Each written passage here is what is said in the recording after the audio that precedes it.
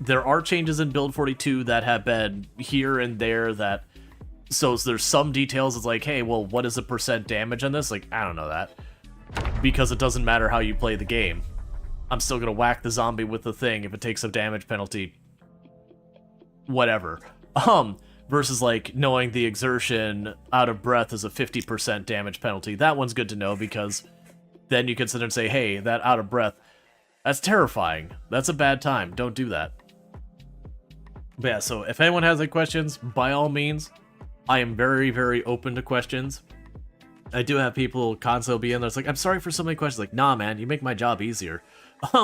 Because genuinely when people ask questions, I don't have to keep pulling new topics out of the back of my mind and putting all that extra effort in to be like, yeah, we could talk about how fishing works. And all that. But yeah, so when we get in here, I will show you what we're looking at. We will do a quick tour of what I've got going on and get things going, because we're going to probably have some base building today. Alright, so. That's fine, we didn't need the frame rate. So, as you can see, this character, we did start in Rosewood. I was using the random spawn, so it did drop us in the police department. Let's see, why does the helicopter timing seem to know when you're doing good? It's just RNG is mean, man. We ran down here because we decided with the try-hard settings we're doing, we wanted to take this lake first because it's a kind of a quiet area and clear it out. As you can see, I'm on my 10th actually the 11th helicopter, so the 10th was on the 12th, so let's check our date, which means the 22nd is when I can have my next helicopter. We cleared up this area, we lived in this area for a while, which has a basement I can't get into because bugs in build 42. And we made this our target. Actually, I can remove all this now. It's no longer our target, we live here. Boom. And Hoem. Sweet. Hoem. Boom. But yeah, so to give you an idea, you might look, okay, I cleared out a couple of farmhouses, like just over here, a couple up there, and then this one building. And you might be thinking, like, you know, I could see that being 1,000 or 2,000 zombie kills. And you would not be accounting for our settings, where we're at 12,353 kills just with that. Oh, I need to check on if we have a helicopter today. Yes, we are in the range that the helicopter can happen, so this is actually important. But yeah, so literally this is our first night sleeping in here. And the point is that we are trying to make this our base. Now, the building was cleared in the sense that I did go systematically and kill all of the zombies in the building, going room by room. But with the entire bottom of the building being completely shredded, we can't count on it staying that way. Because zombies can literally just roam in and out however they want. I need water. There. But part of the plan is going to be securing this area. On the west side, there's a tiny little gap in defense I can plug up. The north side is fully blocked. Sweet. No helicopter today. That's very convenient because I was not making good time of getting out of here. And I definitely don't want the helicopter to be anywhere near here. Alright. So this is the floor that is most likely to have problems.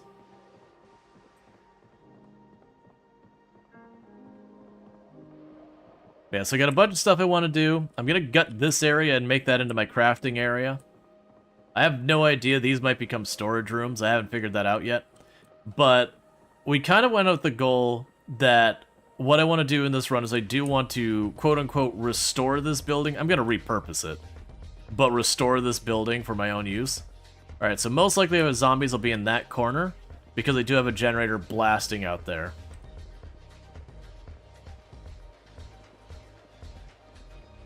Yeah, so I got a generator tucked this corner. I should also check on the fuel on that generator, because it's been blasting there for a while. I also want to see how badly all the lights I've turned on are killing this generator's gas efficiency. I mean, honestly, it's not doing bad. Considering I've turned on 34 lights, and it's still only about half of what one industrial freezer would do, I'm okay with that. Now, one of the things we're going to make as a habit for a while here is each day I am going to do a lap around the parking lot and then around the perimeter on the outside for a little while yet until we stop seeing any zombies of meaningful capacity, because the area we're in does still have a lot of zombies, and that is a concern. One of the other things we're going to want to do is retrieve a bunch of animal troughs and all that. We've got some cows that we've been using for butter. I would like to keep said cows. We will want to go and get a bunch of goods that I have stored at my other base locations. Have you honked the horn or blown the whistle? Not yet. I'm actually not sure if I'm going to bother using that strategy right now. It's not a bad strategy. I've certainly done it a lot in the past. But honestly, I'm seeing like no zombies out in the periphery. Got one zombie over here. Because once I start working on stuff in the base, I'll be making noises and all that we can run into problems. One of the other things I could do here is when I get around the back, I could show you just how dense this area was populated before we started clearing. Because people don't usually get to get a good feel of how rough 16 times pop is. Yeah, so we look way over here in the corner. Way down here, there's one tiny little gap in the fence line. Way down. I did see there's another zombie here. So I want to plug that up.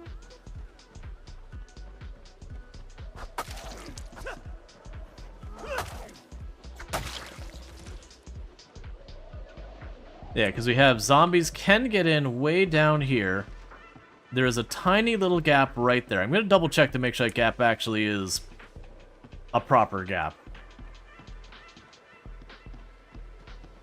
Oh no, that might not be a gap. That's even better. Okay, there's no gap on this side. So literally I only have to worry about the east side of the base. That is really nice. There's very rarely a place that's that enclosed. I thought for certain that we had one tile of a gap over there. What do I have to eat? How's my weight? I'm gonna eat one more stick of butter. I shouldn't be, but I don't have food handy and I don't feel like dealing with it right now. Can you use walk 2 to test it? Oh, I already tried to walk through. I didn't walk 2, but I ran... Where are the zombies? No. Wait. Where did the zombies go?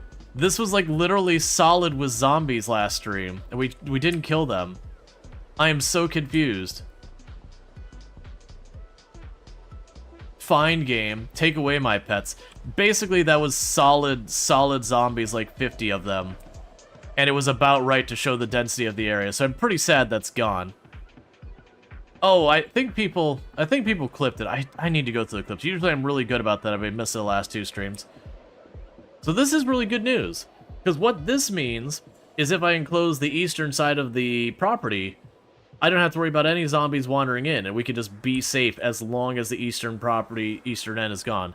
Because honestly, otherwise I could just wall off this area and then straight up to the fence line and we'd be good, except for that handful of windows. The thing I haven't checked is any of these little cabins down here. We haven't gone through, cleared any of that. I don't want to spend too much time on it, so I'm going to take a peek. If they're really busy, I'm probably just going to leave them alone for now. But if not, I do want to clear them out real quick.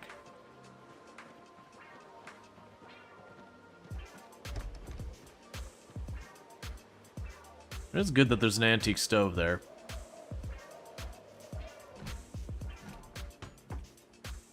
Alright, well, we can see that those windows don't have zombies near them. I walk around the other side, and if I pop into any of these...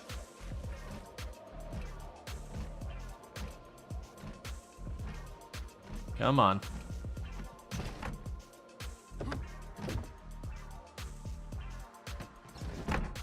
Oh, hold up. Do you say car keys? A dash elite. I don't actually care about the other stuff.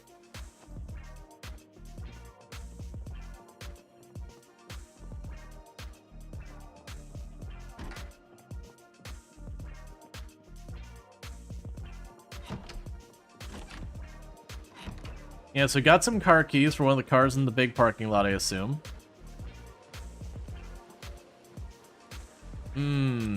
not loving this. They have lost the war with the trees. I'm gonna leave that alone for right now. We'll let the helicopters draw out the zombies over time. Just not that important for us right now. Because that probably used to be open. But we're 5 months almost in game. So yeah. Okay, so let's start with the first thing of where the heck am I going to be dumping our goods for right now. I'm going to probably have a dedicated supply room or rooms eventually that, you know, I'll then organize and be like, this is where the short blades go, here's where the short blunt weapons go, here's where my tools are, yada yada, you get the idea. An organized loot. But right now, I just have a mess. So, we do have a bunch of cabinets in that kitchen that could possibly hold stuff for a little while. The only downside is right now in those cabinets in the kitchen, I have put refrigerators in the cabinets because otherwise they would be load on the generator, and I just couldn't afford to do that much. Alright. So let's put you in my secondary hand.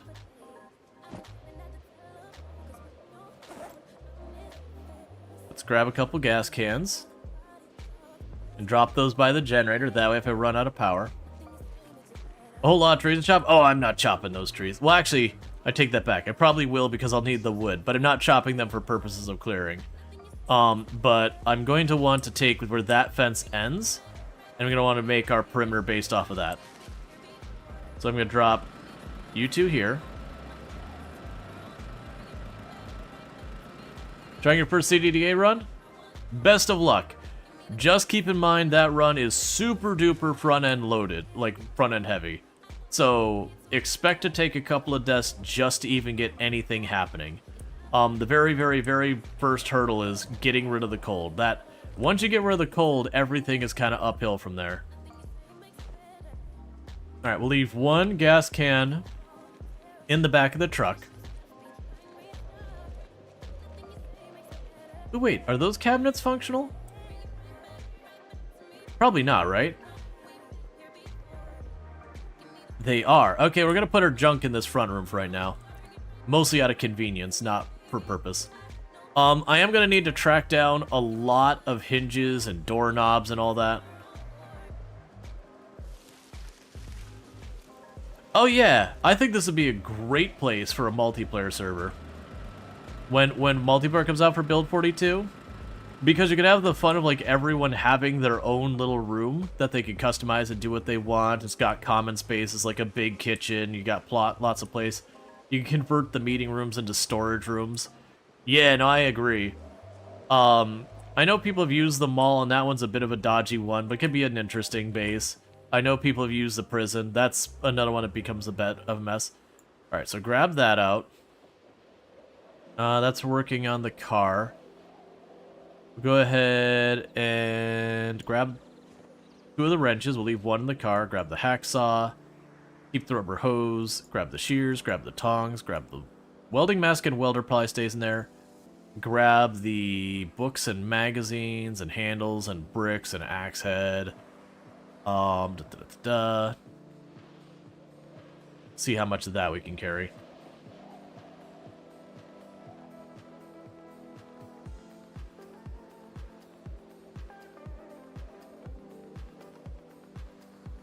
Alright.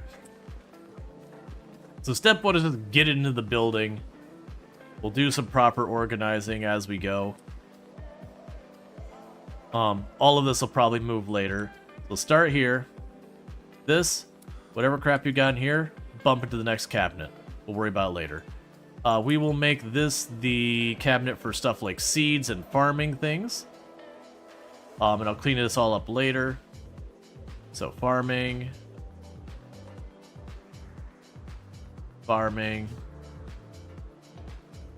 Alright. Grab all this crap. Shove it in the next one over.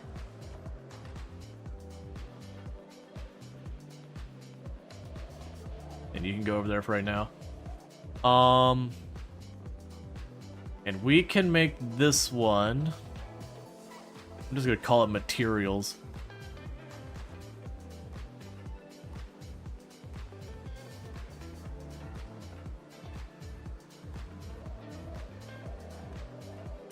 We'll make it like materials and tools for right now.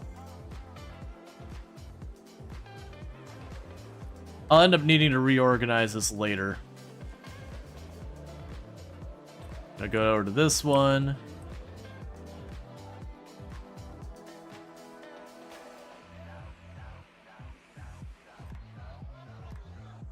Just consolidating the stuff we haven't gotten sorted out. Okay, so for right now, you're just gonna be books, magazines, that kind of garbage.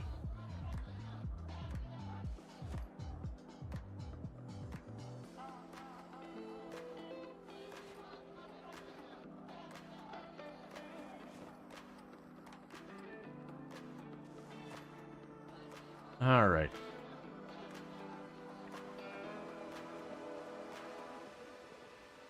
Cool. So let's go over here real quick.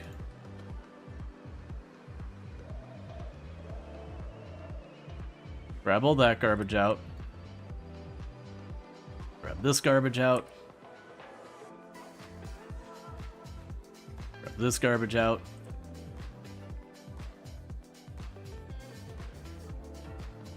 Yeah, this will be, for right now, the catch-all till I organize stuff. So we don't have a place for something yet, that goes there. Hacksaw should go there. Grab the matches, grab the magazine, notebook, and old papers. Could go here. Pens and rubber bands. Sheet of paper. Calculator, probably take apart later. There was a paper clip. Put that there, we can make fishing poles out of that. Okay, so this side I'm going to have dealing with like crafting weapons and all that. So the right box is going to be for pieces to make weapons out of.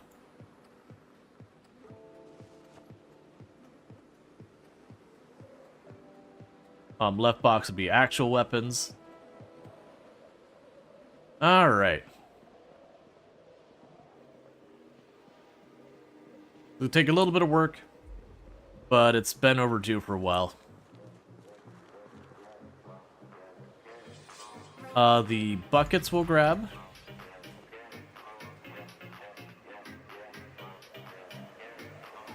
Those are keeping here. Just go scroll down here and just say grab it all. We probably won't be able to grab it all, but we'll grab as much as we can. It is staying corrected. Okay, so the only thing still left in the car are stuff I want there. Let's double check the inside of the car.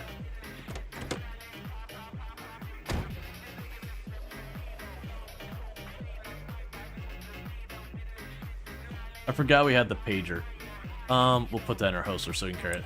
Okay, so we cleared out the car. That way, as we have to go back for helicopter events and that, I can just grab another load and bring it over here.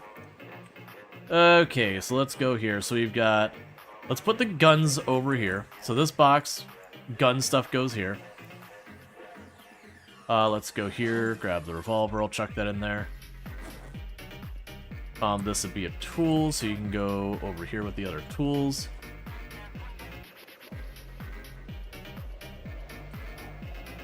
We have gardening stuff we can put away. I'll put the fishing stuff with the gardening stuff.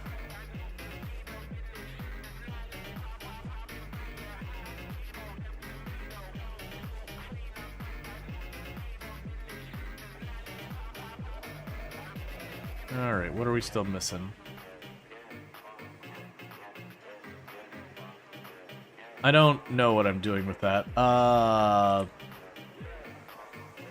a couple things we can go and put in here. Random junk, I don't know where I'm going to put it. In there.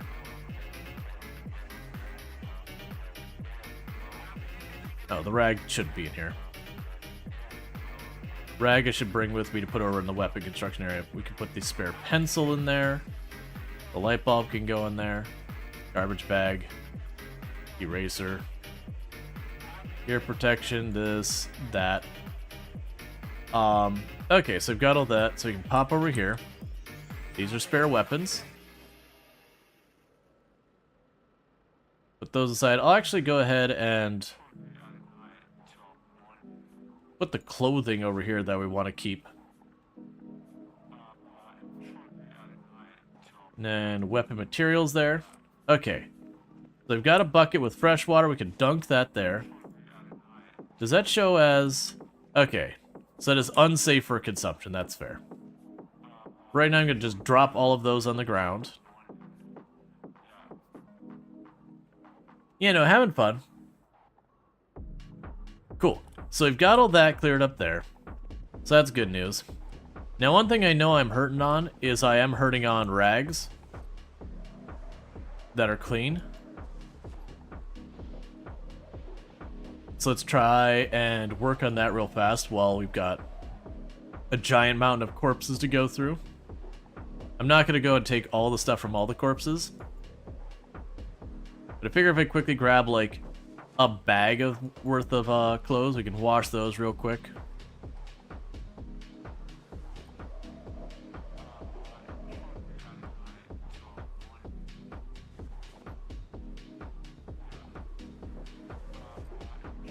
Now give me a lot of rags.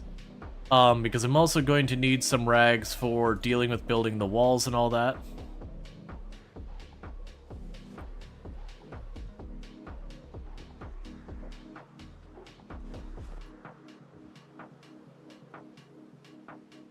Let's see.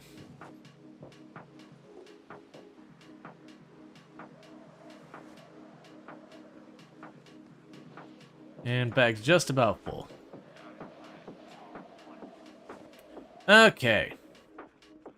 Now I'm going to shovel to bury them all? Absolutely not. So the unfortunate side is I can't actually make my character wash the stuff in the bag. I kind of wish you could just be like, hey, wash all of this. I have to take it out and put it in my main inventory. But if we wash these off, that'll give us the rags, so that we'll be good shape with those for when I'm going to make weapons.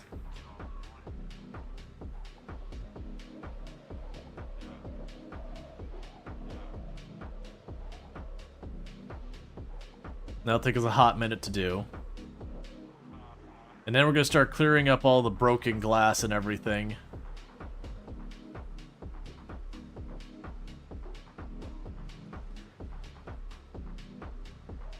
Okay, so, wash. Go ahead and wash yourselves.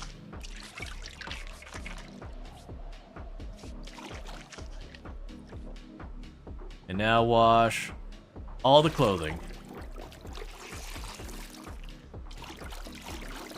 That's gonna take us a hot minute. We'll rip it all then. And that should give us more than enough clothing to get us a bunch of rags, so as we go and we get our handles and all that, we can do a whole lot with that. One good news is I believe later on as we get the better weapons, I don't think we'll necessarily need the rags to do that. I still will need rags for a bunch of the other stuff. And what we'll also do is we'll check for the plants to see if there's anything worth planting in December that I have seeds for. And get that ready, and we'll start putting a little bit of a farm up just to do it.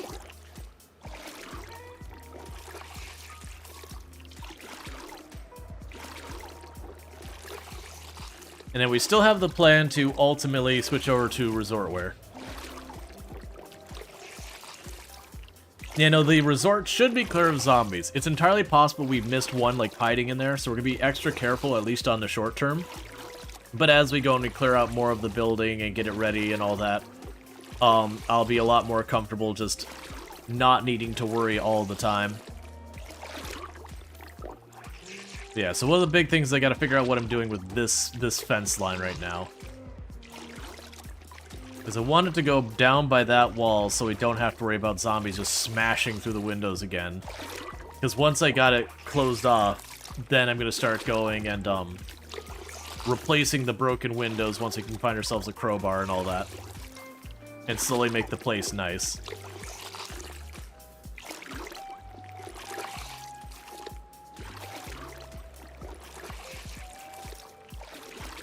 Alright. Okay, so they're all been processed there. So now I gotta rip them all.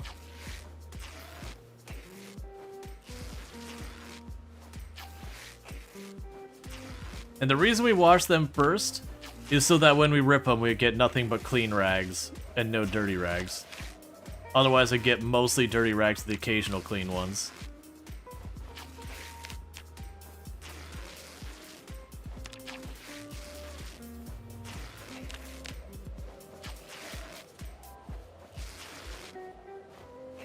Alright.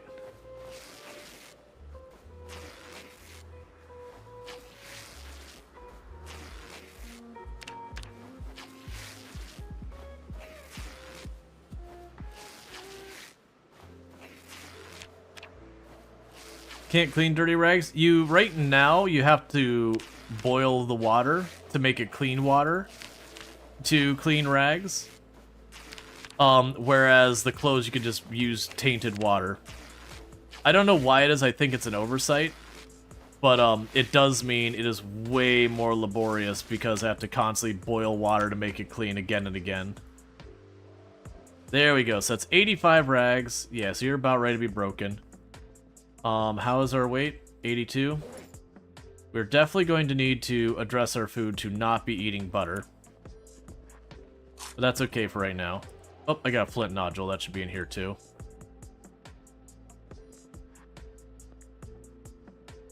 Oh, come on.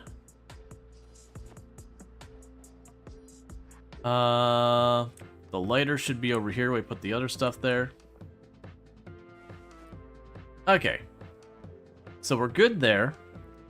The next thing I want to do is I want to tear apart the stuff in there. That's going to probably be a hammer, a screwdriver, and a saw. So there's the saw. And we'll see if we have enough to take it apart. Because like I said, my plan is to make this room in here. I'm going to make that our crafting room. So we can start clearing stuff in and out of this.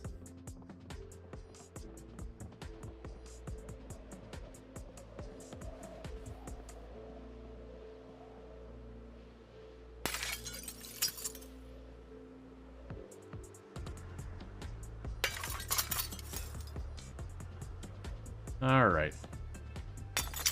The question is, do we just move all the computers? Or do we just take them apart and get rid of them? Because computers are rare, but they're also useless for anything other than, XP.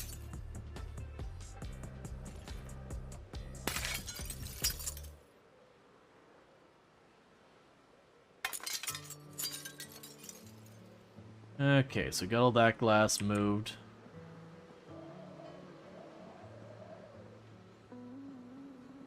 Dismantle them? Yeah, it's probably, I just probably should do that.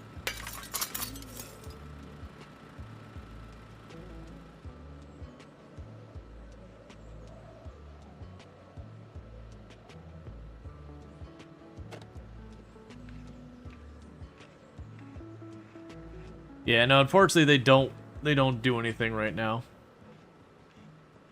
No, we'll keep the main office. We'll keep that one.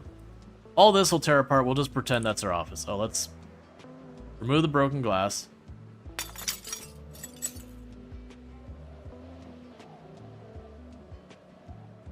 Okay. You imagine that's low priority? I don't suspect we'll be seeing the ability to play games in our game anytime soon, if ever. Like as a mod probably, but as an actual thing within itself, probably not.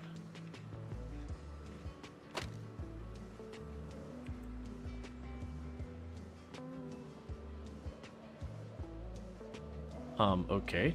There you go.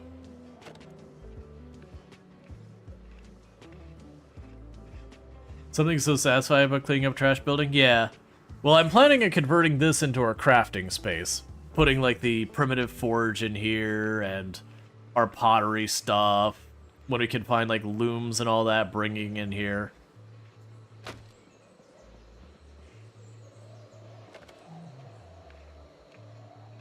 We'll want to clean up all of the broken glass and the random doorknobs and all that.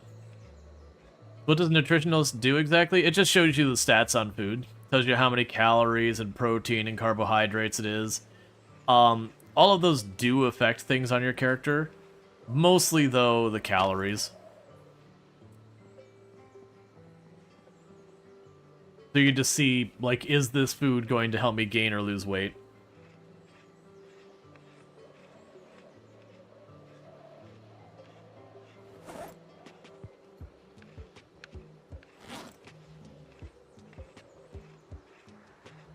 Okay.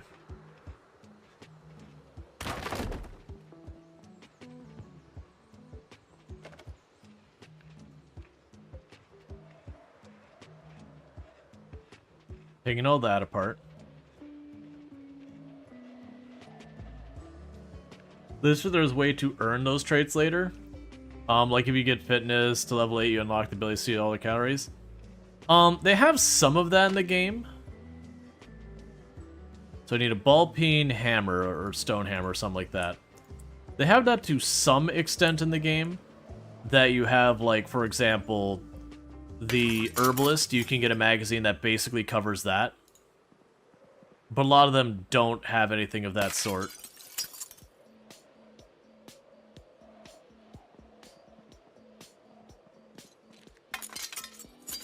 Oh, Flappy Bird does not exist in 1993. Not even close.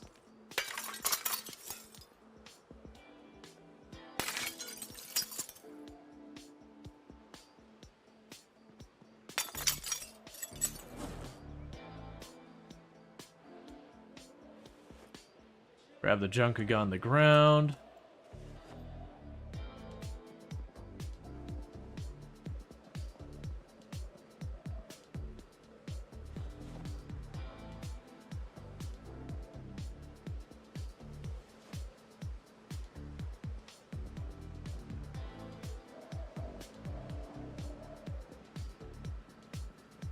Okay, we got all this.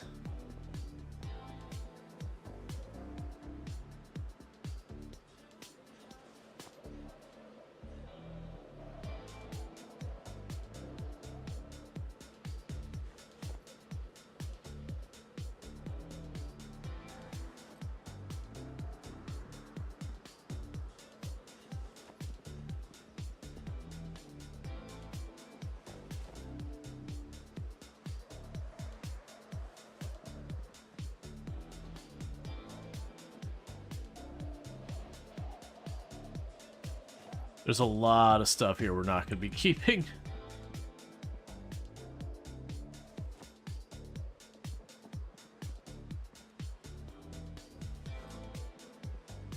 Take a sip. All right. So let's see what here we just really should just go into the garbage. Nameplate. Sorry, Gwen. You don't get to keep your nameplate. It's my place now. The employment letter is garbage. Index cards are garbage. Menus, the notes. Paperwork. Notepad can go in here. Prescription glasses, I don't think we have a use for. Receipt. Sheets of paper. The rest I'm not sure about, so we'll store those.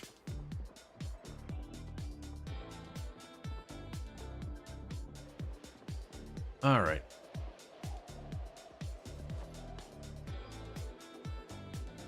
Now I think about these scrap wood, those are materials we can use. Oh, we'll put them up front for right now. Okay. And pretty soon it'll be time for a character to go to sleep.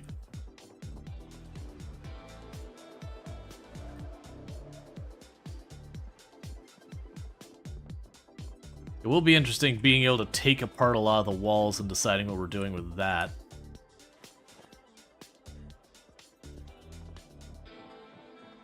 Now our inventory is basically full. Okay, so we got the random junk. Drop the wood in here.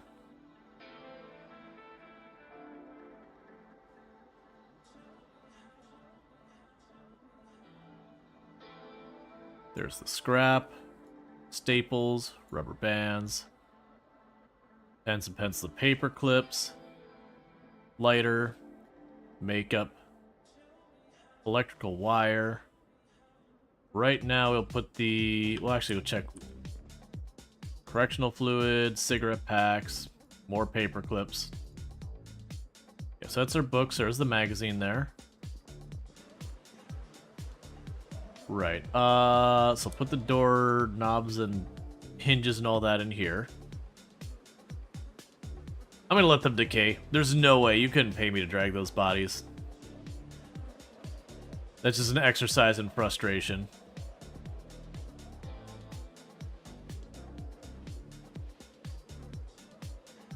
There's the scissors. We will eat the gum now. You take the seltzer water and drop it in the kitchen.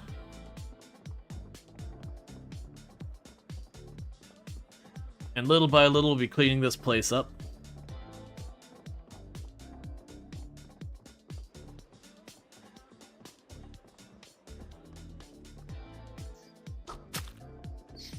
No rats. I live here now.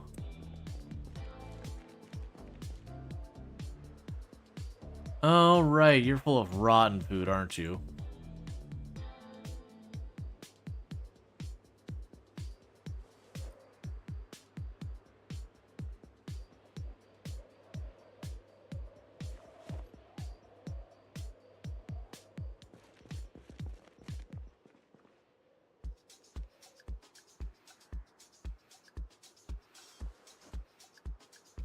Put all the rotten food in the garbage. We can delete that later. Okay, little rat buddy.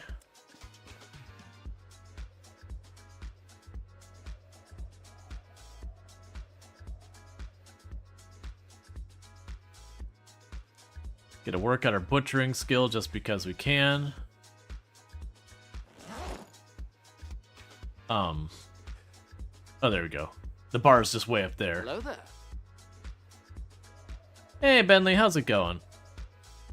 Just like that, we have apparently skinned a rat. I don't actually care about the rat.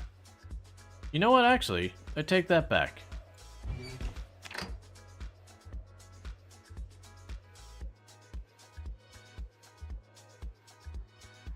You are working, right? Okay, cool.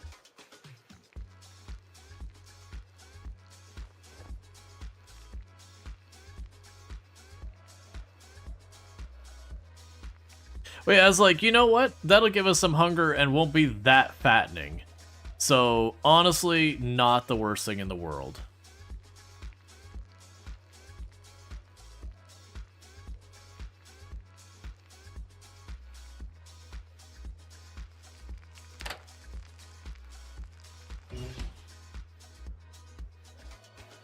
Yes, it still would make us very unhappy. Okay, so I cannot make rat salad. That's fine. We're already maximum unhappiness.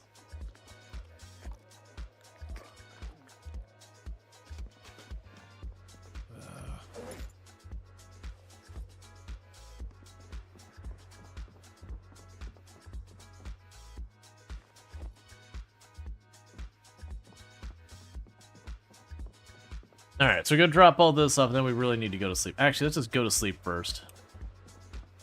Oh, I see. The icon's moved. I was like, what's going on with my stuff there? There we go.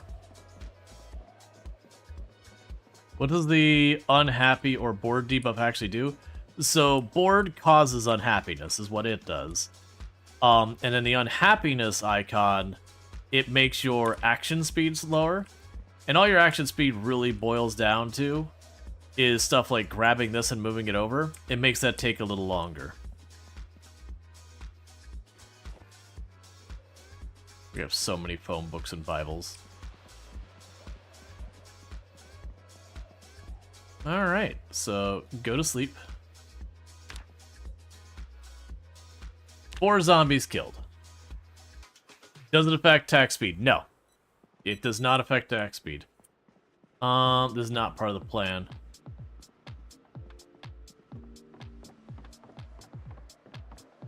We'd run down real fast. Drop her bag here real fast so I can pull out my radio before the broadcast finishes.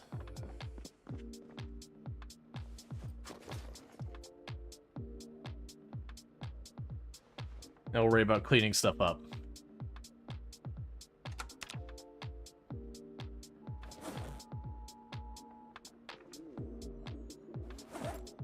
Okay, the broken glass and scrap wood we can put in there.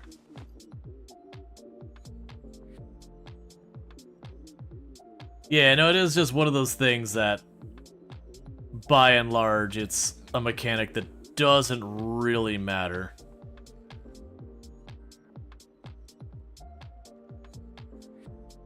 Wait, did I listen to that broadcast again? Felt like I didn't get the whole thing. Books.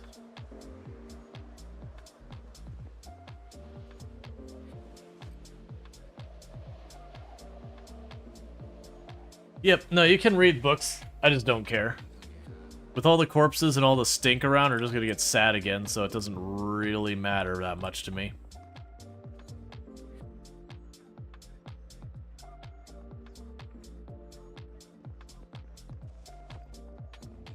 Alright, let's do the once around the lot real quick.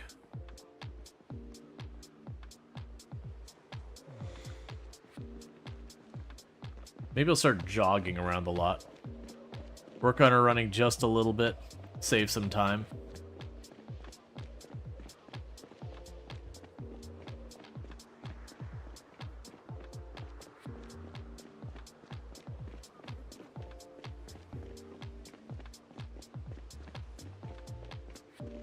Their fitness program.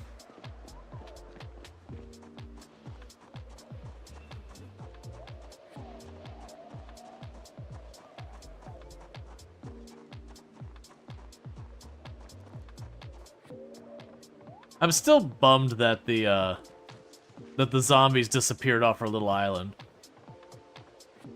Can you show stats? Sure, they won't have changed anything since last night though.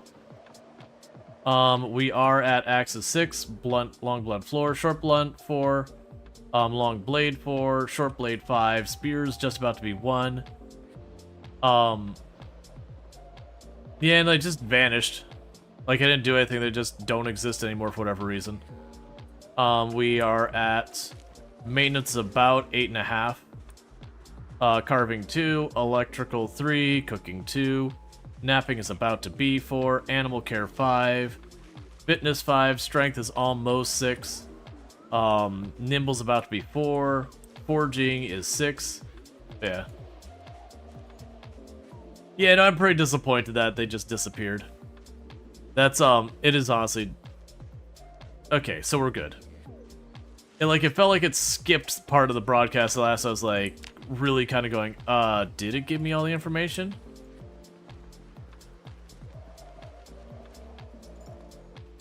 Alright, so let's see, what do I need to be able to get a little bit of work done on trying to work on this perimeter as well? I'll need an axe, which means supplies for that. I'm gonna keep cleaning up this bottom floor.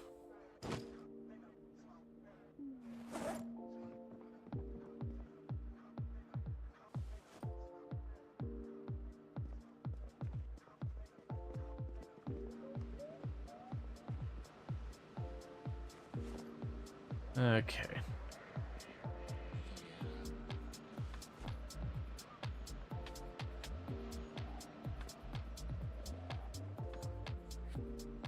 I'll worry about emptying trash cans out later. One neat thing is trash cans can contain almost any loot now.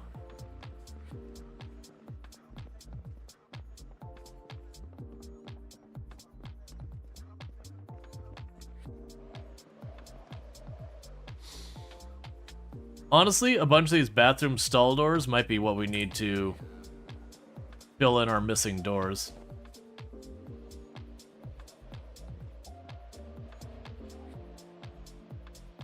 Oh, inventory full.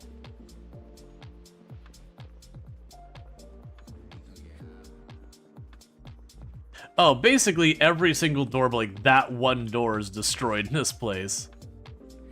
They pretty much shredded it all.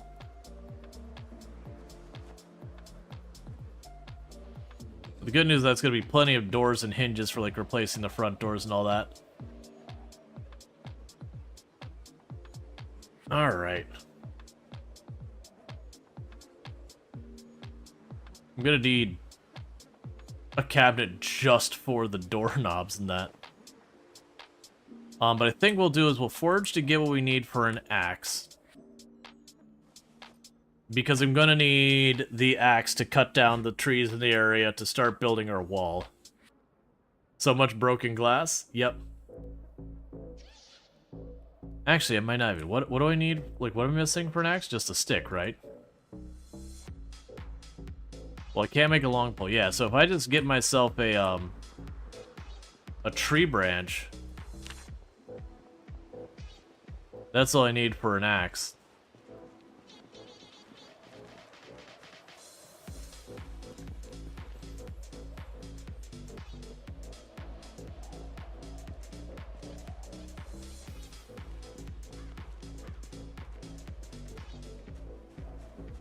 Yeah, those are all just... Okay, so stone will let me make a hammer, so I can start disassembling stuff. So let's grab that. Then I get 2 tree branches, I can make an axe and a hammer, and that'll let us start working. And there's... Okay. That was easy. There's a bit of undead left there. Yeah, they'll rot away.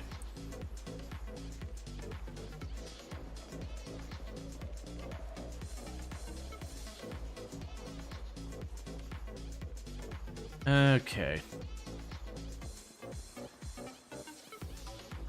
There's a lot of dead undead there. Yep. They'll rot away. And thank you for the follow. Welcome to stream. So go ahead and get this made and avoid the temptation to immediately turn these into other things. Okay. So we want to make an axe and a hammer.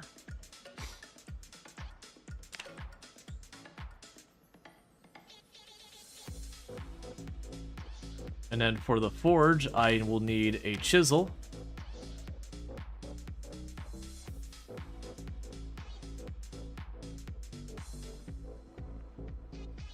Okay, and for the moment, we will put the chisel in here.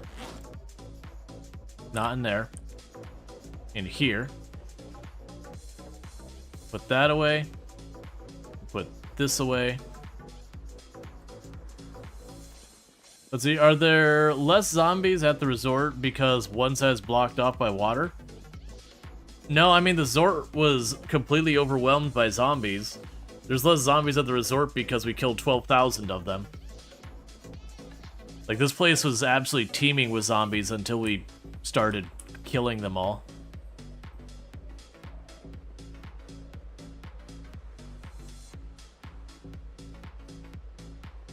You thought you'd still be clearing the resort?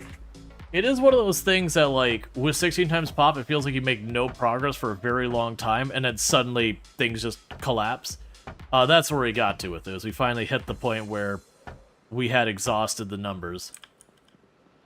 Okay, I guess the desk is separated into 2 halves.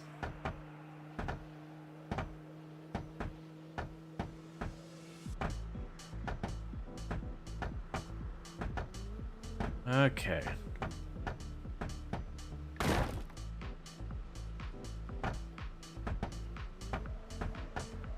But they wonder the fence helps with the migration back into this area. Yes and no. The zombies will still target to come here, but they'll try and go around one way. If you fully enclose the area, as long as you're not near any of the walls that the zombies can destroy, they won't actually attack those walls until you get close to them. Hey, Rabbit, how's it going? So it can actually help a lot.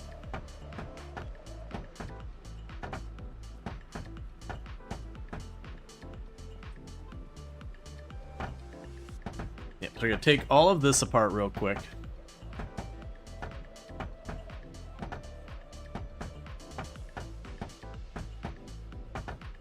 And once I get that, I'll take it apart. I'm not gonna be able to do anything with the chairs right now, so I'm just gonna shove those out of the way for the moment.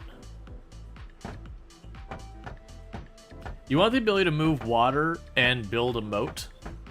Yeah, they're never... That's gonna be mods. That's not gonna be something they want to put in.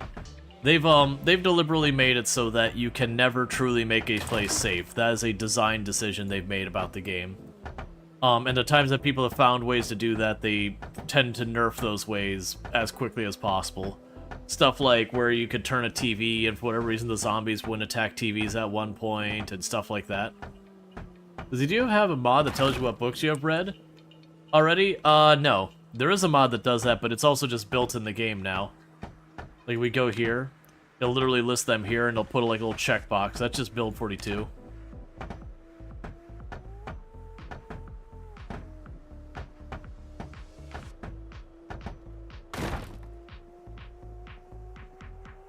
Yeah, like if we get a sledgehammer, I'm gonna destroy this little front area, I think.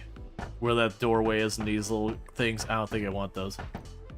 Let's see, if you build a wall around your base, so guarantee the zombies will damage it even if they don't aggro on you. I believe if something draws the zombies to the area where the wall is between them and what they're trying to reach, they will attack your wall. Because they don't need to aggro you. If you have a med event that draws the zombies past your base, they can attack the base trying to reach those. Think you craft a sledge now? I have no idea. Yes, you're a welding torch and all that.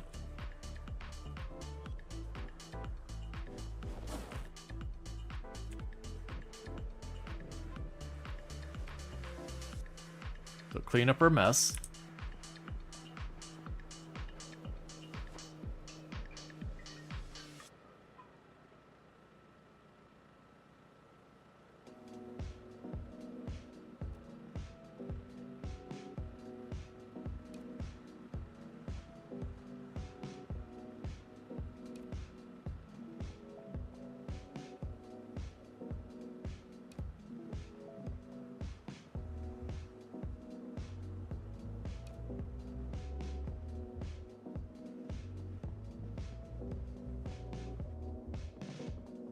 Alright, first, let's get rid of the chairs for right now, since I don't know what I'm doing with them. And these rooms already are just full of a bunch of chairs piled everywhere. Just gonna pile them in here.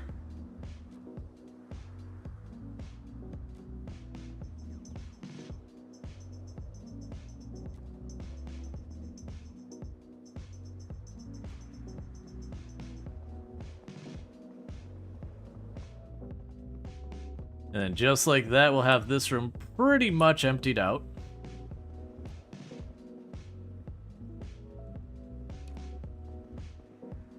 Are you still looting, or did you search everything? The loot in the building seems actually like it's pretty terrible.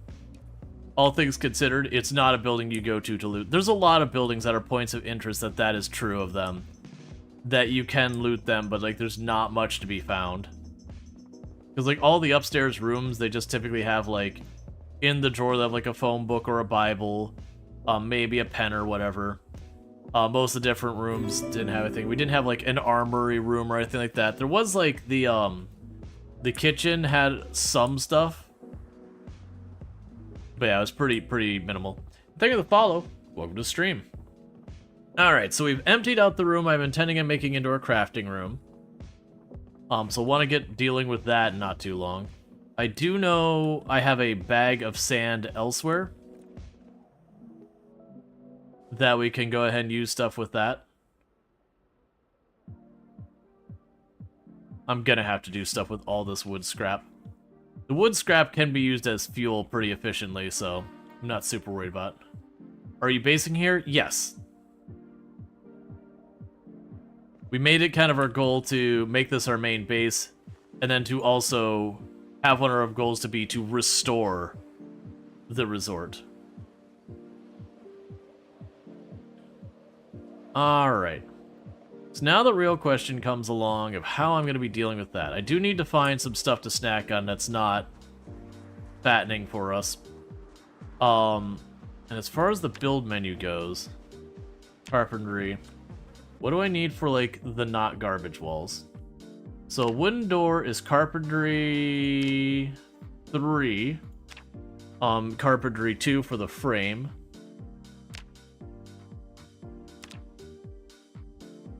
A basic wood wall is that, so we'll probably have to make, yeah, we'll probably have to make log walls for a while. That's fine. Let's see if we can't find ourselves some berries or something like that real quick. Can't eat the mushrooms. Don't know if they're safe or not.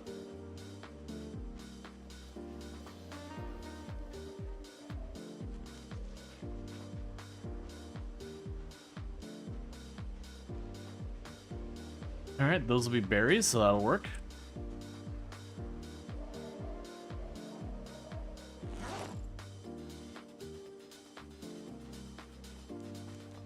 Unfortunately, not much of berries.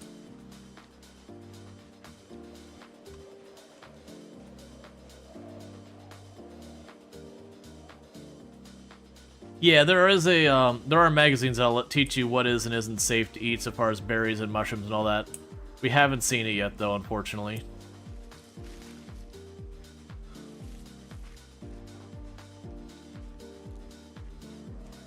And more berries. That should probably take care of the berry situation for right now. Yeah, 5 should be plenty. Alright, so let's unequip the side bag. Put that in our backpack.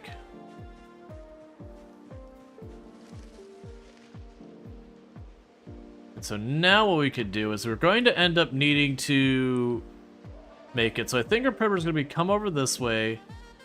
We'll make a gate around here somewhere. And then this will have to come over and then down. We'll probably start on this side, actually. Because this will be the side that'll be the harder one to space out.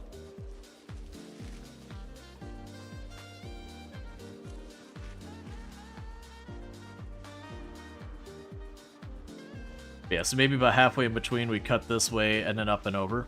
I think that'll be good.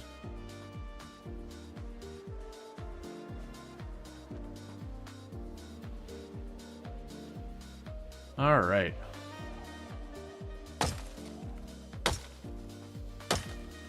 This will also let me cut the trees away by the building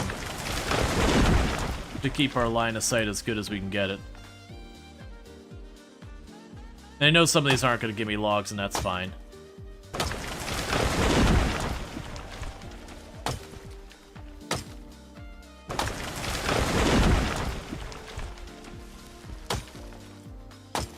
Can you use those logs outside the cabins to the southeast to build a wall? Yeah, I can. There probably actually won't be much in those. We can work on that.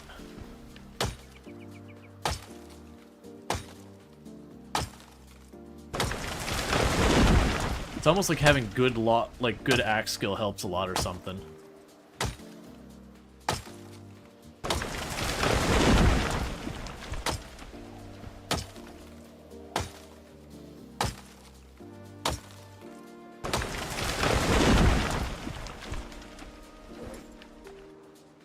All right. Let's take a break from cutting those down.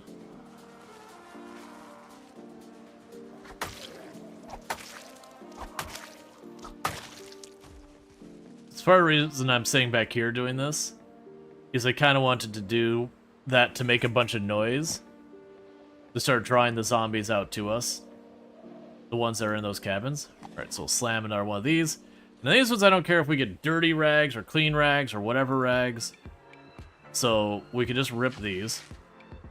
And it'll be 4 rags and 4 logs per wall segment, so it's going to take some work, especially since these are not all fully grown. And it will have a lot to clean up with all these tree branches and all that. We're going to make those into handles and stuff like that over time for weapon making.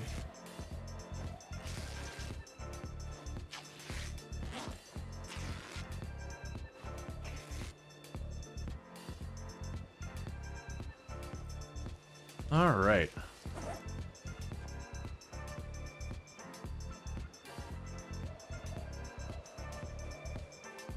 And grab one more log up here.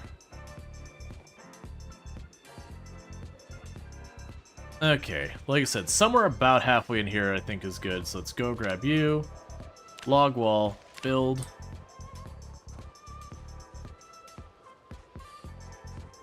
Start right there.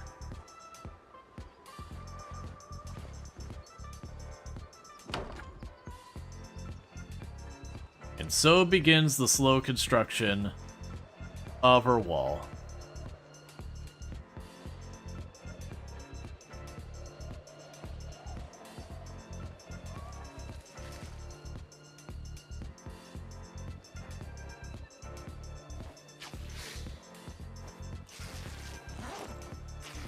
Get ourselves some more of these.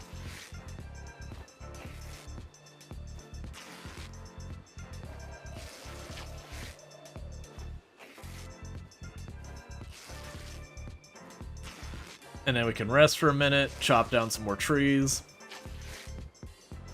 And the first goal is kind of just cut down the trees inside the area that I'm going to be having inside the wall. Work our way up. Yeah, a lot of these are small. We'll hit some bigger ones as we go along. They can start clearing out farther. We'll snag logs from there. Because, like, realistically, there's maybe one segment of wall in there. We'll grab those two.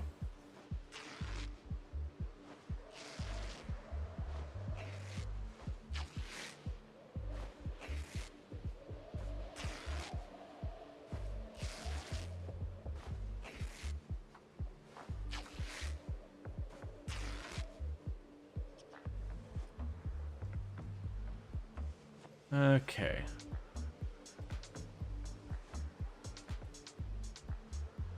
And go over here. We can sit down for a minute and recover.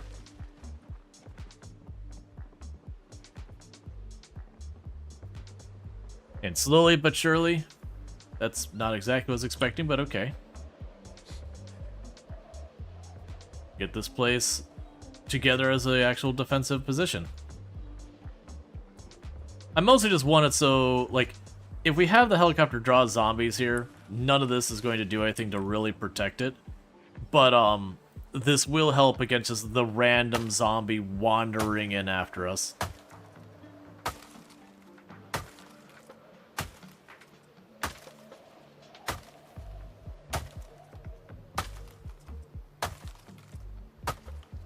Are you?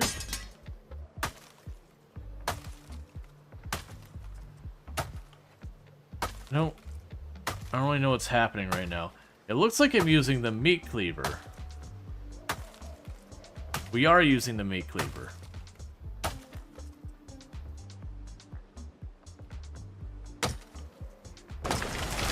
I was like, I don't understand. So let's grab the meat cleaver blade and handle it. For right now, we'll chuck that on a body. That's 3 logs there.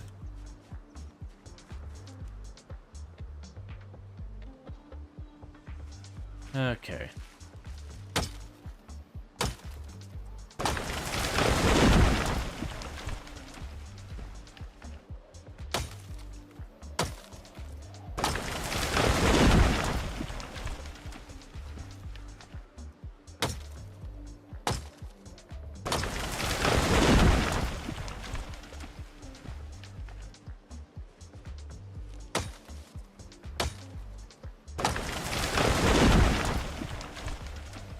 Even as you can see, I'm just kind of cutting a path straight from over there. We'll start hitting some of these bigger trees. They'll give us way more logs. But just trying to keep this from getting out of control with the number of stuff going. We're gonna move the cattle down here? Yep. One of my plans is that we're going to make a trip or two with the truck. And my hope would be with the truck trips, we would end up getting to the point that, I would first want to grab some of their, like, feeding troughs and all that first before we bring them. And then once I got a couple of those down here and they start filling up with water, then I'd bring the cows after that. Because the cows, unfortunately, since I don't have an animal trailer, I am probably just going to have to, like, load them up in the back of... Sorry, not load them up. I'm going to have to just get a rope and walk them here, which is going to be really kind of a pain. So I want to make sure everything's prepped first. How are the cows? We were there not too long ago, and they were doing fine. They got tons of food and everything.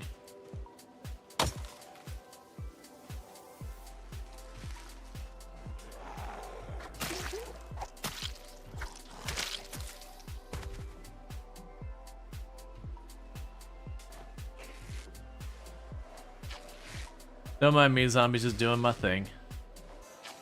Do zombies attack livestock? No. In Project Zomboid, the Nox virus is exclusively human. And the zombies only care about other humans. So they don't attack animals, the animals can't get the zombie plague, nothing like that. That is a deliberate decision by the game.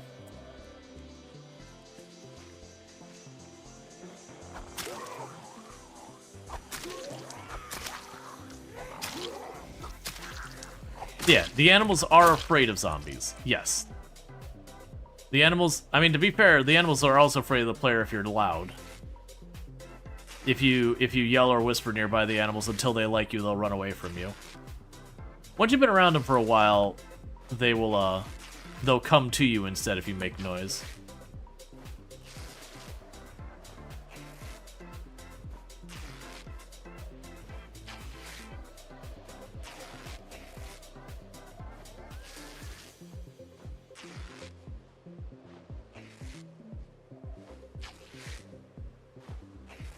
And now trees to make the animals go crazy? Yep. There is a reason we're doing this before the animals arrive.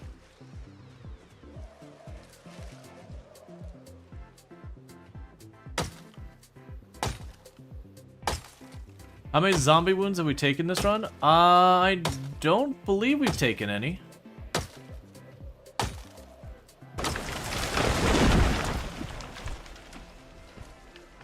If you're taking any number of zombie injuries, you are not going to survive very long. Like, that's just it. Any zombie injury is at a minimum 7% chance you've lost the game.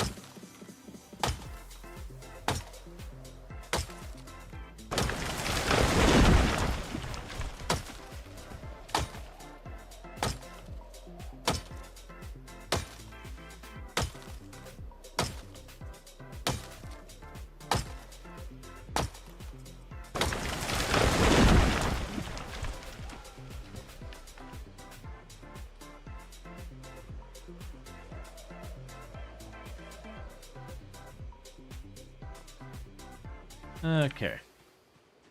So I can go get the next wall segment put up. And I'm not going to spend the entire stream just building the wall. As you know, so you can kind of ping-ponging between, like, picking up broken glass, doing this and that.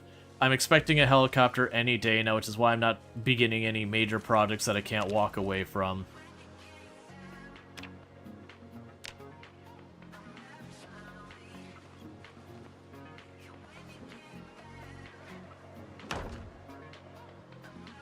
Alright. That'll be probably it for doing that right now.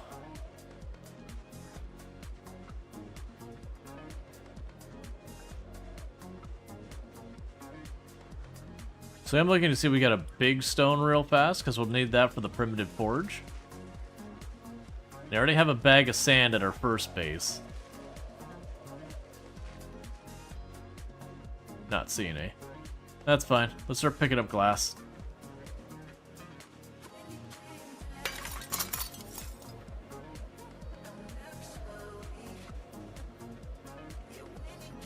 I'll do it this way.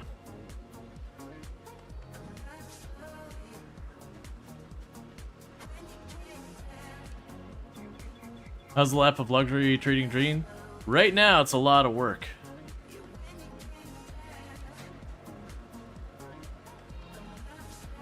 But we'll get there.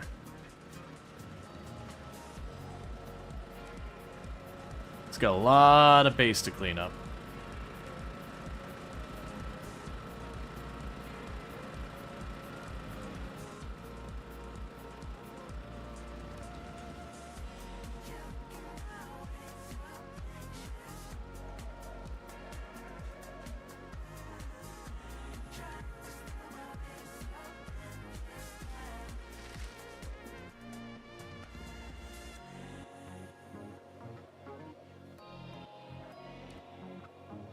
Oh, it looks like they changed it. It used to be with the lights. If you didn't move a light, the light bulb would always work. But if you did move a light, you would have to replace the light bulb. But there's the one light here, the bulb's dead.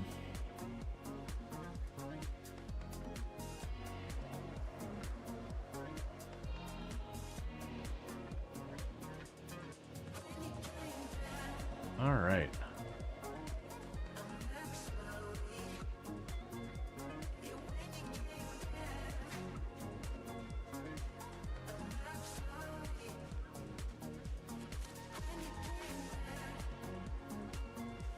Okay, I'll stop with this one.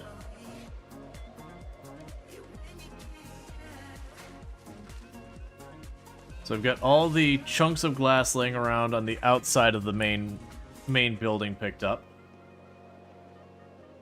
I'll chuck those in one of these boxes. I got a mess on the inside too.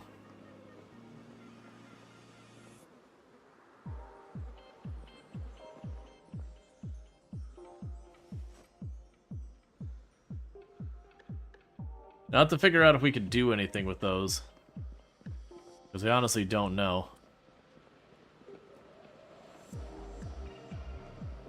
Because I'm not sure with the glass working if we take broken glass and use that. I do know you can make broken glass shivs using a cloth and broken glass. I don't plan on using those.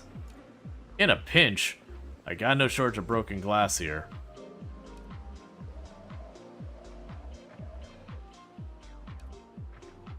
But the good news is once I clean this crap up, it's cleaned up and I don't have to worry about it again.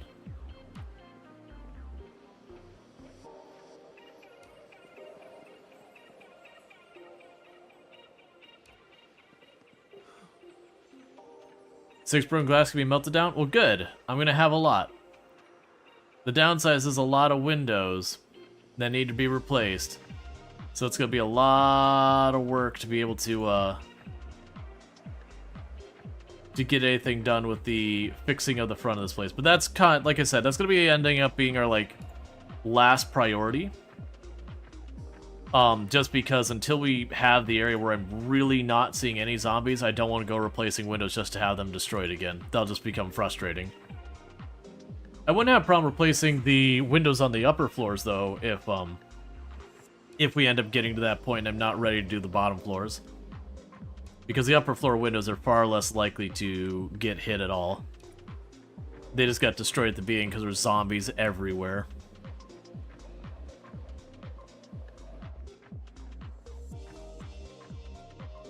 Yeah, so you're full.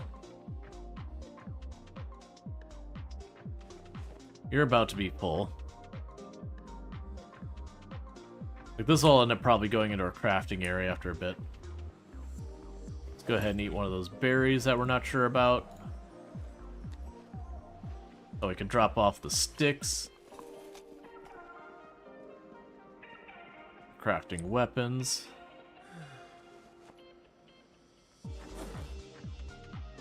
I'll drop off the clean rags. We're dealing with that, because those will be for our wall building. Switch those over for wall building.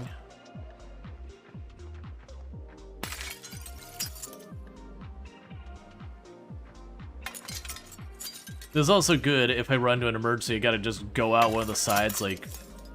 If I messed up and I took the helicopter in the building and just the front was flooded, I could just leap through a side window without having to wait to clear the glass first.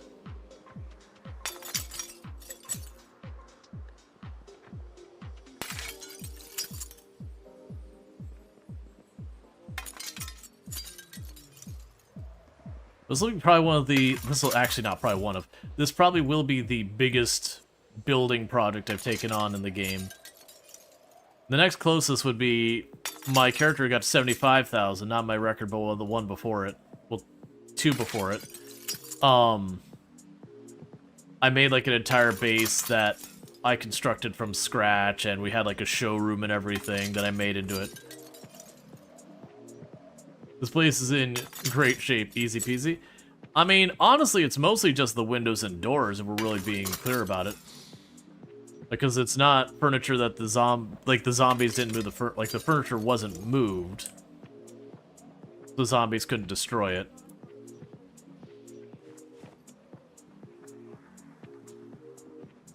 But all the glass windows and doors, since they could attack that, they did annihilate them. How much of this place are you planning to refurnish? I haven't decided what I'm doing with the upper floors. Like, the bottom floor, we already gutted the admin room. I'm gonna make that into a crafting space. I will most likely have at least probably one of the conference rooms I might make into like just a big storage room kind of thing. Maybe both, we'll see. I haven't fully decided how I'm arranging half of it. I don't remove the vine wall, I want to keep the vine wall. Let the vines grow.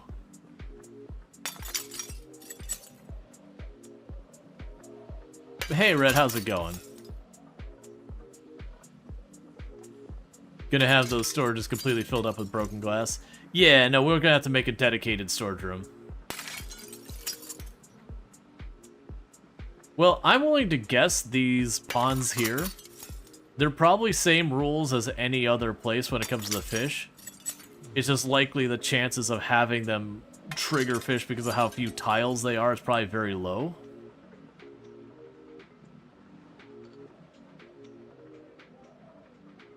Okay.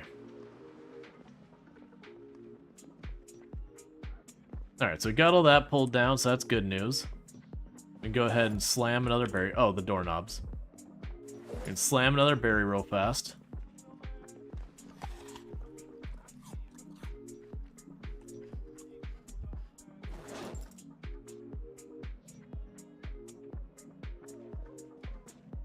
Yeah, I'm gonna have to make dedicated things. That's what you mean by stocking them, that you could put fish in there and they would produce like other animals, like a fish farm? I mean, I could certainly see that the devs doing something of that nature at some point. It's those things I'm not sure they would or wouldn't do. Alright. That's the bathrooms mostly tidied up.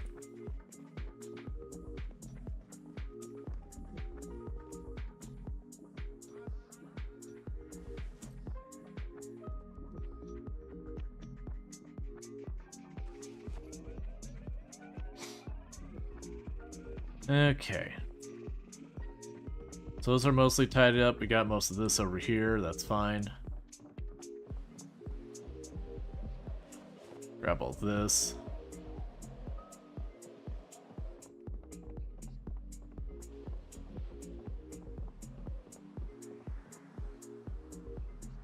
Thank you for the kitchen knife as a spare weapon. Grab these.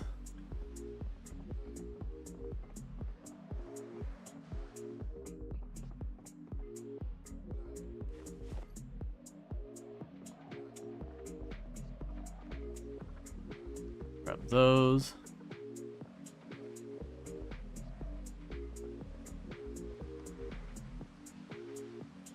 Oh, hey. And grab that. Grab that. Grab you for now.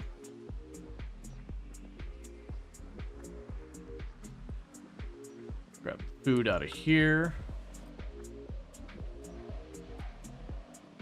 Drop the rotten food in the garbage. Give me that bottle, we'll use that later.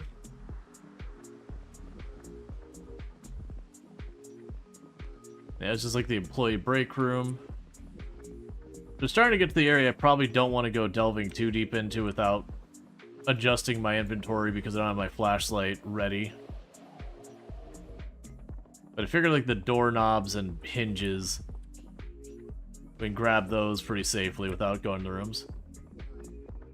Does that trash can delete loot? Yeah, so if we go to a trash can, there's a delete button. And so usually I'll just keep dumping stuff in the trash can until it's out of space, and then I'll delete anything in there, just in case I run into wanting to actually use something there later. But in the meantime. Okay, so we got the magazine. We'll put the pipe wrench in with the tools, which is full because I filled it up with doorknobs and hinges.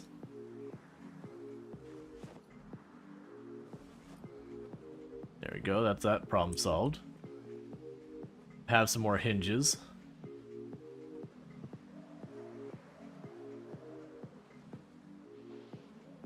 And doorknobs.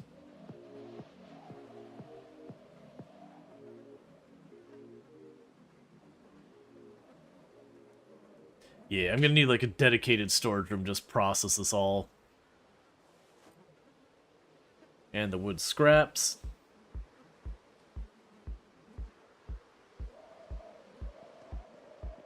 We could take the spare food and all that, we could chuck that in our kitchen.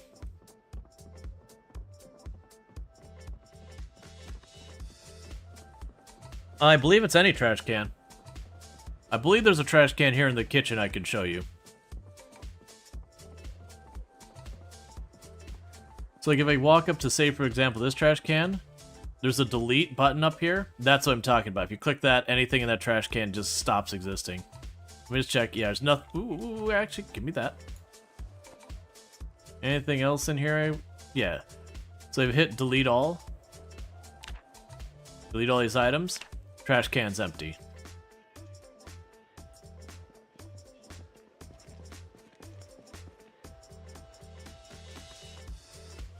Rotten food not worth composting?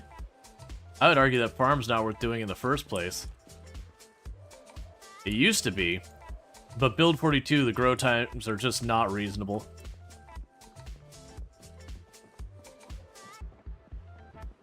Let's move this into the kitchen for now. But yeah, so like right now, it's kind of my assertion that like for how long it takes to grow something, I genuinely see no reason I would ever bother.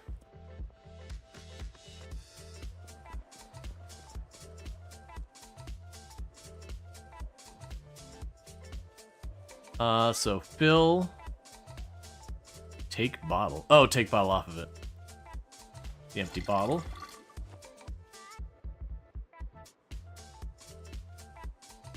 Dispenser. Fill this.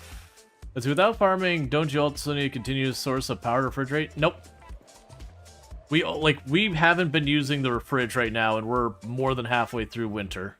No, we're about halfway through winter. Not quite. Like, very, very genuinely, there's very little you actually do need in this game.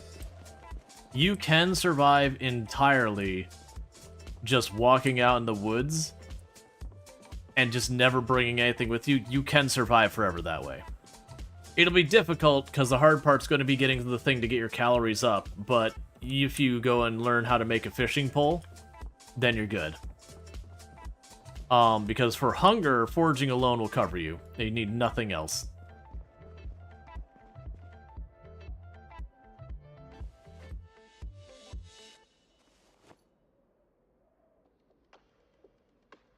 And for right now, I'm going to just drop that on the ground and get our character to bed.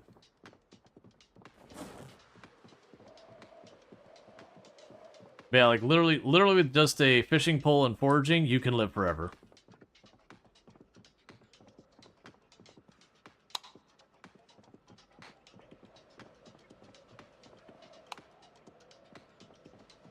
Cut down a little on our power use.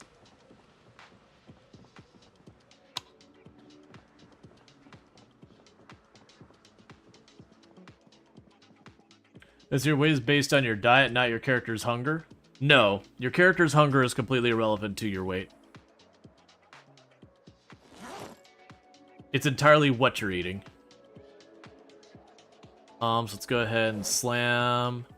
Ooh, let's not sleep here. We're still at wait, what?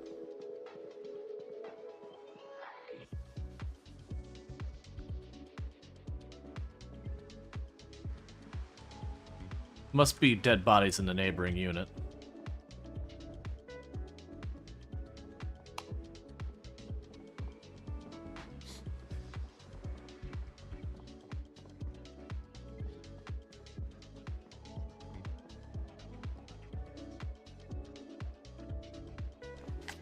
But the imagine a multiplayer server, the amount of food you need, having a dedicated farm for long-term survival would be its use?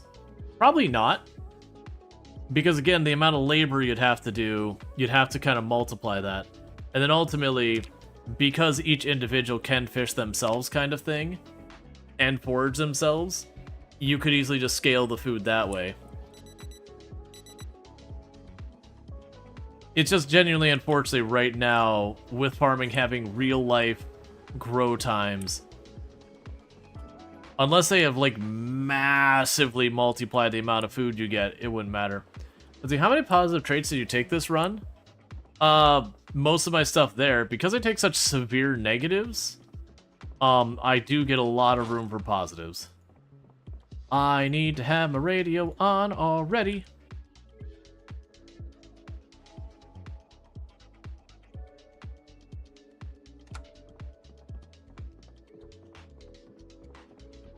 Okay, cool. We weren't too late.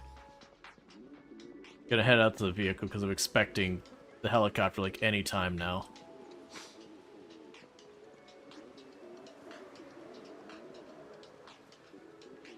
Let's see. Are the previous grow times online somewhere? One could just adjust the time back to build 41 times like they are.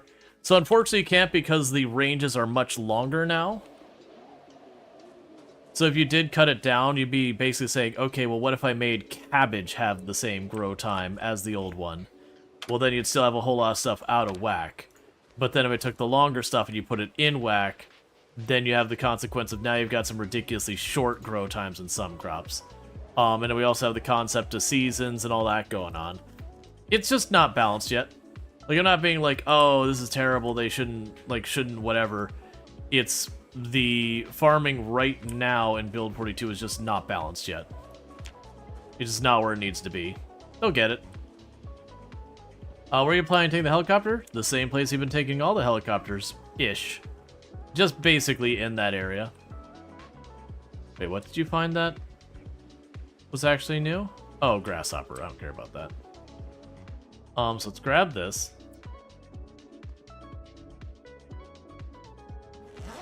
Yeah, you don't think the balancing stuff is a high priority yet? I mean, they're working on it.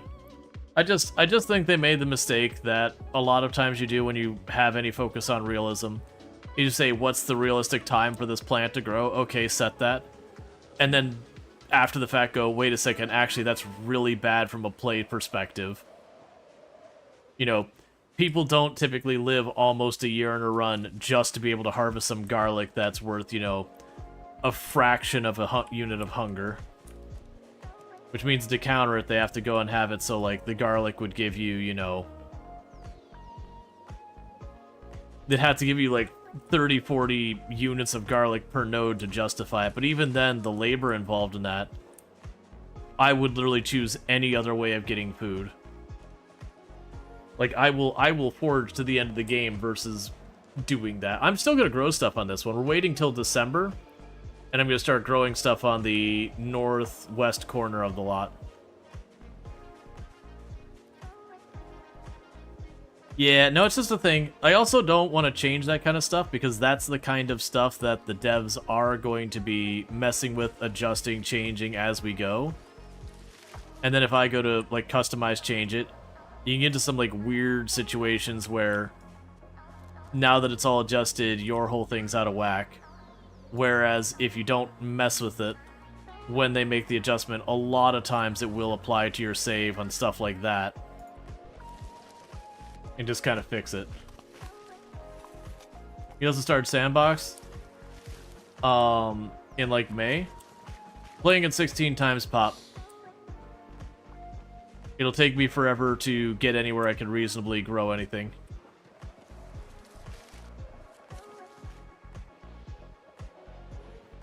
Alright.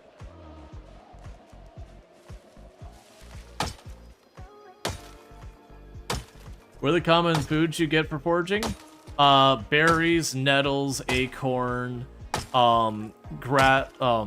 grape leaves. You can get most of the crops you can grow, you can do that. You also do get mushrooms, but mushrooms and berries you have to be careful because of poison. You can work around the poison on berries just fine. Mushrooms at the moment you can, but I think that's a bug.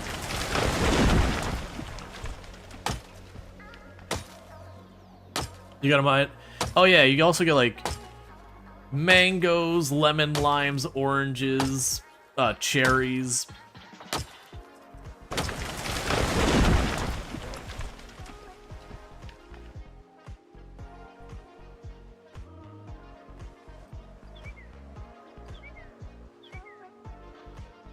Oh no, so you, so Sacha on YouTube, you don't need to use clean water to feed your plants. Don't waste your clean water on that. You can just pull it from the river. I'm just not willing to do that. I am way too lazy. Unless I'm forced to do that, then I won't be. It's just the amount of effort versus the reward is just not there. And even if they did crank up the crank up the, like, what we get out of it a lot, I still wouldn't end up doing it. And the reason for that is because, let's say I farmed cabbage and it gave me 60 units of cabbage per tile, like something ridiculous. It wouldn't matter, because even with a freezer, it would rot before I got through it all. So there's just not really a way they can balance it around having realistic grow times without making it cartoonishly way out of whack. I'm not saying it needs to go back to what the old values were. I honestly think somewhere in between is fine. Maybe double the values from what they were originally and call it a day. We also heard that doesn't work. But especially at 20 hours, you're gonna pass 20 hours of past water plants. Oh yeah, no, I'm not gonna do that. That's my whole point. Is right now when it comes to the balance of the ways to get food, farming is in a bad place. It's just that specific way of getting food is way misaligned with every other way.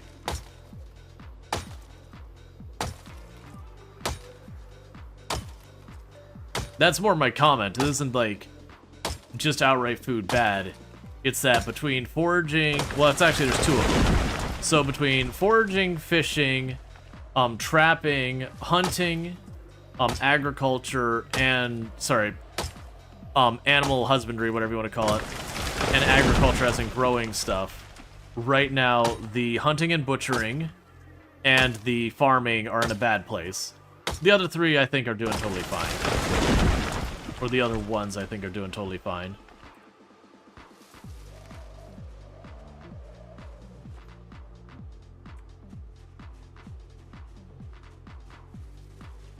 So it just needs a balance.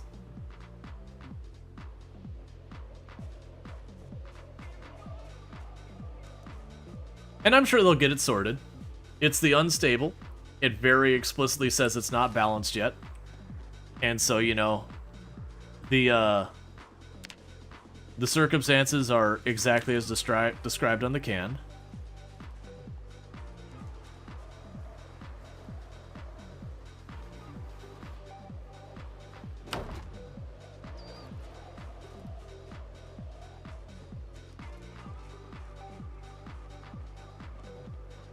What was the day you've entered the building? It would have been 3 days ago so far in game days, I believe. Or sorry, entered the building, like just entered at all. I don't know off the top of my head. Entered the building as in we, you know, kind of cleared it and we're doing this kind of stuff.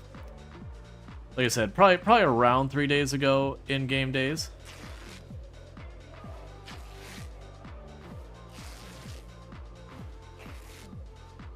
You're surprised there isn't more zombies coming from the southeast?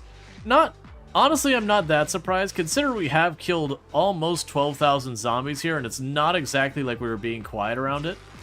Let's see, is it bad to keep dropping loot on tile past the 50 limit? What do you mean the 50 limit? Oh, you mean where a tile is supposed to only contain like 50 items? Yes and no. I mean, it is a thing that if you leave a bunch of junk on the ground, you will eventually hit a point that you'll start having performance implications, which is, I think, why they have that limit in the first place.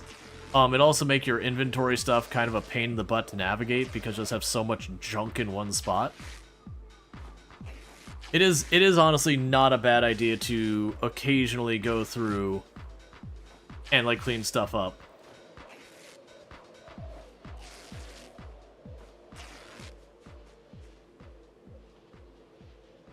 Alright, so your tarp, your clothes.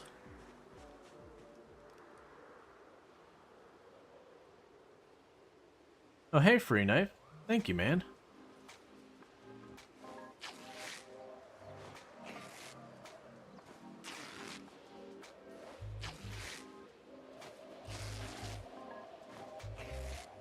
Well, yeah, 12,000 is in this block, but there's a giant lake to your south. You'd assume migration would be coming southeast to north. Giant lake to your south. Yeah, no, yeah, no, you're not wrong. Keep in mind, even with stuff like the helicopters being as frequent as they are, it does take a lot of time for zombies to get around. How big is one cell roughly? So I could give you the exact tile size in the past. I don't remember off the top of my head. But if you bear with me, I could give you an area that I could show you is exactly 4 tiles. That makes it a little bit easier for you to gauge. So if you're ever curious, if you pull up your map and you go this city March Ridge, this is 4 tiles. This whole area. I think like technically the tile on the right bisects this area, but it is 4 tiles, so 2 by 2. You know, with that being an open one. So that gives you an idea of how big a cell is. So 2 by 2. So like this area here is probably in one cell. And then the immediate surrounding area.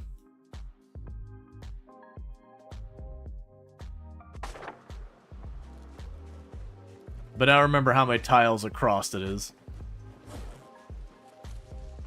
Like, part of me wants to say 200, but that's just a number I'm pulling off the top of my head, so that's real big grain of salt kind of stuff.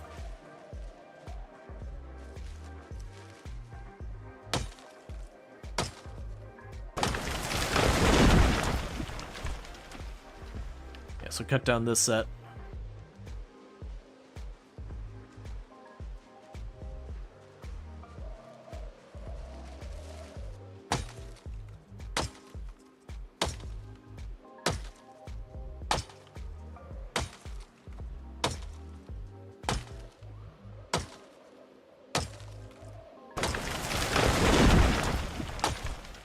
So you check out build42map.com. You can see the rendered map of the world and turn on cell boundaries for the exact things. So Muldrow is only like 3 cells? I thought Muldrow was bigger than that. I thought Muldrow was like 6 cells, like 2 wide by 3 tall or something like that.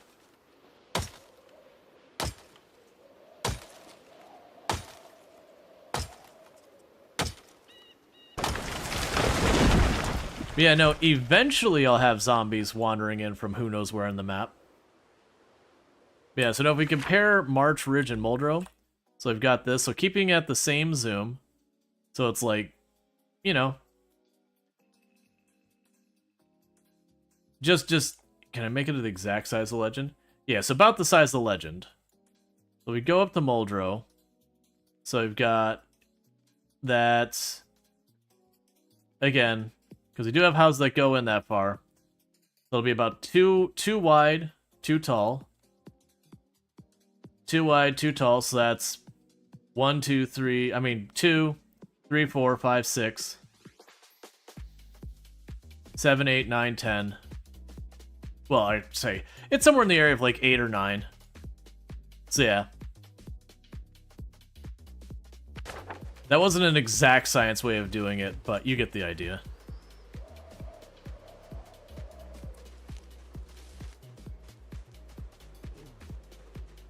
But yeah, no, part of the reason why I ran into so much problems when I was doing by Irvington is, keep in mind, Irvington, I was 1 cell away from a cell with over 10,000 zombies. And that I was within 3-4 cells of over 70,000 zombies. Whereas if we do that same kind of comparison where I'm at now, like we've got, so again, that's 2 cells. So I'm here. So this is the nearest population center there. So that's like what? 1, 2, 3, 4, 5-ish cells away for the nearest one. And this is mostly walled off in this area with the fence. So, you know, I don't know how that'll even go. The next closest one would be Rosewood, which again, you're probably talking 1, 2, 3, 4, 5, 6, 7. Well, we'll say 7 because that. And that's like obviously eyeballing it. Don't take that for an exact measurement. There's a bunch over here, but that's even farther. So I'm looking at well over double the distance versus if we look where we were at with Irvington, that's where it's staying. So let's just get that eyeball comparison. Yeah, so 1, and then we're in 2.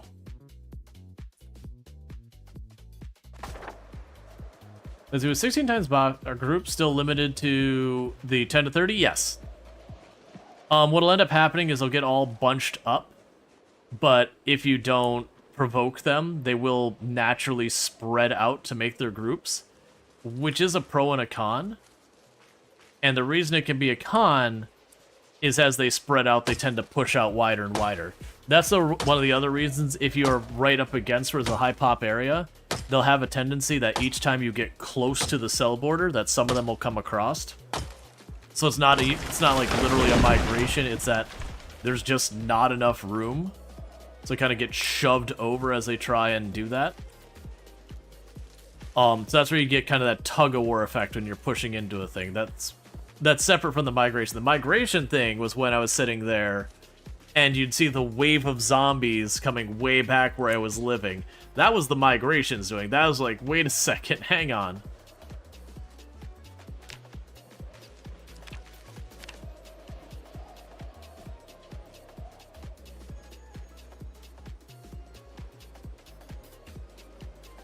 All right.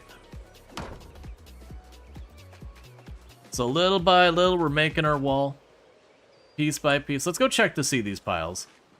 People mentioned that early. And I said there's probably in one of these, maybe one section of wall. Oh, I gotta be on the other side, apparently. Yes, there's two.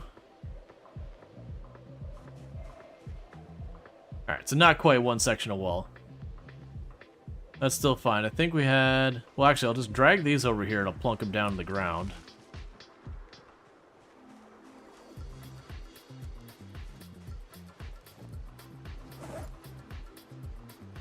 And then if next time I grab like 5 of them, they can build 2 sections of wall at the same time. Yeah, that's just a container. Again, video game. Ignore realism. It's a loot. It's just a loot container. They just, aesthetically, it looks like logs to let you know, hey, you're gonna probably find wood things in here. Yeah, so foraging here is gonna be impossible until I do cleanup. We will do cleanup at some point to pick up all the junk. That we can use it for any time I would want to do fire, which, having an electric stove right now, I don't know when that would be, but, you know, eventually, maybe some point.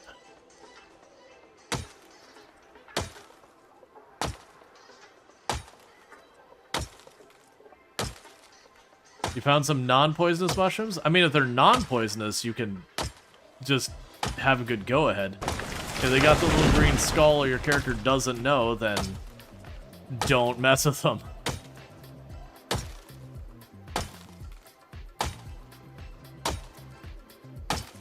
Yeah, no, it's not like in some other games where you like you do the whole thing where you take 10 logs and you make a pile, and then when you take apart the pile you get your 10 logs back. It's nothing like that. It's literally just a container.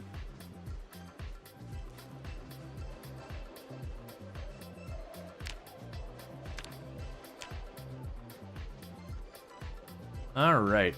And so pretty soon we're going to get rid of the trees that are inside the area I wanted to get rid of the trees from. And like I said, that'll be the point where we stop doing this. We just start clearing trees, kind of, you know, nearest to nearest versus deliberately targeting trees in one area or the other.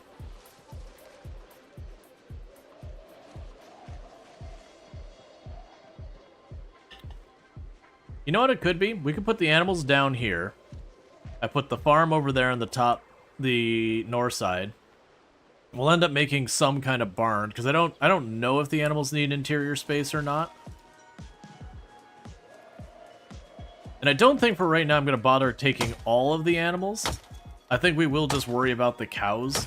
Maybe later I might consider taking something like the pigs or that, and we just get in the habit of, like, you know, grabbing a pig, taking it off, butchering it to level up our butchering. How big an area are you trying to cover with the wall? I want to go up here and then over there, just to the fence line. It is a pretty big wall, but it's nowhere near the biggest I've done. Now granted, this is built... Oh, you scared the crap out of me, zombie. Alright. I fumbled my buttons a lot on that. Yeah, that would have been, like, not dangerous at all except for I had that momentary panic just because, you know, suddenly the outline appeared, and suddenly it was gone, and my character was like, ah. That's why I want a wall. That way we have those one little random running zombies. Not running, but like wandering around zombies. Can't get lucky and catch me while I'm like hacking away at whatever. Like, and for the record, that thing was well behind the tree. Like, it was really nowhere near us. It was just, again, it caught me by surprise. I panicked and hit the wrong button, so my characters did like a weird push twist thing. And that's the kind of thing that will get you in trouble. Usually I'm pretty cool cucumber when dealing with like surprise stuff like that. That one did catch me completely off guard. That's the reason why trees are dangerous. Thank you for the follow. Welcome to the stream. That's also why the reason I'm cutting down the trees on the inside of the perimeter. One, because it'll be more convenient to not deal with them. And then two, so I can look out the window and be like, ah. Do all zombies make the same amount of noise, or some zombies really quiet? Some zombies are really quiet. Like, it's not like the zombie is flagged as, this is the quiet zombies. It's just when it comes to making noise. That was the very last tree too, right? There's probably one or two tucked around the corner, but it is definitely one of the last ones.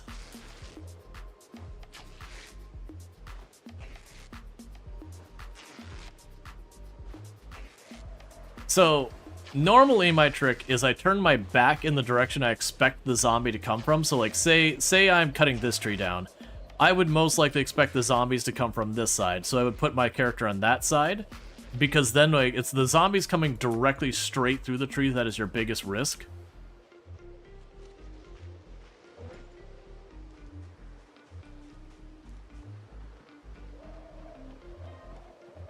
Are you in winter? Yes, we are in what is considered winter in Project Zomboid. It will snow at different points in winter, but if I remember correctly, November 1st is considered the first day of winter, and March 1st is the end of winter. Behind the scenes, historically, there were penalties to foraging. Do zombies still reanimate? There's a setting. You have, the default setting is just the event zombies will reanimate. That the idea is it's a zombie that is pretending to be dead kind of thing. Versus if you kill a zombie, they won't get back up.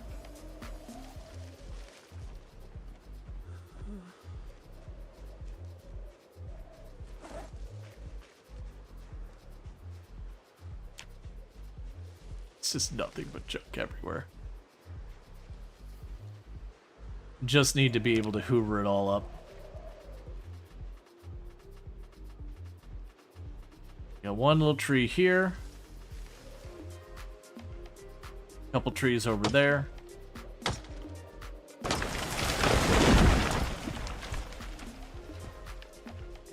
Yeah, there is like seasons to the foraging and all that. So you have sometimes you'll see like more acorns, sometimes you'll see like more berries, sometimes you'll see like more farming goods. I don't know if anything gets like straight up like disabled showing up. You stopped using cut tree. That's fine. I believe they made it so cut tree no longer does any durability to your weapons anymore at all. Whereas if you do not use cut tree, I believe it does now. Like if you do the thing where you walk up a tree and you hold right click and you start slapping the tree with your axe, I believe your axe will take durability damage. Man, there used to be a penalty for fishing during the winter that was extreme. That's more or less gone now.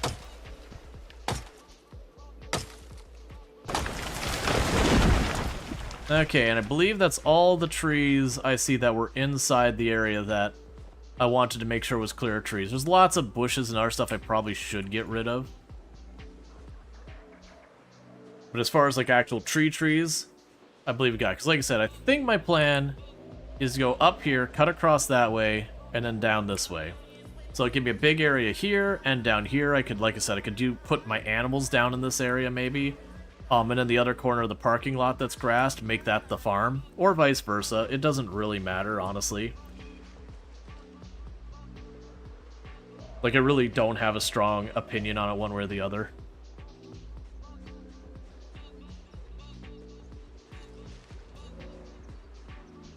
Yeah, so now the plan will be I just cut whatever tree is closest to where I'm working.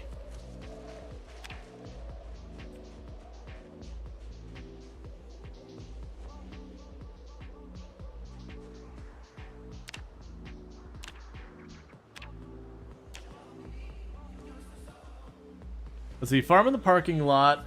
If they do break through the wall, it'll save the crops. That's a fair point.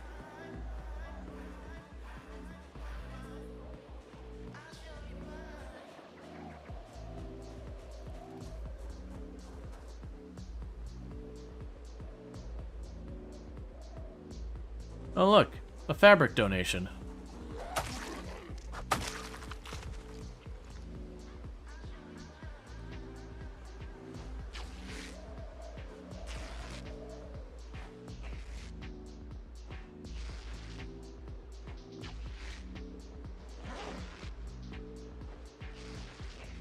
So that should also slowly draw, like I said, draw the zombies out by just making loud noises up here.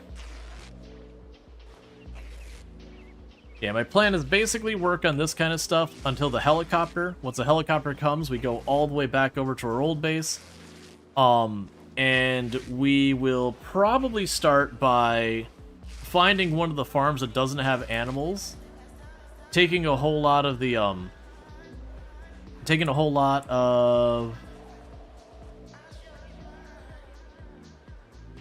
That's fine. Sorry, taking a whole lot of the feeding troughs and all that, and food and whatnot, bring it down here, and start setting everything up, and get ourselves like our little farm area made and whatnot.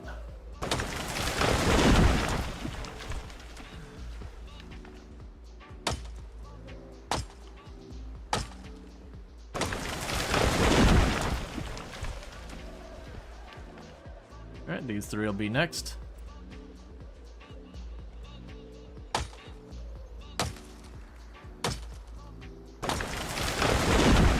And I know I'm cutting a lot of trees that are ineligible for logs.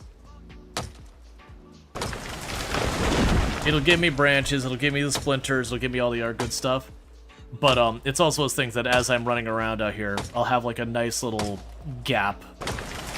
They don't really have to worry about, is there a zombie there kind of stuff.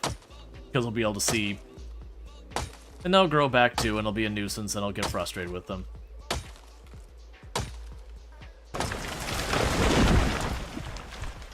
So let's check. I know I left a couple logs over here. Was it 2? And grab these 2 logs, then grab those 2 logs.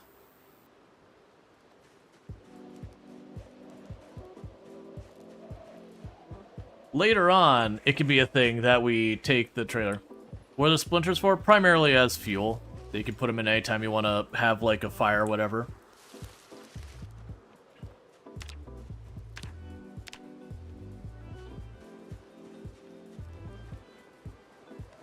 The other thing this is doing is to gain a little bit of crafting skill.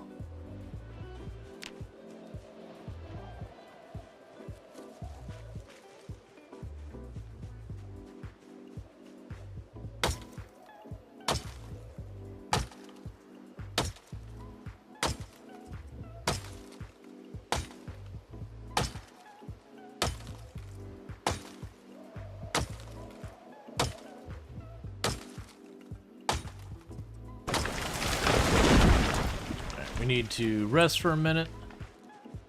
I'll probably be able to get one more tree down. We can worry about that.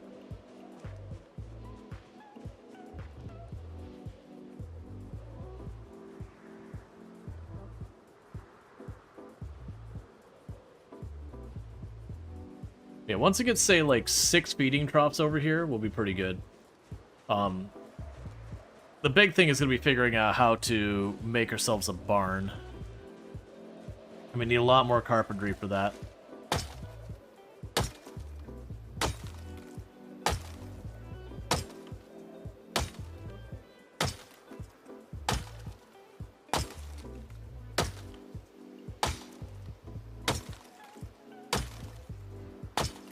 Do cows need a barn?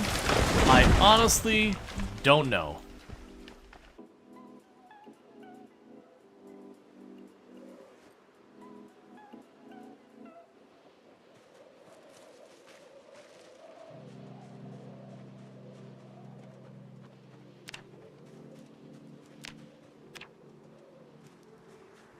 How long does dyed hair last? I believe forever, until you dye it again.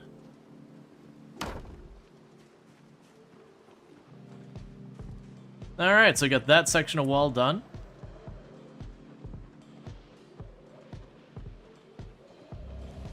So we could do in the meantime here. We can drop off the hemp.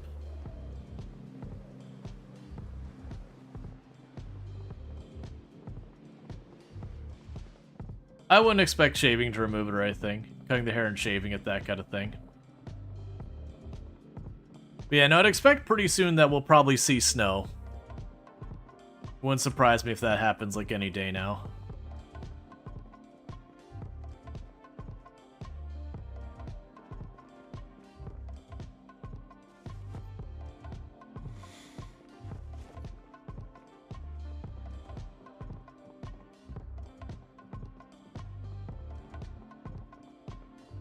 Okay, so let's go check out another room to start tidying up.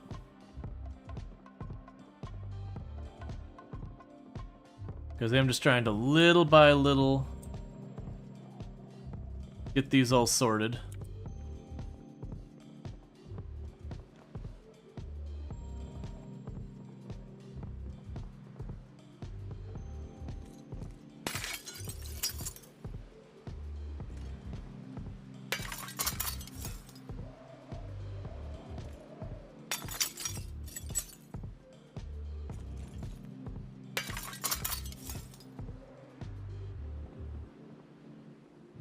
You know what I could even do?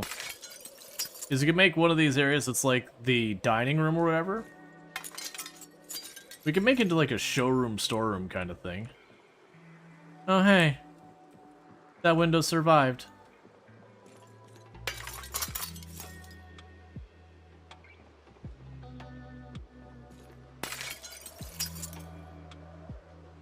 Oh, I accidentally canceled it.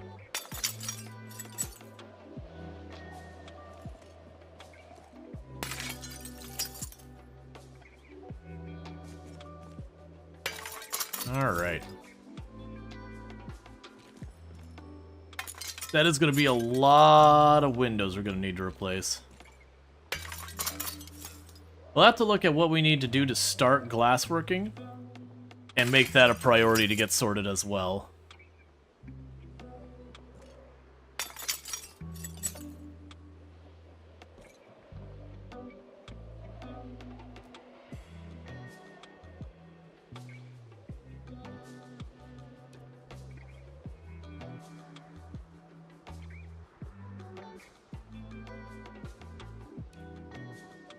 Okay.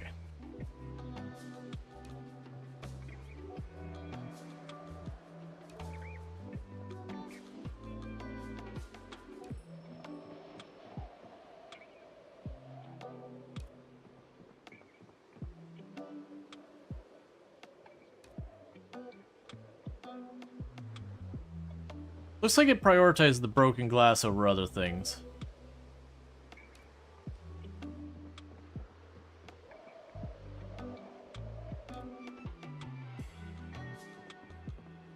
Let's see, does this room have any lights? It does. The problem is the light switch is out of range of my generator.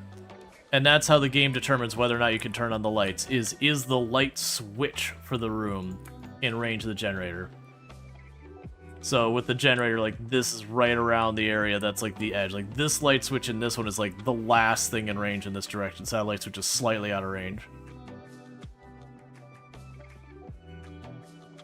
Alright, so I can drop this off.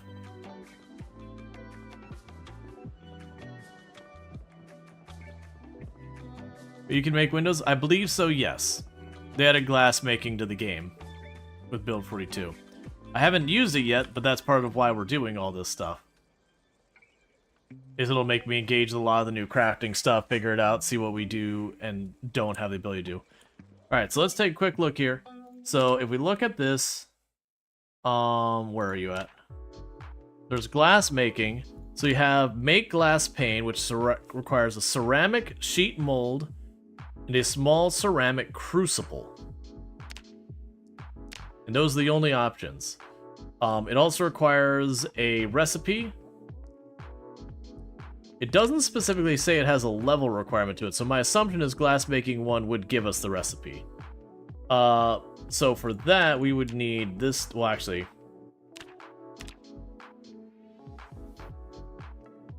yeah, so you don't have ceramic show up here. So my assumption is we would need stuff here. Now, that could be the advanced kiln or the basic kiln as a possibility. We'll figure all that out.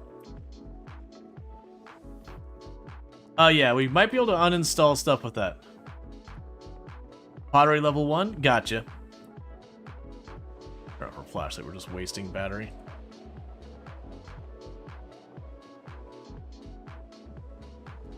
You thought the generator being wired to the building? No, so if you don't know how the generators work in Product Zomboid, it is a thing that basically a generator in the game has a distance from it powers.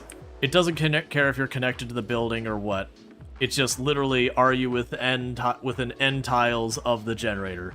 If so, you can power it. If not, you can't. I'm going to do something a little risky that I probably shouldn't. Let's actually see if it'll let me. So let's right click, walk to. Okay, I can just reach to the window. I don't trust that floor.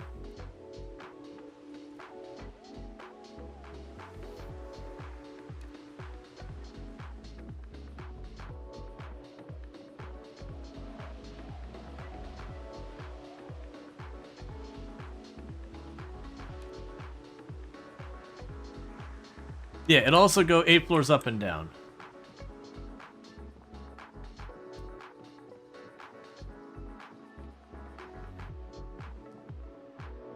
Yeah, so we'll have to figure out what we need to make glass, and we'll be able to start making the glass panes. Like I said, for the glass panes, I'm going to start at the top of the building and work my way down, just because I don't want to do the bottom floor until we know we're not going to have zombies coming through the area in any meaningful capacity. Just because otherwise, I'm going to put in the glass pane just to have it get destroyed so I can put it back in again. Alright, let's go upstairs.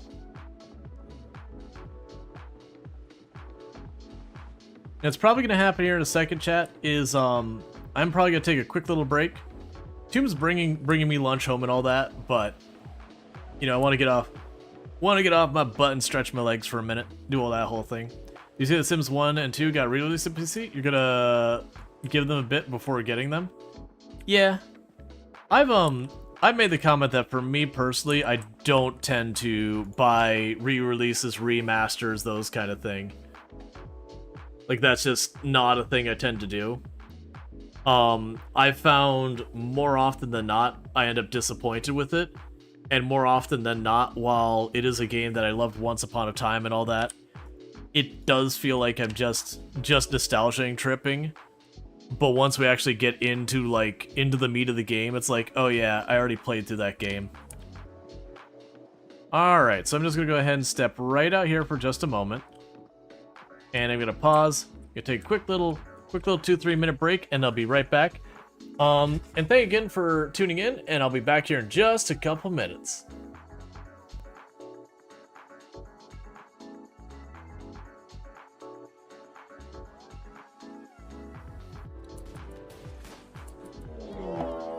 Oh, you absolute jerk! That is absolute BS.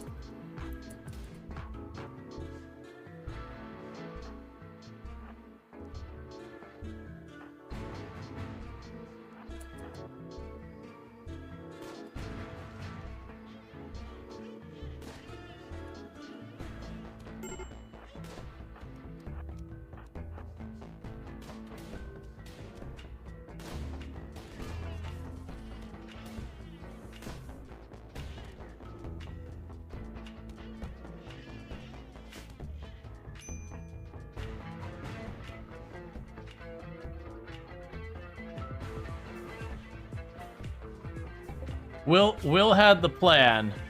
He shot the rhino next to me.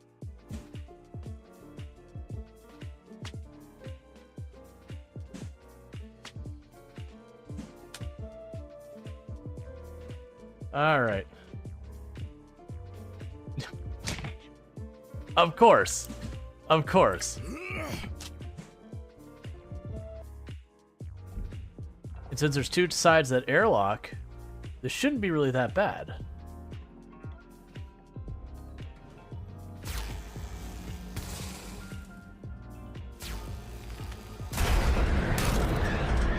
Well, we've lost.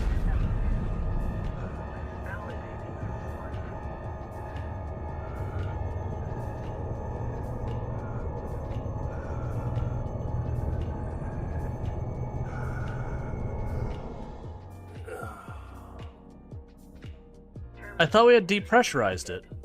This event may be recorded for training and quality. So that's the thing that confused me, is we depressurized it, was exposed to the entire opening.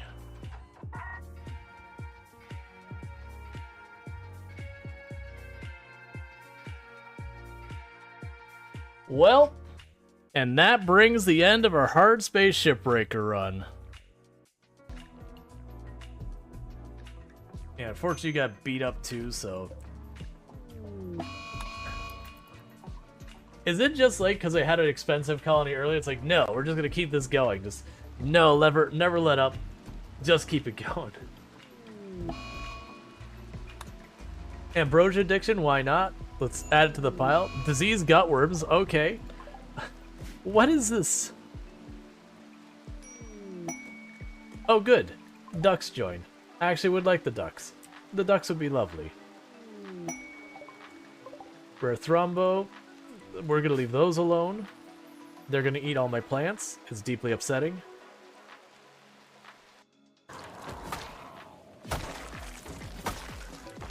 Eat a potato, eat a potato. Too late. And it is done. Jeremiah Wiener has finally passed at 1 year, 4 months, 12 hours, 135,120 zombies killed. At the end, we have managed to reach 8 fitness, 9 strength.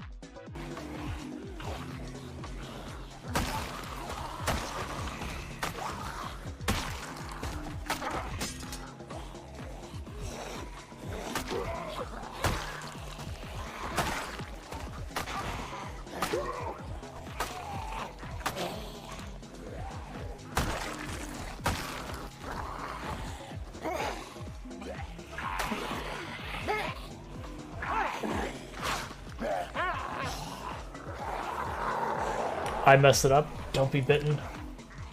No! No!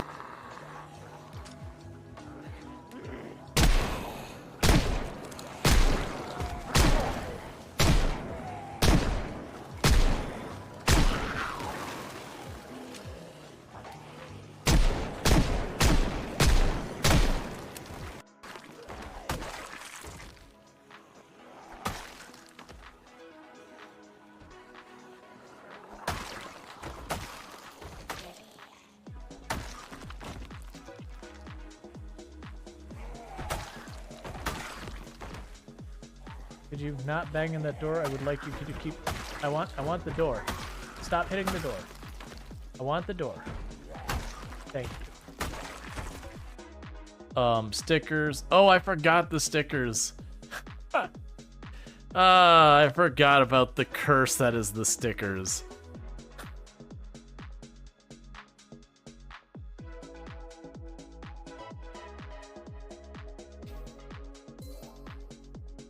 Like, are very not comfy. Alright. We can dive deeper than the vehicle. Yeah, I mean, the idea behind this vehicle is like it's a big glass.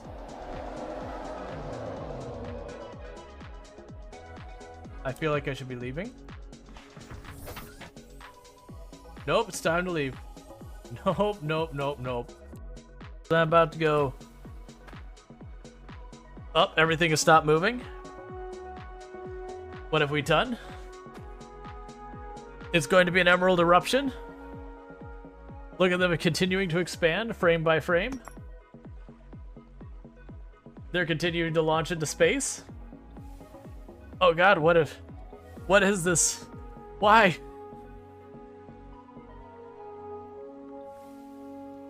Okay, and we are back. Tomb just got home with our dinner and all that, so it's like, yay! I haven't eaten or anything yet, but yeah. Alright, so we were expecting the helicopter at any point now. We've been doing a bunch of tidying up. I do see I've got more handles and doorknobs and all that. More broken glass. Hey, Advanced Simplex, how's it going?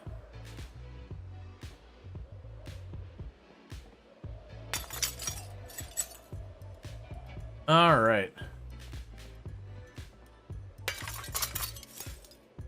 Let's see.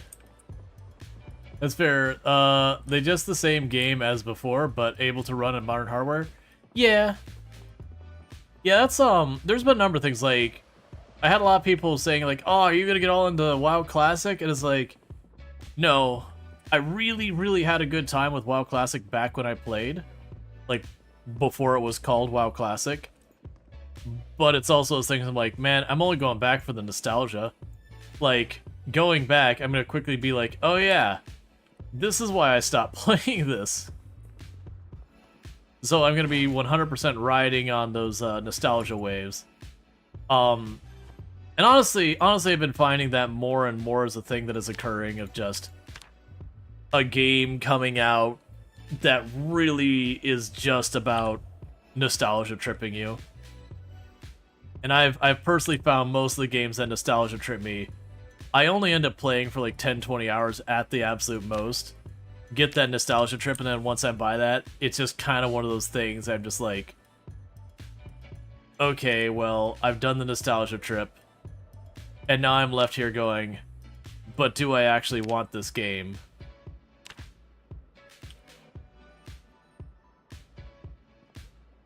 And you're just like, no, it's fine. Alright, so we made ourselves, we can drop the blade in this cabinet. I need to sharpen this. To be fair, with WoW Classic, it was very much wanted by the community. Oh yeah, no, that's fine. And I know there's people who are absolutely into that. My personal experience is every time I've gone back to a game that I remember... Oh, right, the head's worn out. I was like, why did that not give me more sharpness? Right, it's still a pretty worn out head to that. Like, I understand the community's been demanding it, that kind of thing, and that's totally fair. If people want that, and like, people were doing the hardcore mod and everything, and that had a lot of demand to it, so... I know hardcore World of Warcraft isn't everyone's thing, and that's fine. At the same time, I do think it has... like a pretty strong following, a pretty big number of people are like really into it. So I think it makes sense for it to exist, whatever you want to say. Let's do a lap around here, check it for zombies again.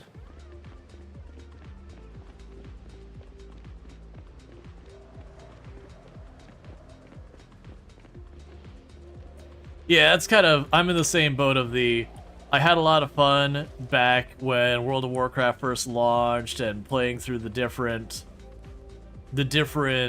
expansions and all that. But it's one of those things that there's a lot of game mechanics that at the time were novel and new and exciting that they're just what MMOs do now.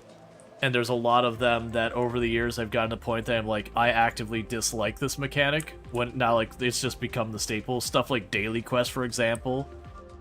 That's usually around the time I stop playing something, is the moment I get like into the Daily Quest grind to anyone. Like anything, it's just like, nope, done my time. I'm out. Okay, well here's a lot of wood we can get from over here. It's on the wrong side of the building, but I could take the truck, pull it up here, load up all the logs back over the other way. Oh yeah, it's a hydration bag.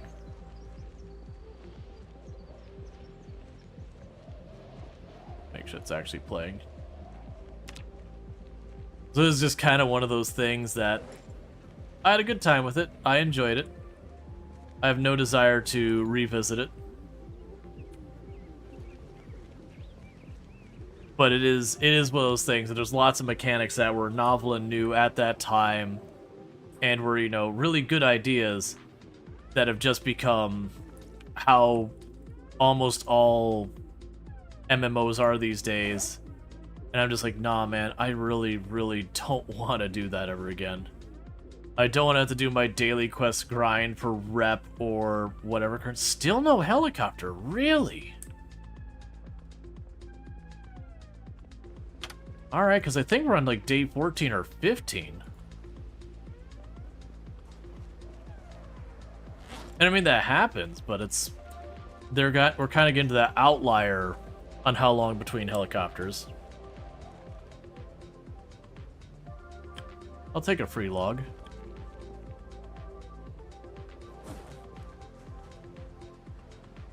Right now, just shove that down right here, because we'll use that to build part of the wall there. But yeah, so for me, it's just like that. But it's not just World of Warcraft that I've had that. Like, EVE Online was a game I put a ridiculous number of hours into. And I wound up returning to the game 2 or 3 different times over the years after I had quit. Just, you know, you get like that little nostalgia hit. You're like, yeah, I'll go check that game out again. And then you get in there, and for a little bit you're just kind of nostalgizing, and then the moment the nostalgia starts to wear off, you're like, oh yeah, I did quit this game for a pretty good reason, didn't I? Alright, and we'll be back for the large stone later.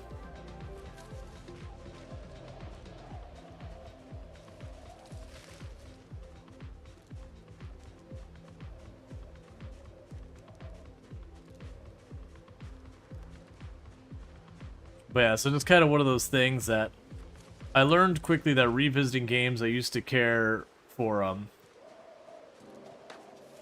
most of the time had nothing to do with how good, bad, or otherwise the game was. It was I was looking for the memory of what I did in the game.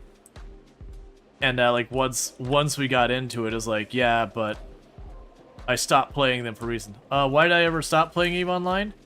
Honestly, it got to the point when capital ships started to become more common and we got player-owned stations and everything.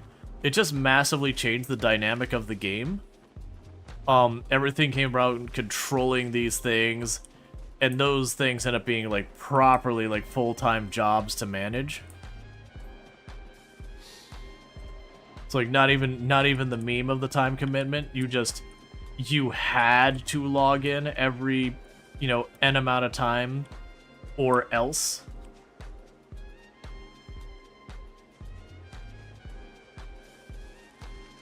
And it very quickly turned into just this grind that you're putting all this effort just to keep the lights on and control territory and all that.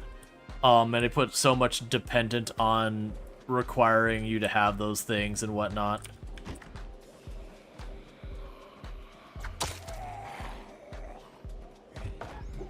Don't hit the window, I'm right here, man. Right here.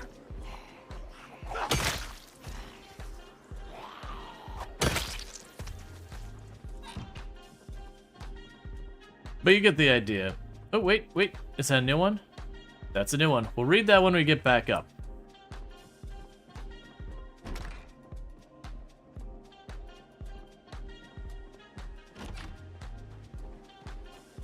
I should be marking these. But yeah, so it's one of those things that, like, you get back into it, and you remember all the good times you had in the game, but it is just kind of like, you're not really getting into what the game is now, you're kind of playing based on the memory. I've also kind of learned over the years that so much marketing now is just around playing the things I grew up with. It has nothing to do with the actual product, if it's good, bad, or otherwise. It's just entirely playing on the, hey, you remember this thing, that thing you really loved? You remember this thing? You really loved it. You remember this thing? And then you just have them go, wait a second. Does it even have anything to do with that thing I really loved? I don't think it does.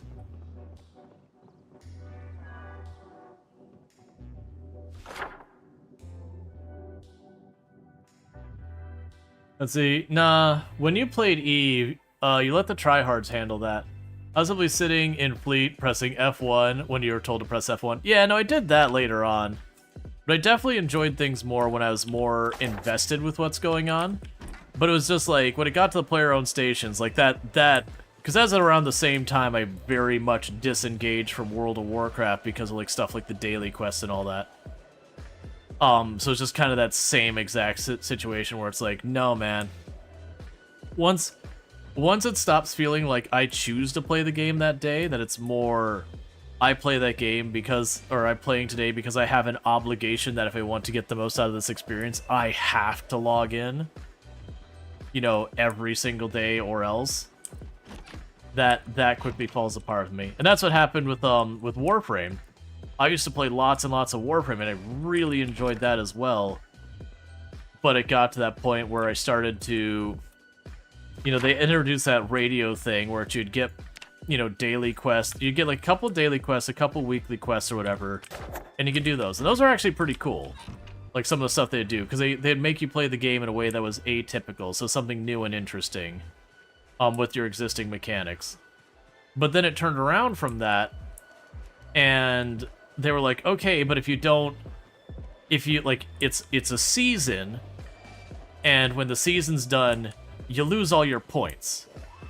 So that was the rub that turned it from, okay, I can do this and get a little extra rewards, to, okay, but they're putting really important rewards that you really, really want, and you have to do it. Or, you know, you have to like do it to the point you get the reward, or that, you know, take it all back. So it's not like most of our stuff in Warframe was, you could take your time about it and eventually unlock something. It was, no. You have got to continuously engage with this game over the course of the season and hit, it wasn't every goal, but like most of them, or else you missed on the really important prize that was like really hard to get otherwise. And it was like, literally they came out with that, I engaged with it twice, and then I quit the game. I was like, nope, I have been in the situation with games that are like, no, you have to play or we take your stuff back. I'm like, nope, just the fact you're willing to cross that line to make it an obligation, nope. And I played like twice after that came out. And then thank you, Infinity Simplex, for the 110 stream streak. And thank you, Very Last Lardine, for the 370 stream streak. Both of you catching all those streams, not miss a single one, so thank you so much for that. I really do appreciate it. Means a whole heck of a lot. Yeah, so all these have been pretty useless so far as what we've been getting. The cool thing I'm noticing with all these is they all have water inside of them. They all have the antique stove as well. The swap from random missions to Nightwave seasons shoved you out of Warframe as well. Yeah, no, I know. I had a pretty active group I was playing with, and I think all but one of them pretty much quit at that point. Like, or shortly after. You're the only channel you bother to do streaks on? Yeah, I was keeping up with my streaks with FG, then I didn't even think I missed one when I had to travel. But like at some point, one of them got lost or whatever. And then once that happened, is like, okay. And occasionally I'll start putting together streaks.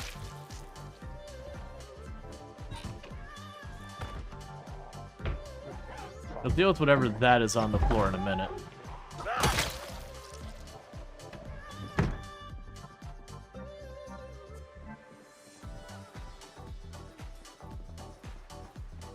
It's just a cooking pot. I think that's an equivalent to the other cooking pot. It's just an old-timey cooking pot as opposed to a modern cooking pot.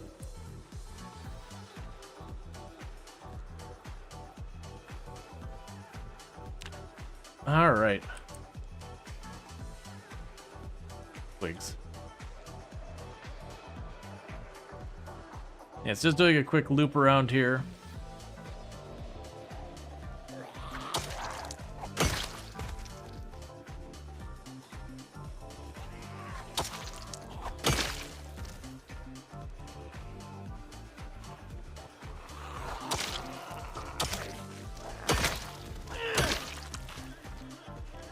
Checking these little cabana, lodge, whatever they are, things. Not loving the way into this one.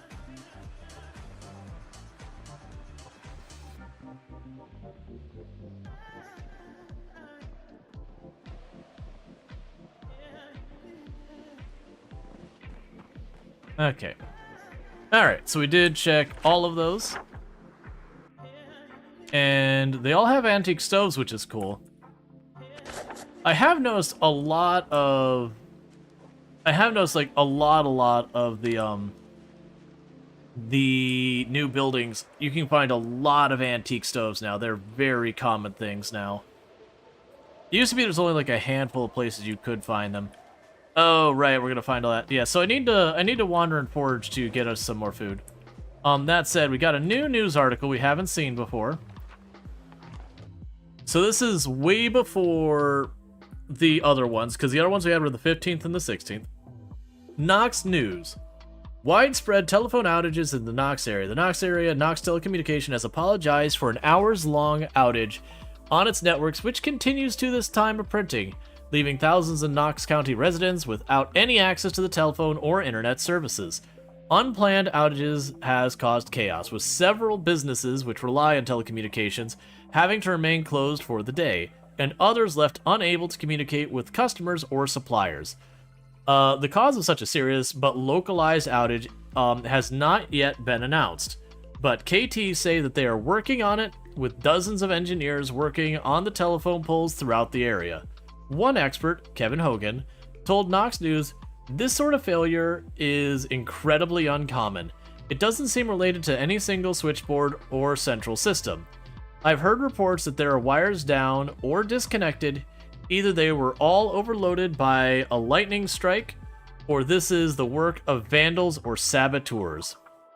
Let's see, locals compete for Mint Julep Prize. Many a Kentucky friendship has been irreparably destroyed by arguments about the perfect mint julep, and yet the Mint Julep Prize competition held last Saturday in Brandenburg was full of light-hearted chat and free and healthy debates about the state's favorite cocktail. The best traditional julep award went to Casey Stockholm. Judges deemed her Irvington resident lucky to be alive. Local resident Sally Graham has said that she is lucky to be alive following a fiery car crash south of the city on Thursday. Sally crashed into a wall, setting the car on fire. Fast intervention from a passerby saved Graham's life. "He pulled me from the car and stopped the bleeding until the ambulance could arrive. It took such a long time, with the phone lines being down." Yeah, so we're getting a little bit more... Yeah, we're getting a little bit more story on this, because we had the 15th and the 16th, that basically, by the 16th, the military was overrun, it's a global issue, and all that. No, actually, sorry, take that back. The 15th was basically saying that part of the military area had been breached, and that the military was was basically retreating their line back farther. And the 16th was basically they went like this because the Knox virus had escaped and there was no point holding the line. And then this is the 2nd. So this is, 2 weeks before it, we have had no evidence of zombies yet here. There's no mention of any sick people or anything, just that there is a widespread communications outage.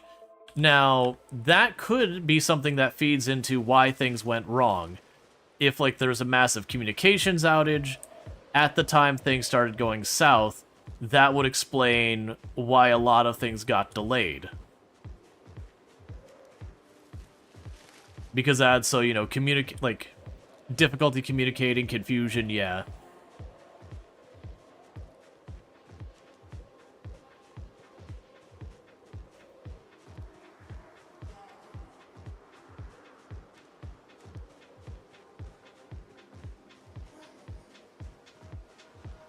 We're just doing a quick foraging round of just walking around here. We're looking for berries, acorns, nettles, grape leaves, stuff like that.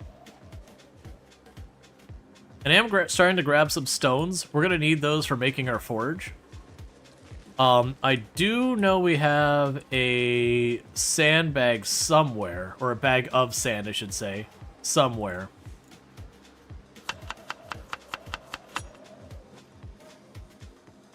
Oh yeah, that's gonna fill us up.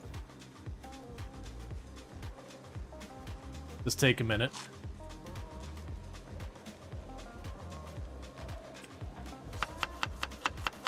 But yeah, so like, I have a feeling they're gonna cover why the military was so ineffective.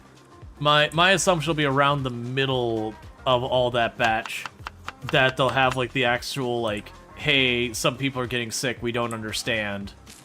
And then by the time people recognize that it's more than just, you know, some type of cold or flu or whatever, people start turning kind of thing. Like, by that phase, you've already had stuff like communications drops and all that. Which is like, what it looks like it's leading into is that there was a communication failure even before things went sideways. And that both telco, internet, and phone was effectively non-functional. Yeah, no, on the 16th, they basically were like, you know, it was a newspaper in Louisville was basically saying, yeah, the infected are here. You know, this will be our last writing. Like, you know, if you happen to be one of the lucky immune people, may God have mercy on you kind of thing. This thing is global.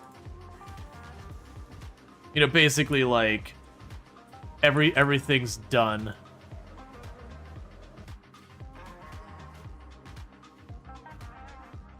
I'll deal with that later.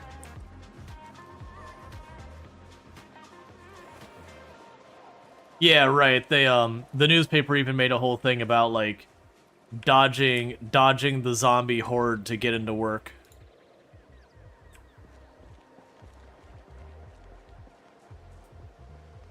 Gotta get that news out.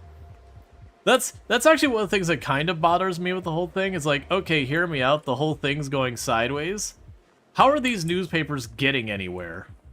Like the person's talking about having to like dodge the infected and everything just to get in and out of the office, like, but how did this newspaper get to the other side of Knox County?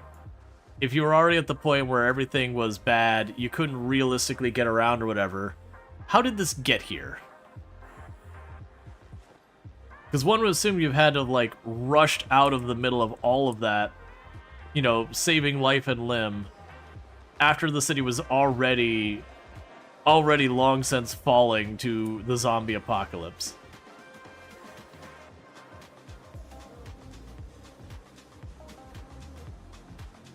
Paperboy plot armor. The news carriers are determined. Yep. Oh, I actually do want that.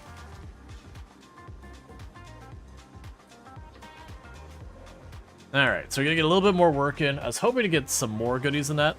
The good news is later on, I'll be able to grab all that stuff.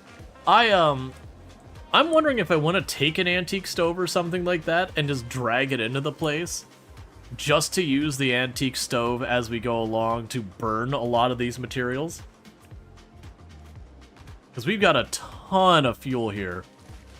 I'm gonna have to use it for something. It is just gonna continue to pile up.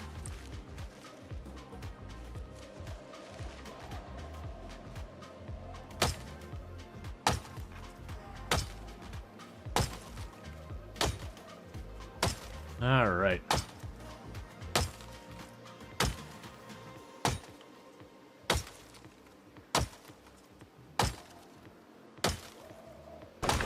It'll also be good when our napping skill gets higher and we can make like the big giant large axe that's basically a wood axe. Because that'll be like 2 whacks to take down most trees.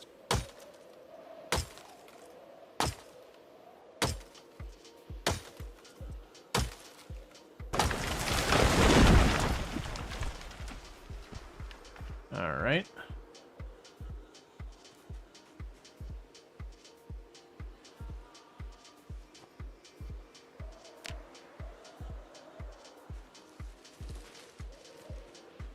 Yeah, no, I can. It's more actually I have to just take the time to pick them up, which isn't that big of a deal. Just another thing to work on. But those will be things we'll work on as we go. Just tons and tons of projects to do.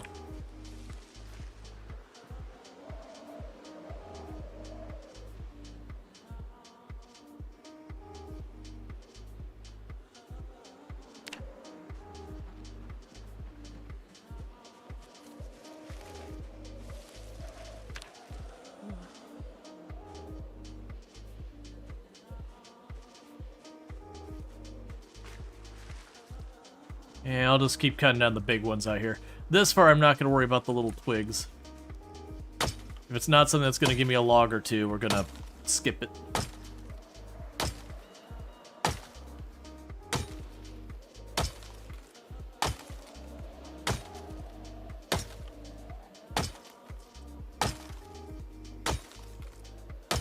Hey, fish, how's it going?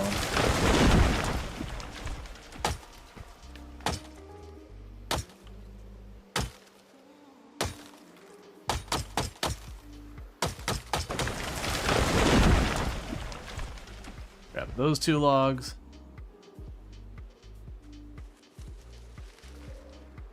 Grab those 2 logs. That's kind of one of those things, if I had a trailer, I could do it. I mean, I wouldn't want to rip up all those bushes. That would take me an eternity.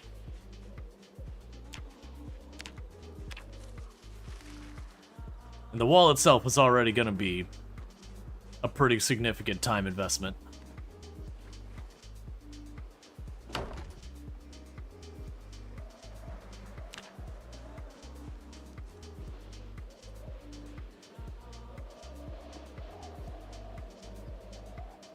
Alright.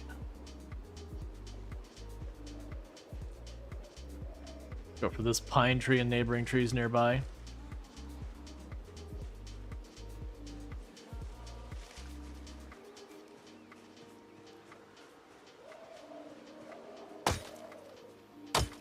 Yeah, group of 3 trees there that are relatively good.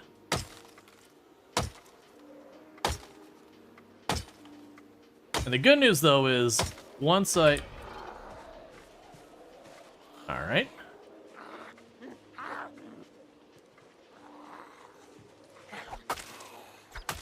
So remember I said I always keep my back to the direction I think the zombies are going to come from? There's why you do it. Because if that zombie had popped straight through at me, we would have been at least injured. The run might not be over, but we would have almost certainly been grabbed. Okay, and so we go here. Yeah, so deliberately putting my back to this side, because that's where I expect the zombies to come from the most.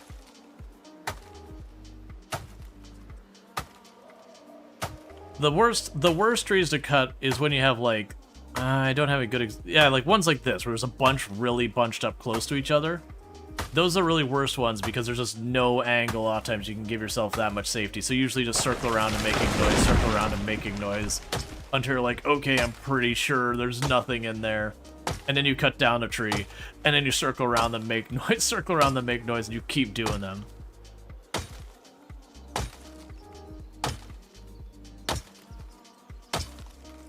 You think that's bad? Try finding a July 16th newspaper on July 14th.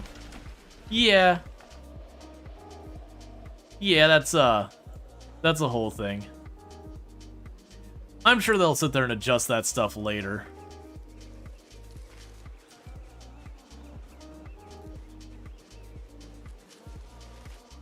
Where, like, the newspapers will only show up after certain days or whatever.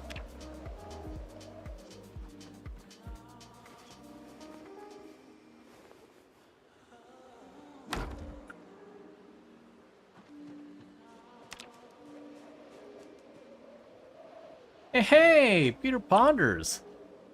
Good to see you, buddy. Let's gonna get you a shout out. Peter Ponders is absolutely fantastic, so shout out. For those who don't know, Peter Ponders, another fantastic content creator on the platform. Has also played a lot of Project Zomboid in the past. According to Twitch, the last thing was Kingdom Come Deliverance 2. But yeah, no, we're doing pretty good. Been doing some 16 times pop. Already killed 12,000 zombies, and we're having a nice little relaxing base building day because we took over this big resort, and so, you know, living that tropical resort life.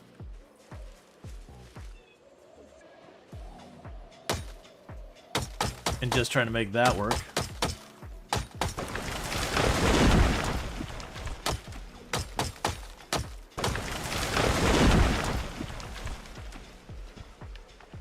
So I'd expect the zombies from this side.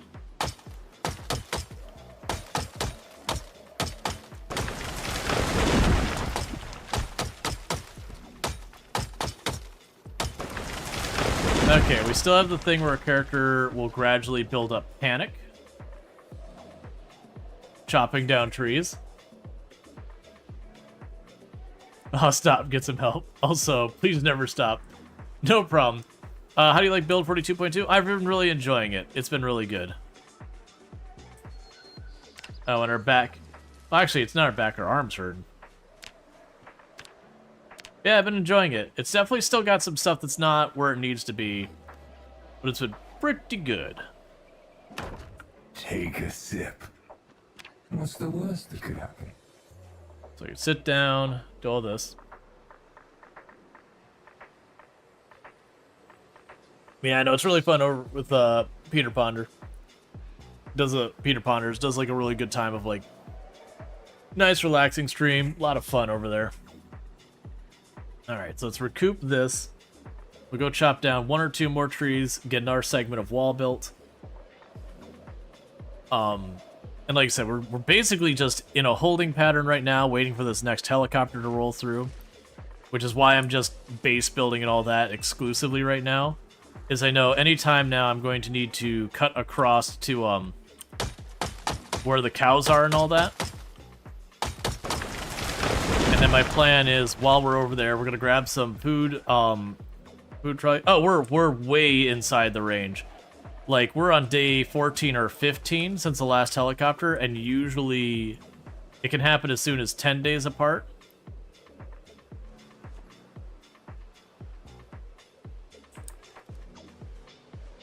So we're basically at that point. It's like, it should have happened by now. Like, it's not guaranteed. We've gone as much as almost 20 days between helicopters. Not in this run, but historically. So we're definitely in the situation where it's like, okay, we're due. We're pretty due.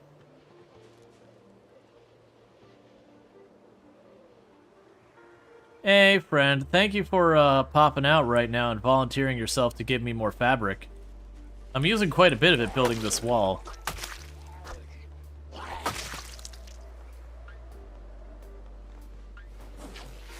Yeah, we are slowly going through that. I got 10 more segments of wall worth of fabric ready.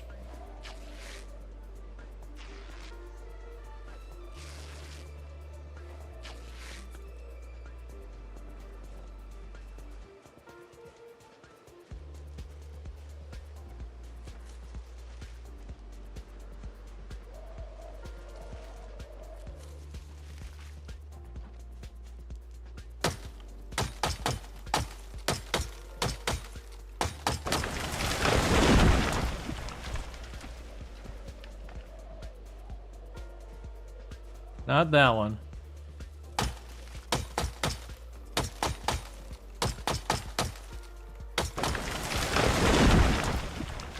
That'll probably be our last one because it'll be too dark to make a wall after this. Alright. Land with a helicopter, lure them away. Yeah, so what we've been actually doing for the helicopter is, with the new populations, I've actually been doing all of my helicopters roughly the same area. It's getting a little not safe over there, but I will clean up any zombies that do show up afterwards. The only reason it's getting not safe there is the trees are growing in way too dense. That where it was like this big open field that I could kite the zombies around nice and easy before. It's a little hard to do any of that. Alright, how is our weight going? We could slam a stick of butter.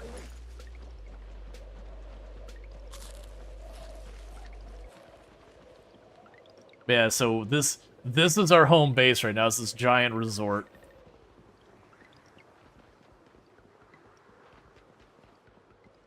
I don't know why we're so depressed. We literally live in a resort building.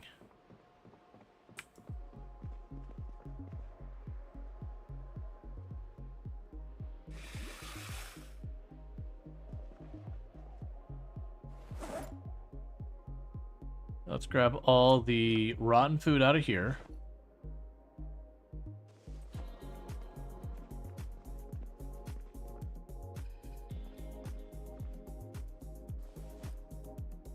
Just grab all the stuff out of here. And just ignore the fact that there's refrigerators in all these cabinets. I needed to get... Oh, right, you're still good. Let me go ahead and eat the stale potato that somehow remains stale in that cabinet for like 3 months. Sorry, like 5 months. Okay. Actually, this would be easier if I take the stuff that's not rotten. Shove it in here.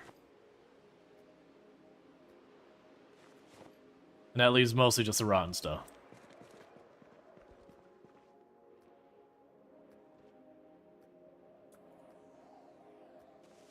Room service has been awful. Don't blame them.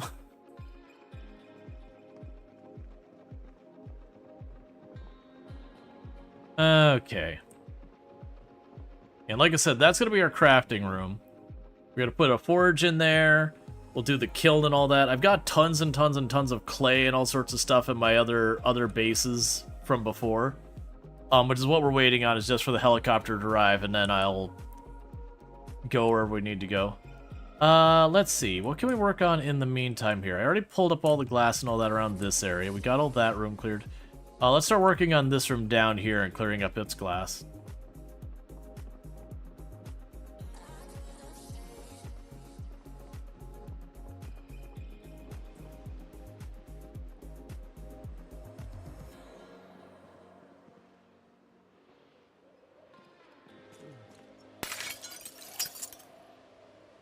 Because little by little, we're making this place not terrible.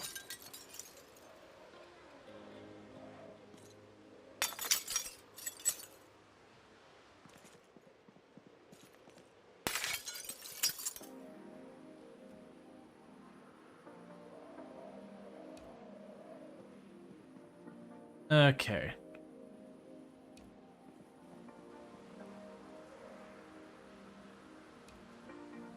Oop, didn't mean to do that.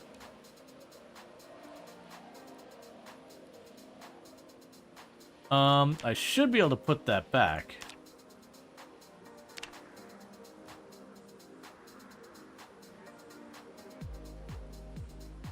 There we go.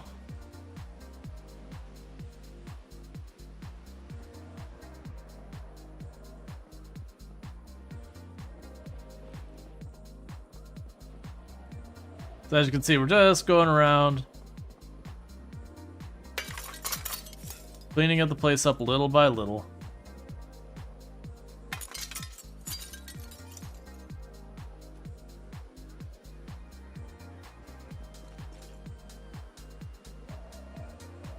We'll get there yet.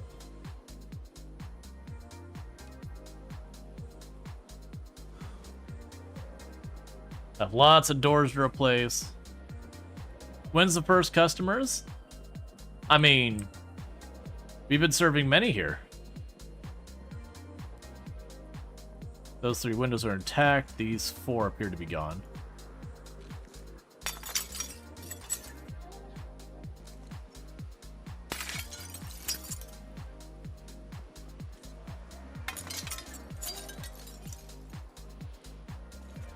It'll be real, like, I'm really looking forward to when we get our glass working all set up and slowly getting this all together. Broken glass. Broken glass.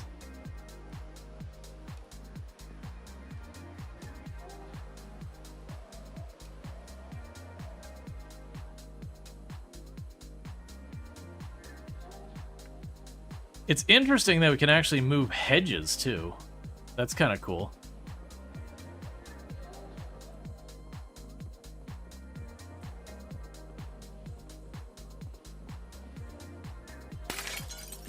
We're also getting to the point that we almost have the better part of the bottom floor all tidied up from the broken glass and the random doorknobs and all that garbage.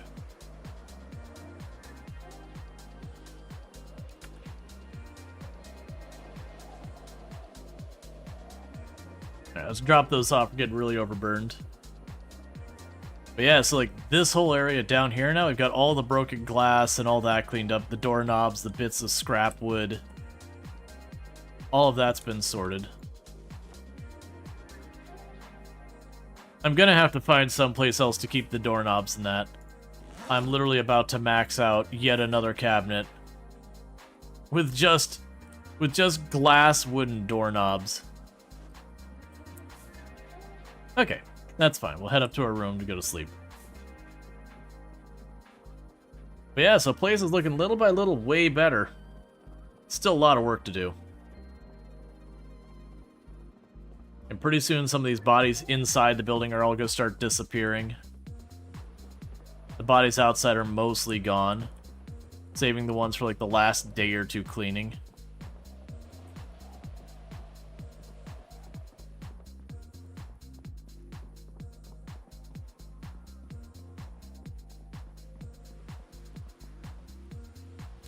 And I'm not even worrying about the down, like the upstairs or anything yet. I think it's gonna be step one, get the downstairs tidied up. We're not gonna replace the windows right away. We'll replace the windows from the top down. We'll get all the broken glass picked up. We'll clear the windows, that kind of stuff. What'll be really kind of funny is when we get like the sponge and all that and start like cleaning up the walls from all the blood splatter and everything.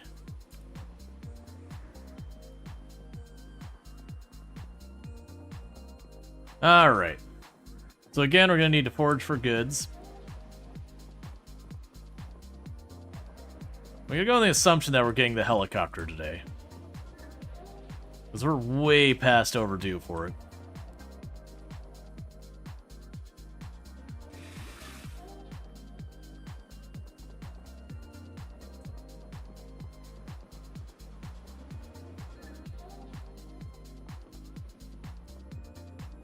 Are these painted walls or these wood walls? They're painted. Okay. Because these walls I could disassemble. These walls I cannot, I don't believe. Yeah. I need a sledgehammer to remove those walls, but these walls I can just straight up take apart if I have a ball-peen hammer. So you can definitely see opening up some of that area later on.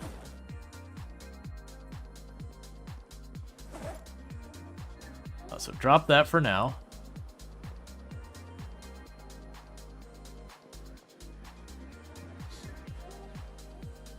Sharpen you real fast.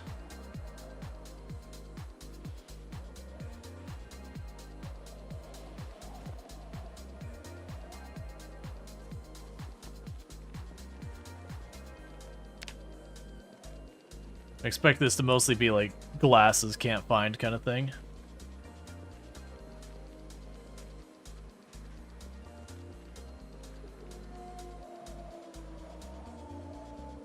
All right. Oh, there's a little clay down there.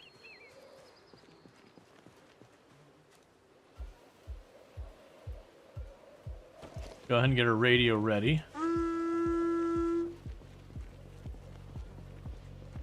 And thank you, Nerdlet Gaming, for the raid. I do hope you had yourself a good stream and all that. What were you playing? How did it go? But welcome in, raiders. Don't mind me. You live this round, rat. Just trying to keep our area rat-free at the moment. How was your stream? Like, what were you playing? How'd it go? And if you got a raid and run, don't let me keep you. But you're obviously more than welcome to hang around.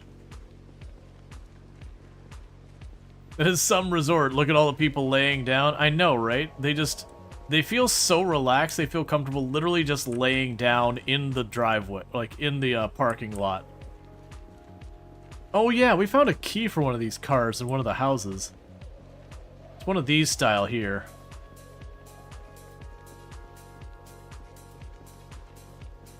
Alright, but you have yourself a good night and all that stuff.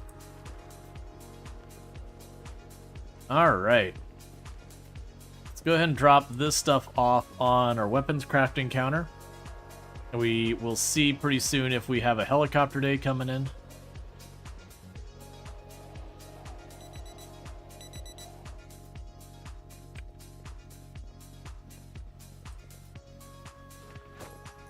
Drop you off.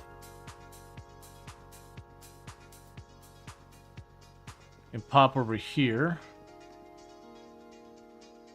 Drop you off. Drop that off. I didn't mean to grab the splinters, but I'll drop those off. Drop the clay off. Drop the hat off right now. I don't need to actually lug that with me. Pop over here and drop that off.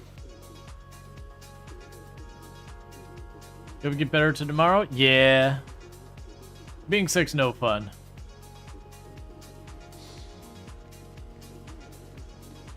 Alright, so here's hoping it is actually our helicopter day. Because it's overdue. Yes, yes. No. It is still not our helicopter day. Alright. That is what it is, I guess. Let's keep foraging.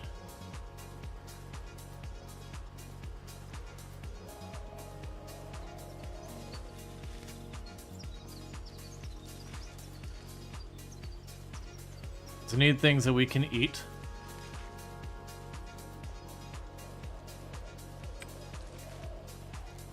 Man, so it's the 27th, and our last helicopter... Yes, we're at day 15 since our last helicopter. Which is getting pretty far out there. Usually it would have happened by now most of the time. It's not outside the realm where like something's wrong or anything. We're definitely pushing the longer end of what you usually will see.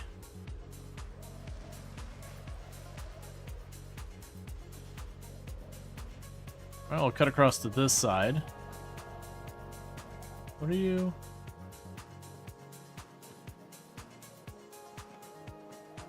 Oh, hey, you got some chips? Let's toss those right on over there. Thanks, you buddy. Just go ahead and eat those right now, don't mind me.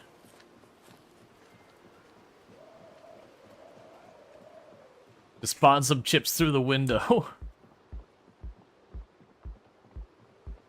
Yeah, so you can see like all those rooms with all smashed windows the whole way up and down. And for the record, for those who were here last night, something happened when we load the game. The wonderful island that was full of zombies, the zombies just aren't there. I don't know what happened. We didn't kill them or anything like that. They just stopped existing. So, that's a whole thing. Alright, this is where foraging becomes useless because it's just going to be overwhelmed by all the saplings and all that. Well, I guess we'll circle back to the front. We'll grab our bag, and I guess we'll go back to work on the wall.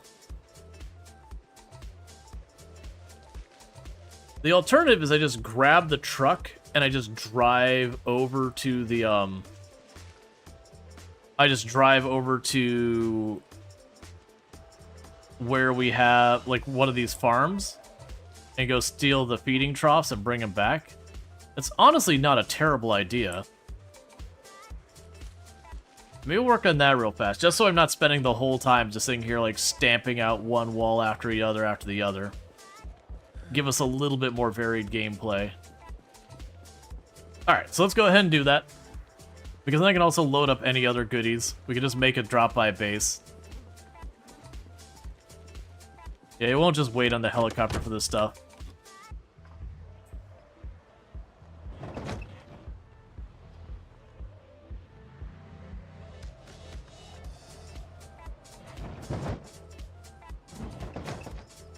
And pretty soon, the buys will all be gone.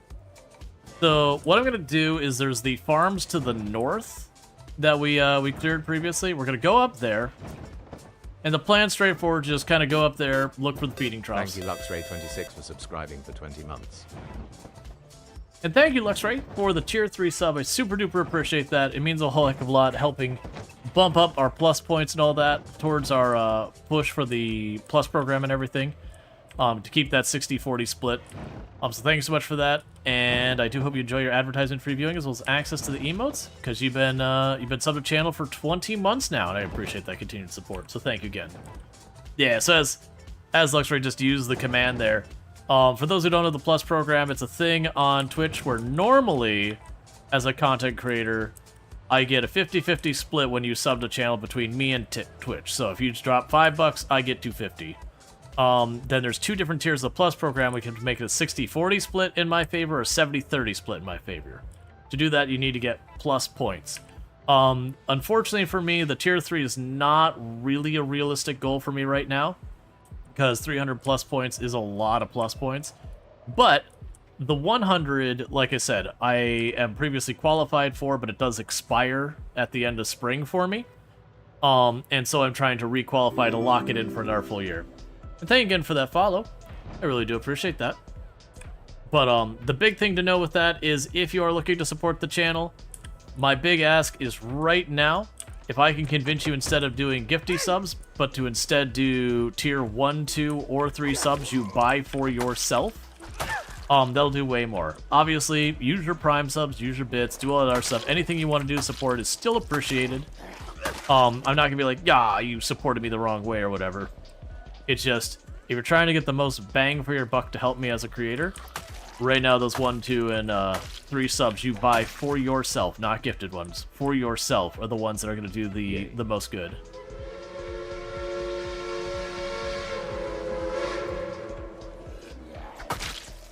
Hype train is go. Choo choo. And thank you, Lupin Moon, for the 100 biddies. I really do appreciate that, so thank you so much for that support. It means a heck of a lot. And so thank you. Kicking off a hype train and all that good stuff as well.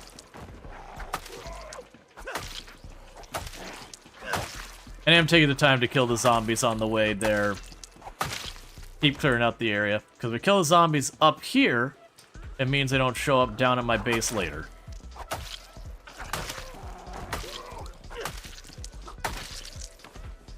Alright. Yeah, so these farms up here, I do believe have barns with a bunch of areas with feeding troughs and all that. And that's kind of my current goal for this trip, is I want to get a bunch of those feeding troughs to bring them back home. Because we do have some cows I would love to bring to the resort.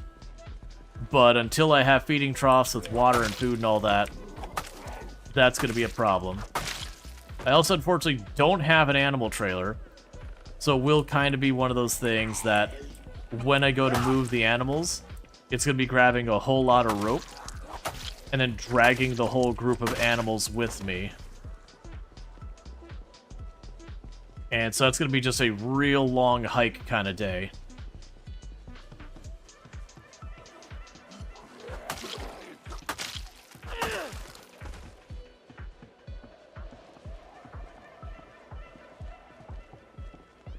Yay. And thank you, Cheers to Nerdlike. that. And thank you, Nerdlike Gaming, for the 100 biddies as well. I really appreciate that. So thank you again for rating and throwing biddies at the channel. So it really does mean a lot. Let's see. Hey, you didn't mark the trailer on the map a while ago, or is that too far away to be feasible to grab? Let me double check. I thought that was a previous run, but it is possible that I marked a trailer and then promptly forgot about it. That may have occurred. We could take a quick peek, because I usually will mark it both with the wheel, and I will specifically write, like, hey, it's a trailer or whatever. Do we have a trailer out here? So, there's no markings on any of those. Yeah, so we got a van that's only okay. We've got a car wreck with 2 liters of gas. So it's not down here anywhere. It's not up there. Those 2 don't have labels, so those are just wrecked. Oh, there is a wreck with an animal trailer. And okay, that's actually, it's not convenient, but that's certainly doable. It's almost all up to Rosewood, but I mean, we can just take the car, run up there, hook it up, and bring it back. Good call.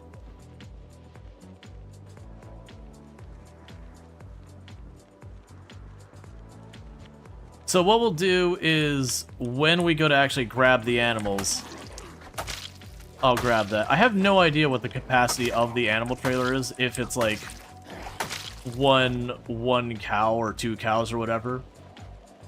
But we can make it a point to grab like 1 or 2 at a time and bring them back.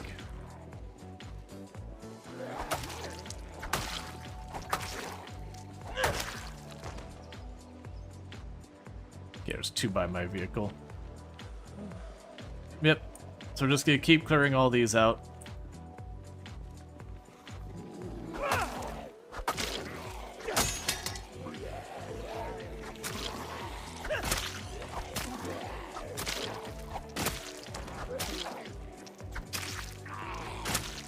Honestly, I kept grabbing these hydration ones and sitting them on the ground.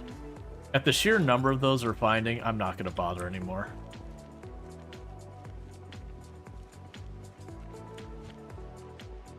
Because we keep finding them, it's like, okay, they're not that rare.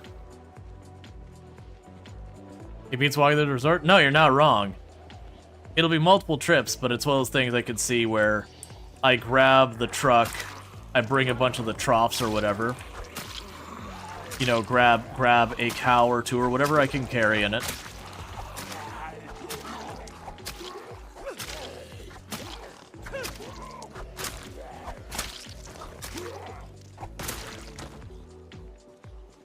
And deal with it that way.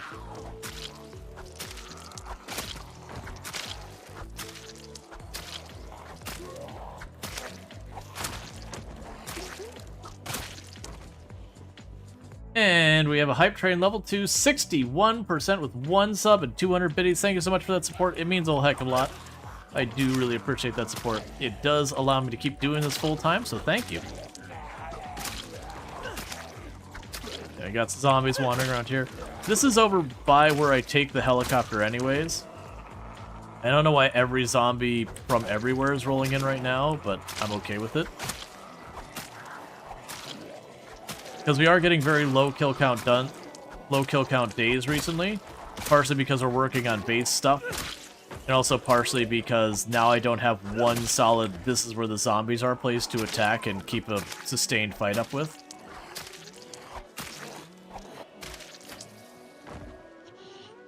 Oh, we got another one over here.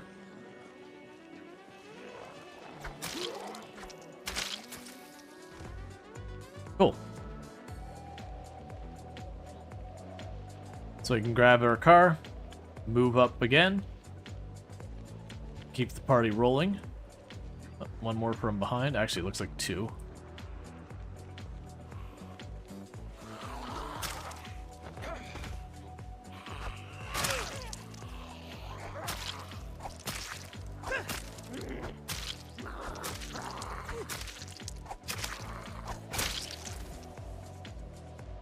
Okay.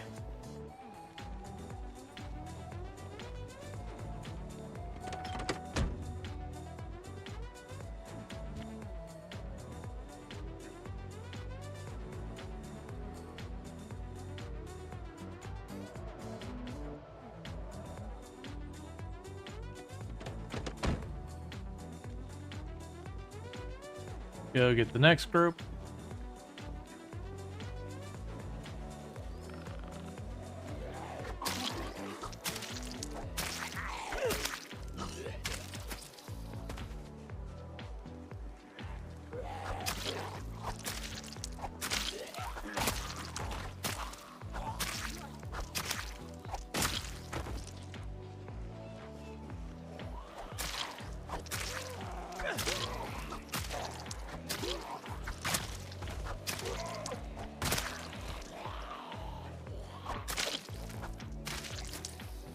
And I'm not expecting anything out of the duffel bag. We'll check anyways.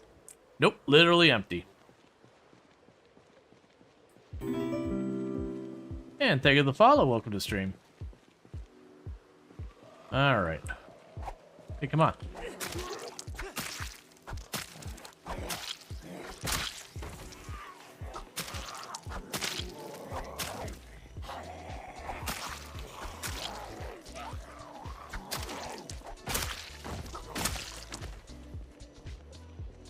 Cool.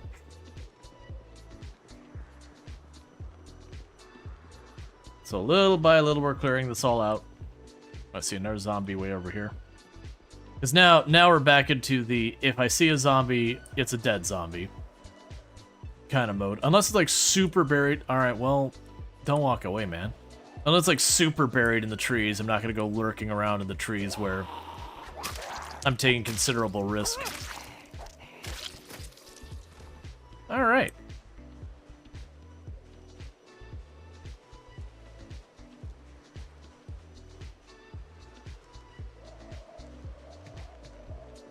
We also have tons of stuff in our base over here to grab, as well as the gas station base.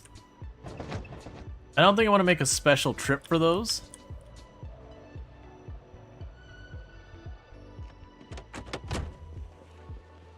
I do think I'm going to approach that as when I have to go out here for the helicopter anyways, just make sure I come back as full load as possible till we've got all the goodies out of there. And then once we've done that, I'll unmark them as like home locations since they won't really have anything I care about anymore.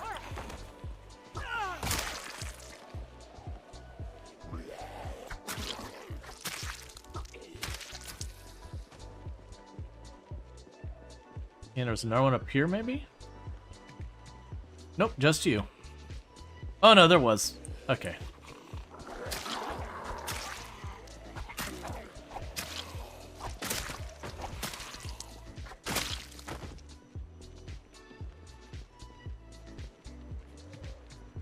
All right.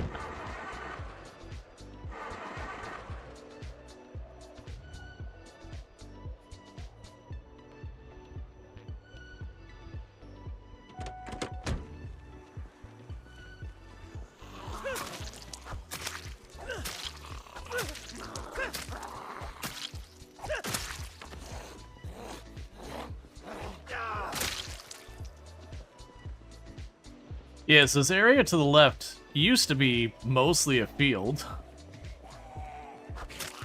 Like, there's a mix of trees in there. This would be for honestly building that wall if I had like a regular trailer. This would be the kind of place I'd come and just chop down a bunch of trees, load up an entire trailer's worth, and then go with that.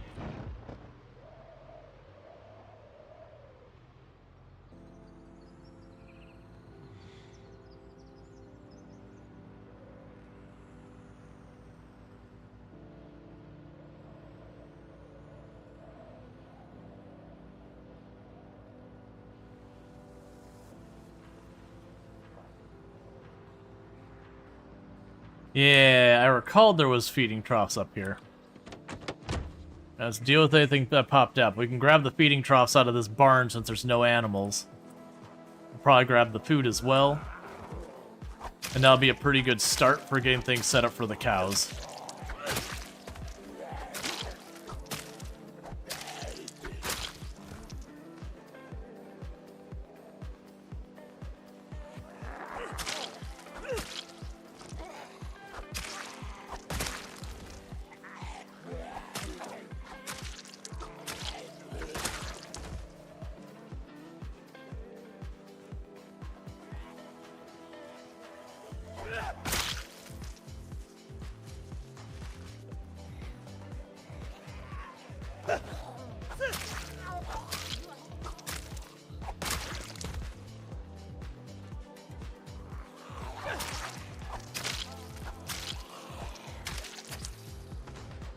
And meanwhile, I did notice I've got a lot of flint not marked in the map, so let's get that sorted.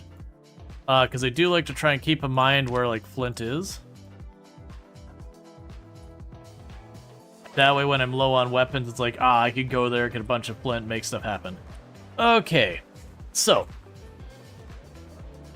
I did not bring my side bag, which is a little bit of a mistake, but not that big a deal. I've got a just shy of 100 capacity in the back of that truck.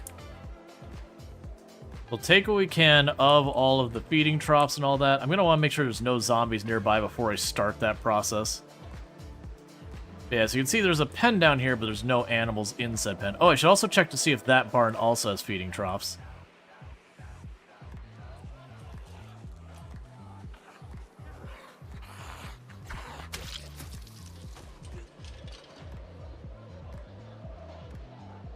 It looks like one that would. If you find a car with a better battery, swap it into this car. Or do you need a level mechanics? No, I can swap it. Batteries, I don't believe you damage when you remove it. Yeah, those are the ones we really want. Yeah, so this one's really good. It's a shame I can't really get my truck closer without problems, but that's okay.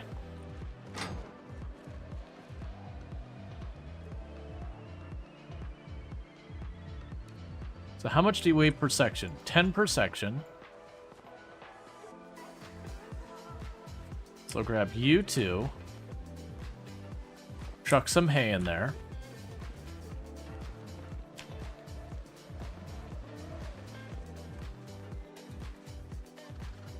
Now I just gotta drag these back so we can actually carry a lot.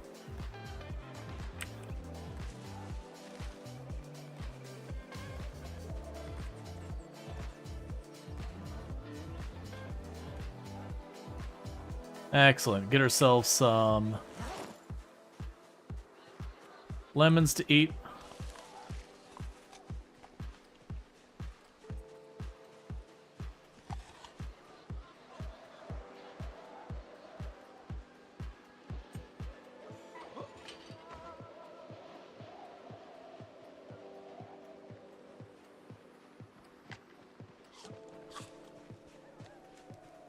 Oh, good. Nettles. Need those too. All right.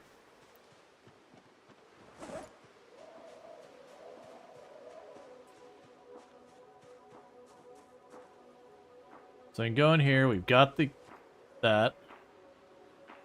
There's the metal trough. You have 0 levels of mechanic in real life and you can swap batteries. I mean, have you ever once seen a television program that involved anything? Or had anyone give you any guidance? Or anything like that? Because one could argue you might have level 1 or 2 in mechanics in real life. Because you once watched a television show that once featured it. Because that's how it works in Project Zomboid. You watch Car Zone one time and you're at Mechanic 1.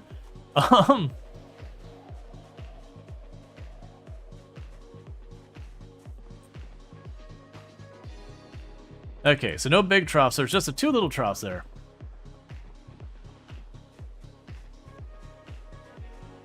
Alright, I am going to take this off-roading a little bit and just scooch on up so I don't have to walk quite as far.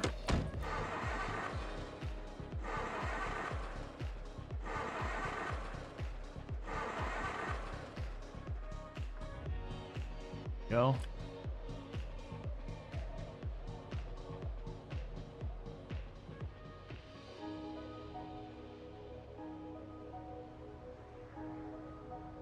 Let's scooch right on up here. Basically get as close as we can without damaging the vehicle too much. So grabbing, my primary goal is to grab those 4 metal ones. Those are the big ones.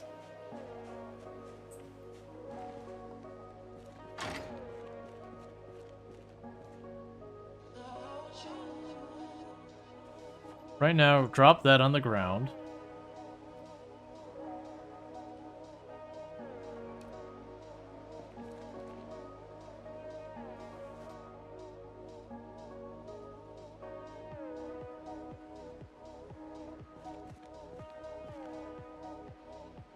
Chuck these in here.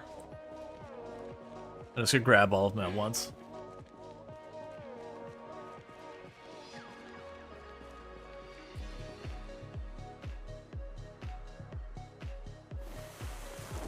Definitely want to grab the feet as well, but first let's get the troughs.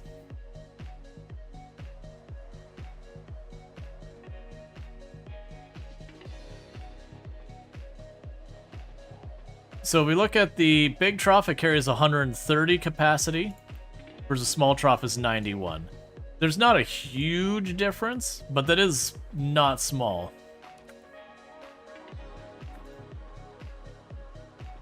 But the quick question, with 0 hero characters, can you take any positive traits so long as you don't level skills? So this is the thing with 0 to hero and Project Zomboid, is there is not a strictly defined and agreed upon this is or is not what 0 to hero is.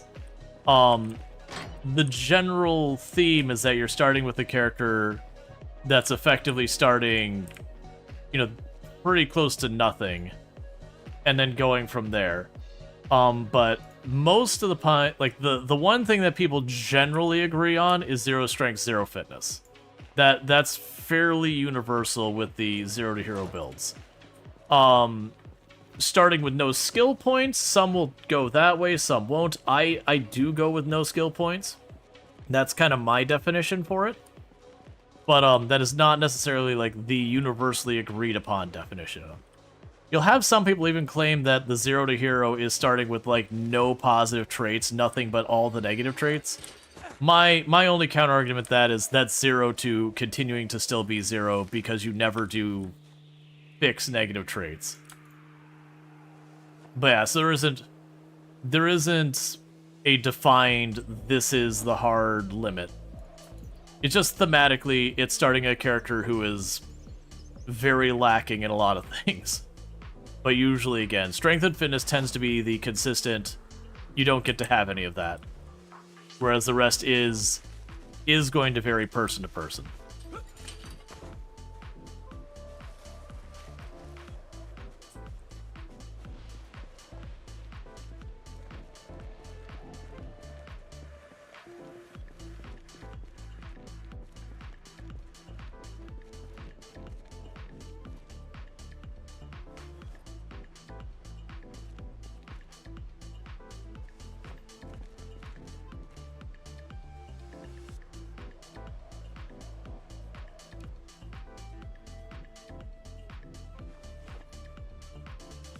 Alright.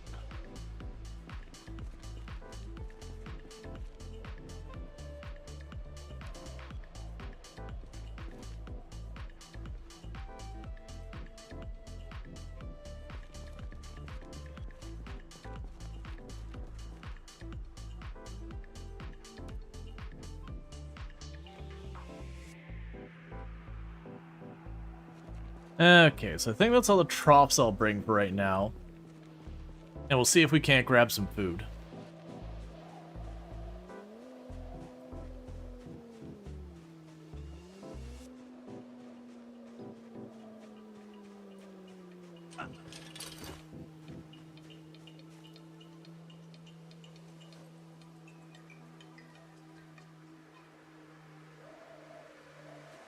All right.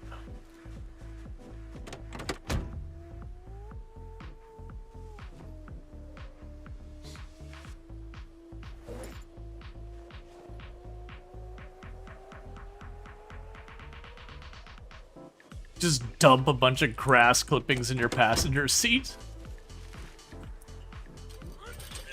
Let's see, how do you get 0 fitness? Slightly harder than normal apocalypse 0 to hero. But the lowest you can find is fitness was 1. You take the lowest fitness stat that you can get a hold of. And then you need to do, I believe, like either the like very overweight, or sorry, slow metabolism, whatever it calls. They will gain you or lose you weight. And by being over or under on your weight, it will penalize your fitness.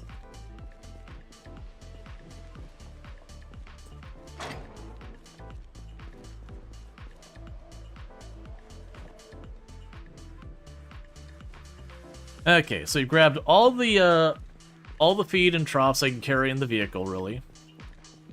It's not that much. But I'm not super worried about it. Worst case, I could take the side, then I've got tons of grass I could rip up to get tons of feed.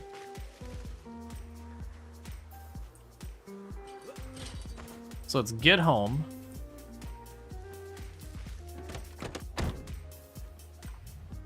Can you run with 0 fitness? You kinda speed shuffle. So it is faster than the walk speed. But it's definitely not a proper run.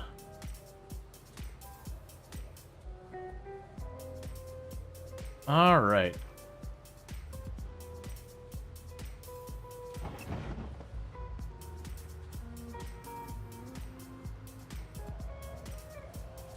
Okay. So it sounds like when we have our next helicopter, what I'm probably wanting to do is we'll deal with the helicopter as we've done before.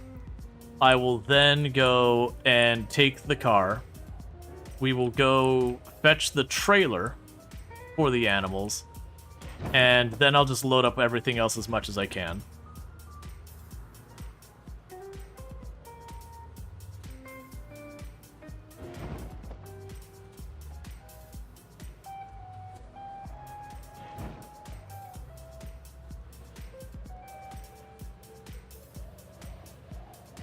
It's not like the cows eat a large amount of grain in this game. Yeah, no, we're not urgently in tons of need for food. And like I said, you can just take the scythe to the grass and the grass will grow back.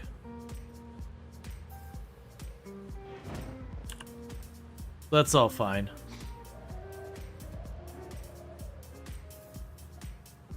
Do you have a car mod? No, I am not doing any mods that change itemization or vehicles in any way. Literally all the mods I have in the game are UI only.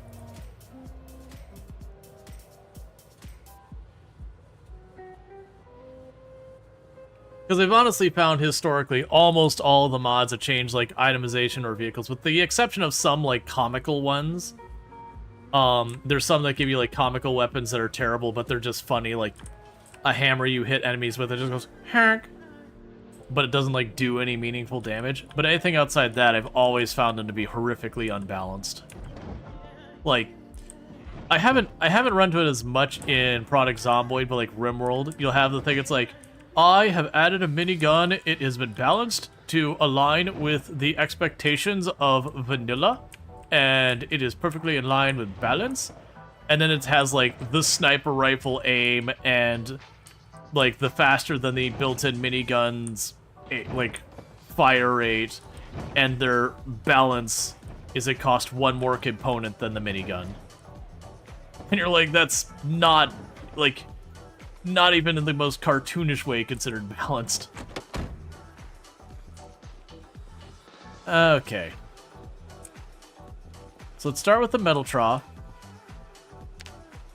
I'm gonna grab one of you. One of you. Oh wait. That's the small metal trough? Wait.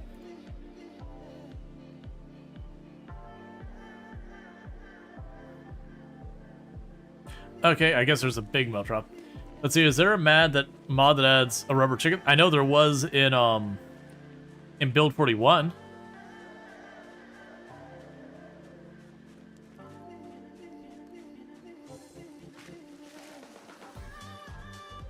Yeah, no, it's fine. It's still like 130 or something food.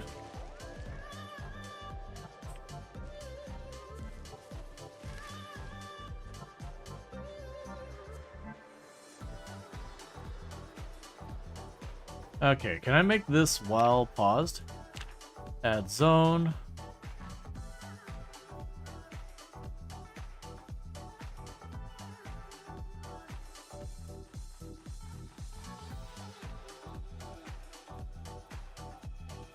There we go.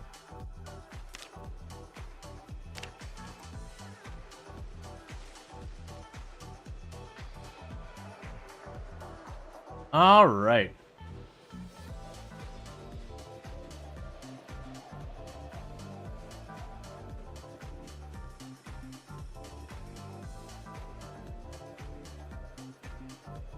So now I was trying to put you, but I'm okay with that. For right now, I'm just going to toss you in there so we're not overburdened.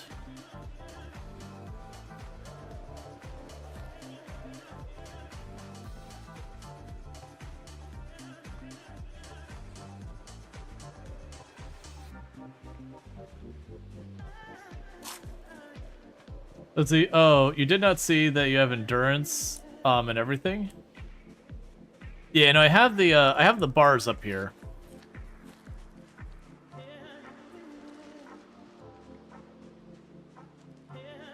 Yeah, so we're just gonna spend this time running back and forth, dragging those troughs up there. So that should be good, because that should get us set up pretty well for this in-game day. Or sorry.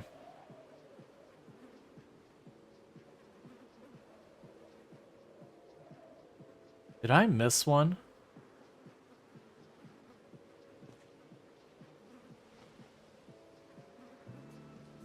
I feel like did I miss a section of one of the metal ones? It feels like I did.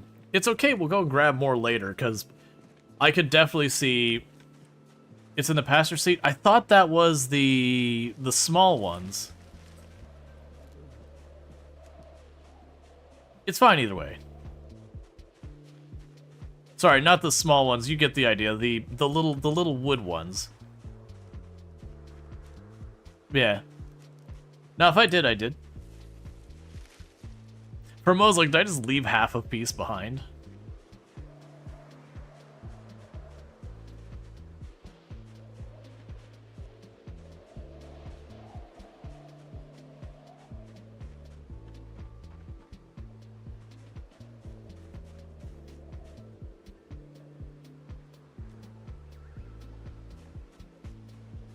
And I will grab the food and chuck that in there.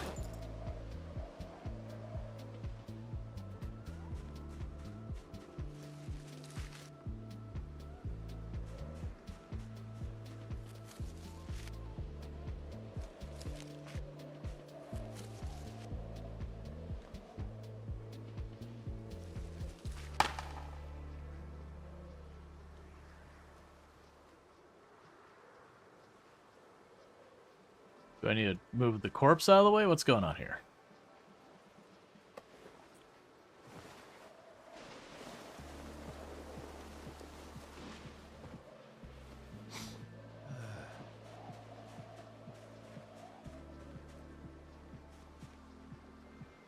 Okay, so there's the small metal one there. There's the art piece there.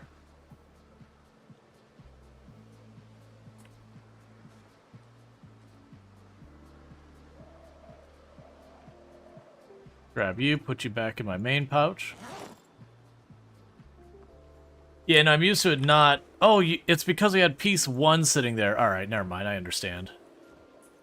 I was gonna say, normally if you don't have the whole thing, you'd be like, you can't do this. Yeah, no, moving the corpses is absolutely rough on your energy.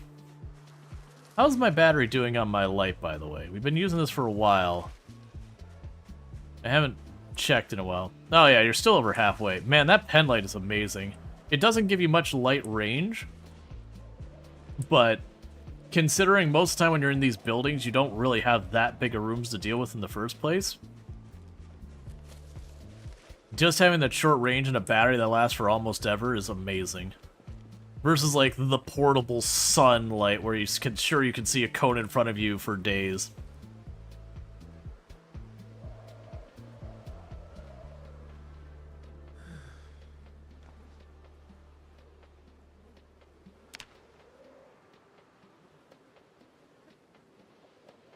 Grab the hay. Alright. Yeah, no, it looks like they opened it up so almost every single short blade in the game gets an execution animation now. Like, they did away with a lot of the restrictions about whether or not certain ones could or couldn't.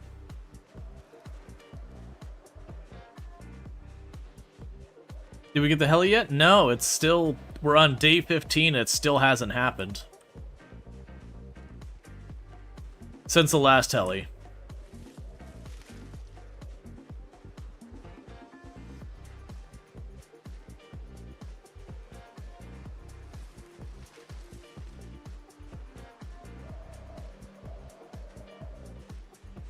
We're basically getting this place ready. So that when we go and have it, we can start bringing our animals back. Alright, we'll move the water ones up here.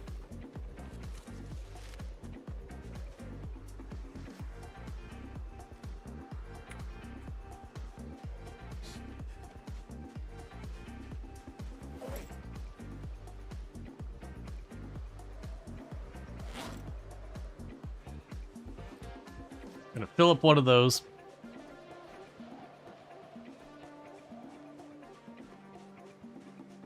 Pretty soon I might not need to sit just because we're exerting ourselves so badly. Do you think the helicopter will bring many zombies? Well, I'm not taking it here. We're going to be taking it up where we've been taking it. And it's been a bit of a mixed bag. The last couple haven't been that many numbers. It's just the field I had been doing it in is no longer... Like, it's got too many trees to do it safely in, so we've been just kind of following the road. I don't expect many zombies. Eventually we'll start having zombies coming in from places like March Ridge. That'll start to be a problem, but I think we're a long ways away from that, so I'm not super worried about it.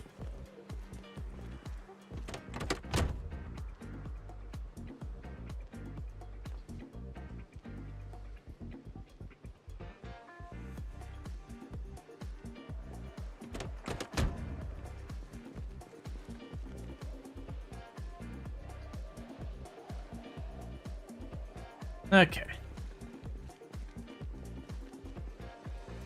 But it's also a thing to keep in mind, the zombies that do get drug over from places like that will most likely be fairly dispersed. It won't be like the population of March Ridge getting dragged over as one large group. So I will expect eventually down here we still will have like, you know, a couple hundred zombies here and there even when we do that. I also plan as we go to go on the offensive from time to time, like push new locations. So like we pushed this area, choose a new target and do that. But I feel like we should start working on getting a bunch of our crafting skills up and ready to be able to make better weapons than what I've been doing before we do that. Alright, so get these animal troughs down.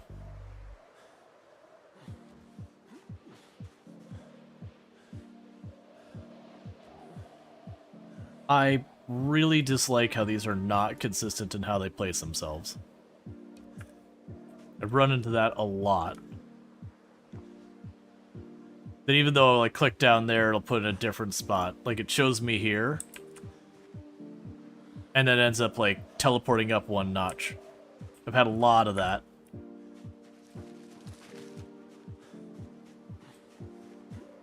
We are planning on doing the military base as our next target. I expect that to be a long-term target that we work on, by the way. That won't be one of those ones that we just roll over there and knock it out. We'll probably roll over there, we'll put some time in.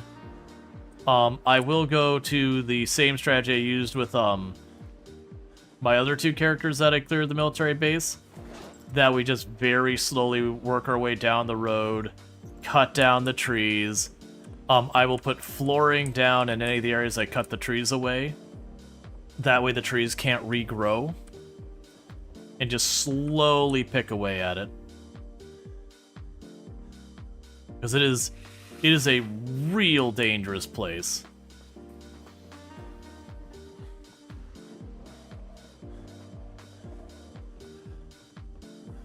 Alright, so what I'm thinking is, if the helicopter isn't destined to come by tomorrow, what I will probably do is I will probably grab the truck and go for the animal trailer and start bringing the zombie, or sorry, not bringing the zombies, bringing the animals, like however many I can fit, like one, two. I don't know how much I could fit in it, but one or two at a time. Bring them down here. Wait, no, I need to wait for a terrain. Hold that thought. I need to wait till we have a rain day to fill up those troughs before we commit to anything like that.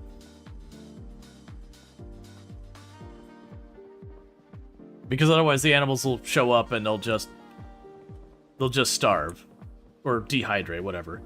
Here's a question. Let me grab one of these buckets for a test real fast. If I just grab a bucket, load up some water, and dump it into one of those things, will that work? It'll be inefficient because the animals drink a lot of water.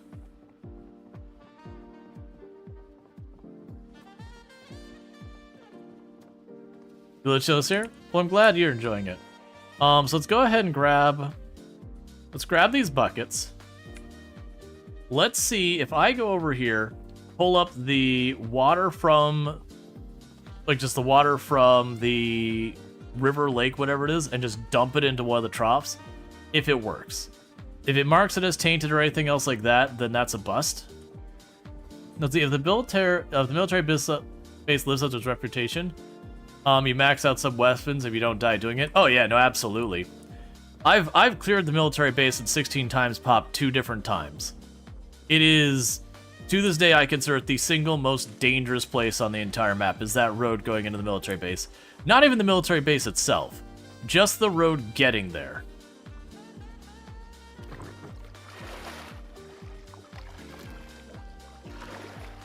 Alright, so can I...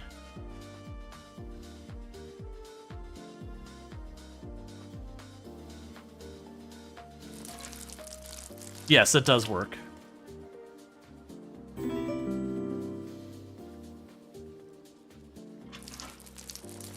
It's way safer in Build 42 with how they change distribution. Good to know. And thank you for the follow. Welcome to the stream. So I'm guessing with the distribution being different, instead of... So, historically, in Build 41, when you went to the secret military base, which is over here, so low-key, this cell here is one of the highest population cells on the entire map. It's not the highest. I want to say the highest was... oh, it's up here. I believe the highest was that cell. And then the next highest ones were like these cells right here in Build 41.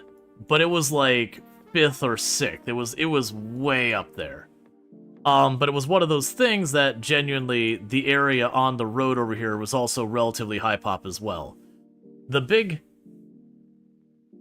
Yeah, the zombies don't spawn around here. Yeah, the big question is going to be getting down here with my pops and how dense this is going to be.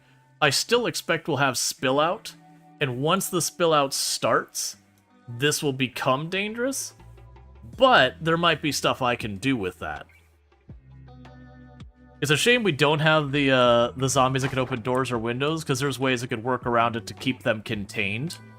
That basically, I would close the door as I backed out, and then, you know, as long as I kept away from the door far enough, they wouldn't open the door. And so you can kind of like keep them latched in, clean it up, then, you know, just close the door or whatever. Still, that'll be interesting. At least that way I would reliably get the actual military ones.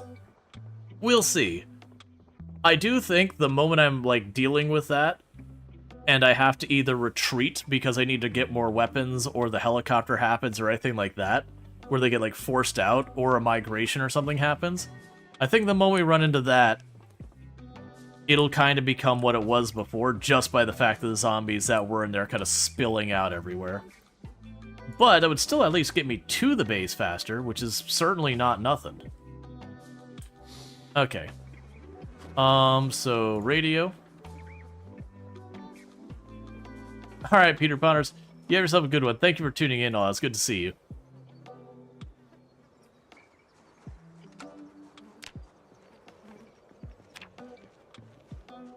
Alright, did a quick... Oh, let's go check, see if we can't figure out which one of these cars I had a key for. Because we did find a key down there for one of this style of car, so it's one of those three.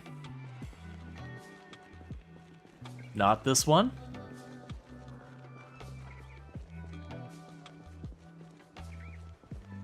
Or I have a key to a random car that I will never know where is.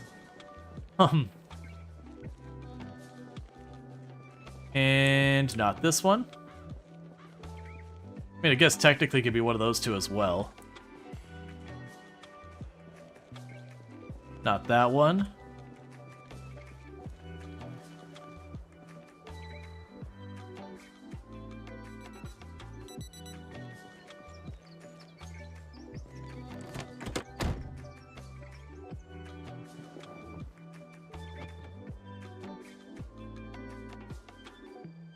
It was this one.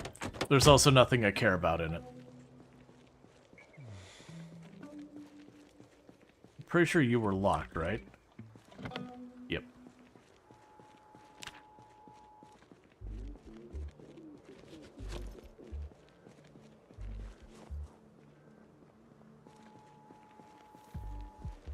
Alright.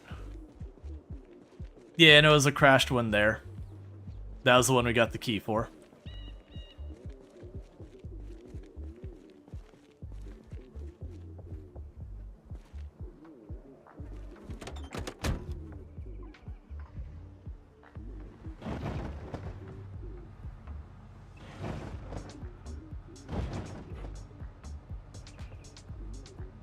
All right, finally.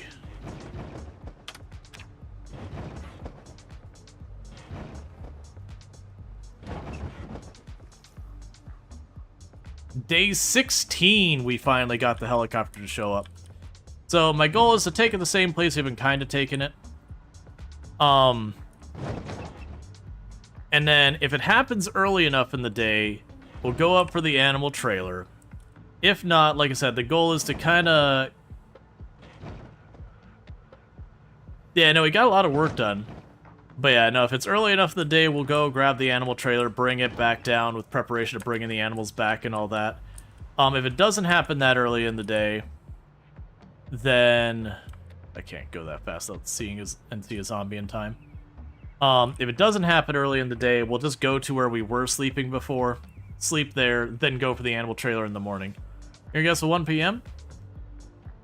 Yeah, mid-afternoon's pretty normal.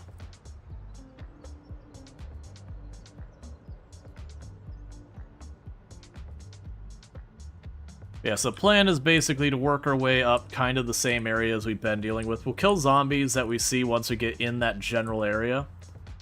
I'm going to avoid trying to fight them way back here, so that way I don't get caught up fighting the zombies here and have the helicopter land right, like, deal with it right here. I really want to deal with the helicopter, not on this road that goes to this stuff up there, but the road that goes up between, like, where we were staying before and the field we were taking the helicopter at. Decent number of zombies down there.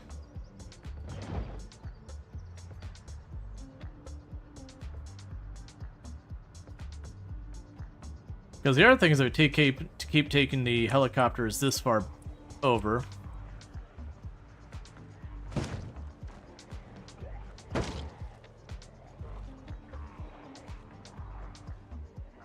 Alright, we need to clean up here again.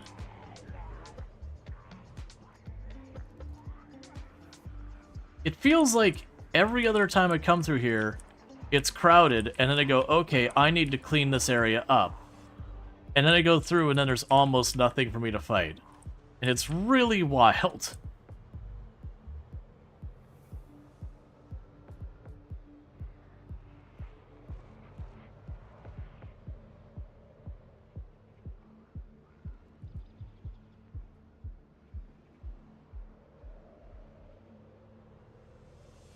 Yes, this is the road we're looking at doing this on. Yeah, so we got a bunch of groups here and there. It is exactly like last time. The last time, because the house we're talking about going is right over there. And so last time I was like, okay, let's go back and fight our way over.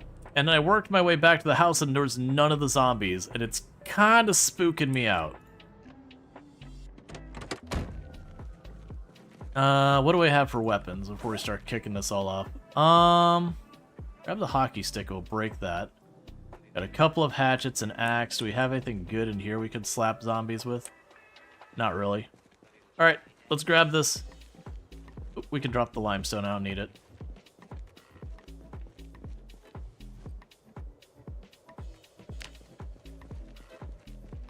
Hopefully that road heading to Rosewood is clear of zombies. Yeah, that'll be a question. If we do start going up that way and just start getting like lots of zombies, that'll mean it'll be one of those things that we'll do the whole needing to clear that direction as things go on.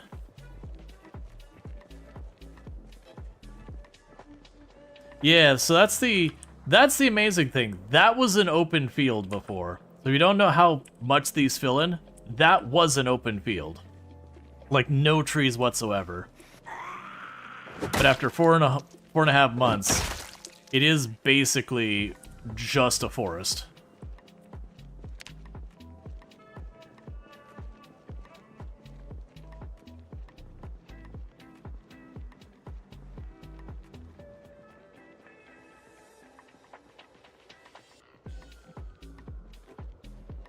Yeah, so I'm just walking along. That truck should have pulled the zombies into the road like we're seeing here.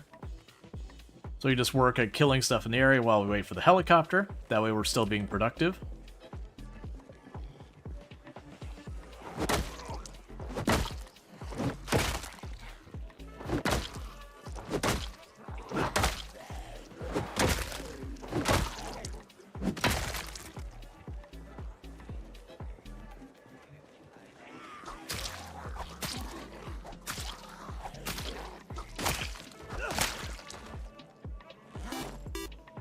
Thank you, Ruingle, for subscribing for 25 months. And thank you, Hello, Rongor. Rual. Loving the stream. Well, thank you. Hello, Rongor, and thank you so much for the tier 2 sub. I really do appreciate that. Been subbed to the channel for 25 months, which is a heck of a long time. I do hope you've been enjoying your advertisement free viewing as well as access to the emotes. So thank you so much for that.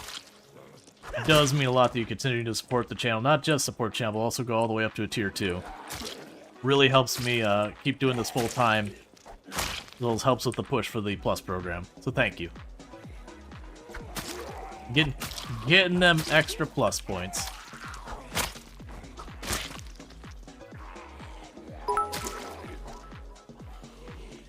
Good morning. And thank you, Randall Thor, for the 200 biddies. I do appreciate that. And good morning to you as well. Alright, so you're getting to be blunt, so let's go back to our vehicle for a moment, sharpen our knife.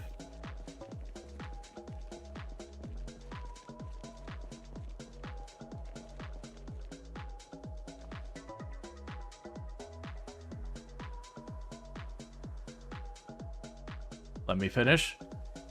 Okay, we're fine.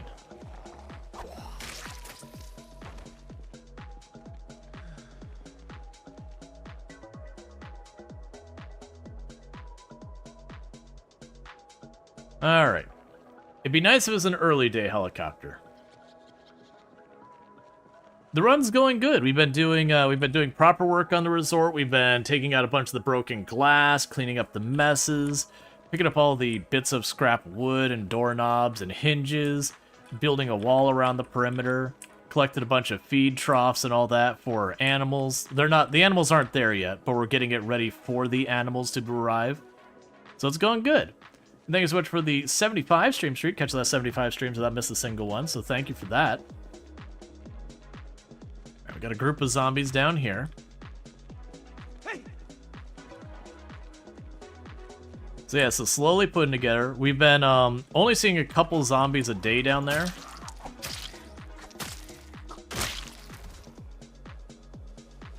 Which isn't super surprising. We weren't exactly quiet in our clearing of the place. Now you've got a Hawk on their 20 stream streak. Catch the last 20 streams without missing one, but thanks so much for that. Hey Cerise, how's it going?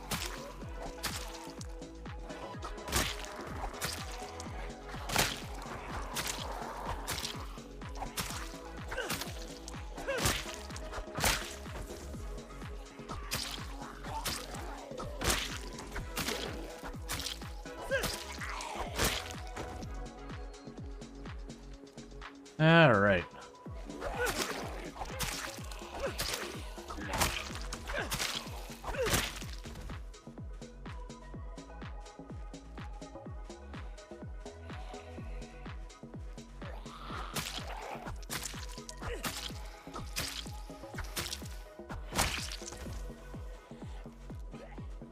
Interesting that that's getting dull so fast.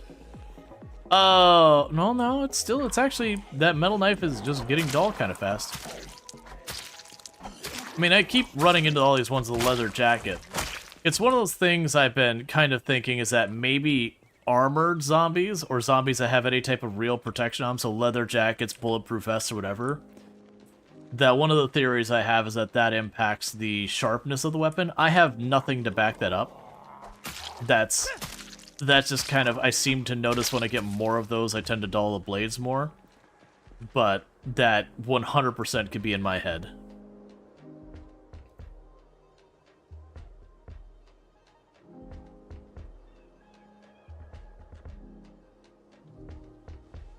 All right. Zombie fireman laughs at your sharp implements. Today's you forgot your own head day. I don't know what that means.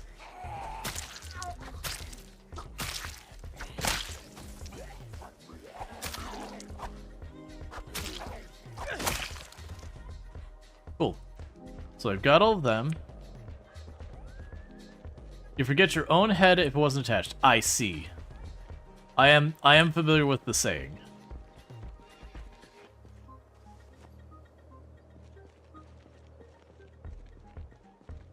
All right.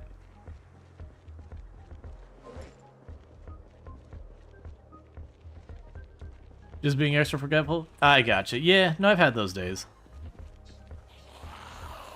I forgot I dropped the lead pipe there. Because I didn't have the carry weight back then. So yeah. No, don't grab that. We'll grab that to stage that for when we're ready. Put that in the body. Just do a little bit of cleanup.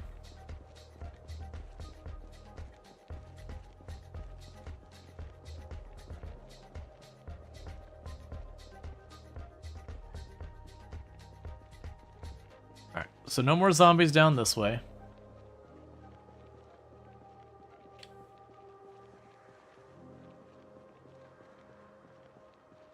Say, look at your watch, forget the time as soon as you look away. Walk into a room, forget why you went there, remember as soon as you walk out. Aw, man. That's, for those who don't deal with ADHD, those are the things that kind of get real.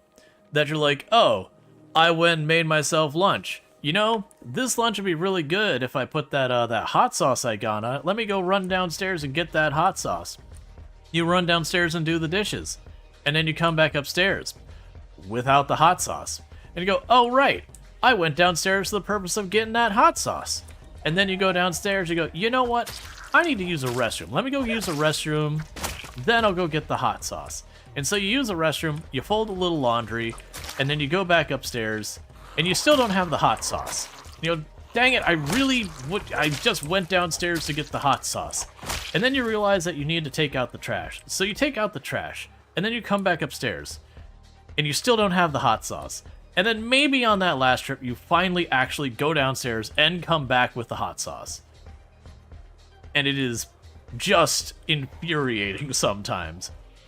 Because it's always right when you get back to the thing that was like the triggering event that was like, this is why I'm going over there. You're like, oh crap, that's why I did that in the full thing. Willingly fold the laundry. Look, man, I'm exaggerating a little. No one wants to fold laundry.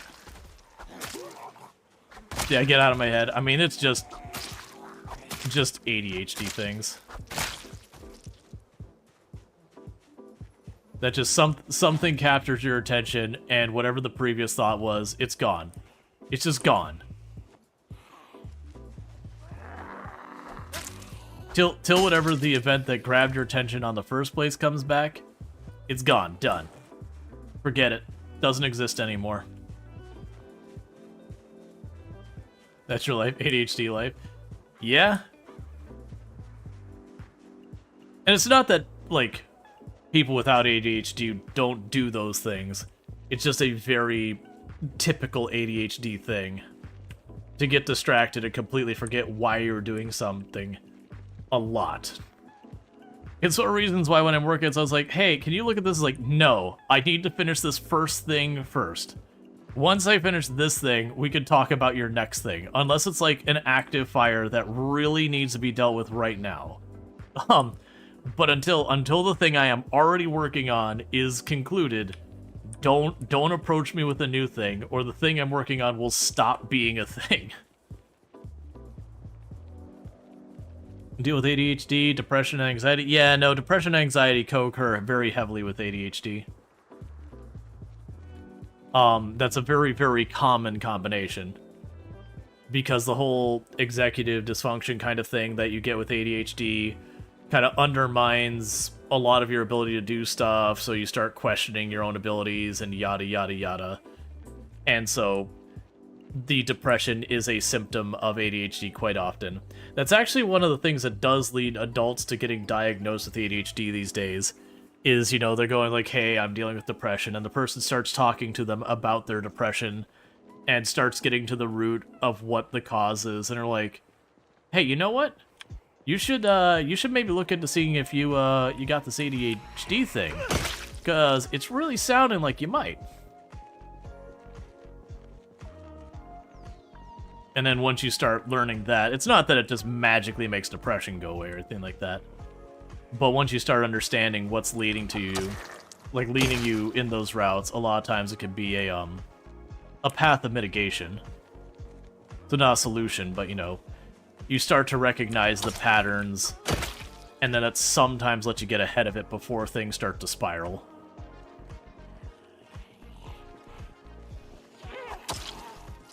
Not always. But sure a heck of a lot easier to try and cope and work with things when you understand what you're coping and working with.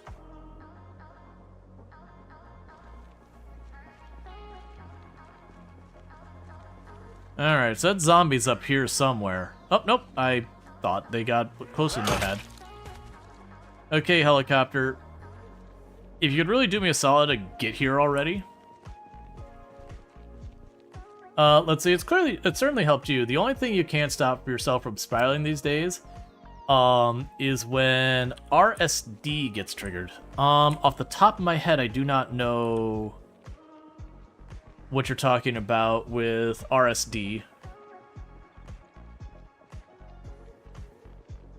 Rejection sensitive dysphoria. Ah. Gotcha.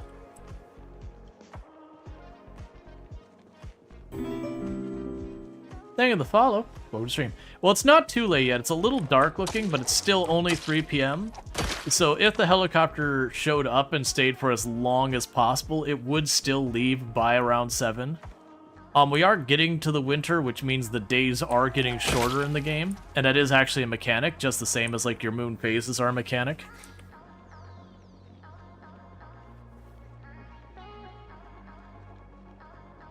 So like, you'll sometimes have like the full moon where you can see like really well, but then you'll get to like, was it new moon, which is, I'm trying to remember that. So I remember full moon is like when the moon is at its fullest, and I want to say, oh man, I know new moon was early on before you have like, you can see a lot of it. And they, you know, crescent moon is only like a fragment on it. Yeah, new moon is empty. I thought so. My brain was trying to say, yeah. So basically, full moon, you have your brightest days, and then new moon is, it's like when you have the days are like a really bad storm and it's cloudy. You'll have like the same kind of lighting as that for a new moon, and what's really bad is when those stack. That's when you have those nights you're like, I could see nothing. Like a heavy storm day on a new moon, that is one of those ones like, you know what I'm doing? Staying inside. Like during the day on those stormy days, sometimes like it'll be 3 p.m. it'll be dark. Yeah, there's a zombie up there and there's a zombie down here. I'm trying to hope, and I know there's another one somewhere up here. I'm trying to draw them out of the tree line. This will probably be fine. We can go in, and then this has a nice big open area here. Basically just cleaning up zombies while we wait for the helicopter.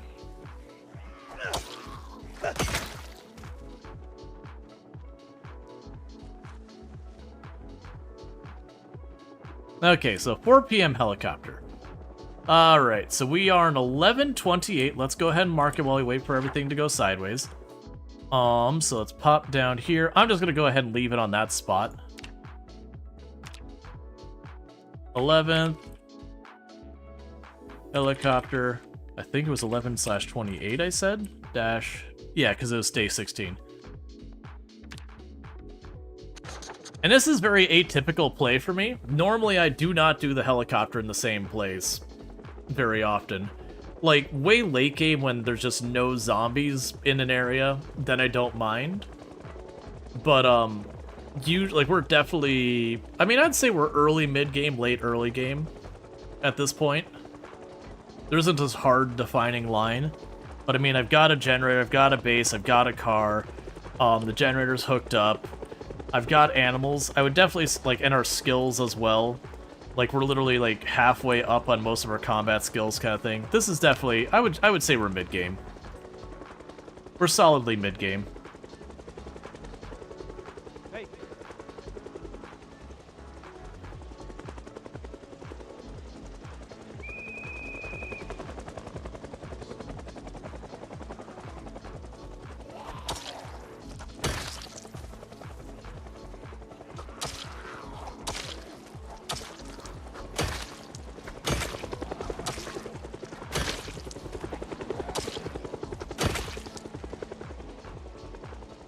Alright, so we're gonna walk right back up to the car. We're gonna rest for a minute. And we don't have more zombies causing trouble. How many passes you think? Oh, there's no way of telling. 2 and 3 passes is the most common. We're still on pass 1 right now. Pass 1 should wrap up pretty soon.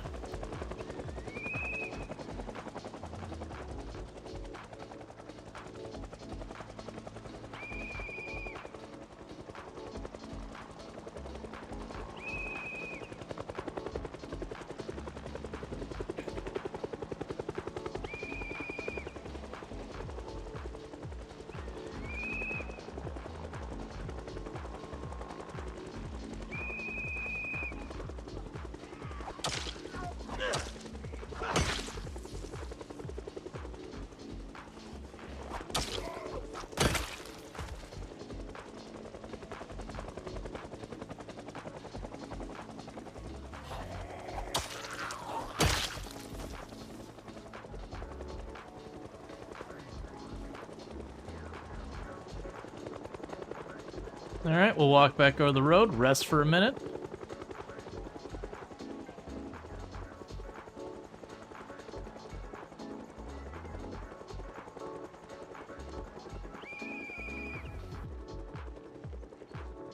Hey, Mr. Mayhem on your 5-stream streak. Thanks so much for the last 5 streams. Not miss a single one. Also, was muscle fatigue nerfed? Muscle fatigue was nerfed in build 42.1. Build 42.2, I don't believe, like, the mechanic itself wasn't nerfed at that point, but there were some weapons that were particularly bad for muscle fatigue that, those individual weapons got adjusted. Yeah, muscle fatigue is still a thing. Game-wise, what is the function of the helicopter? To draw zombies to you. Is ultimately what the answer is there. Alright, so I don't need 3 motel keys. I'll keep 1.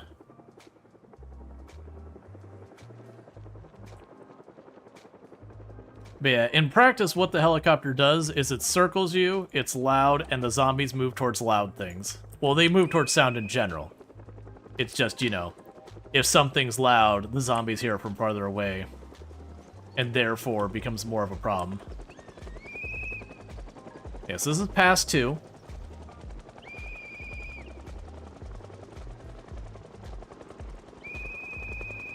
At least I think it's pass 2.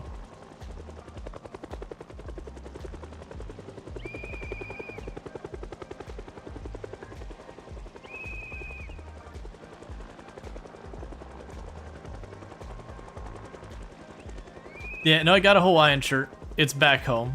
At least I think it's back home. Oh no, I think it's actually in the cupboard at the gas station. The only reason I'm not wearing it is it's like just a hair above freezing right now. So it is one of those things that like I can't actually get away with wearing it where you can see it right now. Once we get to the other side of winter, we'll be changing. I might still change our outfit for the winter from being the police officer's outfit to something else, but it is still going to be fairly bundled.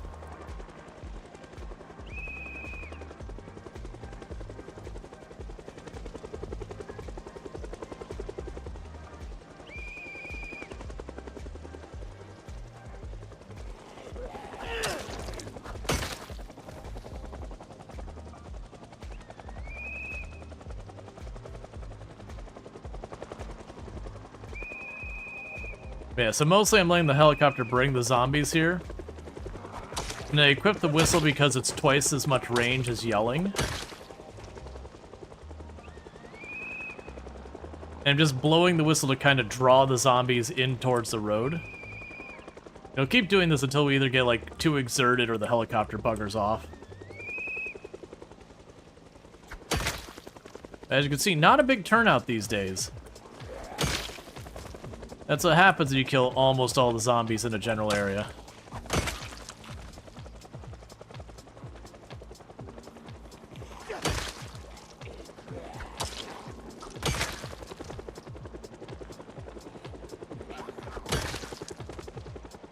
Alright, let's pop back the road, rest for a minute, and then we'll get back to the whistle.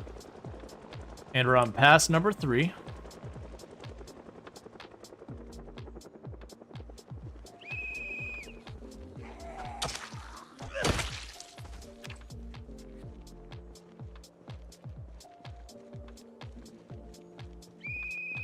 Did Venus ever have quiet helicopters? Yeah, no, we got to the point where I could just be at the military checkpoint, minding my own business and not worrying about it. It took a long time to get there, though. But it was basically after the hearing bug got sorted out, where the zombies could hear way farther than they were supposed to be able to. Because we had basically pulled zombies from so far away, anywhere near that main base where it cleared, we didn't have almost, like, we literally had helicopters that nobody showed up for. Not even one zombie. The thing was, once it got the character pretty stacked, though, we weren't mostly just chilling with the helicopter.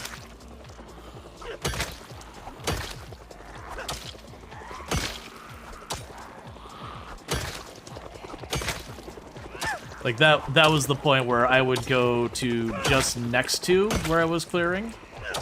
Or sorry, I go, like, right up to the edge of where we have been clearing. As a means of drawing the zombies in. From the area we hadn't cleared yet. Because we could kind of just throw down with, like, literally whatever the game threw at us. Because she was killing, like, 5, 6, 7, 800 zombies a day when we were on a fighting day. So even if the helicopter rolled in 500, 600 zombies, that was fine.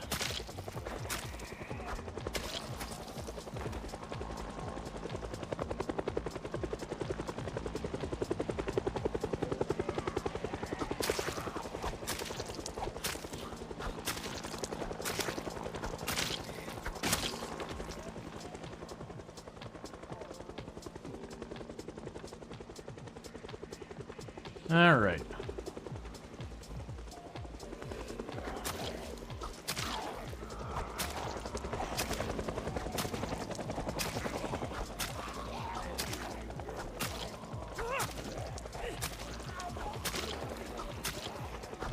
Yeah, so it's a full-on four-passer.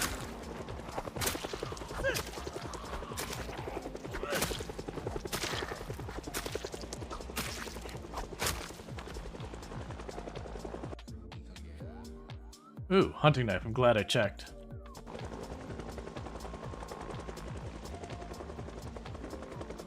Sit down for a minute.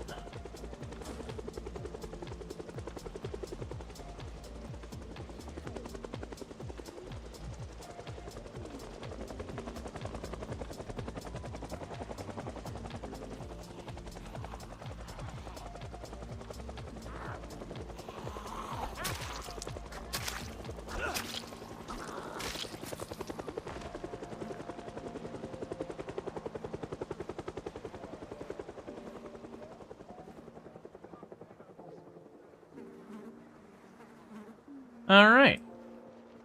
I'm not going to drive the car back over. We're just going to walk over to the house right here.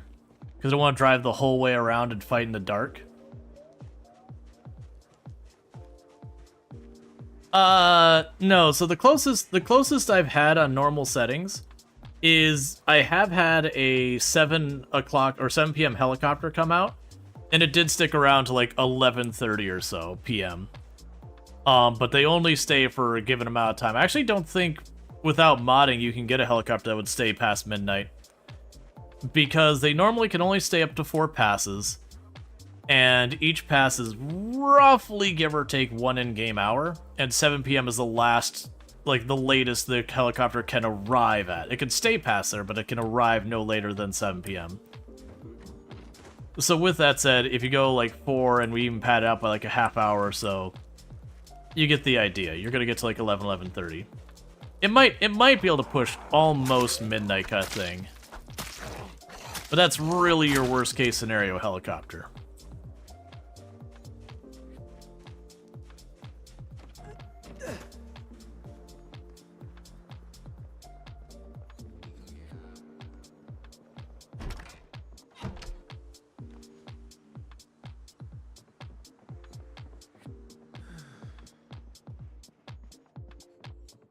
That said, I am willing to bet that our mods are like, what if that just didn't matter?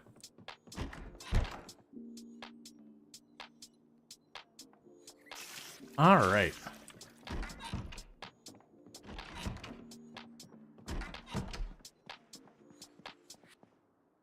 So the helicopter went absolutely smoothly.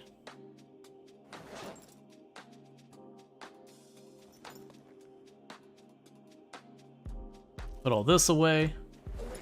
Let's see here. We ran out of stuff I should eat. Alright, so let's go ahead and get ourselves to sleep. And then I will need to take a 2-second break to use the restroom because I really do need to use the restroom. So we still had about 100 kills today. All things considered, that was a bunch of them fighting our way out here and all that. And a bunch of that was before the helicopter. So the helicopter's been pretty tame here. I do expect to have the occasional one that's a surprise where we get 200-300 zombies just around the time that, like, we drag zombies in from farther away. We'll eventually be leaving the area entirely. But yeah, I could see being, like, babysitting the base here, we don't get many kills, which is a good thing for the purposes of having our place defended. So with that said, I need to use the restroom real bad right now, so I'm gonna go ahead and do that, and I'll be back in just a couple minutes. And thank you again for tuning in. I'll go ahead and run the ad break while I'm away. That way it doesn't interrupt gameplay since I'm taking a minute away anyways. All right, be back in a few. Thank you again for tuning in.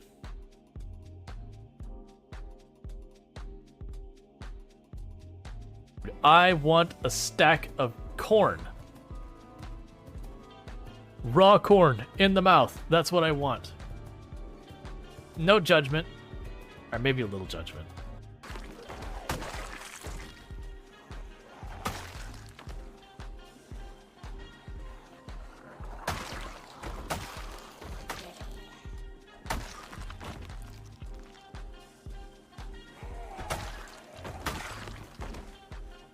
Could you not bang in that door? I would like you to keep... I want the door. Stop hitting the door. I want the door. Thank you.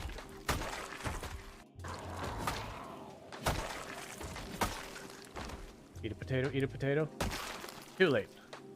And it is done.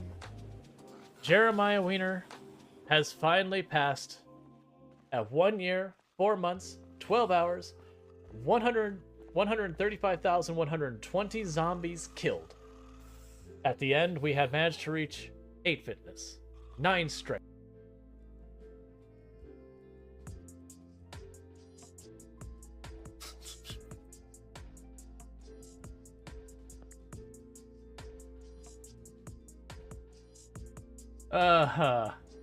That is a fun sticker placement.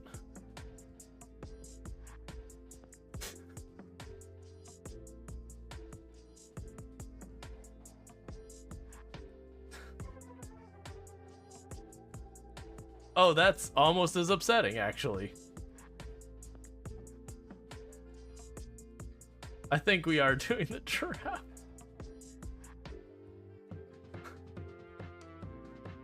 Like...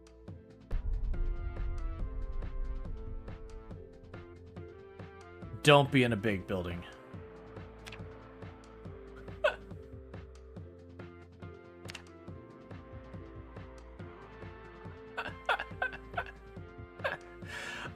We're in the middle of Louisville. Right, literally the exact middle of Louisville. This is a dead character. Oh, good. I haven't moved yet, and the jig is already up.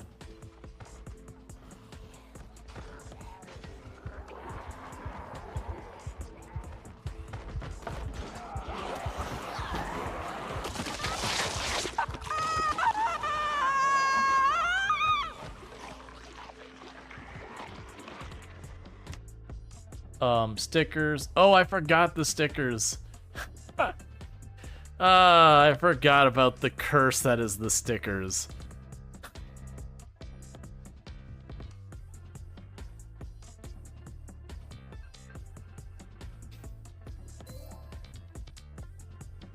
Wait, I can attach the stick. Oh. Alright, I guess we're just gonna hit a zombie.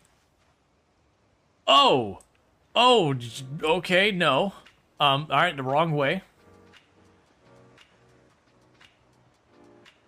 Yep. Mm-hmm. Yep. Mm-hmm. Nope, that's not the way we're going. Individual groups or whatever like that. Oh, you legitimately scared the crap out of me. Right, and I am back. To kind of elaborate on the lore, because we had the lore comment come up. It has been a deliberate decision by the Project Zomboid devs. I don't think it'll ever change either. To leave what the actual cause of the Nox virus as an open-ended question. That they give a lot of potential possibilities, but they have deliberately kind of not answered that, nor do I expect them ever to answer that. I believe that is an intentional design decision too. That they do want us to kind of fill in the blank however we so choose. So that, like, you know, there's a thing where there's stuff that alludes that it might be Spiffo the Spiffo company doing a bunch of shady stuff. There's stuff that like it might be the government doing shady stuff. But they have deliberately never given us anything that's like this is the tangible whatever. And I don't think that'll ever change.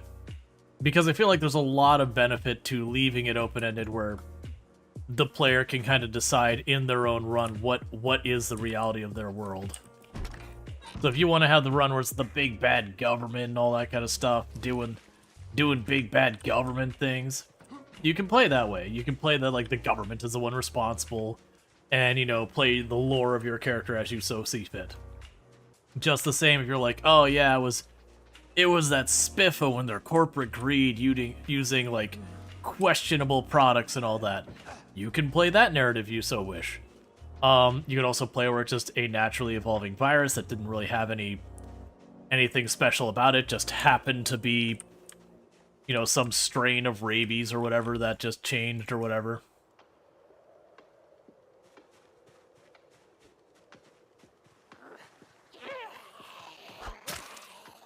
I was trying to remember, I believe the one alluding to Spiffo is they wanted to say that they had like an untested experimental sauce or something that got delivered or something. I can't remember. There's like some weird stuff. Oh, you wonder what the real reason? They already have very heavily alluding to why. If you look at the timing for the helicopter from the first moment it's allowed to arrive, that comes very shortly after a radio broadcast where someone has there's a reporter outside the exclusion zone who has lost contact to someone inside the exclusion zone. And they've been trying to like get a hold of them. And so the implication is that reporter's been reporting on what's been happening here as best they can through a contact inside of here. And then when they lose that contact, the assumption is they would go in, but it is just the timing of it can only show up after that has occurred. And then just like the behavior and all that, there's some pretty strong implications that the helicopter is some type of news chopper. Nothing verified, but they do a deliberate thing of not verifying any of the things. Like, why does the power fail? They never really go in and dig in on any real level, just like, there's grid fluctuations. Isn't that confirmed, that it was a report news trailer, in the news trailer at the checkpoint? If it's confirmed, that's news to me. It could be. It used to be just, that was what a lot of us believed, based on the breadcrumbs we've been fed. Thank you for the follow. Welcome to the stream. But it's possible it's been verified since then. Oh, hey. They have a hammer. Oop.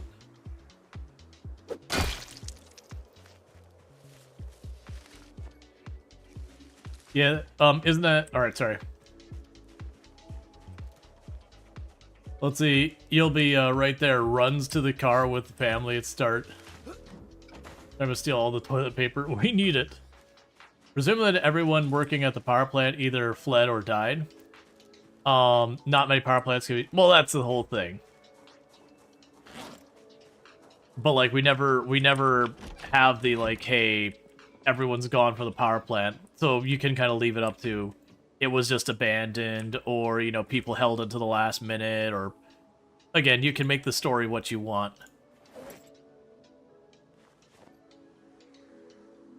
You can choose how you want to approach it, all that kind of thing.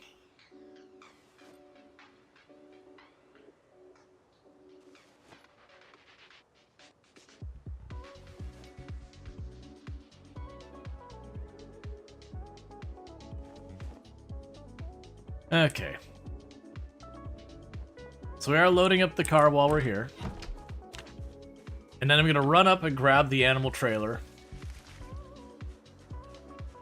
Your power and water lasted a month? You think they did fine? Oh yeah, well that's the maximum by default. By default it can be from day 0 where you literally start with one of them turned off, or both, all the way up to 30 days. In practice, usually you'll lose like one of them around like the end of the first week, as kind of like on the averages, and then the other one you'll usually lose it between like 14 and 20 days. It's not that it's weighted or anything, it's just kind of RNG. And I've definitely had ones where I've gotten to like day 28 and still had access to some stuff. And I've definitely also had runs where it's like, you start it, you walk over the first sink and the water's already off. You're like, oh, I see, I understand. Gotta be one of those games.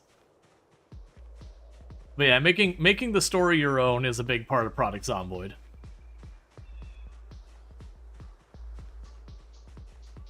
Because you don't know how it's good, but the water should never last more than 3 days after the power goes out. I know this runner water lasted quite a bit after the power went out, which is very unusual. It's most of the times that I play Project Zomboid, the water goes out way before the water goes out way before the power. It's not locked in where it has to go in that order, but it's just kind of the way things work.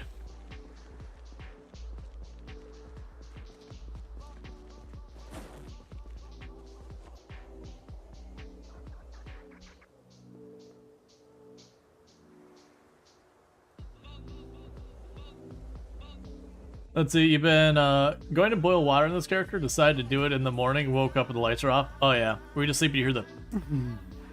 Oh, well, never mind that plan. That's not on the table anymore. Alright, we don't need to worry about that.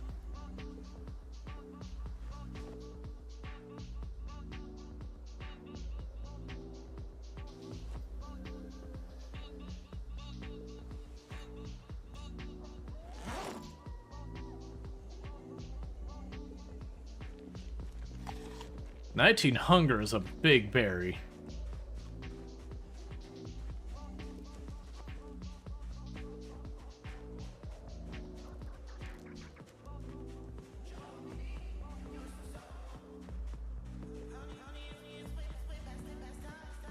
Let's see, every warning you've heard about power outages say you should stockpile water because running water will shut off after 3 days. In game or in real life. Because if in real life it doesn't matter. It's not relevant to the game. Like, that's literally anything that has to do with real life versus the game, just immediately just chuck it in the bin. Has no relevance here.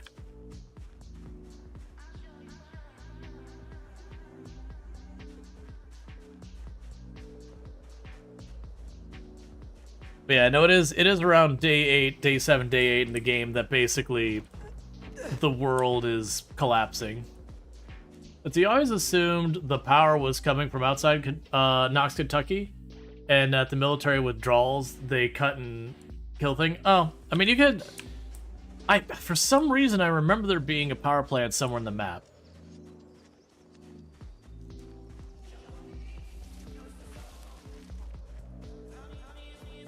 Yeah, the example of a stack of logs having a log in it, singular.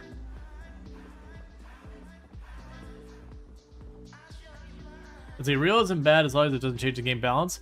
Well, I get that. But the point being more, if you are trying to base this, like, your expectations in Project Zomboid based on realism, the point is it's a video game. It doesn't, like, what happens in real life doesn't hold relevance to what the game is actually coded to do.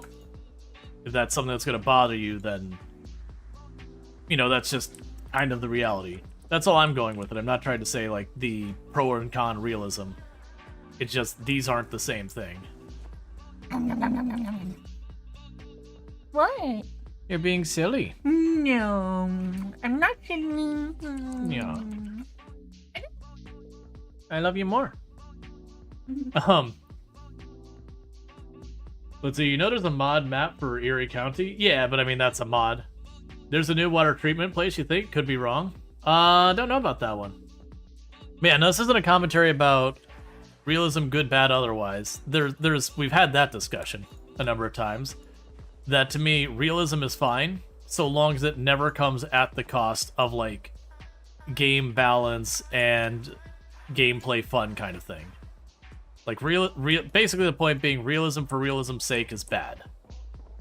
But realism in support of other things is good.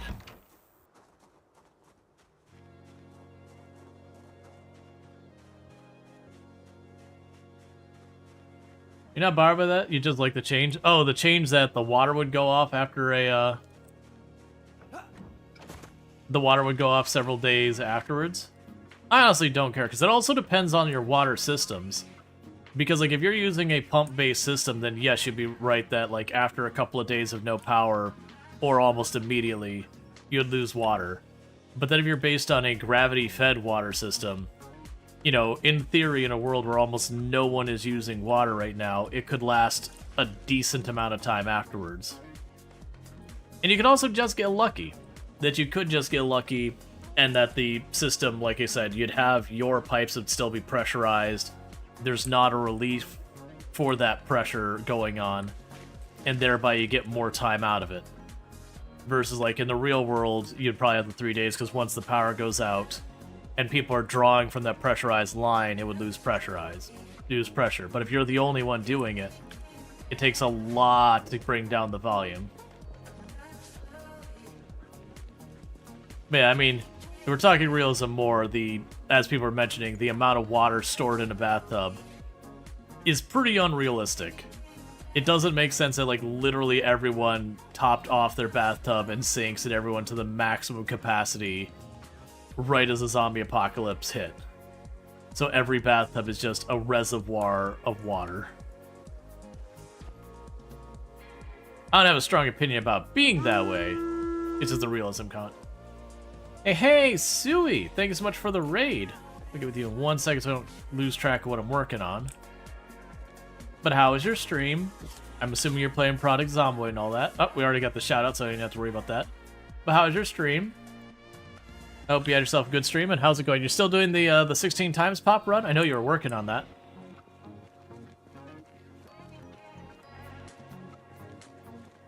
Yeah, not just it. It just so happens Knox County has, like, the greatest disaster preparedness and keeps the water online. I don't disagree that most likely, shortly after things go south, you'd start having failures. You're stuck at 64 weight and lowering, not near water, 16 times pop, not sure what to do, to be honest. I mean, if you have the ability to make a fishing pole, you can ditch wherever you're working on now and go seek out water just to survive. Otherwise, you're gonna have to seek out cows. Otherwise, you can start singing in Arms of the Angel and wander out into the field and let it take you. I don't know. It's just one of those things that right now kind of it's fishing or cows that are really how you keep your weight up in any practical means. Oh, I scratched my head on a bush. Lovely.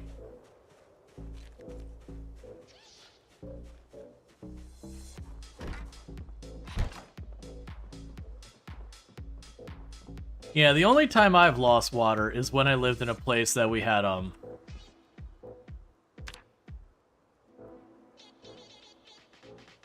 where we had, well water. So we had our own pump. Okay, ditch for lake. Let leaf scout nearby area for cows. Yeah, the thing though is you gotta either have a fishing pole or the knowledge on how to make a fishing pole. If you don't have that, the lake isn't gonna help you. That's kind of the thing, is early game, 16 times pop now, it feels like you've just gotta go out of your way to be like, alright, where can I get these things? Not right about the bullets right now.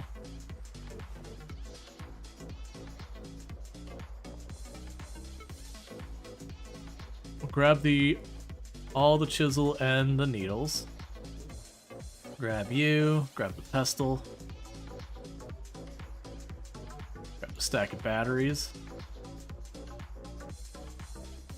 Grab the knives. Oh, we should grab that sack.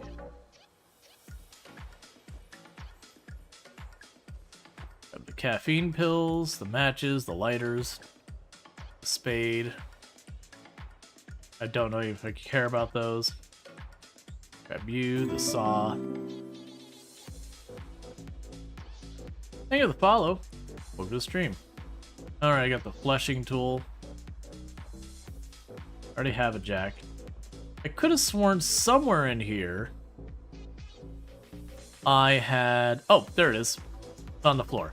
I was say I had a bag or sand or two for making what I need to make an anvil or whatever. The forge.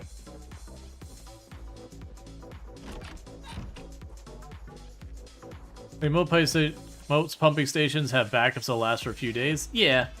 Well, that's what I said. Expect them to drop in the next 3 days or whatever.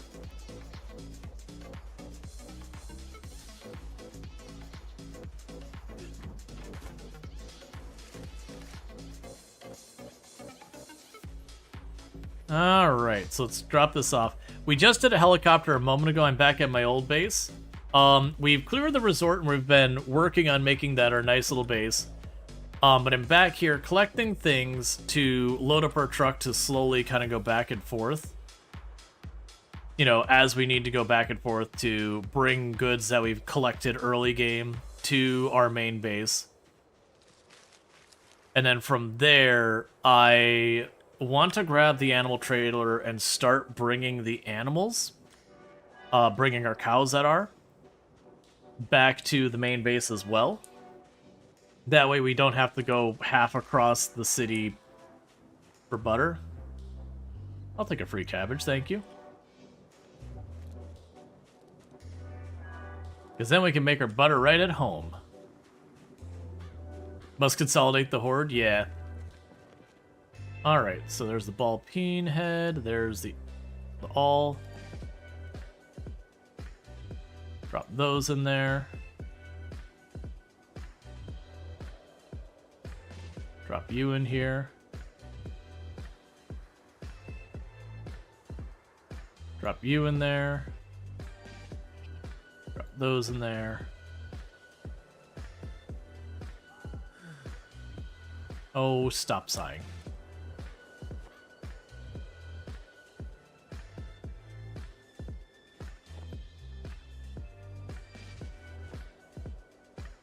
Okay, and the 2 sandbags, how heavy are those? 2 each? Alright, we'll call that full, because I can't even carry 1 more inventory's worth. We will want to grab a secondary weapon. We'll grab a kitchen knife. Alright. Let's see, you assume it's technically impossible to... Yeah, you're not going to gain weight on foraging. You can technically do it on farming in build 41, but build 42... I'm expecting farming to just be disappointing. Alright, let's get that out of the way since we are going north. Alright, so our destination now is the animal trailer. It's way north of where we were in here.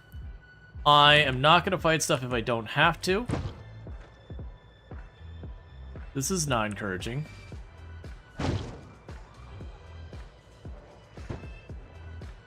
There was nothing here yesterday. What happened?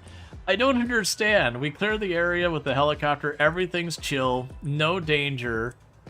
And then we wake up the next day and the whole place is just hot. But that's fine. We'll definitely want to clean that up later. Okay, so up here should be an animal trailer. And my hope is we can grab the animal trailer, and come back down, grab a couple of our cows, or at least a cow. I don't know, I have no concept of what type of capacity they have. Take the cows over to the resort, and drop them off in their pen. I did grab the rope, so if I have to drag the cows from the trailer or to the trailer or anything like that, I got the supplies to do that. Just gotta watch, there's 2 or 3 wrecks on the road that we are going to want to move.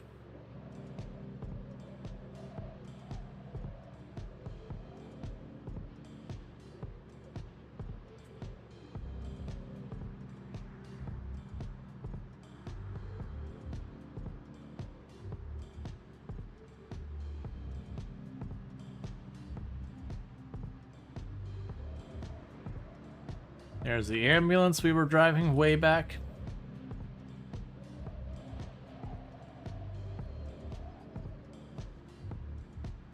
All right.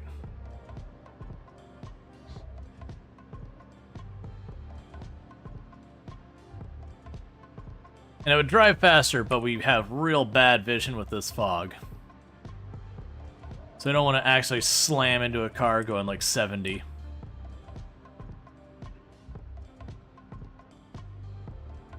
Where are you? There's a wreck up here.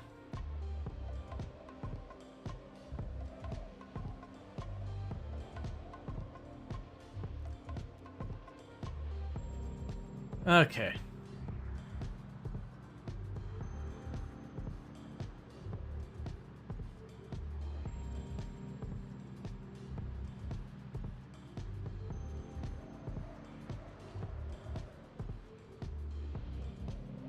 Alright, where's this wreck? It should be around here somewhere. There you are.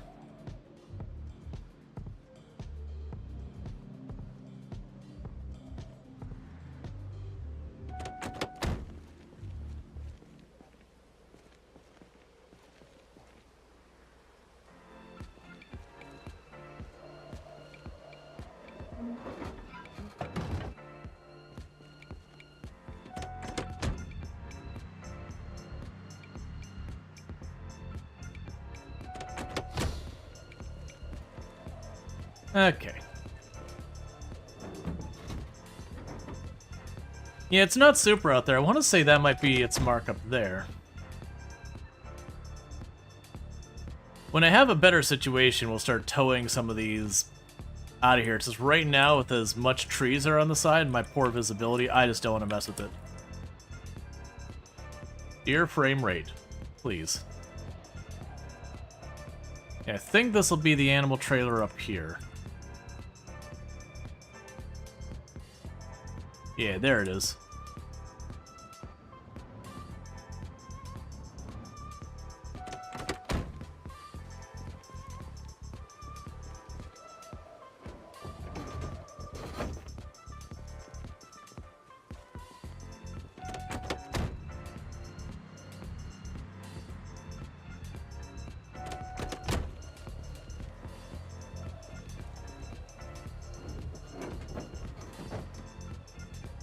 The car should still have a mark relatively where it is.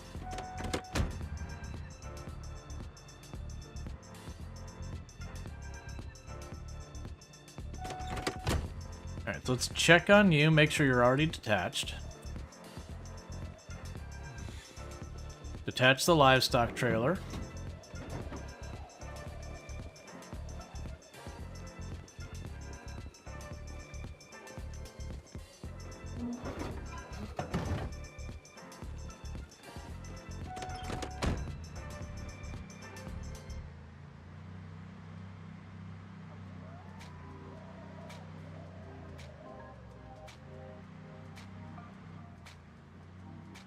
There we go. Because yeah, like I said, down the road, I'll probably tow these someplace, rip them apart as I need parts, that kind of thing. But this is what we came all the way out here for.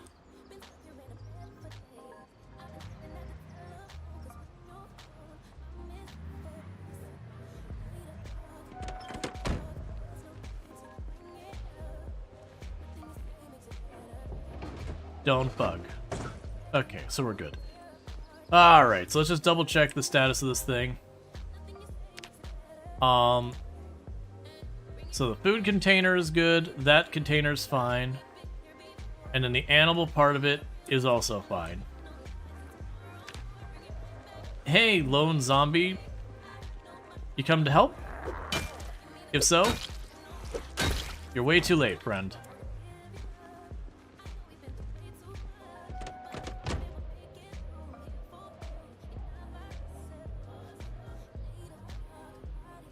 Okay.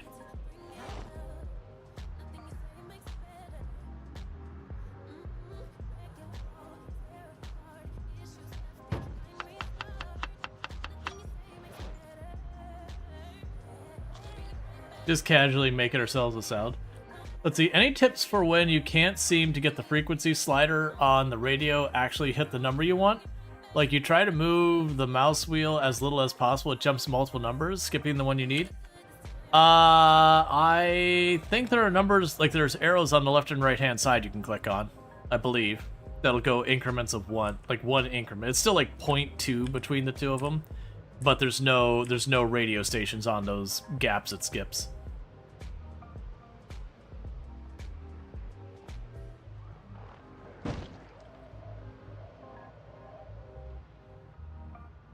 Alright, so let's try to get back down here to where our animals are.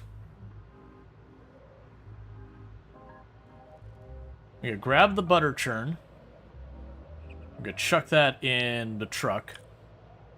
Or just keep in our bag, wherever. And we can carry 500 units of animals. I have no concept of how many units of animals that is. Like, how many animals that is, like, for the bulls. I imagine it's, you know, one bull. Yeah, I was gonna say it's gonna be like one bull or cow, maybe a bull and like a calf,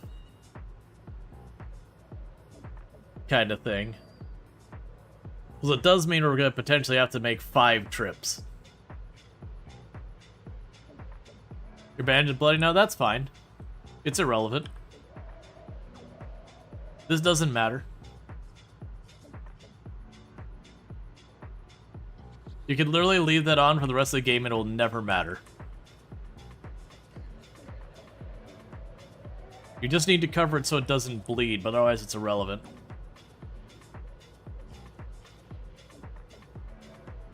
One of the many mechanics in Project Zomboid that, once you understand how it works, realize the survival aspect of the game actually doesn't have a huge amount going on for it. That it's very much a thing in Project Zomboid that the zombies are what the game is about.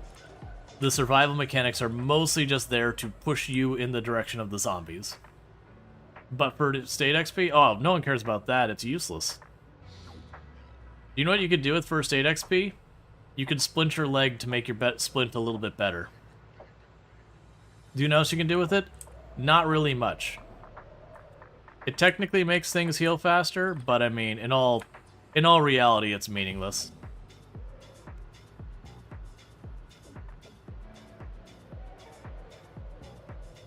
Because especially for you to get enough first aid XP for it to be relevant for anything, you would have to get a lot of injuries. And so don't get me wrong, you can farm it. You can just go stand on glass and treat your wounds again and again and again. But then, you know, you're trying to prevent yourself from limping along so you can get the better splints for when you actually break your leg or something. But then you've got to make yourself severely injured all the time. What is going on here now?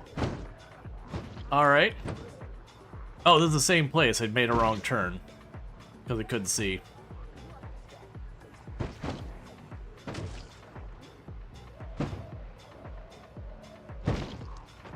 Well, this sucks. Just damaging my car for no reason.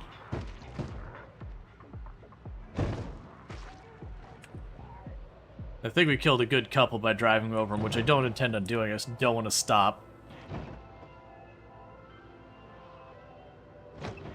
Alright, well, so this sucks because I actually need to turn back there. You know what we're gonna do? We're right by the house here. Let's do some cleanup. Let's get past these zombies, and let's do some cleanup, because this is a problem. Because they're gonna be making multiple trips through this and everything. Let's get to work.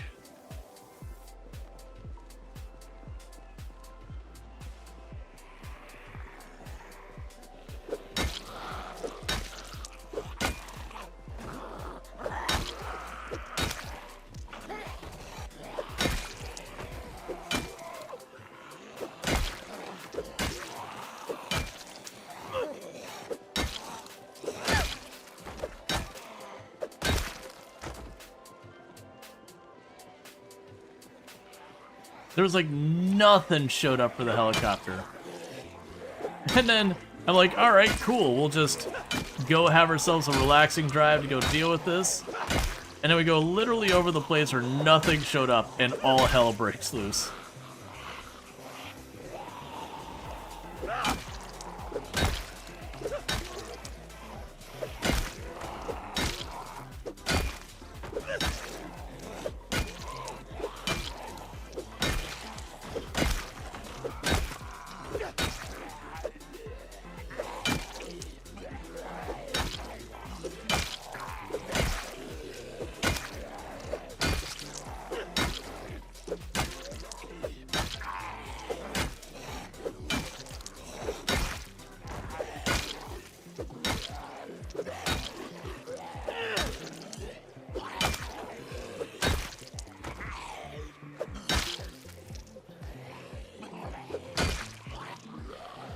I really need you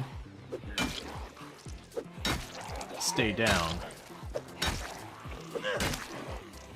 And to stop bringing your friends.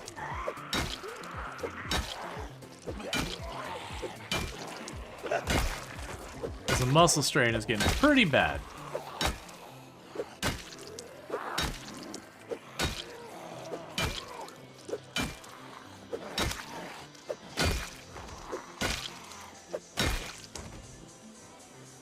Alright. Well, that was one big wave of zombies to deal with. Why's your head bandaged? Bush bit me. Literally walked through a bush and somehow cut my head.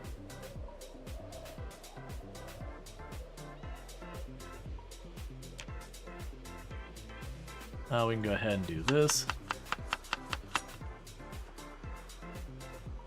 And we have been working on our resort. We've been picking up all the broken glass, you know, cleaning up all the doorknobs and bits of wood and all that kind of stuff that got dumped everywhere. We've been trying to retrieve our cows and helicopter. Is it delayed helicopter response? Yeah, so you will have, like, the zombies will get moved. New resort base? Yep. So if we look at the map. Home sweet home. So yeah, so there's a solid fence that goes the whole way around. So it's actually like this that goes around there. That's chain link that can't be broken, and it's full there. And I'm working on putting a fence on this side to connect. But we are mixing up what we're working on a little bit. We just got this road that, even though we had nothing really show up for the helicopter, I went to drive through the next day and our poor car's gotten beaten up because the whole place got overrun. So we're just cleaning up. Come on, muscle strain. I'd really like you to get out of here. I know I pushed you pretty hard, but it's fine. Because at a minimum, I need to make sure I can get back to the house. Yeah, so clean up this road, and then we're going to go for those cows and all that. And grab one of them and bring it back.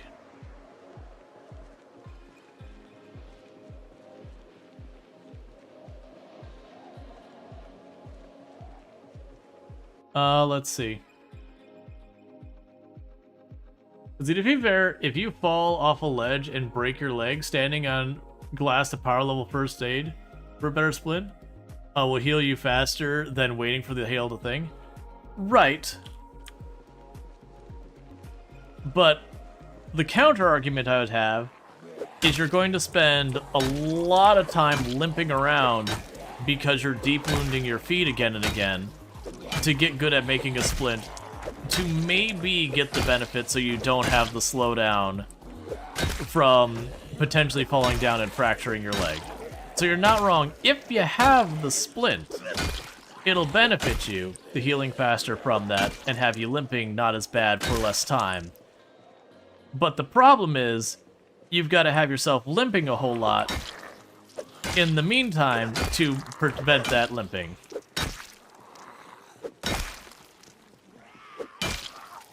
It's kind of like paying tens of thousands of dollars to save yourself $1,000.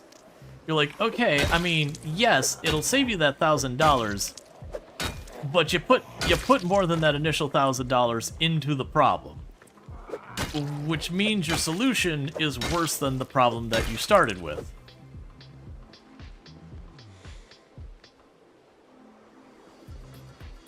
We better just punch out a window and fix your hands? No, it's still the same issue.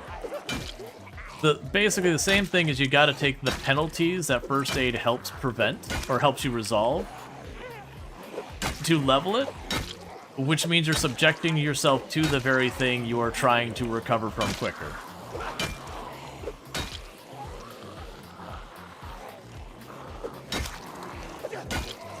Well, this sucks.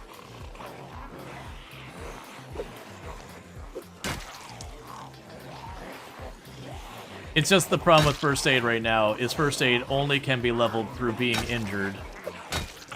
And its only benefit is it helps with injuries a little bit. So the power leveling of it is you're effectively subjecting yourself to the thing that it's designed to minimize your subjection to.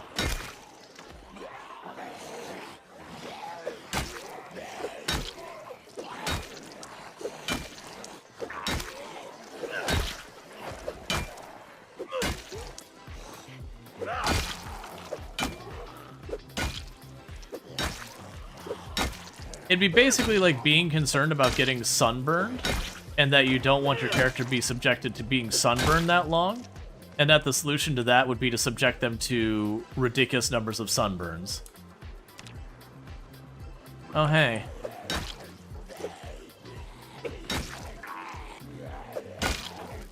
Did you guys sit there and be like, but...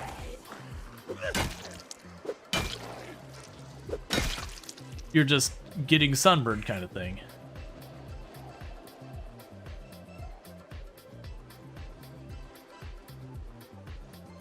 Alright, so I want to get to the house, which shouldn't be overrun, because we literally left there in the morning.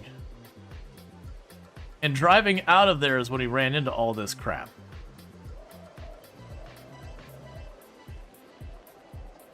But the problem I have now is it's dark. I can't really see what I'm doing.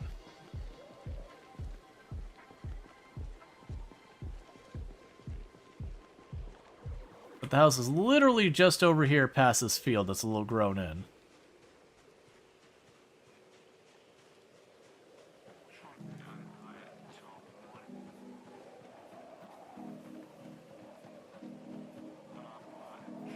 A lot grown in.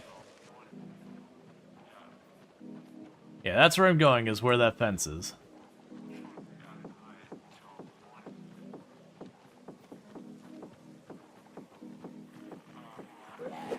Don't have friends.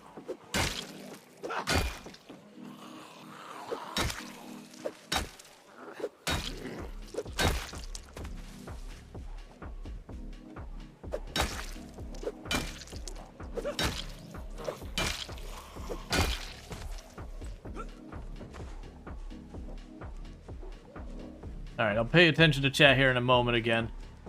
Just dealing with the fact that I can't really see. We're drowsy. We're badly muscle strained. It was a very delayed issue with this helicopter where everything went smoothly, we went about our day, and then came back and was like, what the heck went on?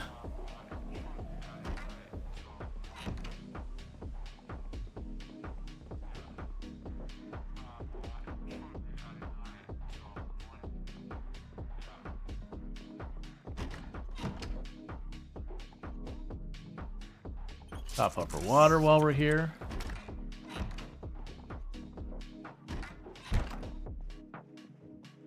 Okay, cool. And we can eat our salad. Alright, let's see. There's an argument to be made that it's better to grind it up when you can control the situation in as much as you can control anything in Product Zomboid. When you know that you're in an area that's safe, you can get it. You have some time, and supplies, extra downtime. My only counter argument there is if you are ever fracturing a limb, something has gone horrifically wrong. Like that, in my entire time playing Product Zomboid, I have never once fractured a limb where I wasn't deliberately trying to fracture a limb. Like, fracturing a limb is 100% a self-inflicted injury from one's own recklessness. Now, to be fair, and I'm being a little unfair with that, climbing on roofs, you can fall off roofs and all that, and that's something that new players definitely learn, is like how much you cannot trust the roofs and all that kind of thing. And it's just one of those things that, like, if you ever want to know how to walk on a roof safely, walk 2. Green tile means yes, red tile means no. If you click on a green tile, it should never walk you over a red tile. But that's a lesson you learn. You falling through missing roof tiles? Yeah, and that's the whole thing. Like, walk 2 on the roof, be slow and all that. Because not all the tiles are real. But yeah, that's definitely something we all do at least once.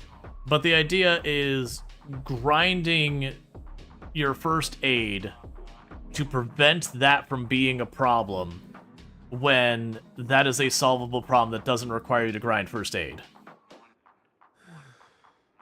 I thought you could jump under the roof yesterday and jumped out a window only to figure out the roof was something you could flip through and fell onto the ground with a bunch of planks and broke your leg. Trying to plumb the sink. Which is also not possible for Build Boy 2. Let's see, where else than falling a roof could you fracture yourself? Car accidents. High-speed car accidents, falling through a roof, and then getting in PvP. Those are the only ways you can fracture a limb. And thank you for the follow. Welcome to stream. And it is those things that if you slam into a tree going 70, the problem's in the rear view mirror. Like, the problem looks at you in the mirror. What happened to the head? Bush. Scratched yourselves in a bush.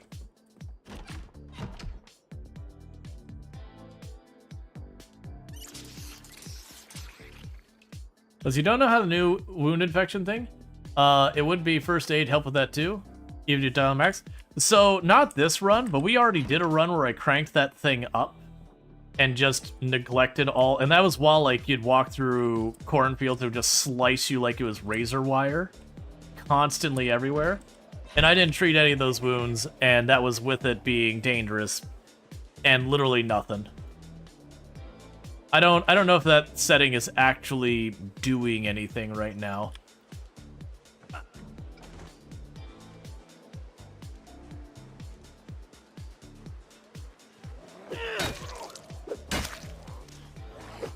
In theory it would help, but first aid really just helps you heal stuff faster. It doesn't actually, at least not to my awareness, I don't believe it does anything to help with the other stuff. Alright, we got more lore chat. As soon as we are free from zombie threatened areas, we will we'll go ahead and get our new newspaper. I think we read the 5th, and this is the 6th.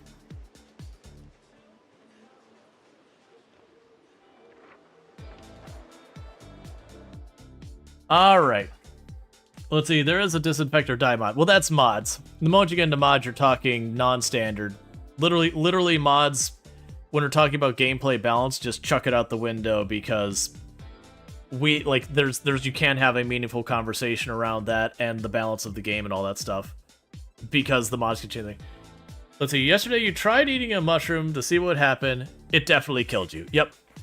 Alright, so mysterious illness strikes the locals. So this is the day after a previous article where the previous article said that the phone lines and internet service was completely out and that they didn't know what was going on. So mysterious illness strikes locals, overwhelms authorities. Muldrow, an unidentified illness, has struck dozens of residents in the Muldrow region. With symptoms of severe fever and vomiting, March Ridge has opened its military hospital to the public to help contain the illness. Though it is not believed to spread person to person, officials from the Centers from Disease Center Control and Prevention are reportedly on the way to the hospital to aid in the investigation of the cause of the outbreak. It is understood that several of the affected have suffered bites. And let's see, Jonan Cortman, the local doctor, theorizes it is a rabies outbreak is in progress. Dr. Cortman said, I treated 4 patients in the same day with the same symptoms. I'm out of rabies immunoglobulin, so I'm extremely grateful for the military that has opened its hospital at Fort Knox to the public. Rabies has recently been reported in the region among wild animals population, but cases in humans are rare. Before today, says Dr. Cortman. I've seen only 3 definite cases of rabies in humans. It's a worry that is continued. So basically what they're saying is, at this point on the 6th, they believe it is potentially a rabies outbreak in humans, is what we got going on. So it is one of those things there. So at this point, they said, hey, we think it's rabies. A couple people have been bitten, but like, at this point, they don't think it's a person-to-person thing. They're treating it as like animal-to-person contact kind of thing, which, you realize that is wrong later. That's a raw question. How much poison berry can you eat? Yes, you can eat a poison berry. Eat a singular poison berry, and then do not eat another berry until Queasy is gone. Phone lines are still down. Knox Telecommunication has apologized to angry customers for an unscheduled maintenance period, which has been seen phone lines going down within the area for almost a week. The response to the Muldrow illness outbreak has been hampered by the outage, with many seeking help using short-range radio cells to police and medical authorities. Yeah, so at this point they only think they have dozens, but there's a communication drop here. So you could theorize that at this point, we might actually be talking hundreds of people. They just, they either became zombies, they haven't gone in, they're blissfully unaware there's even this thing, they're just like, oh man, I'm not feeling well. You get the idea. You have a communications outage as well as this kind of going on here. Spiffos, sorry, after secret sauce shenanigans. Fast food chain Spiffos has apologized after its secret sauce left local burgers consumers with a bad taste in their mouth.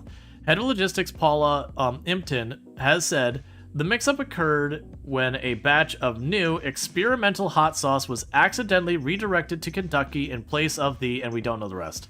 So this is, again, supporting the theory that Spiffo is one of the possible sources. But yeah, there's the Spiffo is one of the possibilities, like military experimentation is another one. They've got a bunch of things that they allude to.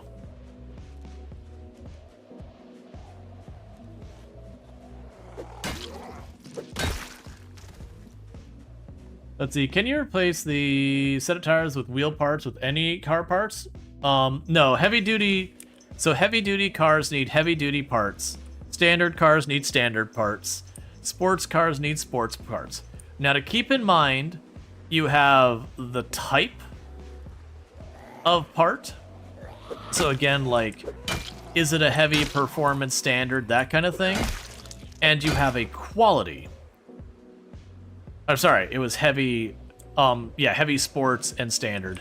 And then you have a quality, and the quality comes from, like, performance standard, and I can't remember what the cheap one is, whether it's like budget or whatever.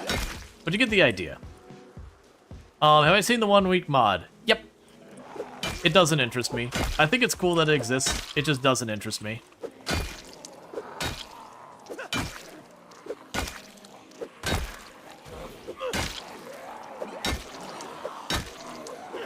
Oh yeah, there's old as well.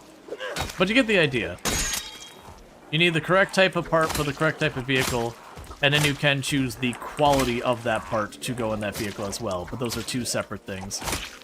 But you cannot put... It's the same thing like in real life.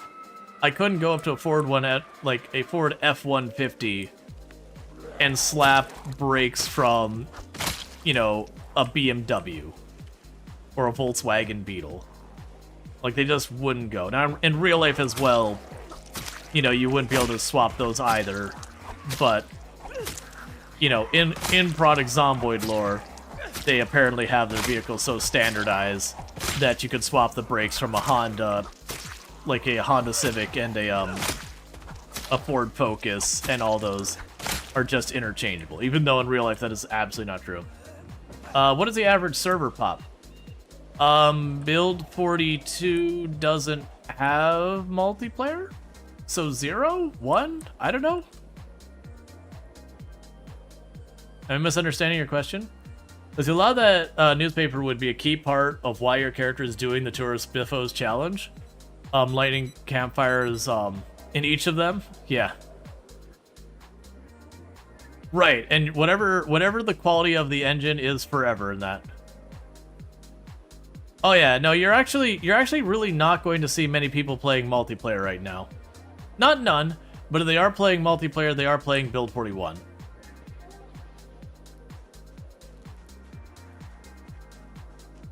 Build 42 does not support multiplayer right now. Probably won't for a long while, too.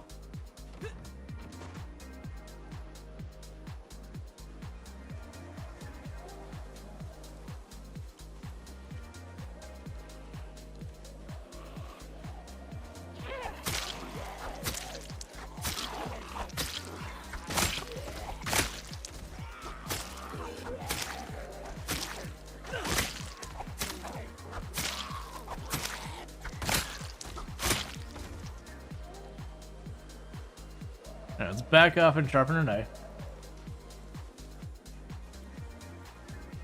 Ford's hard to get built. No, I mean, it's got some skill requirements, which we do have. Literally, I actually have the last of the things I need in my truck to take back there, so I should be able to build it basically almost as soon as we get back. I think I just have to find like regular old stones, which are easy to come by.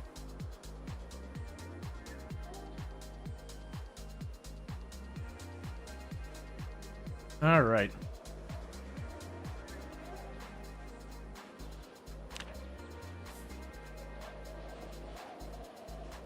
Cool. Yeah, no, 16 times population. Why did you put your knife away? Yeah, 16 times population is going to be about 2.5 million zombies on the map. Give or take a little bit, because there's a little bit of RNG that goes in there. But based on other testing, that's about where it lands. But you'll probably vary. Honestly, with as big as the map is, you could be varying like the tens of thousands. Let's see. Foraging is one of the most rewarding skills to level to you. They should build the upgoing numbers in all skills. The upgoing numbers. Sorry, I'm having problems understanding what you're saying with that. I did catch that the foraging is really good. And I've heard good things about blacksmithing. And keep in mind, like, all of the stuff we're seeing in the crafting stuff is nowhere near done. All the cells are static. Well, right. So, okay. Though even with them being static, if I play the same thing and I don't let's say I choose a tile that has no buildings on it, and I go and I start a game and I go to that tile and I check the population, and I start a game and I go to that tile and I check the population, and I start a game and I go to that tile and check the population, there will be some variance in the population. Now, I'm not saying it's not going to be like that tile will be off by thousands or anything like that. It's going to be relatively similar. And then you will have different events that will appear on the tiles, and some of those events can bring in, you know, a couple dozen and all that. They're saying it's exactly the same? I find that hard to believe. Man, I don't want to go debug mode. If I didn't have to, like, reboot it, because that's when we could test super fast. But that... You might be correct. To be clear, you might be correct. I want to test. From testing in Lamprey's mouth. Interesting. Exactly the same.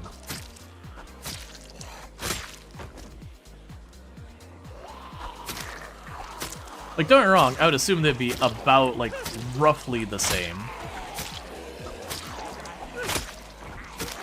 Yeah, excluding buildings and random events.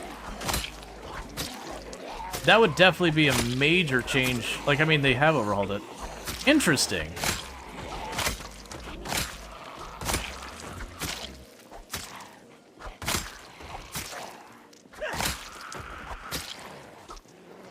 Because that's a departure from a lot of what they had before.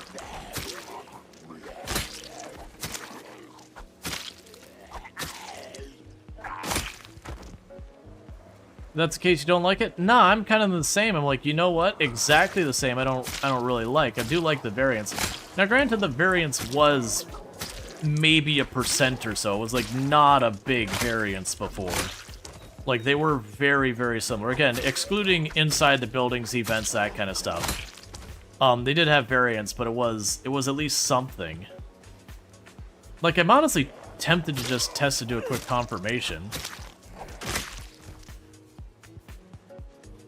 It's just annoying because you have to, like, close the entire game, put on the debug property, restart the game, generate your map, go to the location, you know, check the population, start a new game with a different seed, check the population. So it'd take us a good 15-20 minutes to get through it all.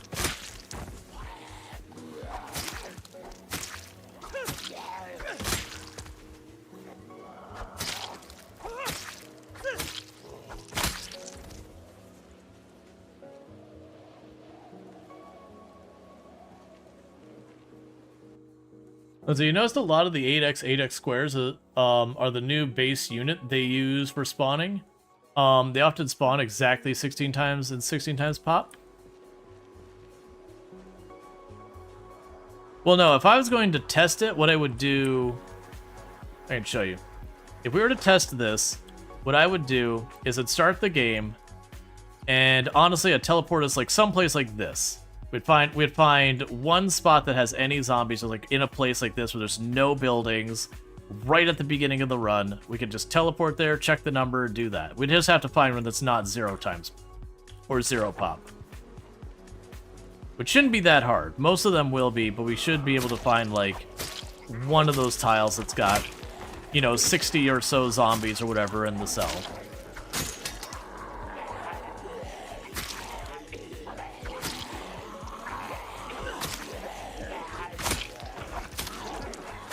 I do want to test this. This is bothering me a little bit more than it probably should. So what I'm going to do is I'm going to go ahead and kill this zombie.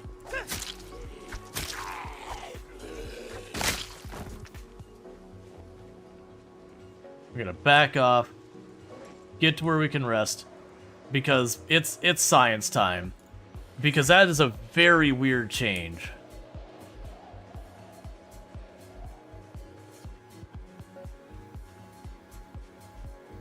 Yeah, you've done the test, you're just theorizing the why. Yeah, no, I gotcha.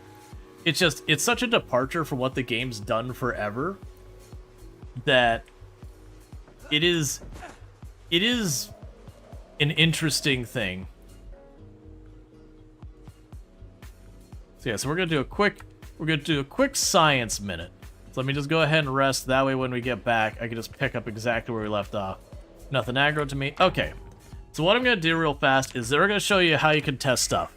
So if you ever want to test something in Project Zomboid and see what's going on, what you're going to do is, you're not going to see this part here, but I'm going onto Steam and I'm right-clicking on Project Zomboid, going to General, and they'll say Advanced Launch Options, and I'm just adding -debug.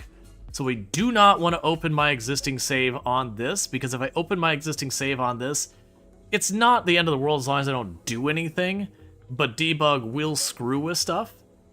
And it's just one of those things to be really careful about. Why are you not launching? There you go. Alright, so what we're going to do to set up the test... You hope you prove you wrong? Yeah, and I'm not trying to prove you wrong. It's just one of these things I'm like, this is a really weird thing, so it's, you know, I want to verify. Because I don't want to repeat that information to someone else and only to find out that I'm repeating stuff that's wrong. Because that is a problem we run into in Project Zomboid a lot. Is one person will hear something and then they'll go on to the next thing. And they'll tell the next person, the next person, the next person. And then you get incorrect information going around. So what we need to do is we need to find a tile that has some zombies on it, but no buildings. Is what we're aiming for. And the game's loading. I'm also going to be disabling all mods before we do this. That way, no weirdness from mods can be introduced as well. And as soon as we test this, we'll get right back to what we were doing, by the way.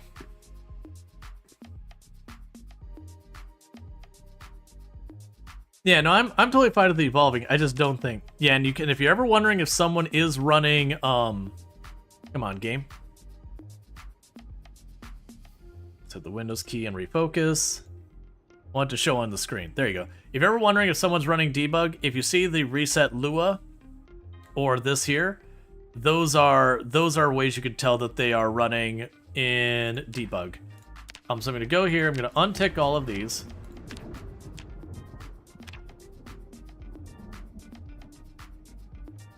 Let's see, one thing you notice that might change is it seems to be random chance to spawn zombies in woods that, when there are no spawns. Well, that would still be a change. So we'll go to solo. We're going to just choose Apocalypse. We're going to change nothing at all. Choose Apocalypse. It doesn't matter where we start. I'm just going to hit next. It doesn't matter what our character is. Just hit next. Don't care.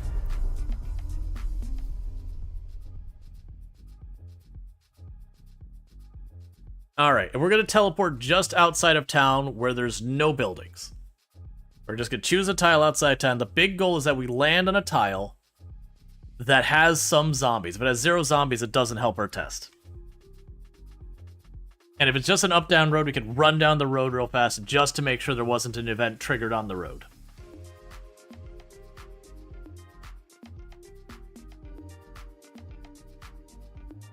Come on.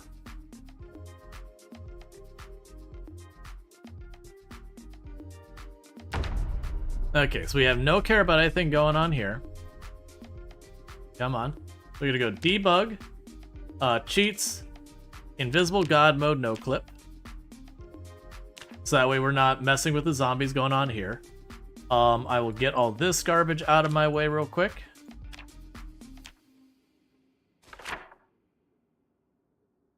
And...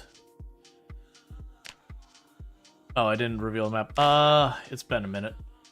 So if we go to dev mode, we can show the zombie statistics, zombie population. Yeah, there we go. So this is the zombie population. So it's going to show the zombie population nearby. So let's try teleporting down here. So, teleport here. And I will quickly close that.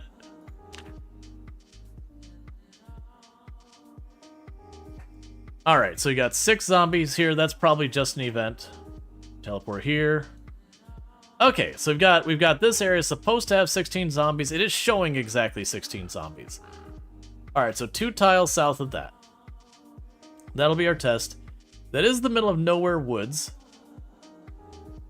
There's actually a road going through here, but again. Right click on the map to real map. Yeah, we can do that.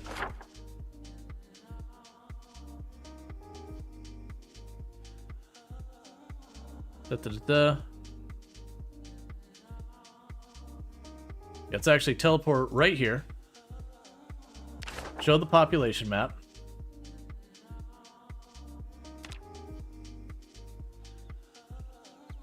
Okay, so we've got a 23 zombies on here, and there's clearly nothing over here. That zombie over there doesn't matter. Let's do a quick jog down the road just to make sure we're not dealing with an event.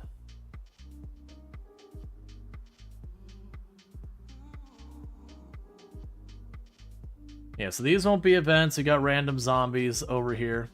Yes, this is all just normal stuff.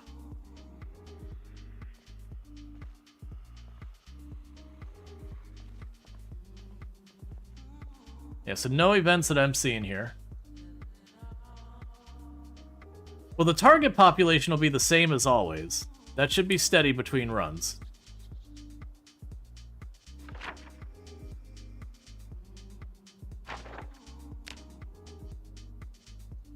Yeah, so that's the effective population. Teleport here. Okay, that's not an event either. Teleport over there. That is an event. So these 2 zombies don't belong here. That's not an event. Those won't be events. There's no road over there. So this one does have a little bit over. Yeah, so it does look like we got a little bit over, not counting the event. Because like I said, this isn't an event down here. These are just zombies. That was an event over there. All these areas are just zombies out in the woods. None of these are event zombies. Let's go check all of this. Yeah, so I would... Alright, so with that we have 2 more zombies that don't belong here. Is what we've got. We've got 2 zombies that are an event RNG added. Okay. Let's quit back out of here. Make a new world.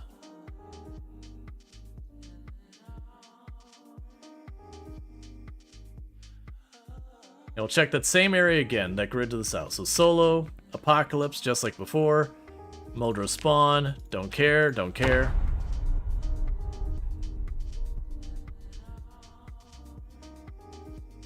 So like I said, we had 2 zombies that were from an event. You increase the zombies by 5 by moving around.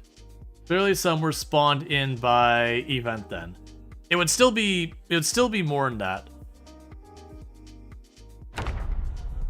Like your base population, I agree, does not change.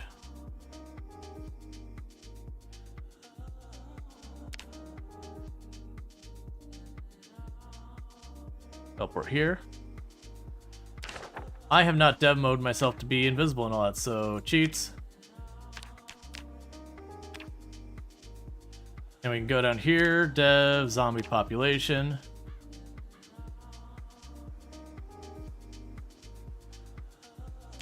This is the same spot, right? Yeah, it's the same spot. Yeah, it's literally the same spot. I keep pulling up my map, thinking it's going to do this. What's interesting is this one's having a different target population. And the effective population is less than half.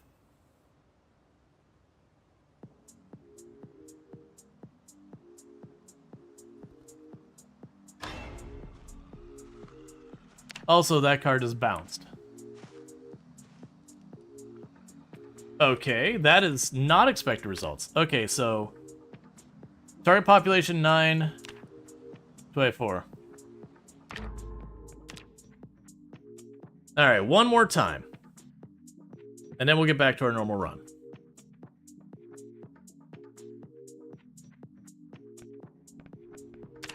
So again, Apocalypse, Muldrow, don't care, don't care.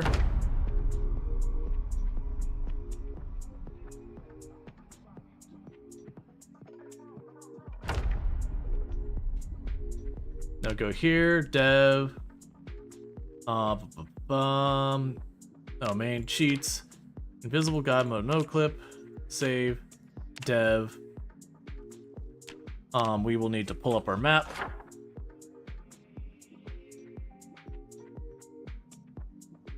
And again, going down to this intersection.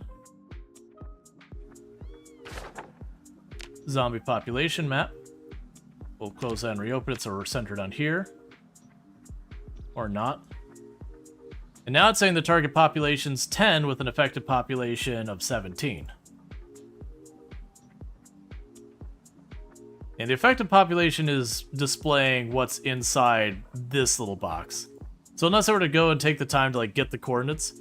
But yeah, that target population's moving. That's not staying static. And then this is already farther down. Yeah, no, if I mean, unless the tests you all did were bad, because that would be a massive departure from what they've done this whole time. So I just need to reboot the game because I got to take it out of debug mode.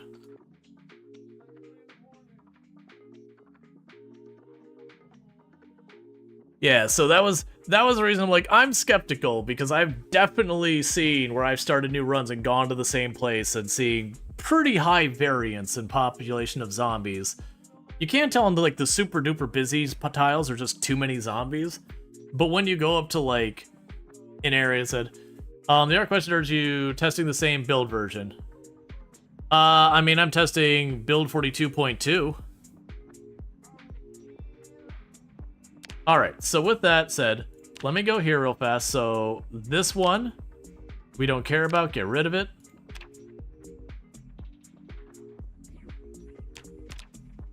Tested this one, get rid of it. Get rid of this one. And then load back up with our character.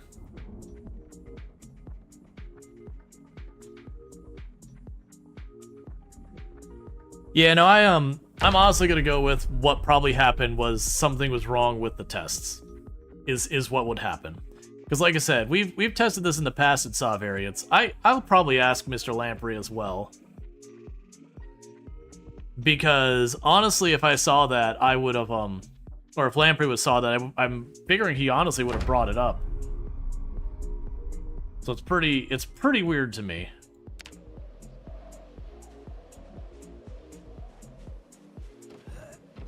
Yeah, no, I got you.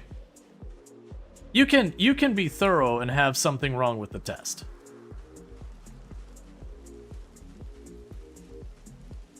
Like that's what happened with the thing where people were going back and forth about whether or not the range on when you hit a zombie mattered.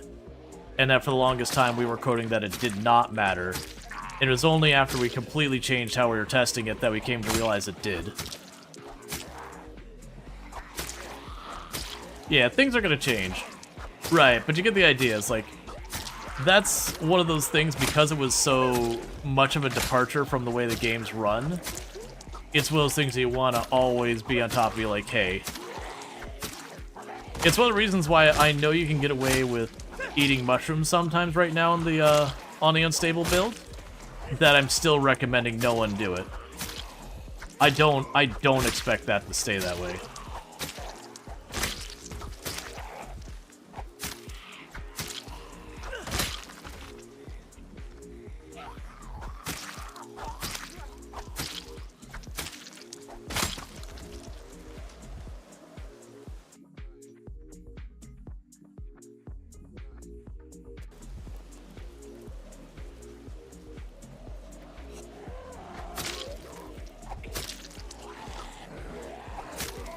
Your Twitch numbers are gone poof?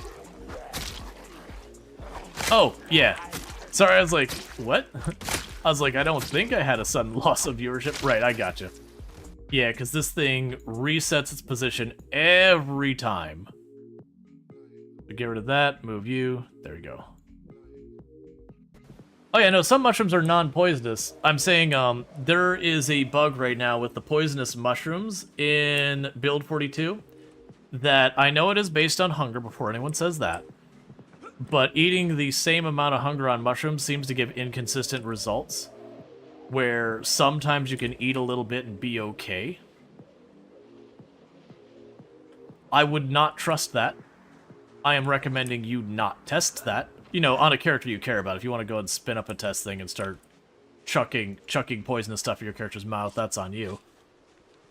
But it is a thing that right now is going on in build 42, whereas historically on build 41, you take the tiniest nibble of a poison mushroom in build 41, you basically just killed your character.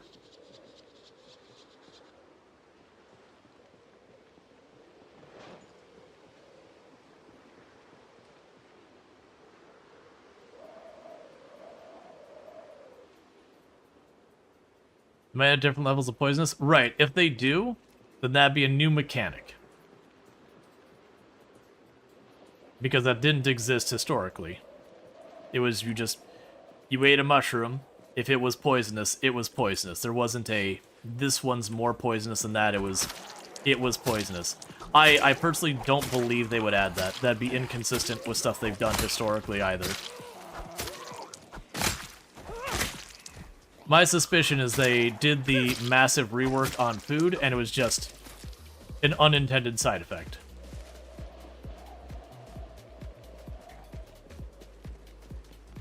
Yeah, you've tested mushrooms 3 times, twice you died after 1 mushroom. Right, we were talking about eating like a fourth of a mushroom and being okay. That kind of thing. Because we did a test on stream where I just straight up ate like 3 or 4 poison mushrooms and were okay. On a debug mode character. Or no, it wasn't even debug mode. We didn't go into debug mode. I literally just made a character and we tested mushrooms because, you know, we had people going on and on about it. I was like, all right, let's test this and see what's the actual business. Because I do have a lot of people claim stuff that is blatantly not true. And then there's other times we've had stuff that, like I said, historically I've told people that the distance away from you hit a zombie doesn't matter. Because we had been testing for a long time, and that we had not seen any results that couldn't be explained by just typical RNG kind of shenanigans. And then people changed the way they were running the tests because there's basically a variable we were missing, which had to do with the different weapon types have different kind of amounts of range that matter. And it ended up, you know, I was wrong. Which, for the record, like, that was working on the information that many people more thorough have tested for me. And my own personal tests. But it was just, we were missing a piece of information. That the math was a bit more complicated than we gave it credit for.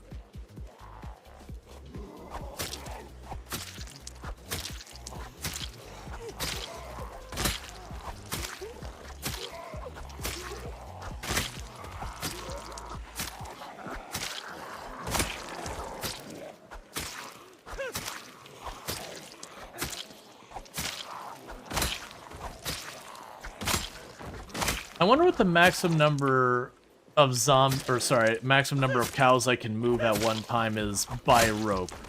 Like, I'm wondering if time-wise it'd be more cost-effective, or not more cost-effective, more efficient for me. Oh, we should just run back and fight this one and sit down and rest.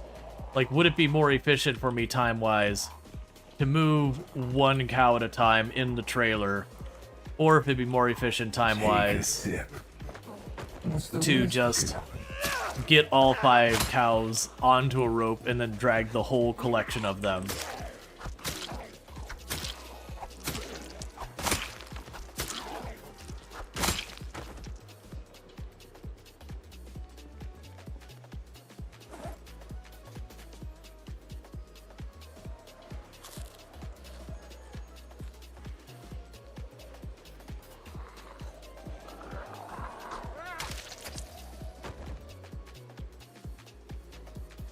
It is curious that on Apocalypse setting, though, that even the target varied, though. That didn't used to vary from what I recall, but I don't think we distinctly tested that part heavily in Build 41.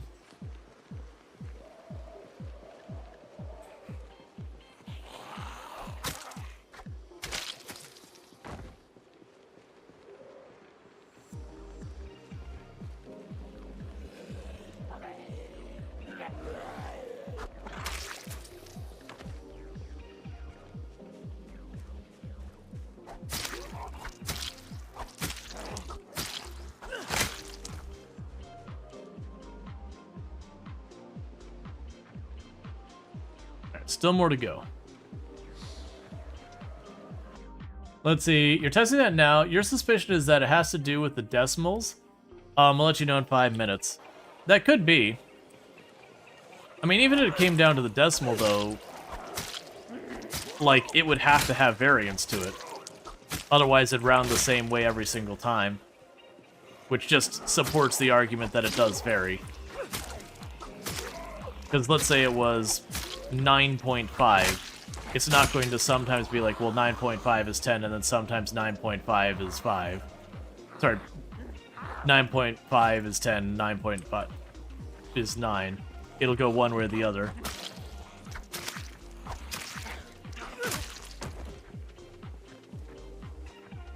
Let's see, so you tested fast metabolism, bought with Light Eater. Though you're not sure that matters. The slow metabolism, your calories go from full 3,700 to around 2,800 in 12 hours. With fast metabolism, your calories go from full to 3,000 in 12 hours. So slow metabolism burns 400 more calories a day. Does that make sense? Keep in mind your character weight. Your character weight matters. The higher your character weight is, the faster you'll burn calories, even if you're literally not moving. I wasn't testing on 16 times pop, I was testing on Apocalypse.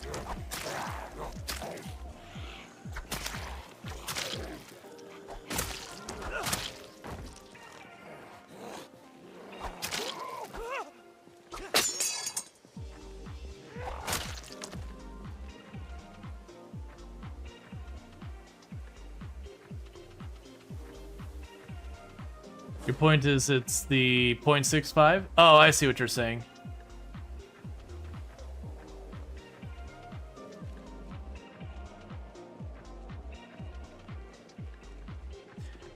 Yeah. It'd still be weird because it should still do the calculation the same, though. That said, you are correct, there's one difference. That's just because I chose a very low pop tile because of the least amount of areas for stuff.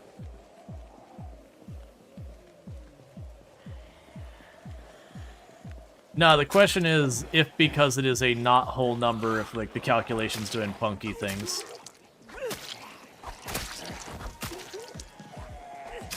Which I could see if we're getting into like floating point, all that, but even that should be consistent. Like as long as the inputs are the same, the outputs should be the same too. Because you're going to use math ceiling, math floor, or you're going to use math round. And math round is closest. Ceiling always goes up and floor always goes down.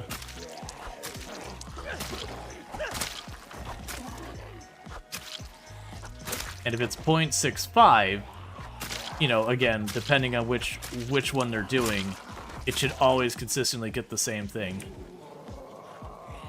Let's see, could be that based on the facing direction, which would round negative positive, could be based on the facing direction on which round would be negative positive.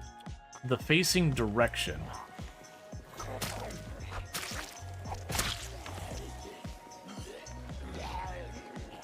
I'm not catching that one, sorry.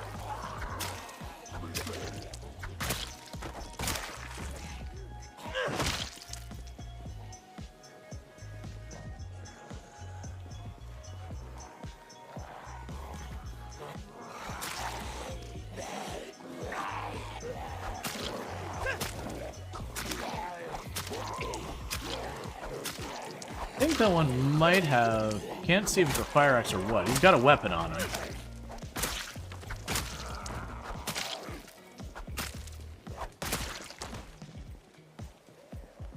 It is.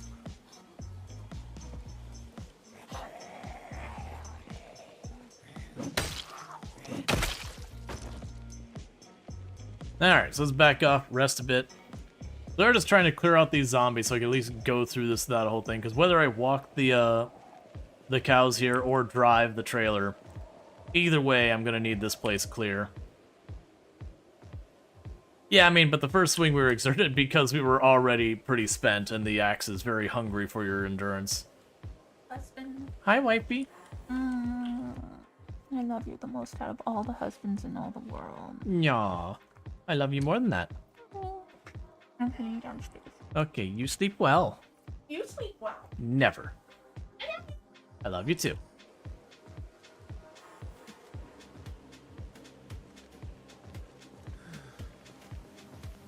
All right.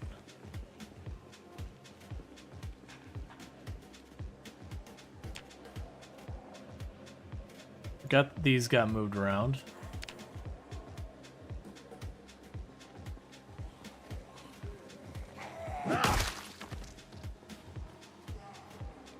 Okay, so good news is it's cleaning up pretty quickly. Like, for as busy as the road was, it probably was, like, maybe 100 zombies.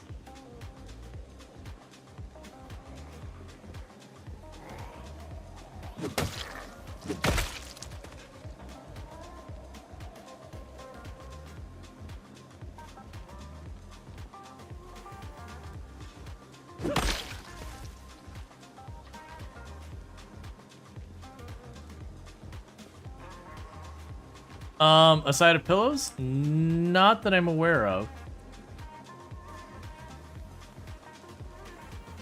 There you go, buddy. I really don't want to duck into those trees if I don't have to. Honestly, I usually don't worry about the quality of sleep. Even a poor quality... Like, I actually sometimes deliberately go for bad quality sleeps. Because if you go to bed and your character wakes up and it's still dark, it ends up kind of limiting what you can do safely, so it's just... I'd rather my character slept through the whole night.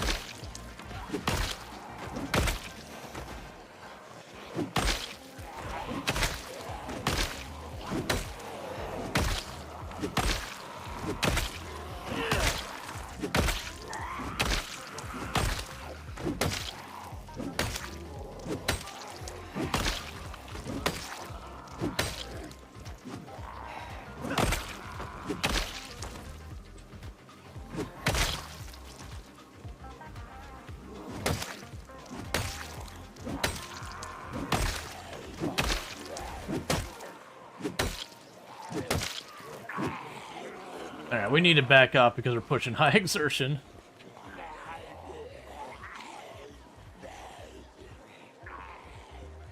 As much as the axe slaps, and the axe does slap, the speed it drains you. Because keep in mind, that's with axes 6, fitness 5. That one rally group was enough to push us almost into high exertion.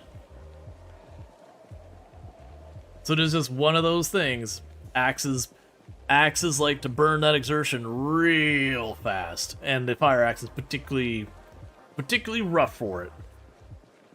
That said, it does slap. No question about that. It do kill some zombies pretty quick.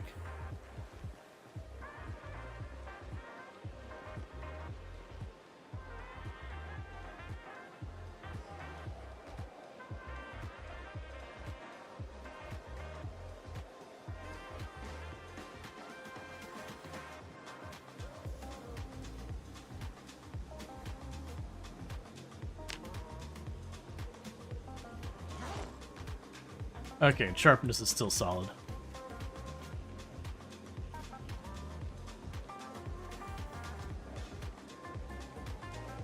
Let's deal with these two real fast.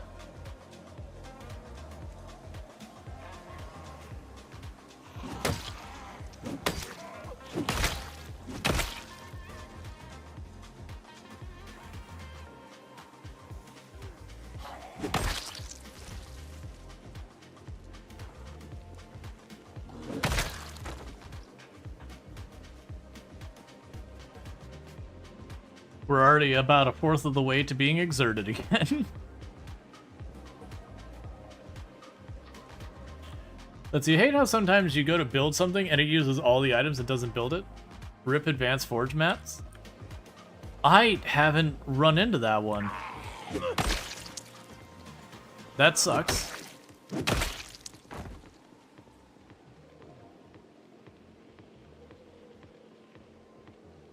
And I would like to finish clearing at least this road in-game today. Like in this in-game day. So at least tomorrow I should be able to drive back up here and go get our cow. We'll get some of our cows.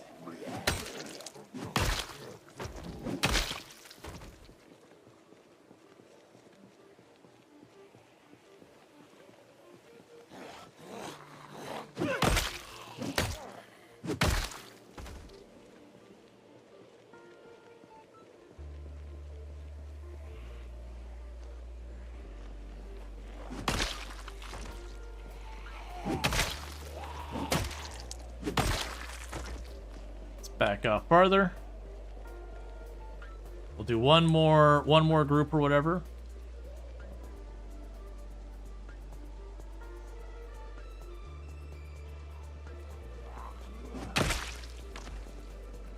And then we're going back with darkness.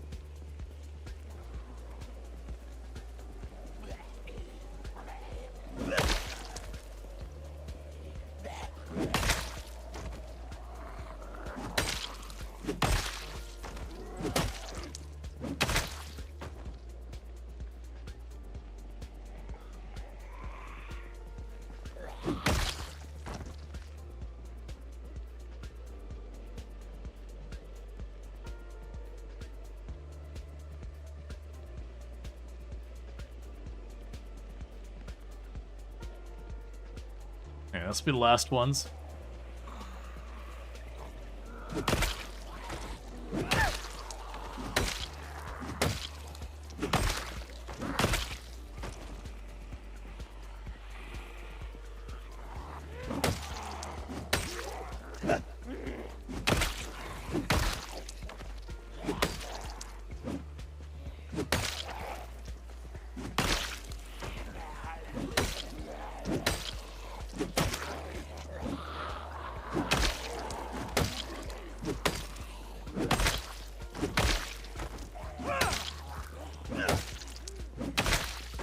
Alright, we need to back off. We're about to go high exertion.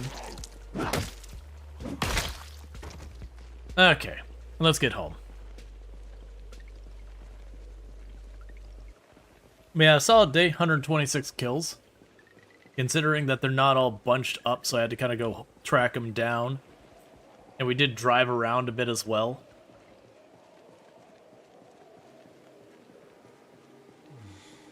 Let's see. Okay, same weight, slow metabolism, burns 725 in 12 hours, so 1,500 a day. Fast burns the exact same, so the only thing it affects is the starting weight, it seems. Yep. Because it is a mechanic in Project Zomboid that the more your character weighs, the faster they burn calories, the less your character weighs, the slower they burn. And there's thresholds for it.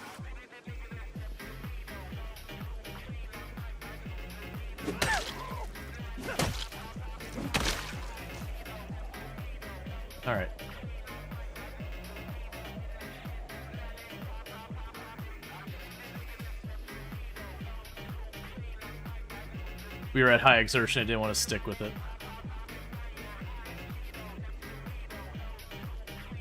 Switching over to one-handed so I can turn my light on. How many days have you cleaned the road? This is literally the first day. We were doing a cleanup because a bunch of zombies moved in after we finished with the helicopter. Yeah, no, the weapon drops on zombies got nerfed really hard for build 42. You still get some, but it is very massively nerfed. I don't think I've seen a single katana. I don't think we've seen a single crowbar that came off a zombie. We have had 2 or 3 crowbars that we got from looting. We have had an okay number of machetes. Hunting knives are very rare from what I'm finding. I'm only finding a couple here and there.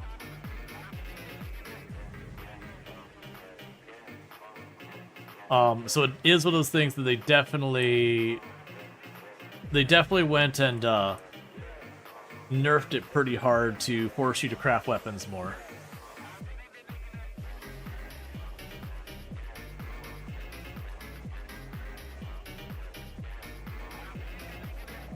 Oh, I would argue fast versus slow metabolism is a preference thing.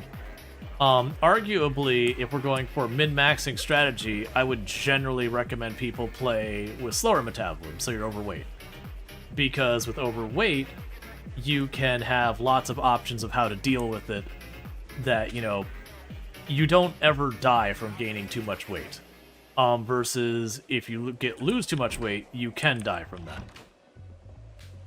So one gives you some flexibility where the other one you can solve faster. But that's been an argument that's been around since, like, you know, very underweight versus obese. That I'd constantly have people being like, no man, very underweight is just the better trait. It's like, no, it's situational. And I'd be like, no man, it's just better. It's like, look, no. I'm not saying it's worse, but it is not uniform blanket, this is better than that. I'm happy those days in Project Zomboid seem to be mostly over, where you'd have people who'd come in who would argue to no end, like, this trait is garbage tier, this trait is S tier, you know, calling you an idiot for running whatever trait. I'm glad those days are over, because a lot of times a lot of people's hot takes were objectively wrong. Like, a lot of it came from not understanding the mechanics. Is there a Hurley mod from the TV show Lost? No, nothing like that. But yeah, you thought it was, you might have a long-term effect. Yeah, no, it doesn't. So I want to say, so I believe there is a long-term effect between the slow and fast metabolism. And that is, if we look at our weight here, or the calories here, my understanding between the fast and slow metabolism is where the line in the sand of how many calories you need before you start gaining and losing weight is it moves that around. So, like, let's say it's 2,000, it's not. Let's say it's 2,000 calories is, like, the point you start gaining weight. It's not, to be clear. So you would need less number of calories to get to it if it was 1,500 required to gain weight. So it's that kind of thing. Yeah, slow metabolism, you need more butter. With fast metabolism, you need less. It should be the other way around. Fast metabolism means you burn calories at a faster rate than other people, versus slow metabolism would mean you'd burn calories at a slower rate. That's not how it works mechanically in Project Zomboid, but mechanically they've just nudged the thresholds. But people have reported that maybe it's bugged, maybe it's not working right. It hasn't been particularly relevant for me, so I don't care. And if it is bugged, they'll fix it. But it hasn't meaningfully impacted my gameplay one way or the other.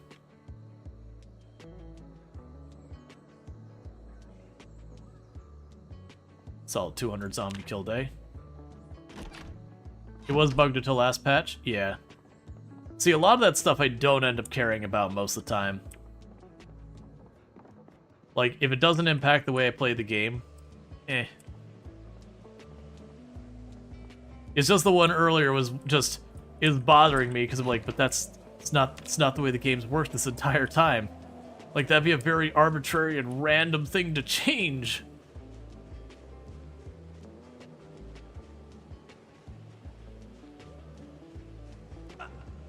Not that it's a thing I'd expect them to be like, well, by the way, we changed this.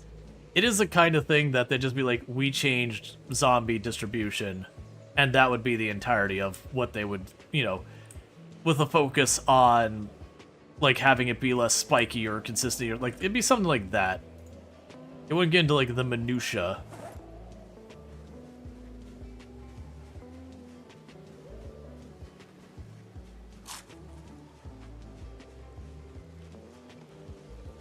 Yeah, you also think it's like 80% more calories needed above 75 for fast metabolism, which seems like it could be rough. Hey, look. A free dumbbell. Okay.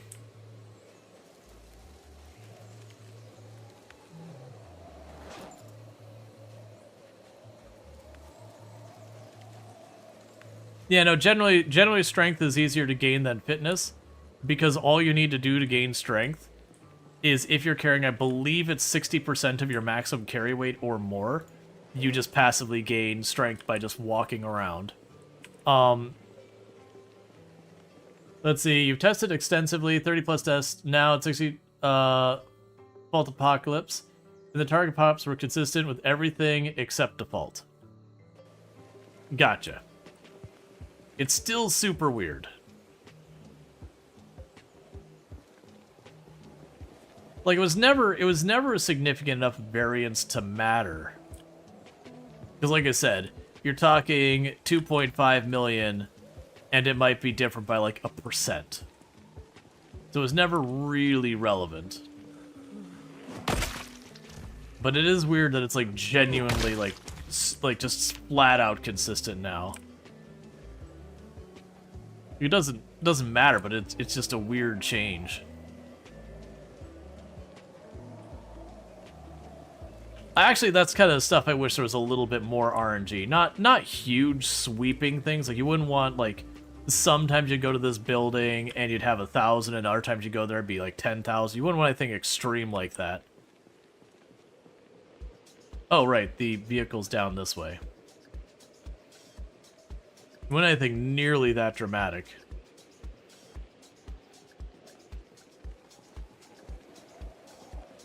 Oh, what were we testing earlier?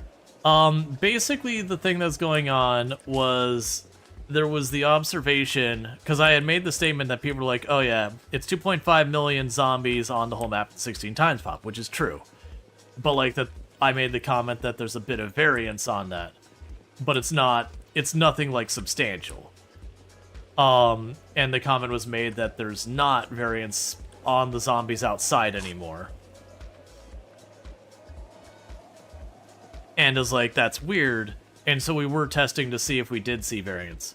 But apparently we're seeing variance on when you're running Default Apocalypse, but not seeing variance at 16 times pop. But I'll probably test it after stream. Because it is, like I said, it's a very weird thing.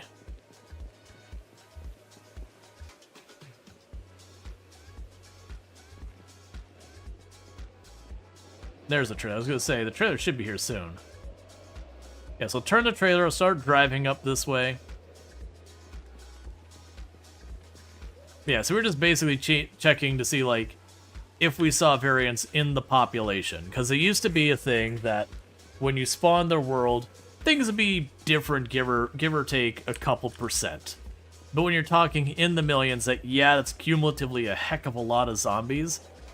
But it's also really not that big a number either.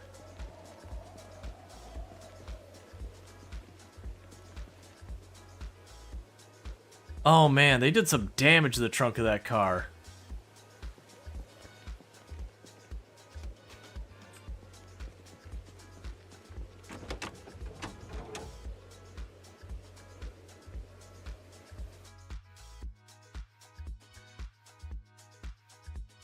Yeah, so trunk of our car took some pretty bad hits there. So we lost almost 30 carry capacity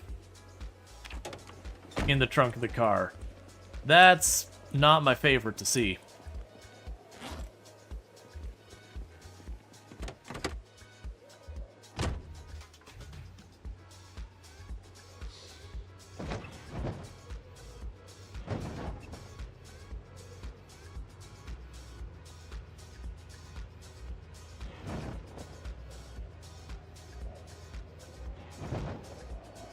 Can you fix a trunk? Yeah, I need to, it's metalworking skill, last I recall. I believe you, if I remember correctly, you needed your welder and like a sheet of metal or whatever. But yeah, no, that's, but you're not wrong, like, at the scale of 2.5 million, 1% is a big number. But it's also those factors that we consider how many of those zombies are just, like, in the woods, whatever, and never going to be seen, and yada yada. Considering that 2.5 million is near, like, effectively an insurmountable number, a slightly more insurmountable number, or slightly less insurmountable number is still pretty ridiculous. You said yesterday that you played Factorio. Is this game meant to be deterministic too? I don't know what you mean by deterministic in this context.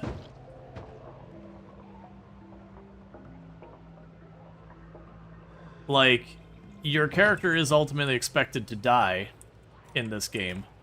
That is not the case in Factorio.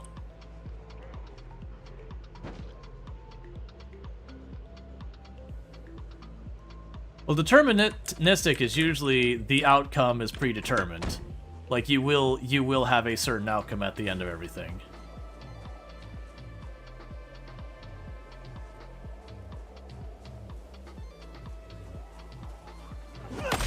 So arguably, yeah, product Zomboid is deterministic, as in you are expected to ultimately die.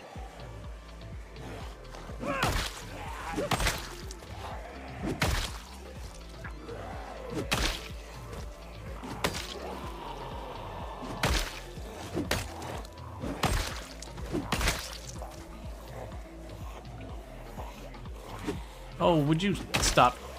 Hey, now, don't do that. Our poor truck.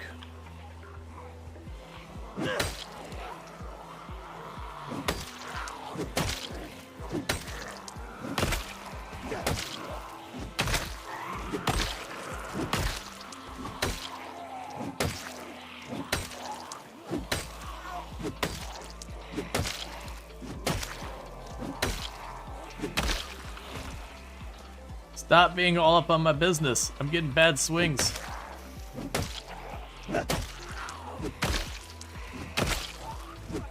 After that one, we're backing off.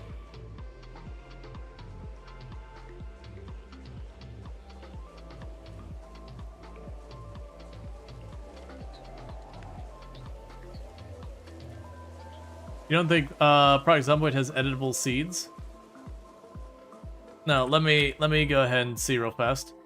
In the sense that Factorio is deterministic from the computational point of view. Any seed will give you generate exactly the same world. No, I believe even if you have the exact same seed in Project Zomboid, unless you perform the exact same actions at the exact same time, you're gonna quickly have it start diverging.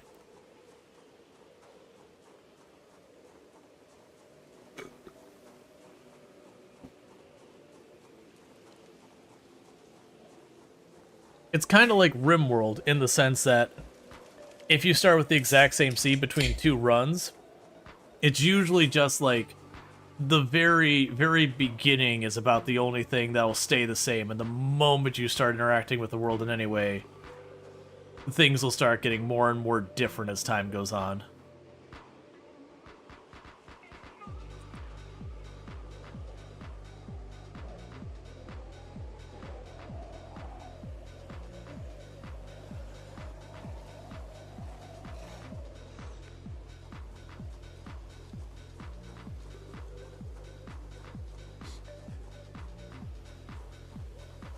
And after your head, scratch it on a bush.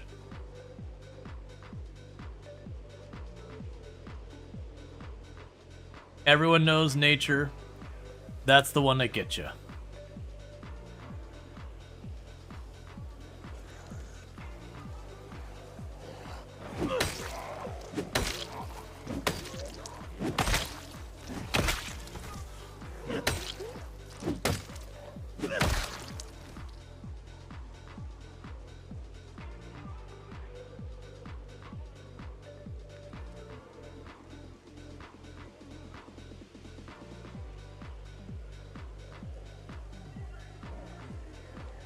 Alright.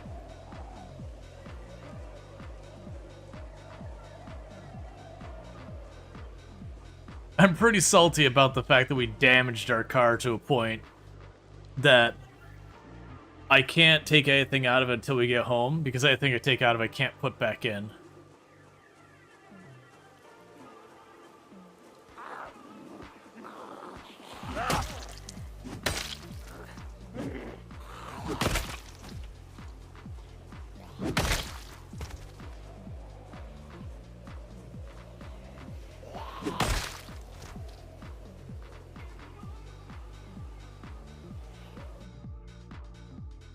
So you completely opposite of what you've seen. Unless the runs you changed in the last few months, lack of good rocks is the biggest reset point for 8% runs.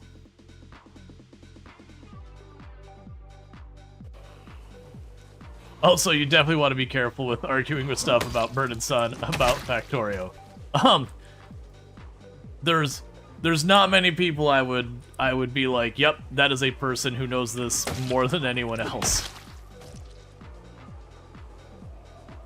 Do you find the shuffle of the faster zombies so funny for some reason? Let's see. Playing super safe. Now that you think about it, it wouldn't be a zombie game anymore if it were more about survival and farming. Yeah.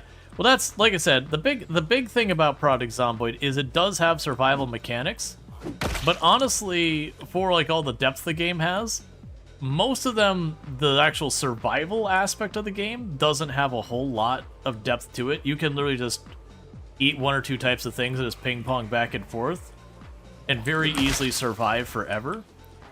It's just the game does have lots of levers it tries to pull to push you into interacting with the zombies, or into situations you are likely to need to interact with the zombies. But that's fine.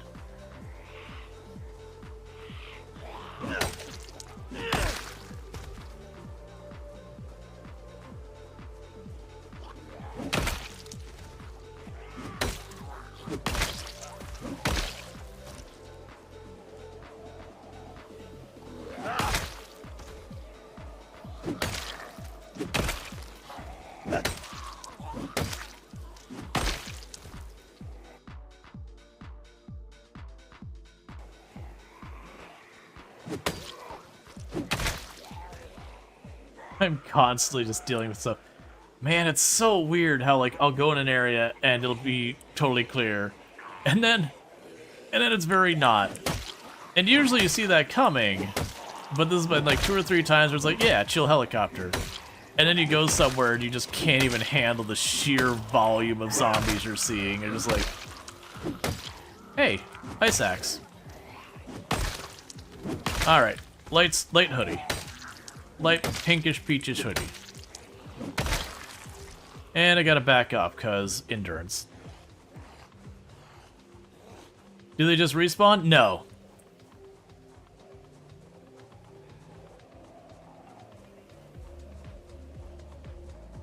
Let's see, speaking of Factorio, you know that during the early access period, they once introduced multiplayer.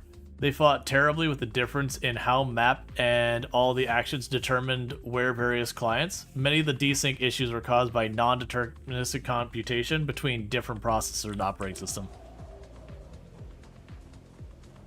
Therefore, the determinism wasn't at parity.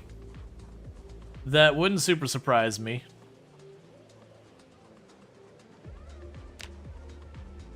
Alright, so when we're hungry enough, we will slam some butter.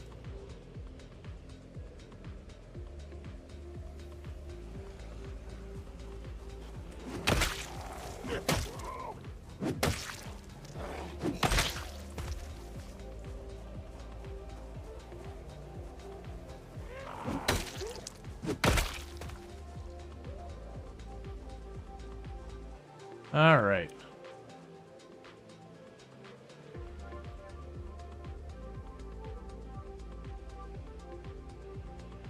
If you just want to stick right there and watch me, I am down with that. I am ready. Cool.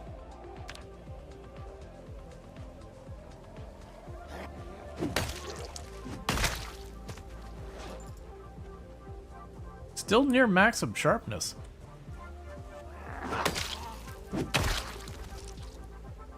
Alright, we got a machete that I can't carry.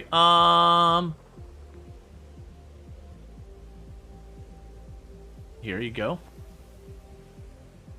Go ahead and have a couple of those while you're at it. Give me the machete. Thank you.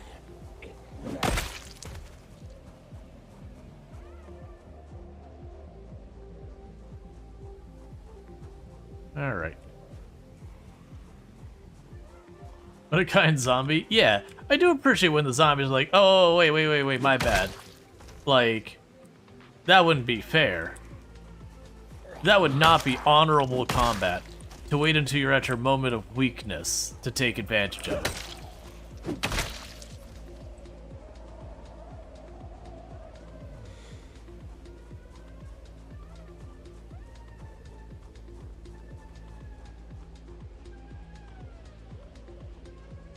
Yeah, zombie had a code of honor. They did. I don't, but you know, that's okay. Because they're walking up to me with no weapons, and I am definitely rolling in with an axe. Oh, right, you. Alright, hang on. That's a spare. There we go. Yeah, keyword had. He's just standing there menacingly? Yep.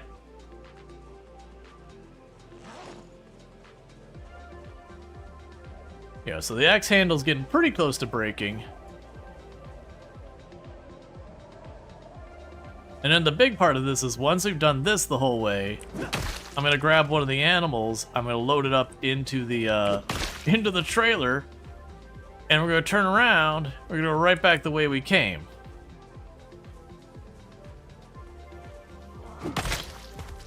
And I honestly think I might just try and get this out of the way, and we might just ping-pong back and forth doing this for a minute. Alright, let's get that one from behind here, too. Because we're going to have to empty this out. It's badly damaged, unfortunately.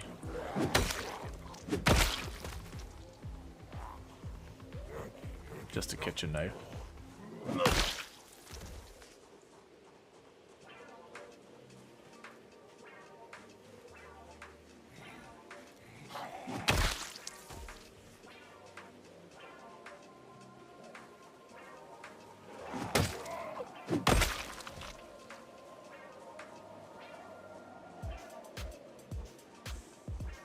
Trying to deal with the zombies that might pop onto the road while I'm doing all this.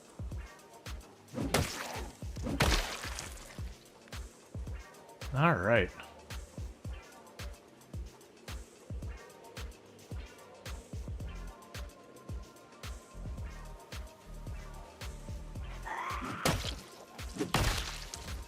Then I get to figure out mechanically how we load a zombie, or not zombie, how an animal we load in the trailer. I'm assuming I need to take the rope, bring the animal to the trailer, and then I'll get like a right-click option.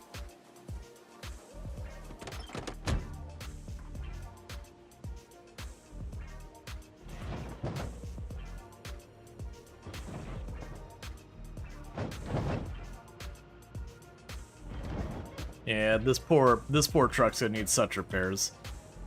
Now I don't think this will be like our forever truck or anything like that.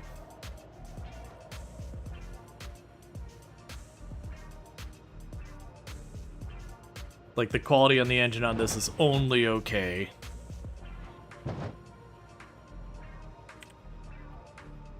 But that'll be a whole thing.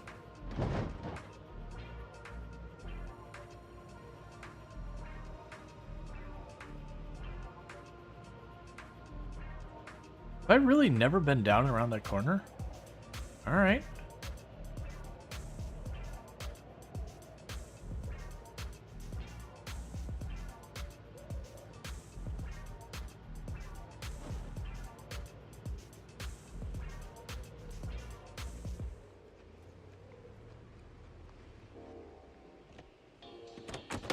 Okay, so the downside is I am going to have to grab a rope. And once I grab it out, I can't put it back in. I'm going to grab just one unit of rope.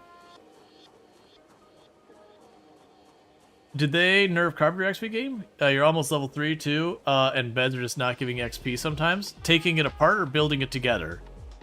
Taking apart literally gives you 0 XP now for carpentry and whatnot. Alright, we're gonna start with the bull.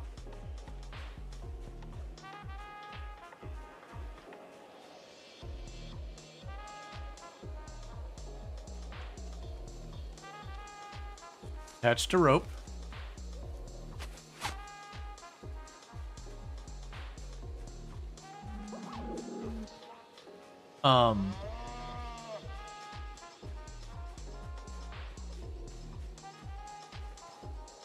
Alright, well I won't worry about the bull right now, I guess. The bull has decided it is one with this.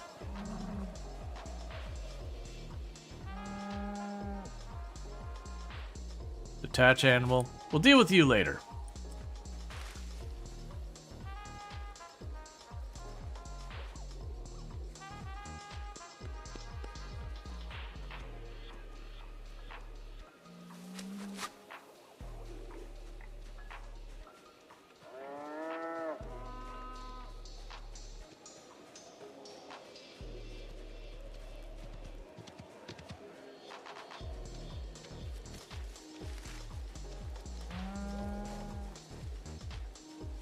Okay.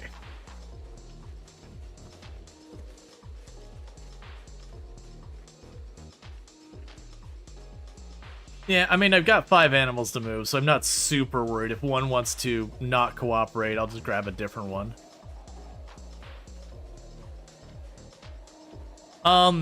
For a new player, use literally any weapon you can get a hold of.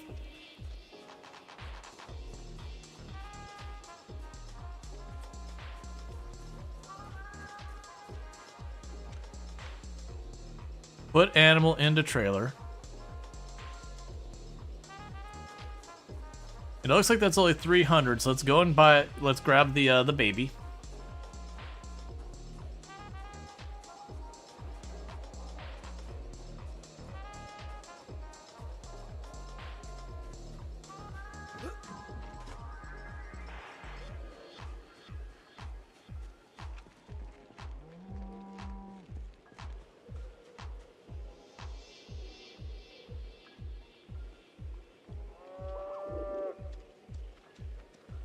Oh, there you are.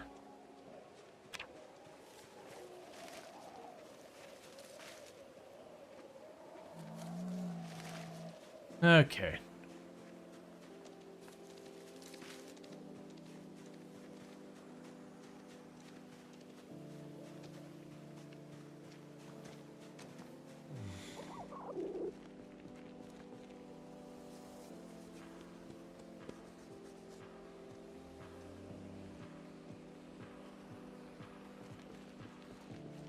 Alright, so I'm just trying to bring you, because I'm pretty sure I could put the baby and the mom together.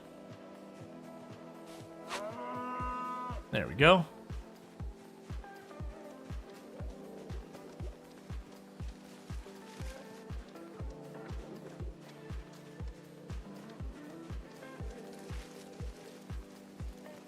The entire place is just poop. Just everywhere is poop. Hey, Harry, how's it going? The good news, that means this will be 3 trips. If I can fit this baby calf in there.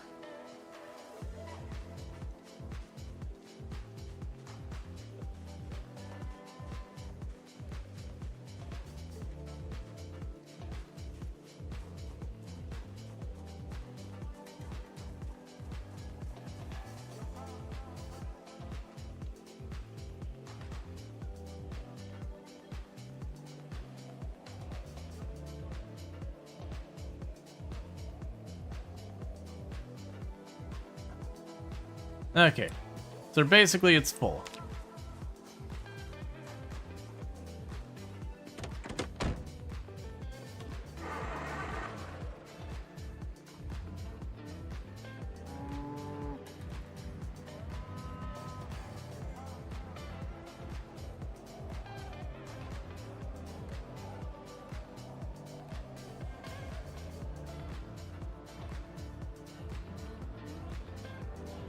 Alright.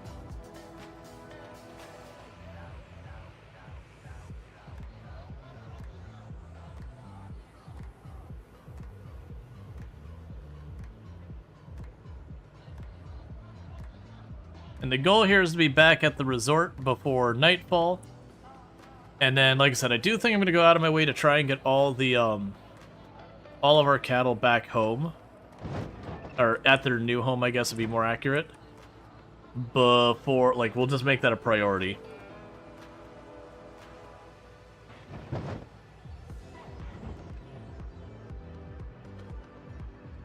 Have you created a pen for those? They can, like, as long as you make a pen zone or whatever it is, they'll just stay in there unless something scares them off or it stresses them out. So they do have an area that I am walling off, but it's not fully walled off yet.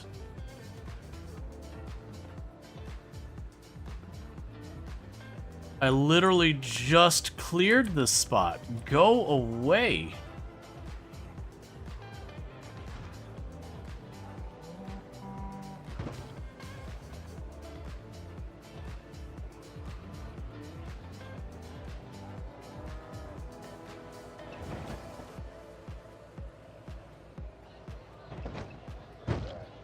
Also, stop hitting my back of my vehicle. It already needs repairs.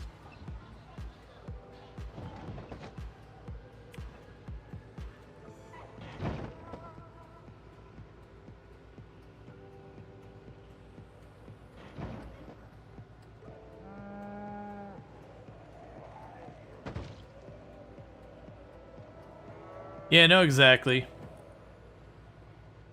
That trailer bounces way too much in those bodies.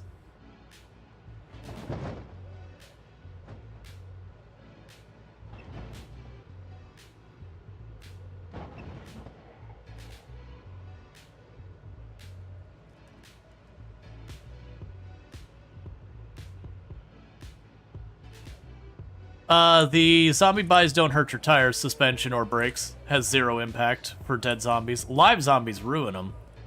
The off-roading is actually the bigger problem.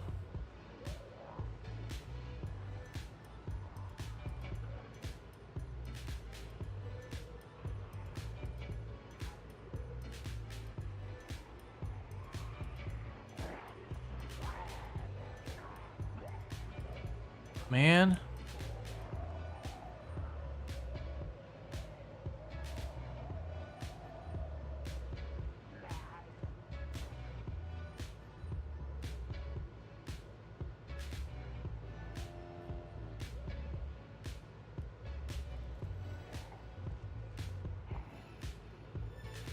Looks like a migration. Yeah, the question would be from where? We had a helicopter not long ago, so that could very well just be leftovers from the helicopter.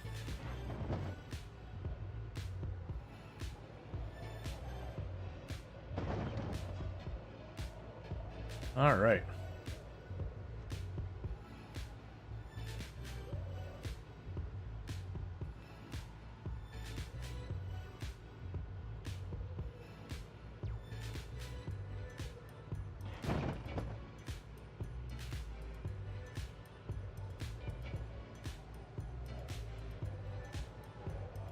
Alright, so we're almost home. Then I gotta empty this thing out, do all that stuff.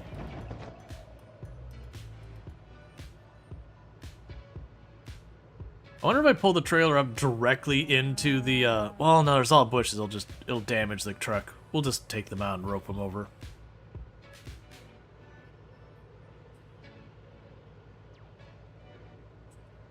And then on our way back out, we'll gas up again. And I'll see if I have any of the metal sheets to repair the trunk. We got ourselves on a bush. It's probably fine now.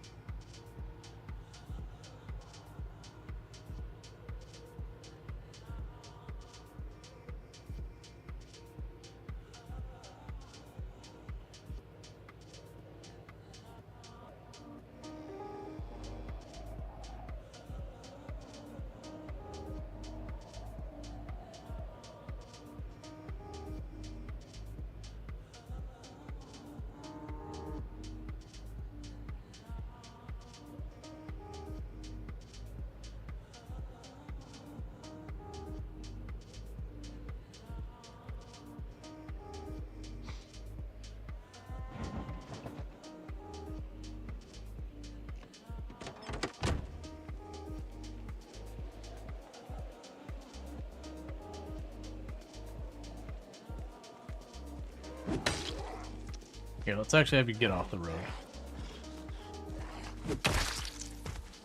Alright, let's go deal with your other friends before we start moving the zombie, or not zombies, the cows down here.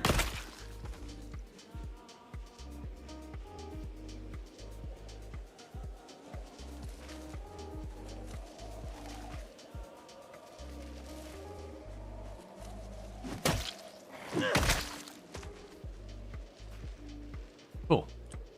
That's where I'm taking them, so that should be good. You have water and feed down there.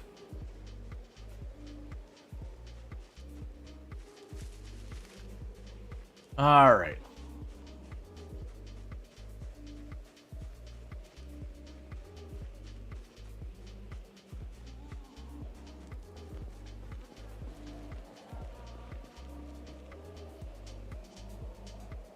Check animals in the trailer.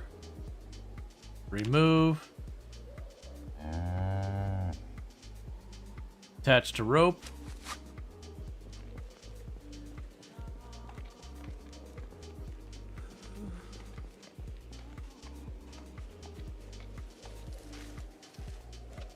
We're bringing the cows home.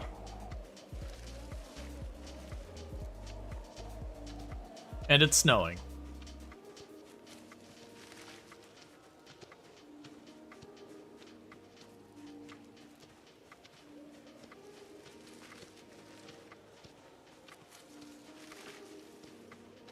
First snow? Yep, first snow. Is there a change the temperature from Fahrenheit to Celsius? No idea. Welcome home. Calm. Cool.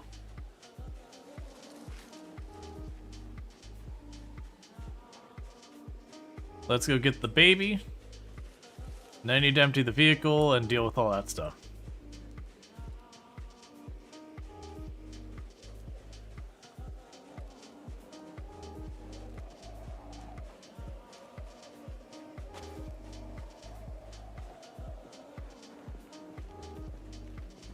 Do cows see shelter? I have no idea.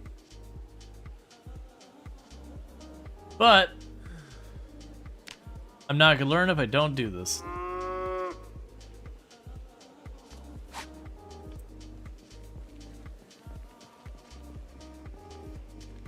See, from what you've seen on discount playthroughs, animals may freak out if the pen is not enclosed, even if the water is one of the walls.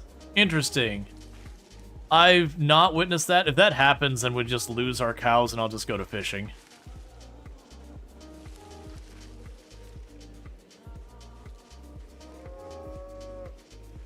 Because I am working on starting to enclose this area. Oh yeah, the cows are probably going to get upset when I start chopping wood. Well, that is unfortunately something that's probably going to just happen.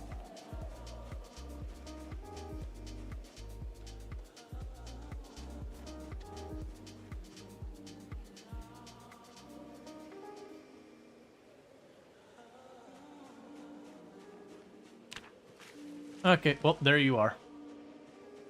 Yeah, that's designated zone, so we go here. Got that whole zone. We can check the zone. We see there are 2 cows in there. Alright. Now for the nightmare that's going to be emptying that car.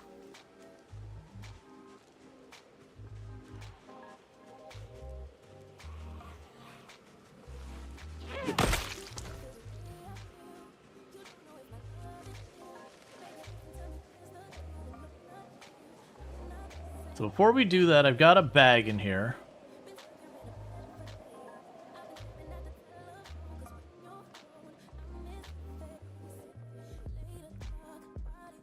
Grab you.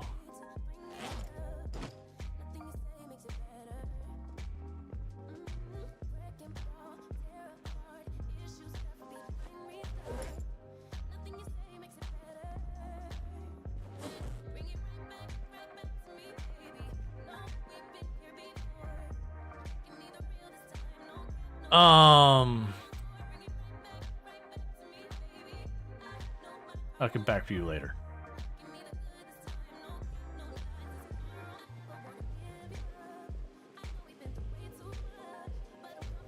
Let me check. Let's see. Oh, okay. Thank you. Miss Chaz, okay. Oh yeah. We got a good community here.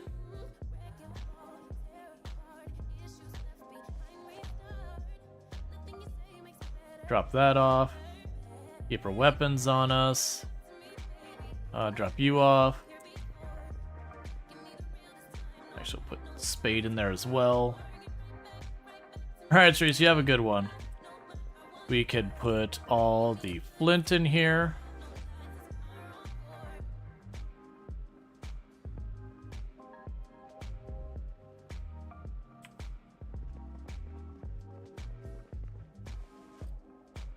Drop you in there.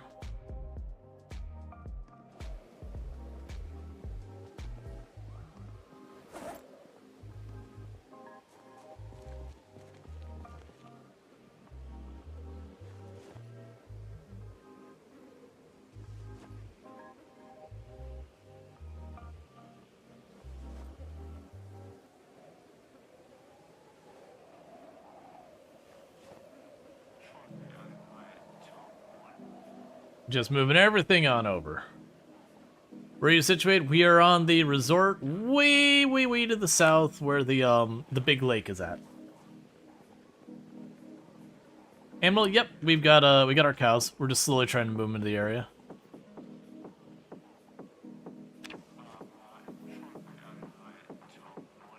Now, problem I'm gonna run into is we're gonna run out of cabinet space here.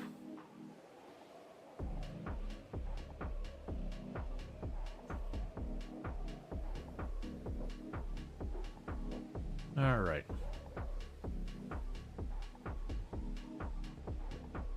Don't let those trees bite you again? I mean, it's gonna happen.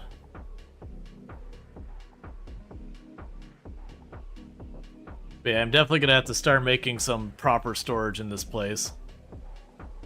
I've got more counters we can go to, they're just... That's all we got there.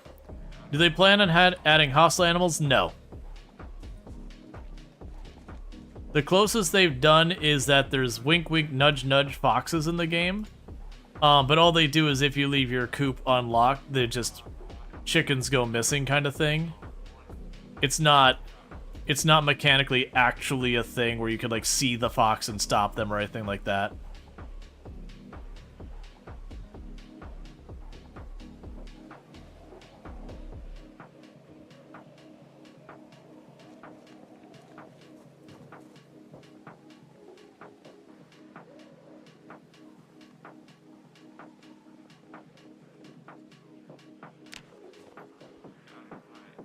All right.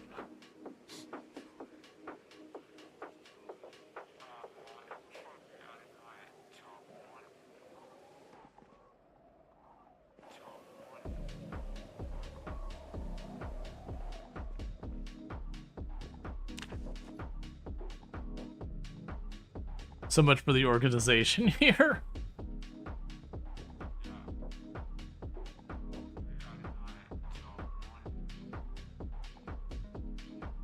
Yeah, my metalworker is still 0. No. They only mess with chickens. And it's an option you have to turn on. It's not on by default.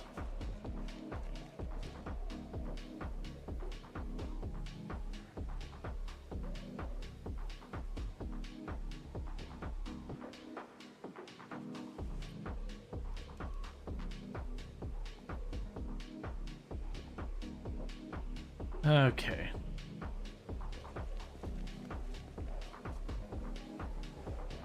Alright, so we should be able to make our kiln, our advanced kiln, and our forage now. So we can work on all that. That'll get rid of some of the junk in here.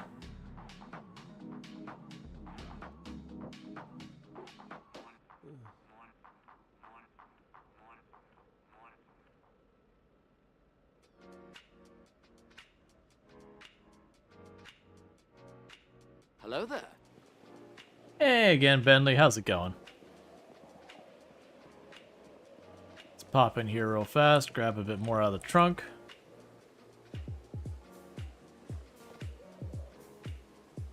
Cool. Yep, I actually got 2 fishing rods. What does the tracking skill do? Make you find random farm animals? Tracking, I believe, is actually intended for the, Sorry, for the... What's the word I'm looking for? So I need a bunch of this. I believe tracking is intended for dealing with, like, deer and rabbits and stuff like that. Alright, so where's the thing I've got here for,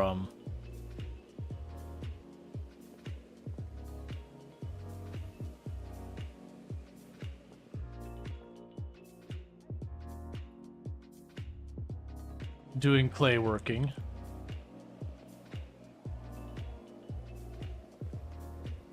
Do I not have one? How do I not have one? I was deliberately saving multiple of those. Alright, well never mind, I don't have one. I was gonna make the Forge Advanced Forge to get rid of those. Or not Forge Advanced Forge, the not domesticate animals. That's my understanding. How's the restoration going? We've got a little bit of progress. We've actually gone and grabbed a bunch of cows and all that. Brought them over. We're still working on it. I can only bring about like 1 adult and 1 child cow per trip. So, not exactly fast. Alright, so I have to be on the watch out for another trowel. Like the cement trowel, whatever it's called. Alright, so let's go look here. So the primitive anvil. I need a large stone, the chisel, and a ball peen hammer, or any of these hammers. Which I have. I should have a large rock out here. I picked it up earlier and I just left it on the ground because I didn't need it at the moment.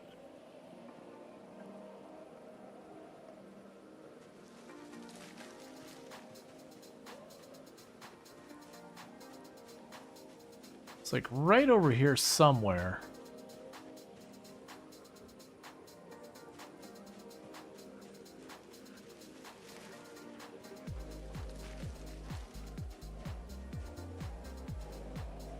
I forged up and I just left it on the ground because big rocks are heavy.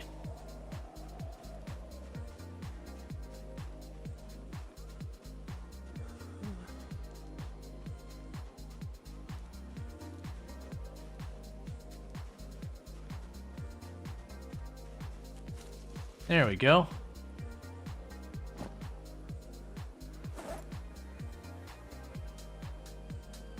I see.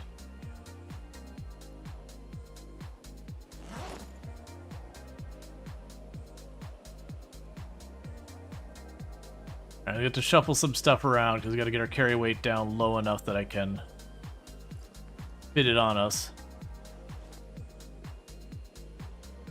There we go. So now I could pick it up with both hands.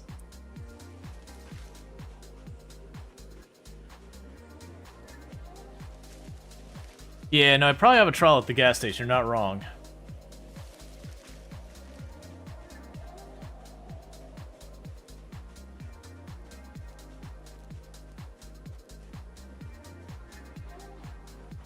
So I can make this into the primitive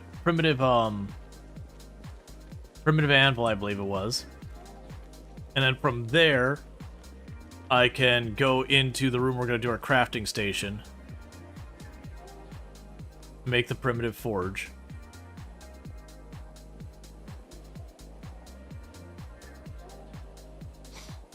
So I should have the chisel here somewhere. It's not this one. The stone chisel should be over here.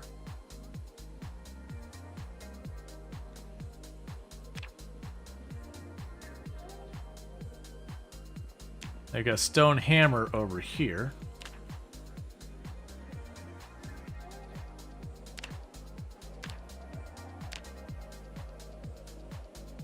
Do you light all the space with a single generator? Yeah. That generator handles that. If you use multiple generators, it will split the load, but it's usually not the most efficient way of dealing with it. There's pros and cons. How often you gotta fill the generator? I have only filled it once. We're probably getting about halfway or lower. Would be my guess. Okay, so grab you, drop you off.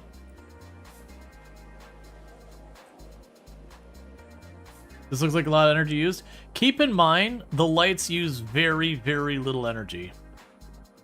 How do you disconnect streetlights from your generator? I'm not sure you can. Keep in mind, though, the lights use very, very little. Like, all of this, even with, like, 60-something of them going, you still uses less than, like, a fridge.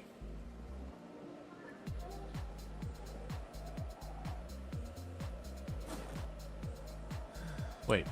Oh, did we just, like, drop the anvil?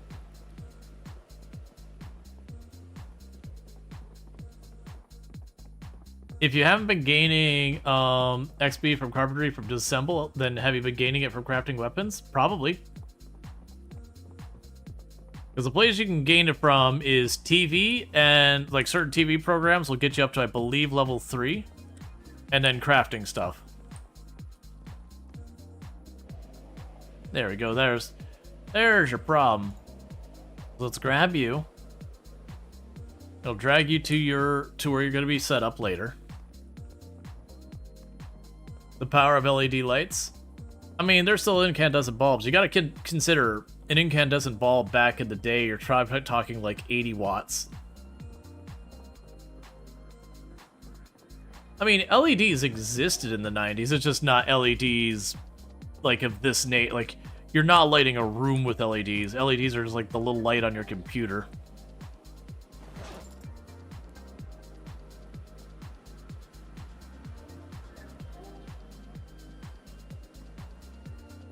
Yep, this game takes place in 1993, Knox County, Kentucky.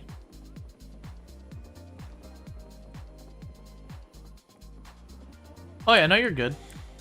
That's the reasons why you're gonna see a whole lot of like old-timey computers and that type of thing. You won't see like actual proper earbuds. You'll see like the corded ones, that kind of thing, is because it's 1993. You won't see proper cell phones either.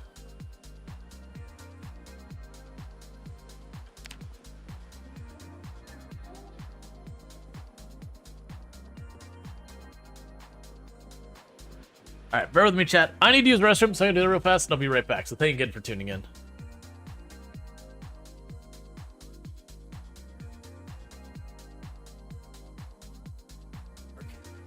I guess I don't have a laceration? I am so confused. Unless I caused a laceration to the wool.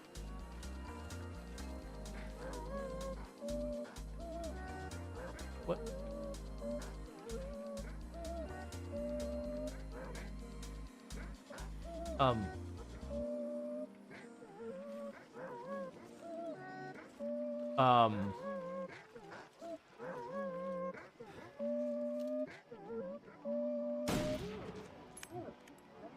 Thank you for being quiet, demon dog. You're really messing with my mindset.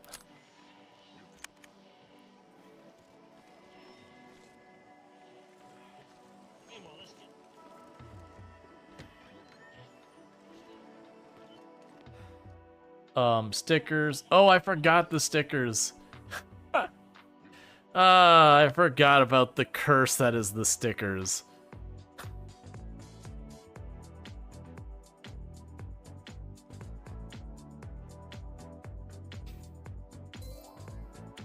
I'm about to go. Oh, everything has stopped moving. What have we done? It's going to be an emerald eruption. Look at them continuing to expand frame by frame.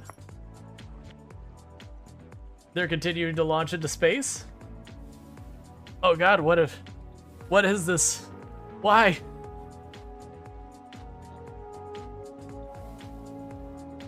I have a frame. I have individual frame. Look at the height those things got. Just let it settle down. Okay. Surprisingly, didn't instantly go slideshow again. You do your best, Semi. You got this, buddy. They're totally dead. Alright. Mayhaps not be a jerk about it. Okay, I got some. And that's why you hold shift when you hear the noise. Don't you do that. Whew.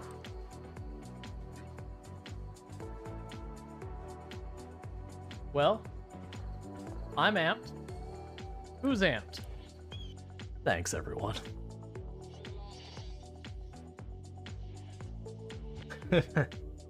Sorry. I did not expect that to do that.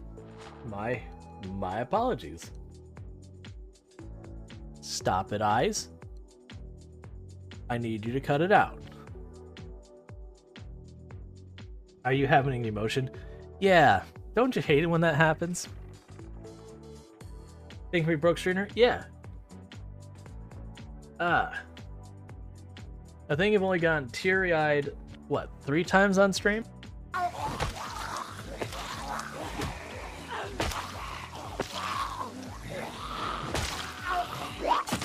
I was gonna say, it sounded like there was one right next to me and I couldn't see it. What hit? Bitten? Yeah. Okay, well. That's it. And since there's 2 sides that airlock, this shouldn't be really that bad.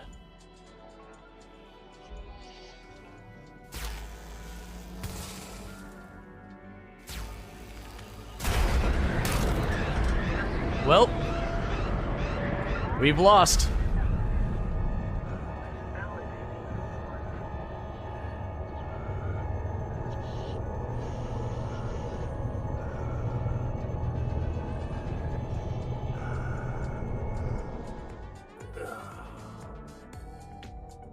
I thought we had depressurized it. This event may be recorded for training and quality. So that's the thing that confused me, is we depressurized it, and was exposed to the entire opening.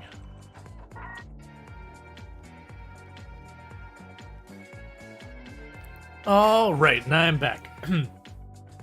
Yeah. Oh yeah, no, the one at the tent? Yeah, that was doing 16 times pop, where we spawned all the way up in Louisville, ran out to the east, and like set up on a tent, like right on the shore. We tried to do that 2 or 3 times. It was a lot of fun, it was really challenging, but it was basically... Alright, 1 second, sorry, I got something in my eye. It was basically roughing it kind of thing. And then trying to push the 16 times pop. But yeah, no, we had as time went on, we kept getting bullied away. Because, you know, you'd go in, you'd kill 50, 60, 100 whatever zombies, and then you'd have to retreat, and a couple would follow you, and you'd mop them up, but over time, as you kind of, like, leaked zombies here and there and all that. But yeah. Oh yeah, Hard Spaceship Breaker is an amazing game. The music is an absolute jam, too. It's got some real solid music to that game.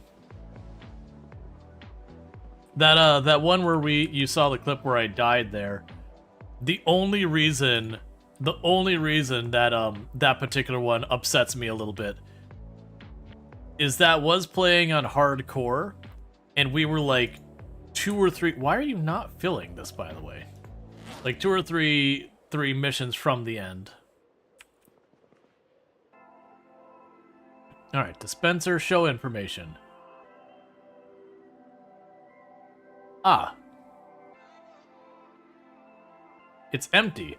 Oh, they nerfed that thing hard. That thing used to carry like 200 units of water. It carries only 10 now. Okay. Yeah, that got a massive nerf to it. That used to be like one of those memes, is you carry one of those in your place, and you could literally live on it for almost 100 days.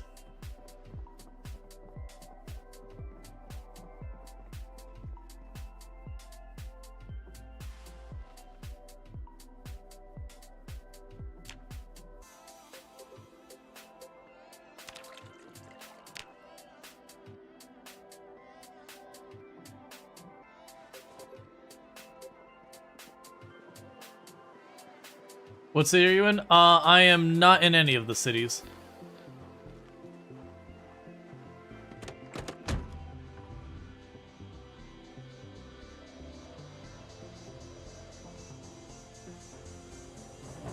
I am south of Rosewood and west of March Ridge. I'm at a giant lake in the south end of the map. Oh, before we go anywhere, got the engine. What do I need to actually repair the back of the car? If I want to repair the trunk, so I need a sheet.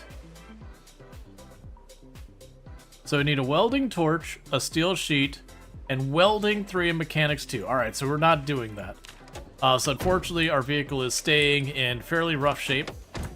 Once we get the vehicles back here... Yeah, I did.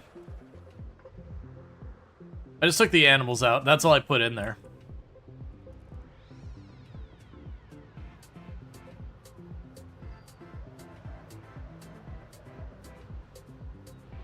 Yeah, so I'm gonna need mechanics 3 to repair the, sorry, mechanics 2, welding 3 to repair this. That's gonna be some serious work. So we are gonna be needing to do a little bit of work on the cars and all that soon.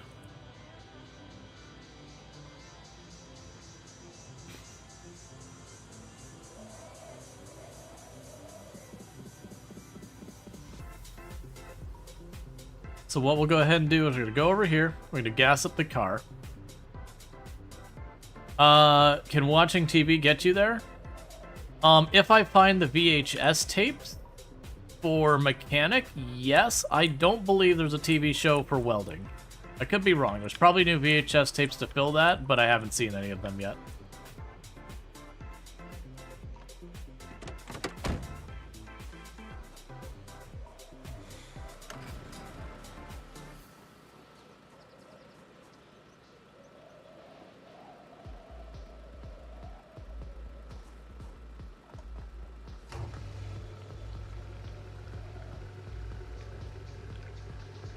Alright. Yeah, I know it's something we'll end up getting to the point of repairing. That's nothing new for any of these runs. That happens. Genuinely, when we're not dragging the animals, I could see towing random cars home just for things to shred and all that.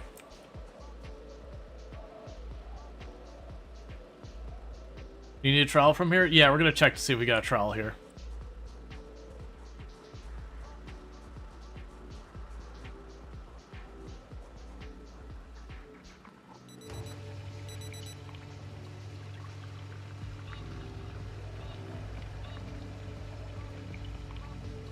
Yeah, so you get an idea of how fast your vehicles get damaged, by the way. We only got some, like, glancing blows on that.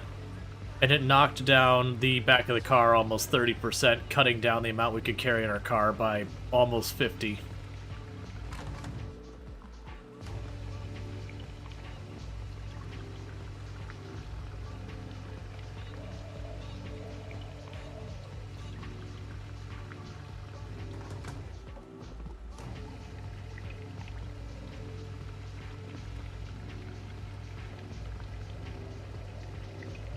And I'm just filling in all these gas cans.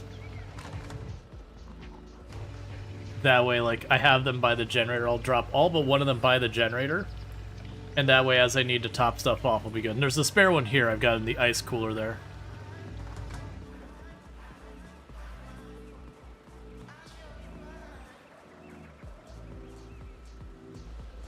Yeah, so you can see we were at 130 or something like that. And that's already basically too full for me to put that in. I guess you're going in the past? No, you know what? You can keep 2 of these gas cans here.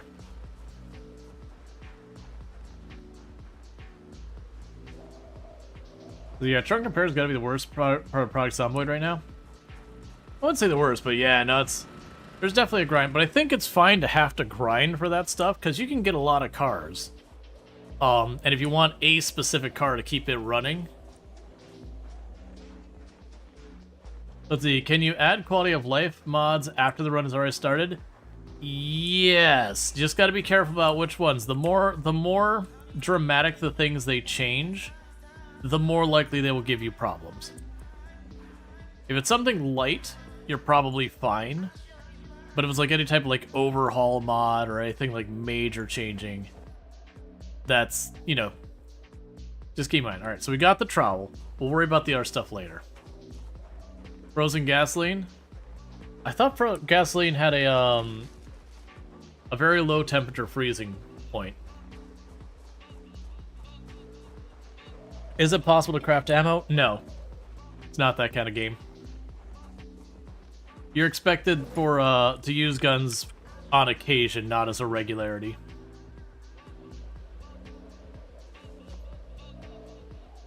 What quality of life mods are you using? None. I just got some UI stuff. I've removed almost all the glass from the bottom floor. But I haven't finished the building. We've kind of sidetracked ourselves to getting the animals.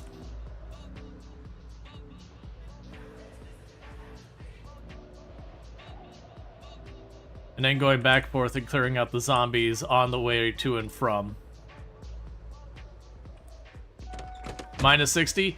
Yeah, I was gonna say that's a real cold freezing point. Not that it's not. What's the worst that could happen? Not that you couldn't. Not that you couldn't hit that in the real world. But you're sure as heck not hitting that in Kentucky. You gotta be talking like really out there Canada. Maybe like Arctic. I mean, Arctic Circle could certainly hit those temperatures. But yeah, you gotta be like way up there like Canada, like the far north where most people don't go. You know, beyond like you're being that person who lives in the cabin in the woods way out there.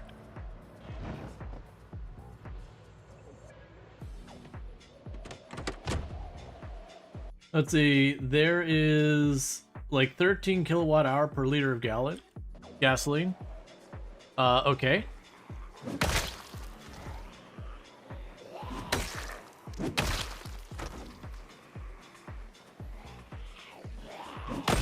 You don't even know if you have that in Canada? Well, I know Canada gets to minus 40.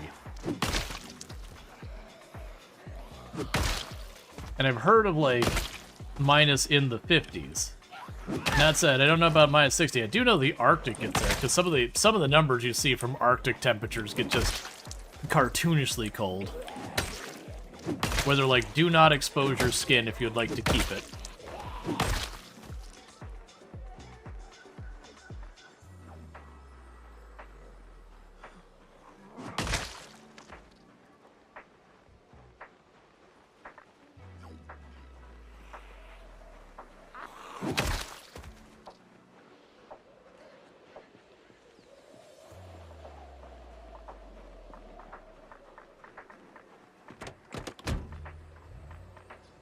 But yeah, minus 60 is very extremely cold.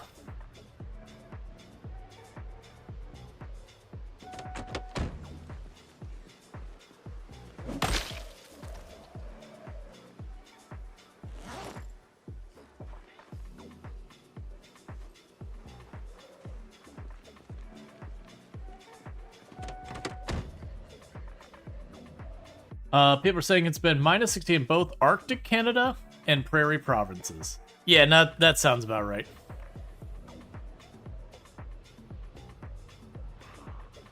I was gonna say, like, most of Canada, probably not really. But, like, way up there to the northern ends. Where you got, like, you're literally in the Arctic Circle and you've got nothing but cold water moving by. Yeah.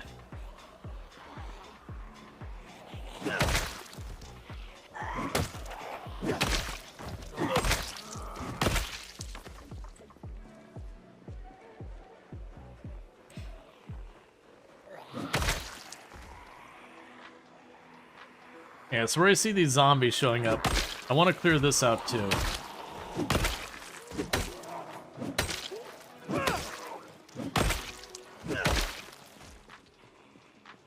Because I'm not sure if these are ones that came from the resort, from all the helicopters and got left here, or came from some of the lakes, or some of the other buildings. Wherever they come from doesn't matter. But they are getting over here. And they are making a general menace of themselves. Would you die so I can rest?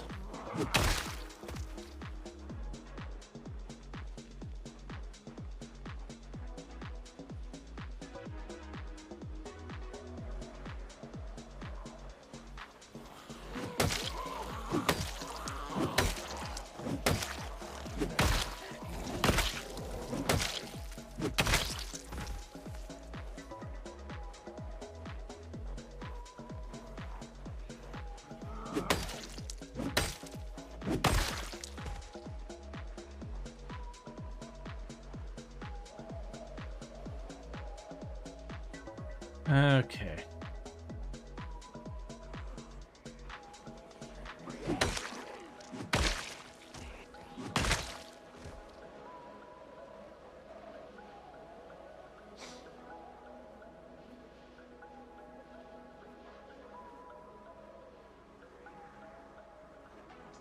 Alright, let's eat our thing of butter. Let's see. Winter's coming? Yeah. You can... Let's see. Can you switch hit in this game? Left versus right hand? No. All characters in this game are right-handed. The unofficial canon that we joke about is that it just happens to be the tiny little group of people who happen to be immune to the area, like the airborne version. It happened to be tied to a gene that determines whether you're left or right-handed. That makes no sense in real life, but it also makes no sense that there's no left-handed people in Project Zomboid, so you know. We're just making up excuses as to why it is the way it is.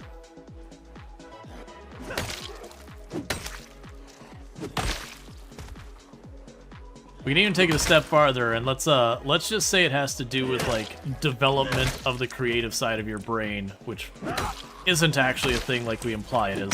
But we're pretending. So people who are, you know, are left-handed and properly creative, just, you know, straight up vulnerable to the plague.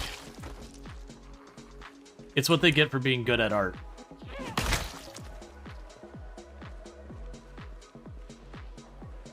I tried Kingdom Come, Deliverance? I have not. I know I looked at it.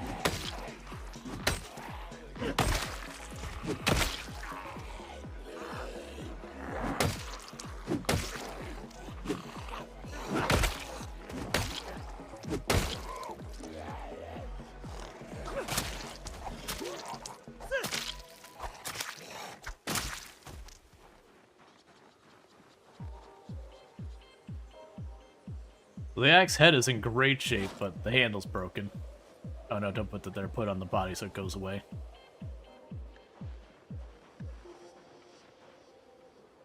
Now let's back off and recover for a minute. Grab ourselves a new weapon.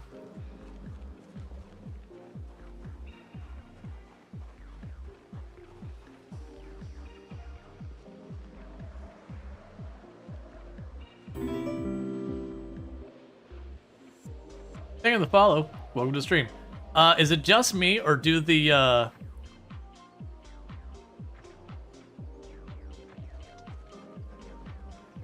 rail to road tracks up here look like they're radioactive levels? Like, they're got the snow and ice on, but it looks like they're utterly, like, emitting light levels of glowing. Clearly radioactive.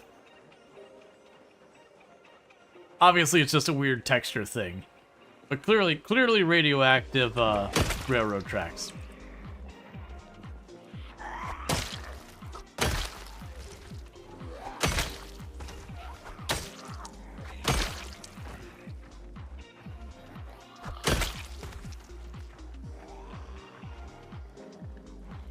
Yeah, no, in Project Zomboid, there's only right-handed people. It's just like, they made it so the characters are, you know, hold stuff in their right hand, and they made the animations around that. It wasn't some, like, deliberate, conscious decision to be like, no lefties. The classic, well, the dev had a left-handed girlfriend once, and she really dissed him. No. That's not a thing. Trying to remember where that bit came from. There was a comedian who was just like trying to explain things that just made no sense in a whatever. It was like, oh yeah, no, it was there was a song about how every song is just based around canon, Pachelbel canon in D, and he was like, you know, and the violins have a good part, and the violas have a good part, and this has a good part, and then there's the tuba. Clearly at some point in Pachelbel's life, he got into a relationship with someone who played the tuba, and it did not end smoothly. So forever there, he would just write bad tuba parts.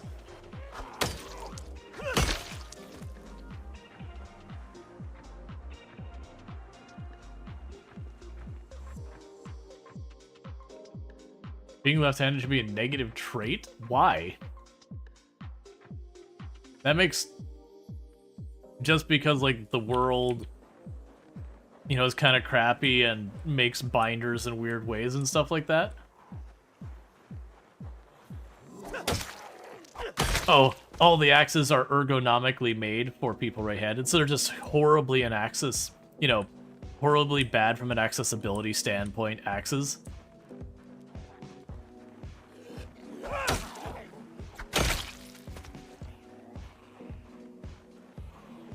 Yeah, we don't need to be like jerks about that. And to be honest, around the point of the 90s, that was when most scissors they were making, you either had like, you actually did have left and right-handed scissors, but like half the times when you went to schools and all that, they were all the what's the word? Not uniform. There are ones that anyone could use, like left or right, and they were like symmetrical, so it didn't really matter. Universal? Maybe universal. I know ambidextrous. I just don't believe that's how they branded them. It's like the same thing with mice, where they'll have, you've got your ergo mouse that like it's sloped one way, and so it's really kind of made for right-handed, or you have it sloped the other way and it's made for left-handed. And then there's ones like the old Microsoft mouse or whatever that was like the symmetrical. They had a word for it. Like I know it is so you could use it left or right-handed, which is ambidextrous.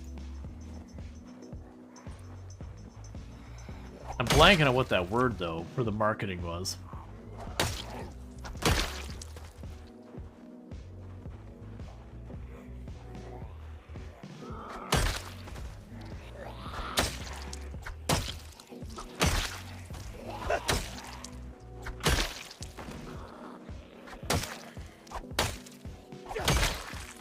Yeah, no, unisex is talking about clothing, where it's, which for the record, unisex is BS.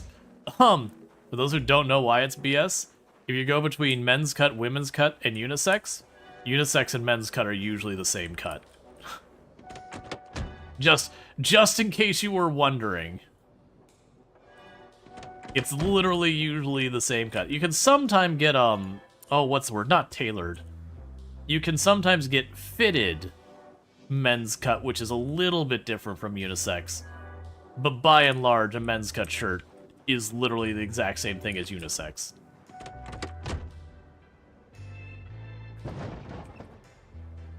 Women's cut is a different thing.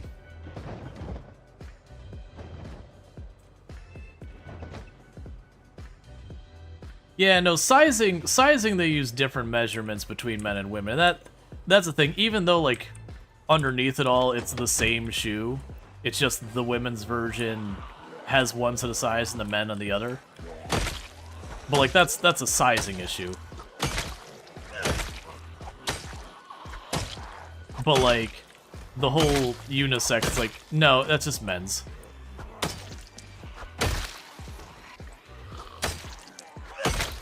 That said, though, those exact same shoes, sizing it for women's definitely increases the price by at least 30%, if not 80%.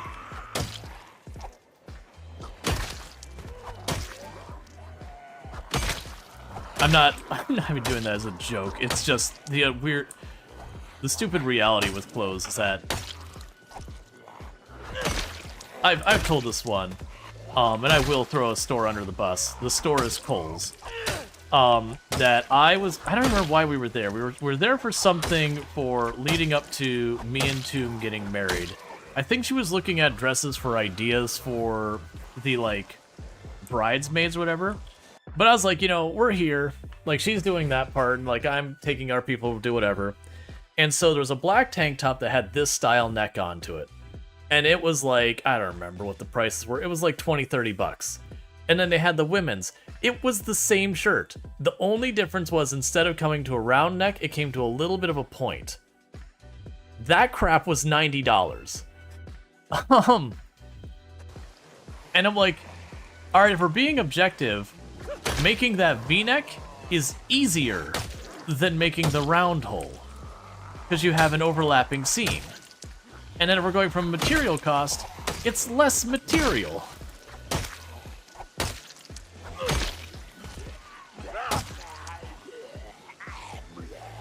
And it's like, this is some BS.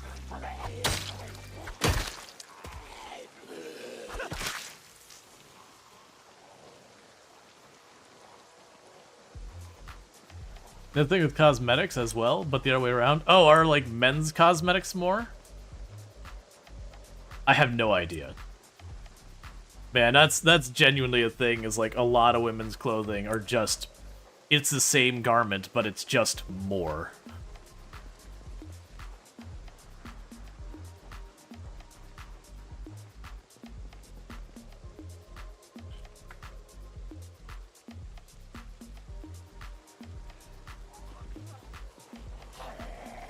It is ridiculous. Feminine products are ridiculously expensive. Oh yeah.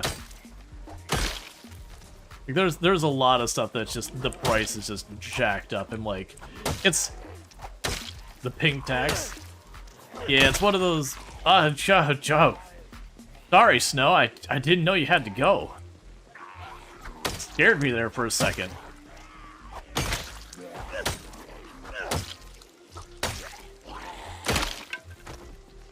Snow's just like, conversation's getting too real for me. I'm out.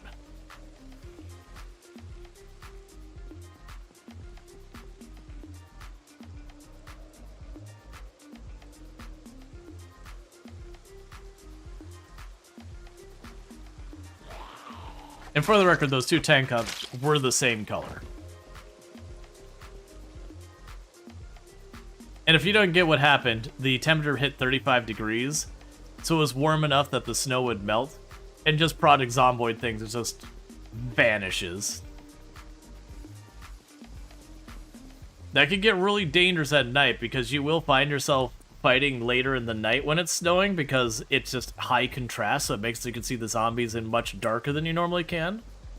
But then you hit the nighttime where it barely creeps over like 34 or 35 degrees, and suddenly all the snow vanishes while you're fighting. And it's not a good time.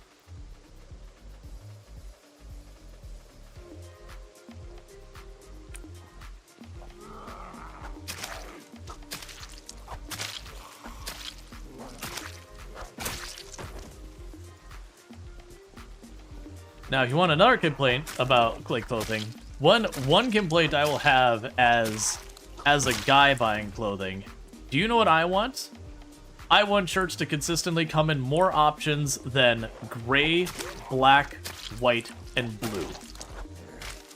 I want more color options than that consistently, because holy crap, 99% of our clothes, those are your color options. You want an orange or a yellow or a green, basically just gonna get flipped the bird and told you we don't do that here.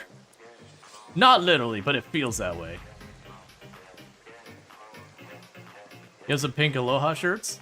Oh yeah! Like, it's fun when you get some more interesting colors. That's one of the reasons I was actually, like, liking some of the Hawaiian shirts and that. At least I can get some color.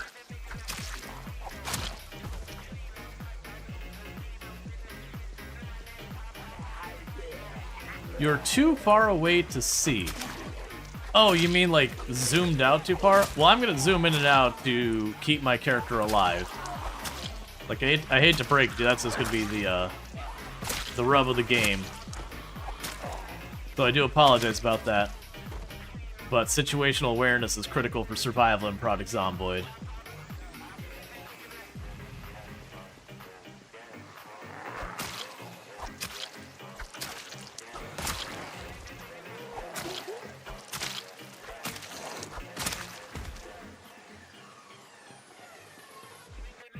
Let's see, when your mom got married, now see, stepdad, one of his grown sons freaked out and almost pulled out of being in the wedding party because the shirts that stepdad chose were purple.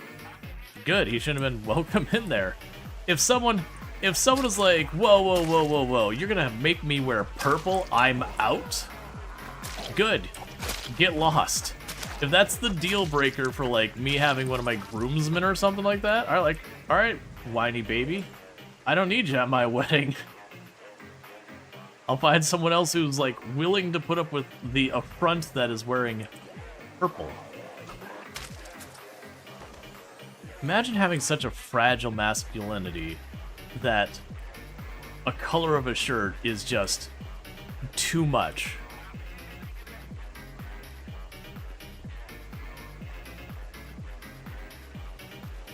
Yeah, purple's a great color. Admittedly, I don't have much in the way of clothing that's purple. But I mean, there's also not many options for purple clothes in men's.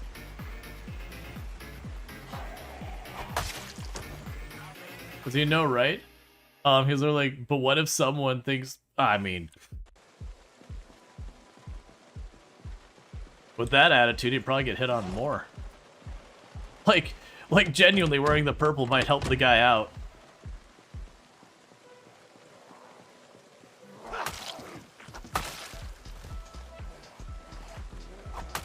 Your brother made us wear purple his way? You look fly as heck. Oh yeah. Nice purple undershirt? Heck yeah, man.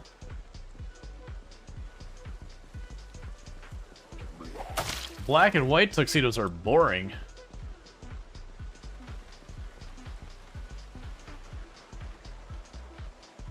Hey zombies, how's it going? Fragile masculinity? Oh yeah. Like the number of people over the years who did all sorts of ridiculous things because they had to, you know, have their name be known. You conquered the resort? Yeah, the resort's been cleared. We are now collecting our animals very, very slowly because this area keeps getting overrun by zombies.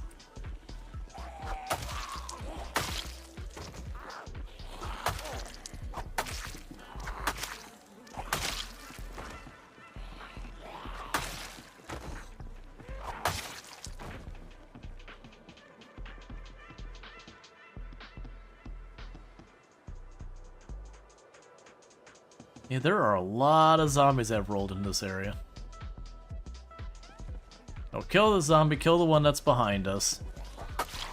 And then the next breather I get, I'm going to sharpen the machete again. It's probably getting dull. Okay. Oh no, actually it's fine. We did make our primitive anvil, we have not made the forge yet.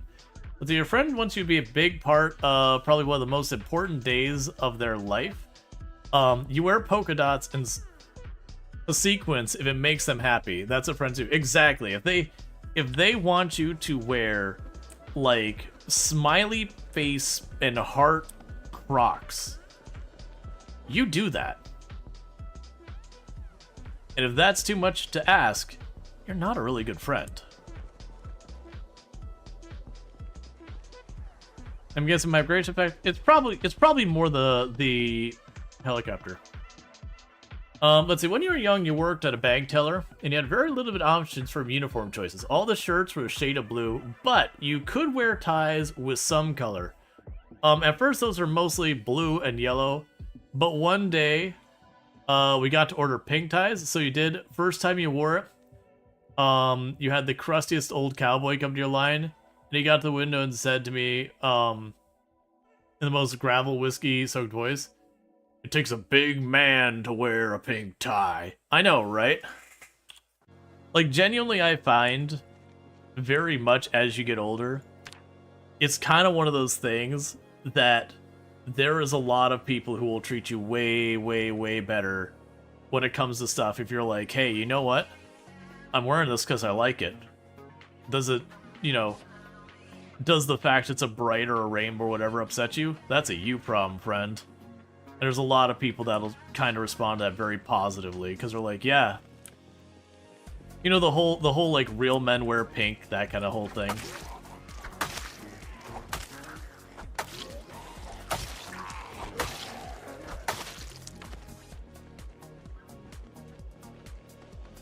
Alright, so we're gonna hop in the car. We're gonna get the headlights on. We're getting over there.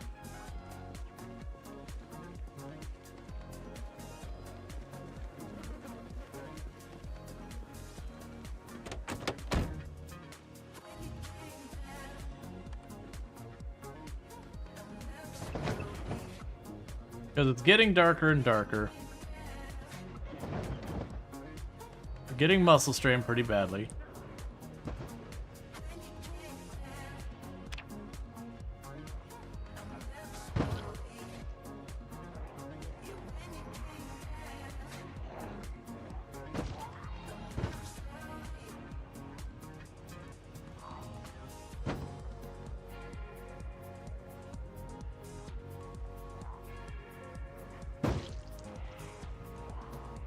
Just getting too dark.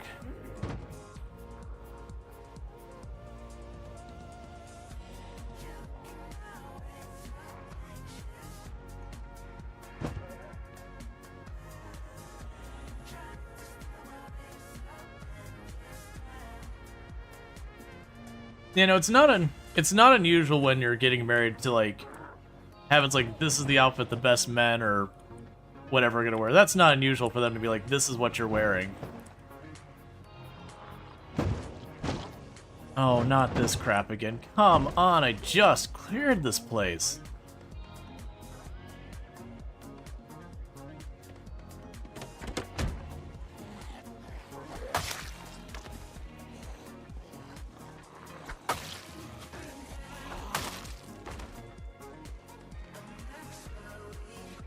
Deal with this one up here. Start dealing with those down there.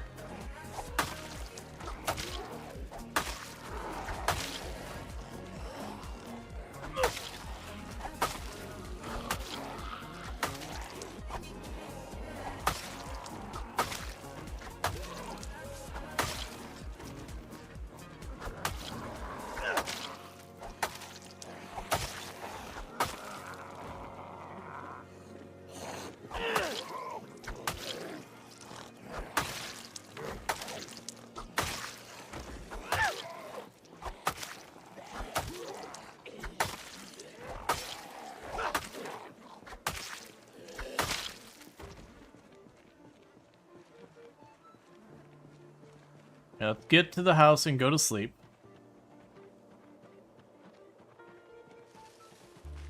Yeah, there's just so many zombies wandering around here now.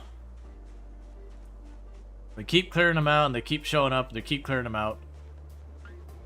It's fine. I'm mostly getting annoyed because they're damaging my car. It's taking me longer than I am anticipating to get from where I am past them and all that. And to be fair, they are collecting on the road, which is part of the design. The intent is because we drive the car, it makes noise, and then, you know, they come to the road.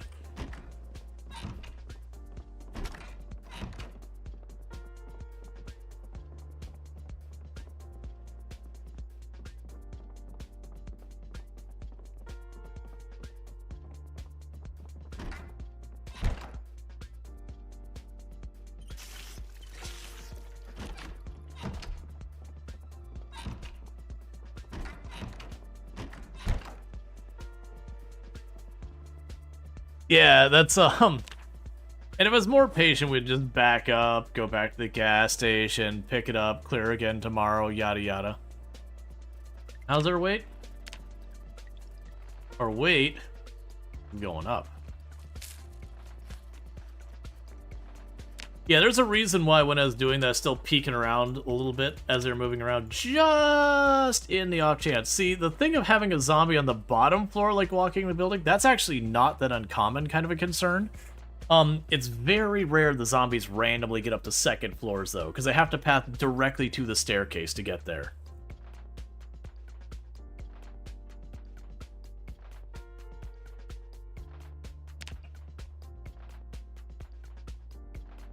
Alright.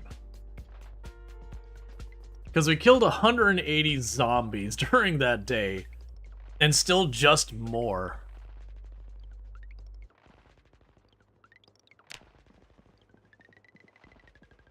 And hey, all the people on YouTube. It looks like we got a host there at some point, so I do apologize if I missed where people hosted.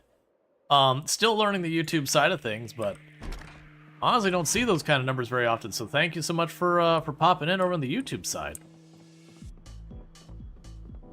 Usually YouTube's pretty quiet for me, but I do stream on both Twitch and YouTube.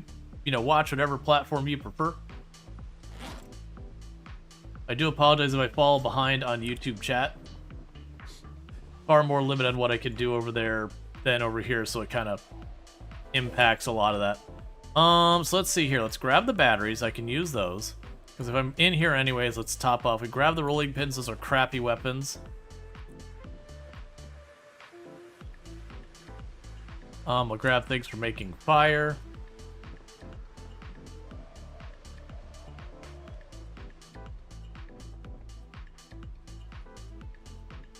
It's because you talked about fashion. Ah, did I appease the algorithm? Did the algorithm be like he is talking about fashion? This is the content we need on this platform. All right, that basically filled us up there. I should also check, how is our machete doing sharpness? Yeah, sharpness is right there with condition. Alright, so let's head back over to where we ditched the truck and deal with that.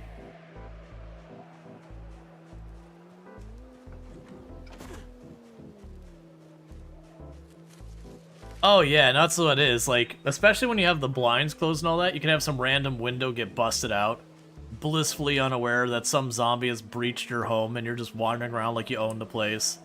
And the zombie just chilling in one of the rooms, you walk right in there just in time to get grabbed. Yep, it does happen. I have certainly died in that exact manner. I can think of 2 occasions off the top of my head, and I'm really confident there's more of them. But there's definitely 2 times where I was wandering around in a place I thought was safe, and there's just the one zombie chilling in there with me that I didn't realize till, you know, till a little bit later. Alright, so let's deal with the zombies we got over here. There's a crawler, and there's like at least 2 or 3 others.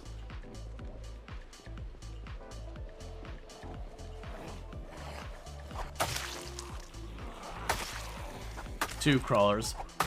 Means they're probably ones I hit.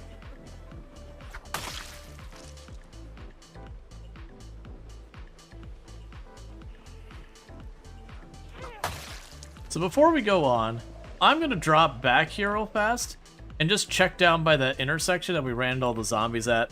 Just clean out what we saw there as best we can. Most of them have probably moved on and now won't be there, and they'll come back the moment I come back. But yeah. That's how you metal sheet all your windows? Yeah, so I don't take the time to metal sheet them. It is worth putting like planks on them, because the metal sheet is technically more durable than the wooden planks. But you know, it's the whole thing. Now with the lighting changes though, there is argument to be made to not boarding up your windows beyond 2 planks just to still get lighted.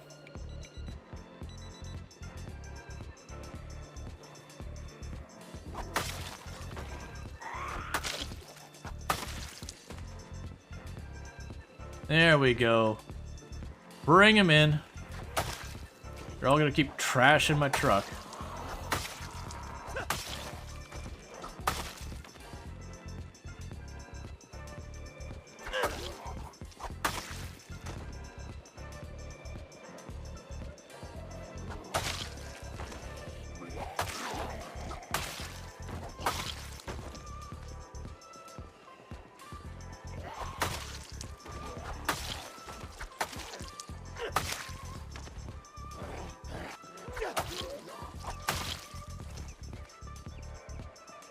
Yep.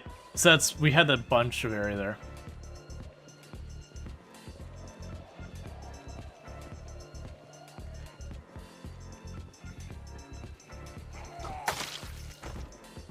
Let's see, you think you do the math for the cost effective to make nails, but boarding them, let's see, boarding then do sheets, as wood is far more replenishable. Yeah.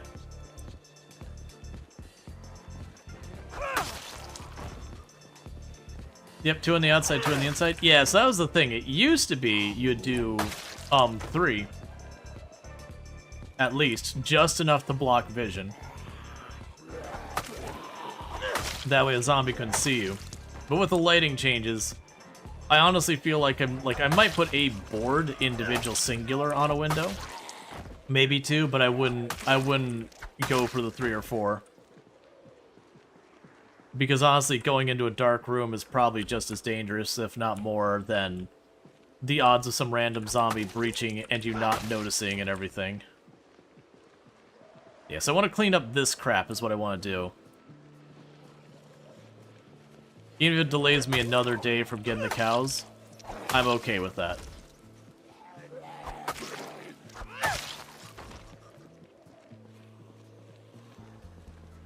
Alright, so let's deal with the last couple we've got on us. I need to sharpen the machete again, and now let's give it a little time to fix up our muscle strain.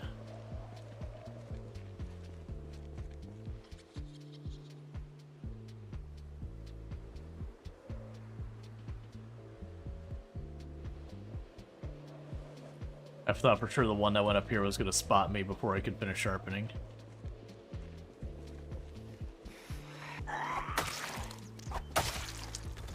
That's fine. It's 1 tick difference.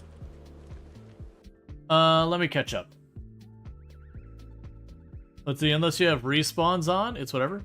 Yeah, no, generally speaking, it's just kill the zombies here. Even if you have respawns on, if you're regularly patrolling the area around your base, you shouldn't see very many zombies reach your home. Let's see. Oh yeah, there's place you can do that. Did they ever have a rule explanation why there's no children in Knox County that basically that'd be too messed up? I mean, they don't distinctly call out the role, like, lore reason, but, like, the hand-waviness is that more likely children would be less, you know, more vulnerable to disease. But, they absolutely, that is on their will never implement, is that they'll never have children zombies or dead children presented in the game. Like, I could see them, like, telling of a story of, like, you know, that kid's passed away, like, that wouldn't hit the, like, do not. But yeah, people used to, you know, honestly, since Build 42, I haven't had a single person bring up the children zombies or baby zombies. That used to be the thing that always came up. They're like, there should be baby zombies that you have to ground hit, and it's like, no. Like, no. I kind of made my comments that when Product Zomboid, when I first saw it, if I started seeing like a bunch of baby zombies or children zombies, I would have never tried the game. I would have just assumed its entire marketing campaign was to be as edgy as possible.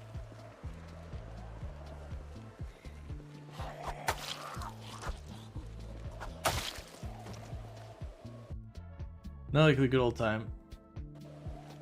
Yeah, and I know other games have allowed you to kill kids, but even then. Well, that was the shocker to a lot of us. Was like RimWorld lets you do some pretty ridiculous things. When Biotech came out, they're like, "There's gonna be children." We're like, what? I know you push some boundaries there, RimWorld, but that's those ones that I'm really staring at, going, man, I really hope you think carefully about how you do this. Like, I had stated on the channel when, because we played lots of RimWorld channel, I had stated on, like, the channel once we got that announcement, I'm like, I'm genuinely, like, worried RimWorld's gonna become a game that I just don't want to play kind of thing. Like, if they went, like, super edgelord with it. Yeah, no, RimWorld does a good job because, one, you can control the content, I agree. The other thing is, by default, they don't have, like, children raiders or anything else like that. So they don't force you to go, like, homicidal on children. Which is kind of my worry, is we're gonna get all these raids full of children and just start shooting kids. I'm like, I am not on board with that. And I know people are like, no, but it's okay to shoot adults. Like, come on, bring your moral issues out other places. I personally just am not down with it. I understand shooting a person regardless of age is bad. Like, you know, they're a raider, they're attacking you, you're self-defense or whatever. But definitely there is a significant perception difference between when you're dealing with kids and adults.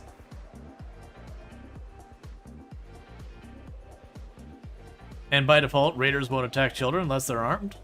I didn't know that one. I'm trying to get the muscle strain off because we were pushing it really hard.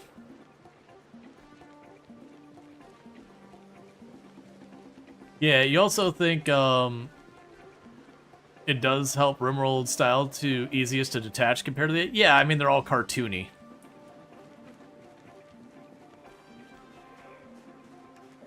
Yeah, that's what it's like, because I often arm the children because you never know when some random animal is going to start hunting them. So you gotta, like, try and keep them inside and everything. Basically, anything can happen. It's a storytelling game, but yes, kids die. Even in raids, but it's not something they want it set for. It's an option. Yeah, no, that was the thing. It was an option, and, like, you could choose to not have kids and a whole bunch of stuff. Yeah, so I always felt like Rimworld did that okay, because when they announced kids, I was like, oh my god. And like, there was definitely some things that people were memeing and all that I kind of shut down, that people talking, like, I'm also happy that they did go out of their way to be like, hey, you know, I know you all want to be ridiculous cannibal people, but they kind of went out of their way to make sure stuff like trying to, you know, grow food that is kids was a completely, like, was so beyond inefficient that it's just not a thing. And I think that's good. Rimworld already draws out the edgelords pretty hard. That we quite often have to be like, hey man, we need you to tone it down like 30 notches. Not everything has to push the boundaries as far as absolutely you can get away with. It's okay to have the occasional boundary that we say, you know what? Let's keep it in that.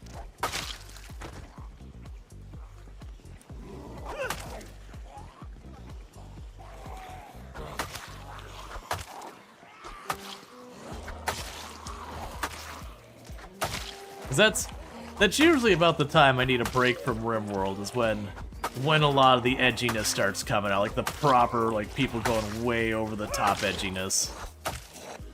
And you're like, look man, you're ruining the fun. It's fine that the game lets you do all sorts of awful things. I'm okay with that.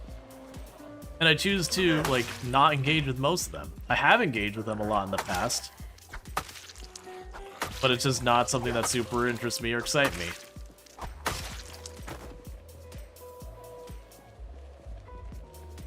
But it is one of those things that, like, when the constant badgering about cannibalism comes on, you're just like, you know what, I don't want to play this game anymore.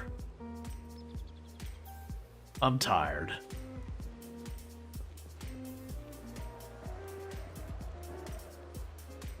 Alright, so getting down to the last couple.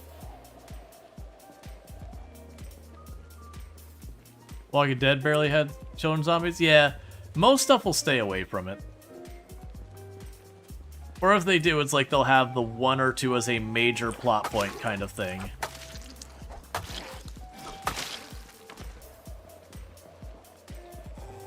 Shame the machete causes so much muscle strain.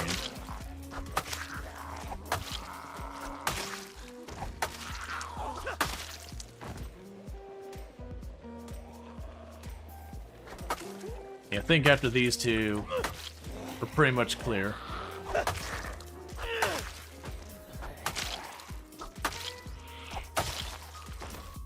Let's see, you never seem to have a problem in many games like Resident Evil. You literally become the lord of the edge of the universe. Low-key, I've played a couple Resident Evil games in the past. They were never ones that I, like, really super got into. They're fine. I don't think they're bad or anything, but there never was ones I'm like, oh man, Resident Evil, I'm so excited. It's like, oh, I mean, that's okay. And I've played through a good couple of them, but I don't know. A big thing for me is I think it's a big part is, like, the quick time events. I cannot stand quick time events. Like, I'll put up with them and the rest of the game is good enough for it. But the lazy, oh, this thing's chasing me, start mashing the up key really, really fast again. Oh, now you gotta suddenly hit to the right. Okay, now you have to hit A, B. Okay, now hit Y. Now, you know, punch yourself in the eye. Oh, do a double back. Like, just, you know, it's just like, none of this stuff makes sense. This isn't me doing any type of logical gameplay or strategy. It's just whack-a-mole. It's like, cool, man, if I wanted to play whack-a-mole, I'd go to the arcade and put a quarter in the machine.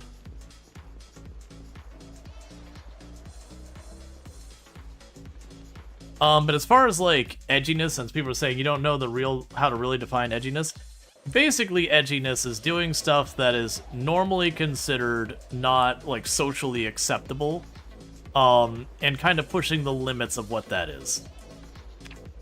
But usually when you're saying it's edginess or edgelord, it's you're doing it for purposes of attention.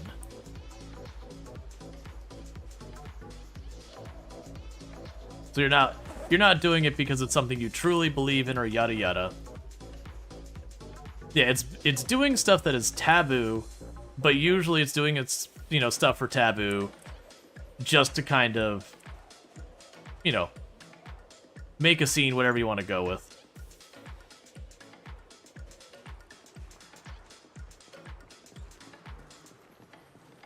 And it doesn't mean, like, and taboo doesn't even mean it needs to be something wrong. Like, if there's an expected way to dress and you run counter to it, you can be a little bit edgy, but that's, very benign edgy. But if you don't do it for attention, then that wouldn't necessarily be edgy. That'd just be doing it. That is whatever you want to do in the game. That's fine. But that's the reason why I make the comment about games doing the edgy thing. Thanks to Grand Theft Auto and their marketing campaign way back, where, I think it was GTA 3, that they were like, you can pick up and murder hookers and all that. And they had one of the leads at Rockstar was like, yeah, they deliberately were pushing kind of the limit of what they could get away with and not have their games pulled on the shelves was kind of their goal, because all the newspapers reporting about all the stuff that you could do in the game that was like super controversial was free marketing, and they're like, and it works extremely well for sales. And so half of that crap they didn't do because, like, they felt it was good for artistic reasons or some society thing. They were literally doing it for marketing. So it was edgy. And for the record, I actually enjoyed GTA 3, and I played pretty much every Grand Theft Auto game there is. There are times that series you're like, alright, come on, man. I need you to tone it down a little bit here. Now you're just getting weird. I know games don't make you bad. I'm not saying this is a moral thing. I'm not saying it's like, oh, they've included this game. It's like some moral failing or something like that. It's, for me, it's like, it's the eye rolling of, people. It's like, it's the same thing where you have like the one kid who acts out in class. We're like, yeah, well, I'm gonna go punch a dog, and you're like, dude, come on, man. Like, they don't mean it. They're actually not looking to punch a dog. They're just seeking attention. Now, again, with a lot of stuff with games and all that going there, it is, again, being controversial gets a lot of people talking about you. That's a lot of free marketing. The classic no publicity is bad publicity.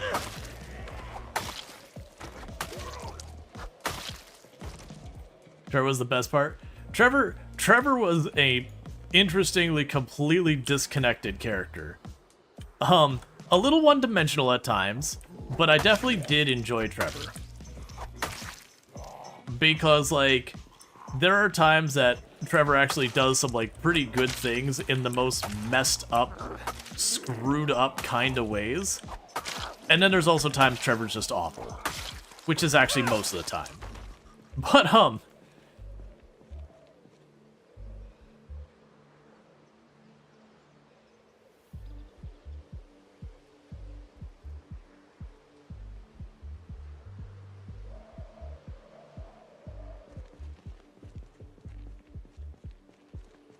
But yeah. But yeah, it is just one of those things that, like, you kind of recognize when people are using controversy for marketing.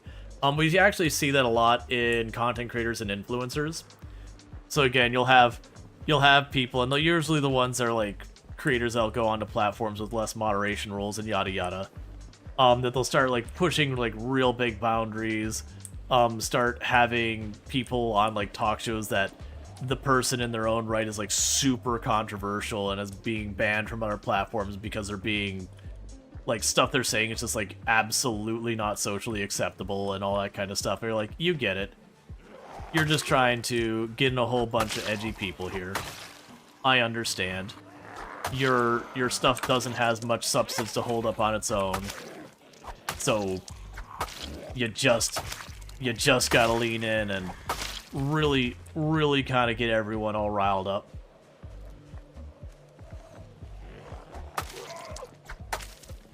It's very hard to play a very angry, unstable character and do it constantly. Oh yeah, because half the time they just make the person just randomly just rage out and kill everyone for no discernible reason. Versus like, as messed up as Trevor is, he kind of did have like certain actual traits to it.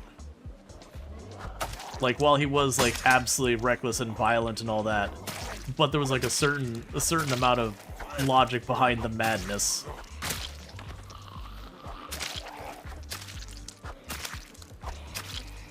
You know, people he perceived as being phony, fake, artificial, whatever. Contrarian, that was the word I was looking for. Most of the time when it comes to edgy, you're being contrarian.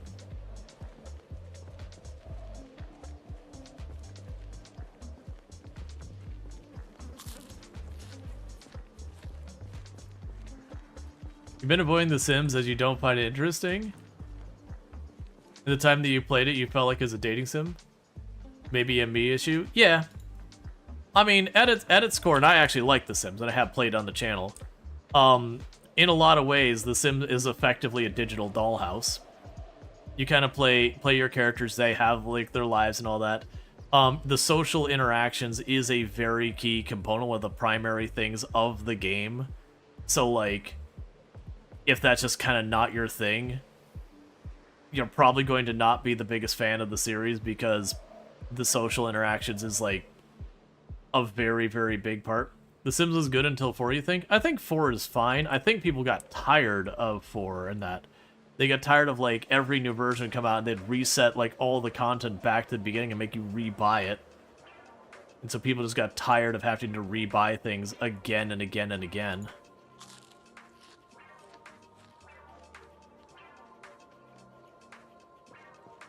Because that was the thing that kind of burned me, is once, I can't remember, it's probably Sims 2, whichever one it was, like I remember getting the Pets DLC or whatever garbage it was.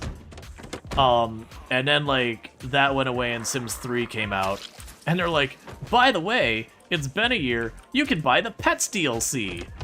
And you're like, you SOBs. I already bought that. In your past game. And that was kind of, was like, yeah, I'm not doing it.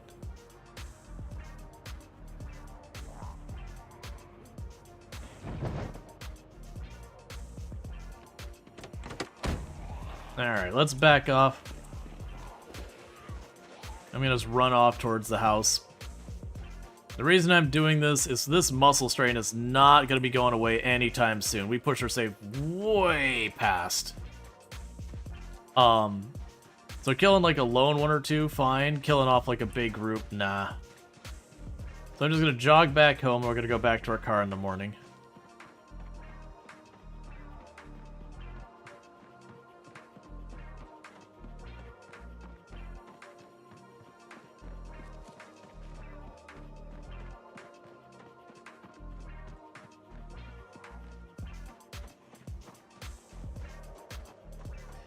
Let's see, they hated... EA is to make the same game, but a bit more content, maybe up the graphics of the bit resell. Yeah, I mean, but that's not even EA. That's just a AAA formula 90% of the time. That's the reasons why when one of them actually breaks away is like, we're making a new IP. Everyone's like, holy crap. That company's making a new game? Like, a new game? That's just not a rehash of the last game that they've been milking for every dollar they can? It's not Assassin's Creed 12 or Call of Duty 16 or whatever. Like, it's something different? I don't understand. The real question is, how is Inzio gonna be, and how will EA answer to that? That is gonna be a big thing. The best way to do it is like Paradox. Well, Paradox's whole thing is they'll come out with a game and they will just keep iterating in it. Like, they'll keep adding more and more DLC to it as expansions just keep going and going and going, which has its own negatives. I've definitely defended that model a number of times. But it does have that problem is when you get in late, because they're pretty bad about offering discounts for late arrivals. I think it's fine that if you keep adding more and more expansion level content to the game, asking for a little bump in price and all that is fine. So far as, like, you know, another 15, 20 bucks here and there. But there's definitely something that you run into with, when you get there later, you look at it, it's like, to get everything I need to pay like $300 because there's so many things popping out. But, that's kind of my big thing. Is like, so like a game like Stellaris, they need to kind of do a better job of bundling their past DLC. So when you buy the game, you get like a bunch of the past DLC up to a certain point and all that. Also, all the big DLC games have subscriptions now, which is good and bad. Yeah, it's very mixed. Ubisoft's IPs getting sold off would be crazy. Yeah, that's Ubisoft's been having a real tough go of it for a while. They've not had very many wins in a good long while. The Sims 4 is like 13 years old already. There's not much more to create that type of games. Oh no, I'm sure, like, there's always more they can add to it. Like, they could take the jobs and make them so you actually have the entire part where you do the job and everything, expand in that realm. They could do a lot more just wild stuff. Have you ever hit up World of Warcraft Classic? No. I asked a couple times if my audience would be interested in seeing that, and I generally didn't get that positive a response. So as well as things like, alright. And I've done a lot of time in World of Warcraft. I don't really feel a need to revisit it. Especially not Classic. As much as I enjoyed Classic back in the day, I've done my time.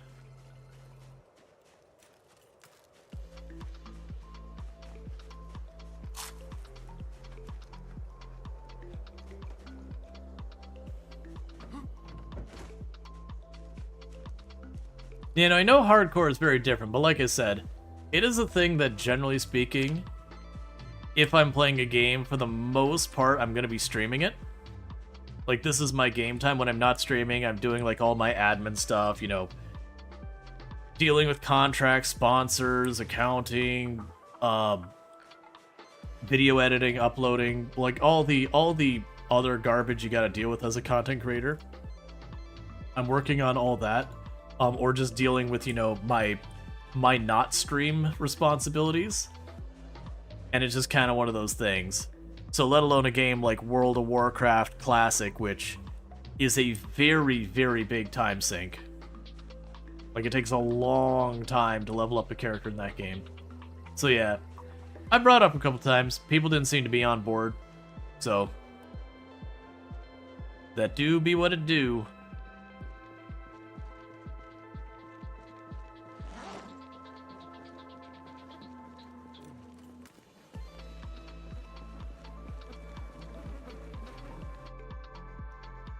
Let's see, who's expanding? Warhammer 3 has that DLC issue? Oh, where they just have like a billion DLCs. And it's just kind of one of those things that you just kind of fall behind. There's just no getting back up to speed. Or like you sit there and you do the math later, and it's like, how much DLC do you need to catch up? And it's just an astronomical amount of DLC. Just money-wise.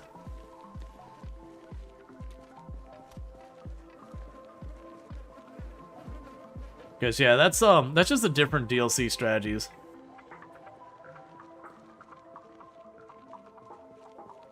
Yeah, we're not gonna worry about the hemp. I've got tons of that at home that I can work with. Right now, I just need to get through where we fight through these zombies, we get the trailer, we load up the animals, and then we turn around and go back. This time I'm going to remember that there's actually a separate feed section in the trailer, so we can put the feed in. So I want to say there was like 3 different sections to the animal trailer. There's like the animal part, the feed part, and then there's like a third part.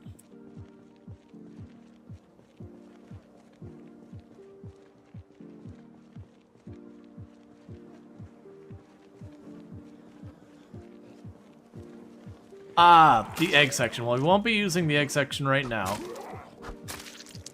Maybe someday.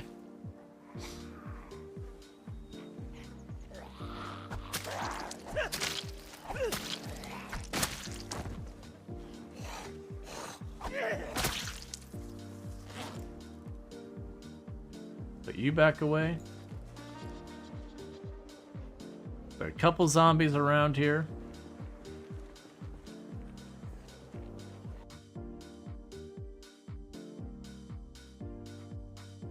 But how you transport your cow eggs? So, I hate to be the one to spoil your dreams. I know sometimes it's hard to find like proper schooling on such things these days, but mammals don't lay eggs. Sorry, I know, I'm just, like, I understand it's gonna take you time to come to terms with all of this, that everything you know is a lie. Got you now, platypus? Yeah, platypus is weird. I understand, the platypus is one of those ones that they constantly go back and forth, like, it's a mammal because XYZ, but is it a mammal because, you know, ABC? And officially it's a mammal, but it's definitely one of those ones you're like, man, you definitely really stretched the definition there, animal.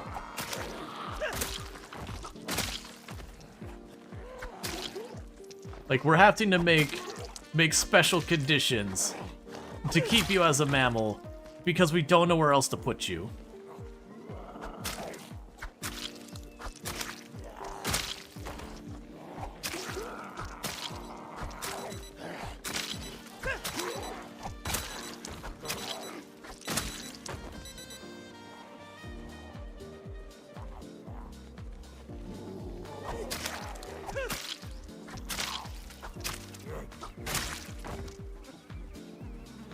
Yeah, we've had a bunch of zombies moving there. That's part of the reason I've been doing the back and forth, is this is too many zombies for being this close to where we're staying.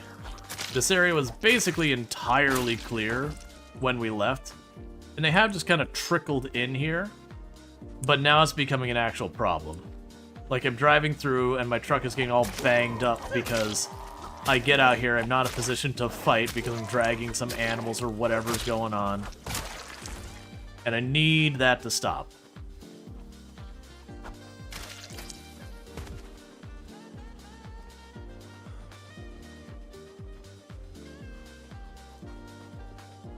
Let's see. We could rename marsupials to Weird Australian and Surroundings crap. Then the platypus could fit in there. Just give marsupials their own category. Just be like, yeah, we're not gonna keep these under mammal anymore. They're just gonna get their own place.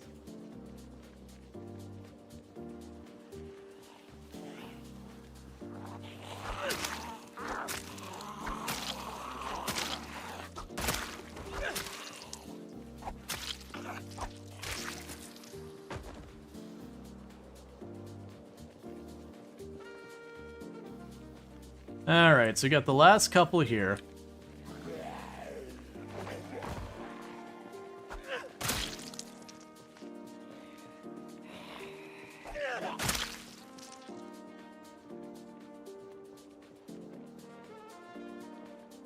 And then I should be able to drive up and down here.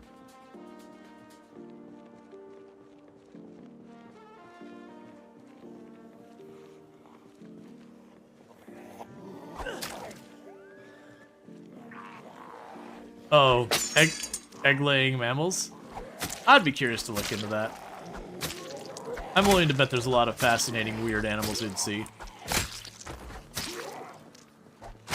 It's like looking into a lot of the really deep sea fish. A lot of those things get pretty wild. You always see stuff like the anglerfish and all that, and you're like, nah, man. Things get way more wild down there than that.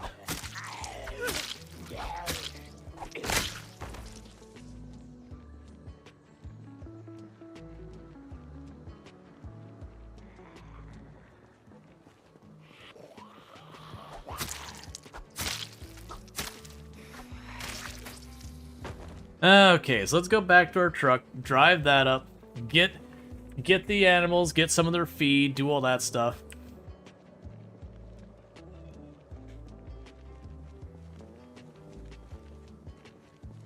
Yeah, sorry, I'm not trying to miss the messages.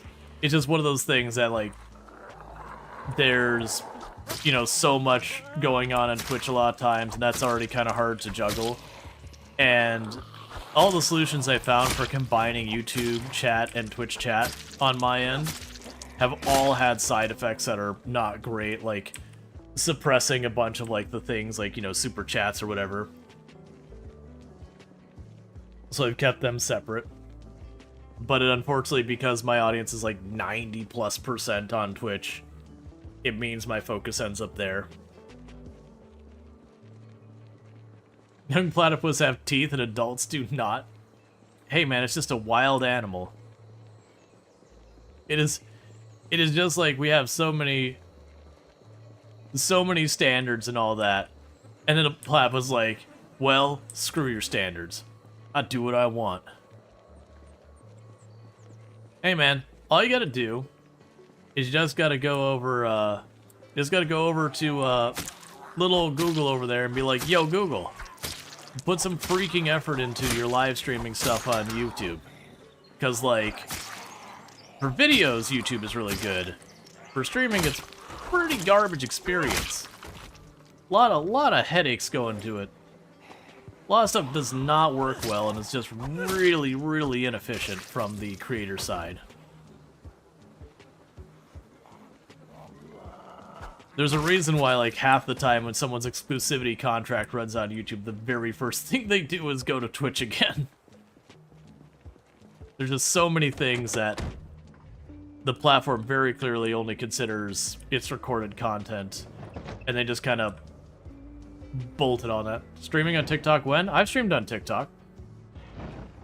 TikTok Live Studio is an absolutely horrible program, which is why I stopped streaming on TikTok, because I got tired of dealing with it. We actually did pretty okay on TikTok. But, like, there's just a lot of stuff they don't manage well over there. Like, it was, I don't remember if it was RimWorld or Project Zomboid or whatever, but I'd have days I was playing Farm Sim 22 that there were people there who wanted to see me play more of whatever the other game was, and so they were reporting me playing Farm Sim 22 as not all audiences appropriate kind of thing, and it would flag my stream as being like not safe for kids or whatever, as we were playing, you know, Farming Simulator.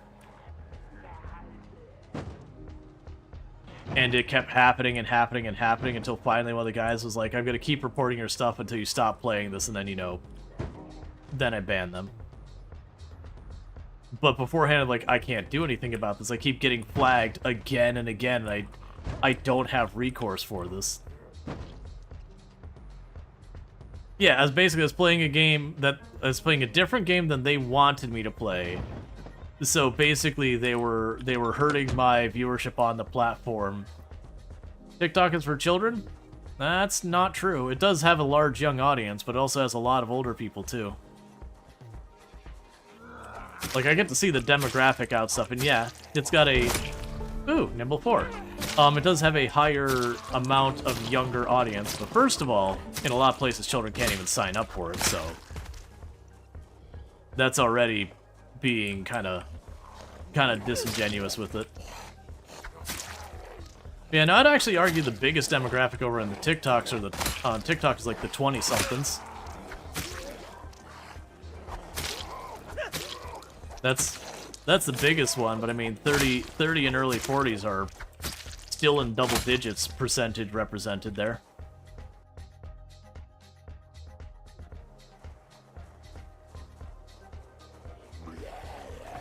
My big thing is my content doesn't particularly cater well for TikTok live streaming. Just the nature of how it is very much swipe, instant gratification, or you swipe off to the next one. The pacing of this content does not cater well to that. That's a lot better for stuff like Among Us, you know, Call of Duty, those kind of things where, you know, things are at immediately action is occurring. Overwatch. But games that are a bit slower pace, a bit more meticulous, those kind of thing. A lot of simulation games very specifically don't do particularly well on that platform. Where, you know, you take a real life half hour to an hour plowing a field or something and having a conversation. And I also personally found, while you do actually have some people return to the stream, TikTok is very, very much more like just in the moment kind of thing. The committed viewership to a creator, whatever, is far smaller than on other platforms.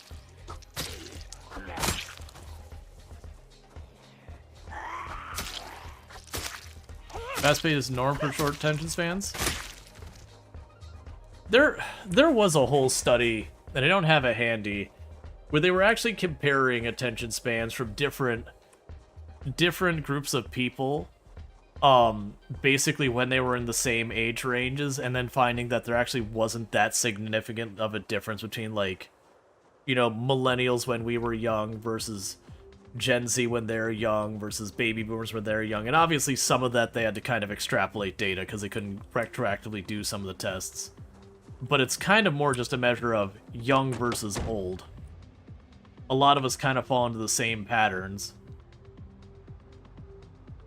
Now, one thing that does irk me off with that is that I still will hear people's like, you know, you millennials, when you get older someday, you'll understand. It's like, man, I am taking fiber supplements. I am having to get colonoscopies. I'm having to do all like these screenings. When the heck am I actually considered older? Because seriously, did I not bring the rope with me? No. No. Alright, we can make this work. We can make this work. Okay.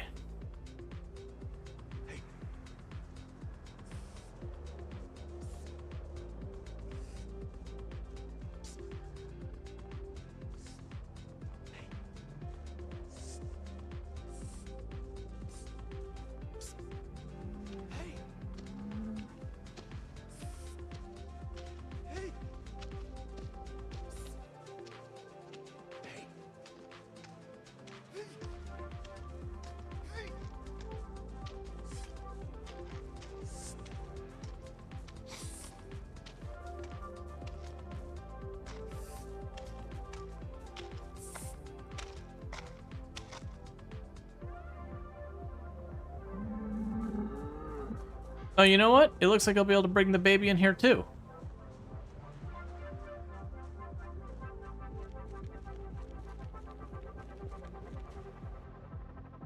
Let's see. Yeah, the age rise along theirs. Yeah, no, it's the whole thing. Maybe there is more super people than no people die from sickness. Yeah, millennials just equal young people to boomers now. Oh yeah, no, that's exactly what it is.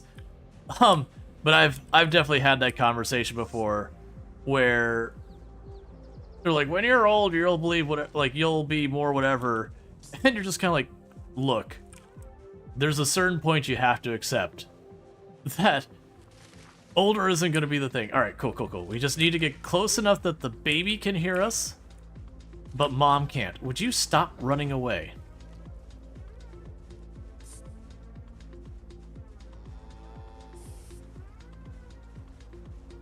Where did you go?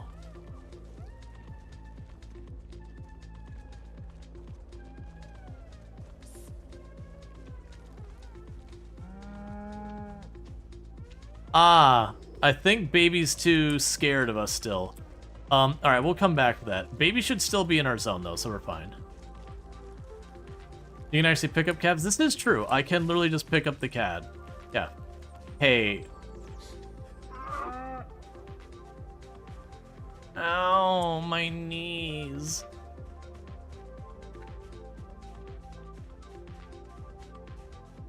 Yeah, I don't think the baby trusts me yet.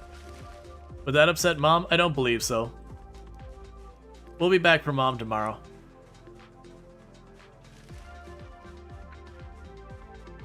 Wouldn't you want to put the baby with the mother? Yeah, but I can bring this now. Only one cow left? Yep.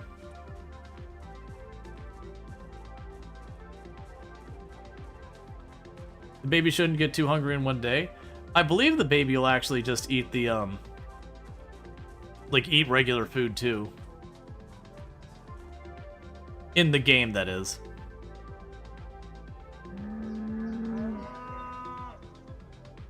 Alright, so you got room for 26 food in there.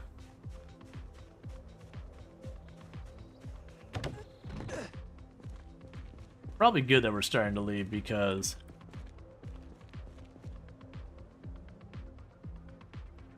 So that's 4 food.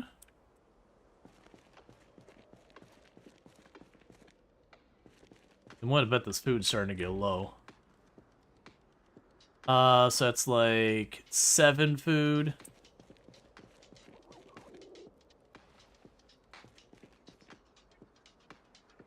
Yeah, by the time we empty this, it'll be good.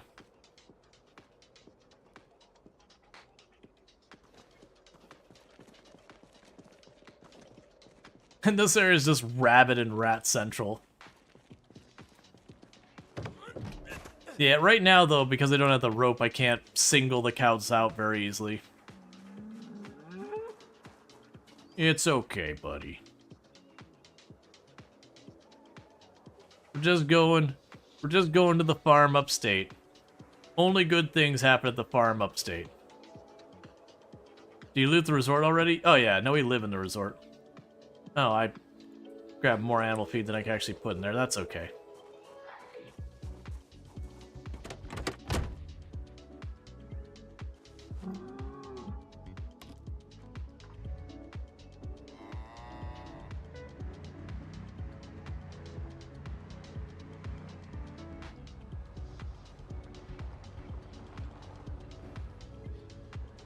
Probably want to check in our tires not soon from all the random little bits of off-roading.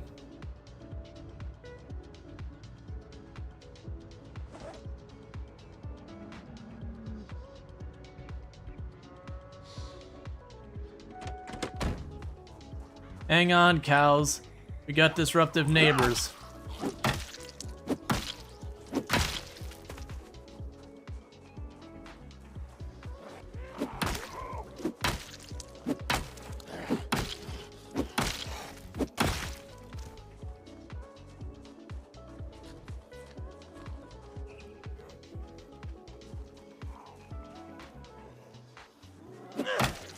Let's see. You wish they would let us build sheds in the future, or at least transfer those in some other way?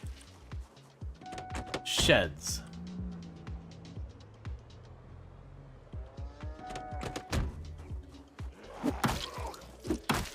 Like for storing food and kind of thing?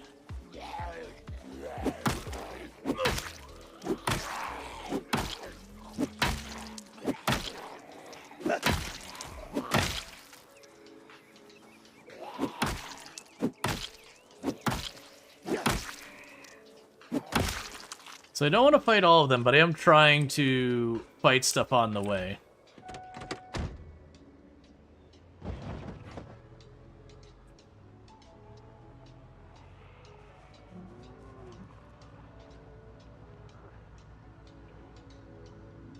Oh, this is the wrong turn. Alright, well... Alright, sorry, Kyle. So we're gonna go for a little bit of a bumpy ride.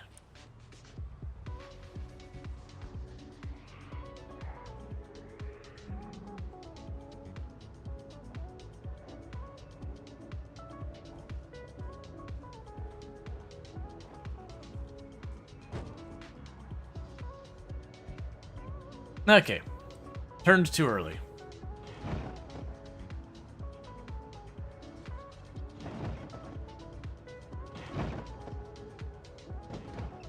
Yeah, that trailer rocks a lot.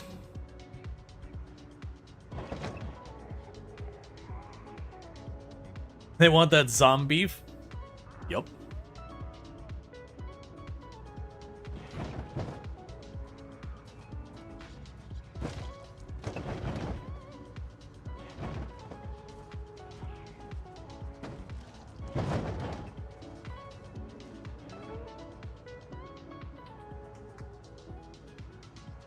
Alright, we keep clearing out the zombies in this area.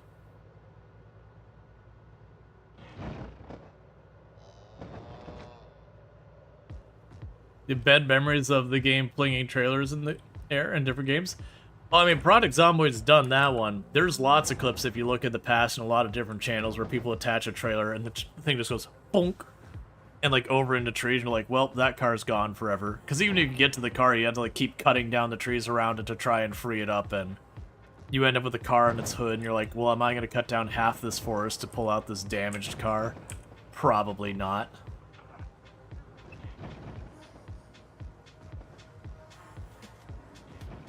Alright, so next time out we'll be dragging all those zombies out here and deal with them again.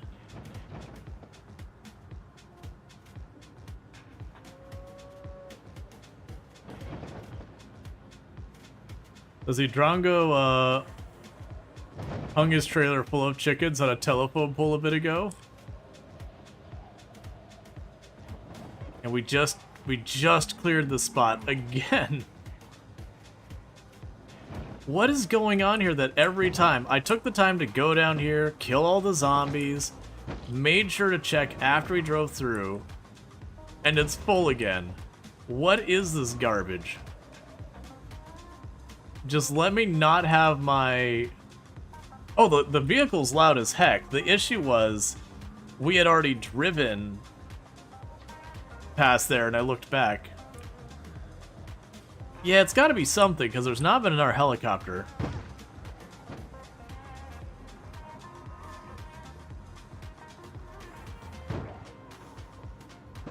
Well, we keep this up, something's gonna get broken. Any meta recently? No, not unless I missed it.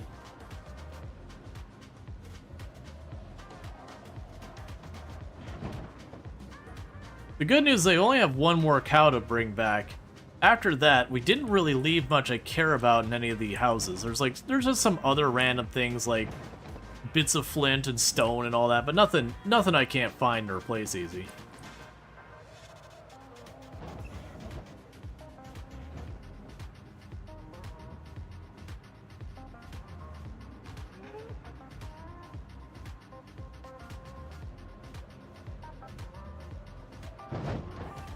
Yeah, the plan is we get the bull and the calf back to the house. Oh, that's fine. We can grab the rope from the house and deal with that. There's a huge zombie pool to draw from? Yeah, no, I'm just not expecting to see this many more down here, but that's okay. Like, once we get this established, the other thing I'm going to want to do is I'm going to work my way around the other places around the lake. That's more the thing that's surprising me, is that we're still seeing zombies by this lake that were at 13,000 killed and just being like, yep, there's still zombies here. That said, I don't know. One of these other buildings could be another point of interest with a couple thousand zombies at it. I have no idea. All I know is this poor car is getting beaten the crap out of. I suspect soon I'll probably want to leave this car behind and switch over to the taxi, even though it's got way less carrying capacity, just for when I'm commuting to different places.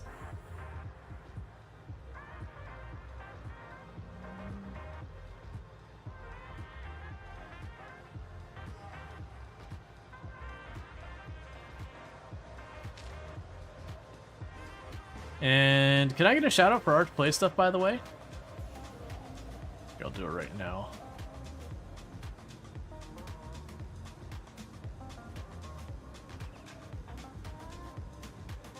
For those that don't know, Arch plays up another fantastic content creator on the platform and fellow member of the Halcyon Frequency stream team. Definitely good times over there. Plays a lot of indie games. So if you like indie games, that is a place you can find them. But good times over there, very relaxing place, very enjoyable. Let's see, might be tighter groups are densely balanced. Just blobbing over what killed the last run. Yeah, we'll figure it out. Okay. So, I'll actually get back in there. Turn off the car. Grab the feed bag. And then we'll go down here, we'll grab the rope. So we can get, you know, the animals out.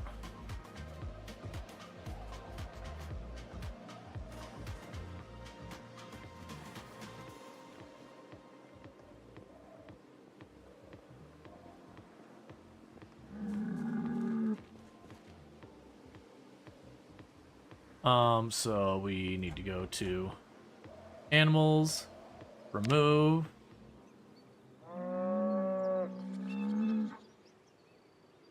Attach rope.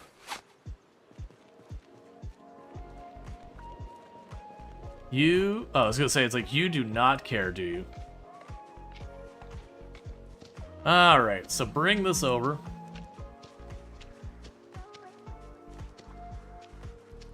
We can drop this bull off.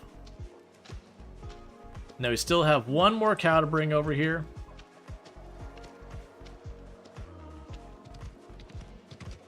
Because at a minimum, if I bring the bull and we have these, we can keep the animals going. Alright, so I've dropped the bull here. Are you out of water? No. You're low on water. That's very different. I'll need to refill that, but we can deal with that in a minute.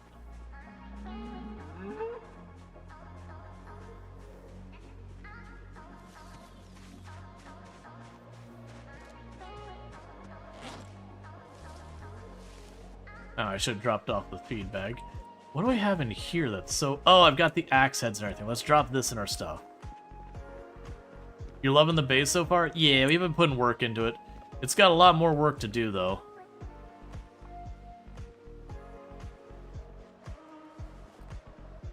Drop off these for when I can make large handles. Continuing leveling up napping. Drop all those off since I don't have things. Drop the rags off. Just drop all the stuff off. I forgot I had all that stuff in our inventory. Is it possible to fish in the little areas? If we see the bubbles there, yes, but they are so compact, I'm not sure we'll see there. What are your skills like now? They actually haven't gained much today. We've been doing a lot of base building, so we're at Axes 6. We're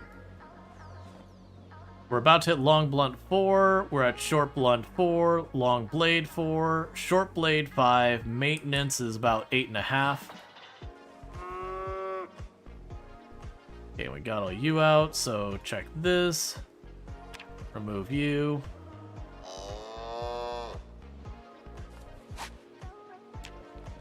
Grab you real quick. So our maintenance 8.5. Carving 2, carpentry just about to be 1, cooking 2, electrical 3, napping is about to be 4, animal care is 5, fitness 5, strength is right about to be 6. Why are you not moving, cow? Cow. Buddy. What is...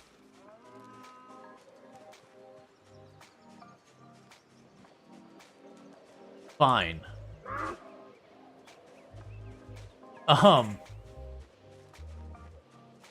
Strength 6, nimble 4, and then foraging is at about 6 1/3.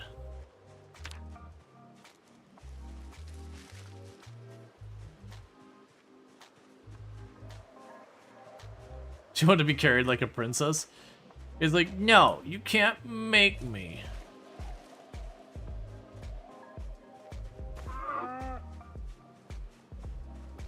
Next time, if you cooperate, I won't need to do that. Think about it.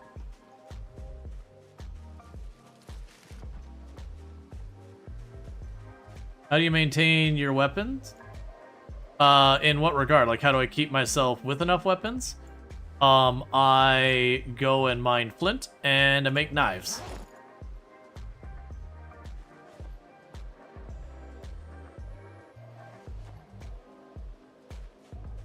Okay, so I've got a bunch of food here. We do look like we're short on water, though. Let's go work on that. Because the animals do appear to be having their fair share of drinking the water.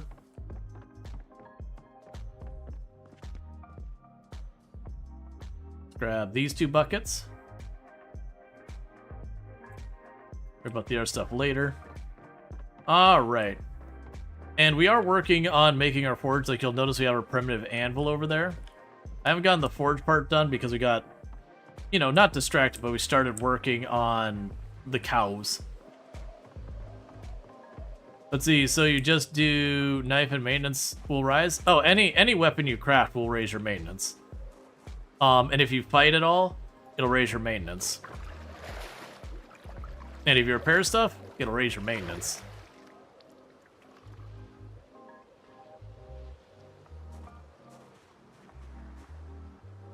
If you're ever wondering how to gain skills, if you mouse over them, it'll usually tell you how to gain, like agriculture. Increase available information for crops. Train by harvesting crops you've planted yourself.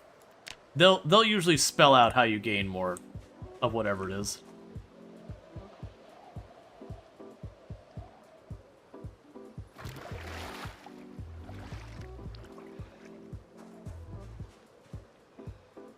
Okay.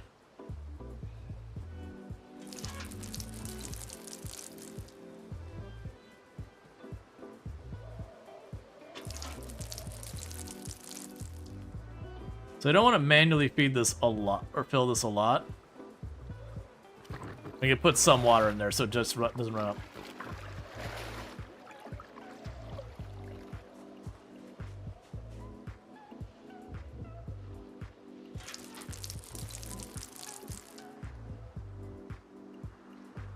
Okay.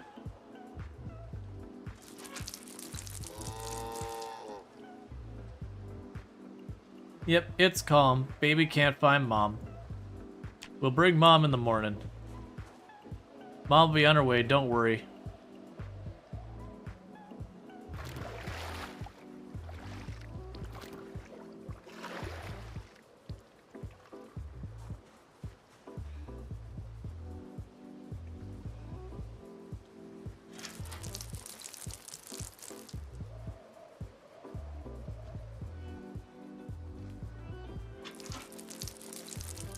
You think they drink the river? Yeah, it's just not a mechanic they've got set up. I don't know if it's deliberate or why.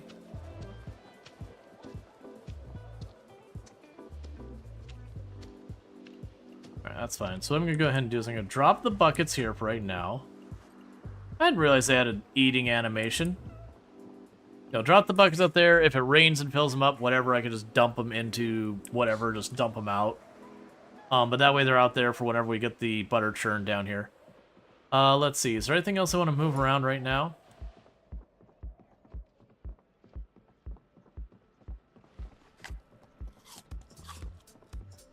Oh, I've got the 4 animal feed bags. I was like, man, why am I still overburdened? Okay, so I can drop these off.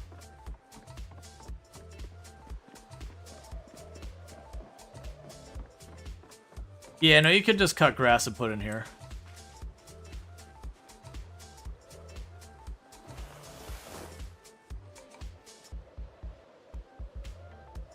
Yeah, no, I do kind of wish they would drink from the river. Like, right now, it's basically, these are just the food, like, stuff. If you want them to eat, they gotta go to this, with the exception of a couple animals can graze. Like, sheep can graze and they will eat the grass on their own. But a lot of the other animals you have to put in the trough or they just won't eat it.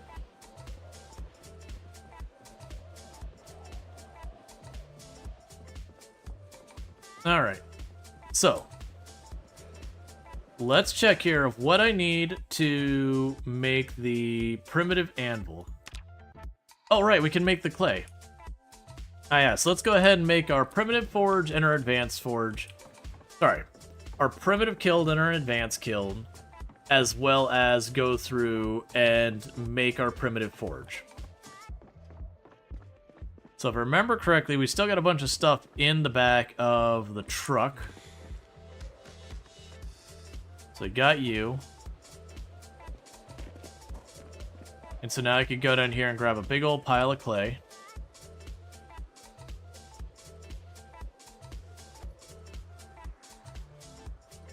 I think I need 40. That should let me make the kilns.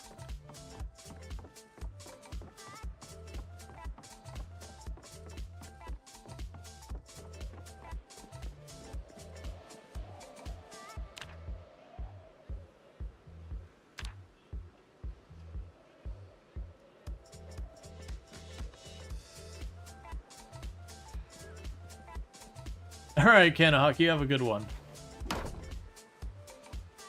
Cool. And then we can build a primitive kiln. Inside? Sure. In real life, you have kilns inside houses. Well, inside of buildings. And if it catches fire, then I'll just learn a lesson and I will be pretty annoyed by it. Can you rotate it? Not really. Interestingly enough, both the primitive and advanced kilns seem to have the same functionality.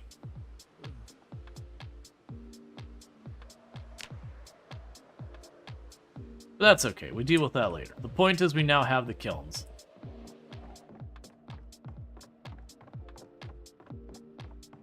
Can you make clay out of anything, or is it only forgeable? Right now it's only forgeable. Eventually we'll be able to like mine for it.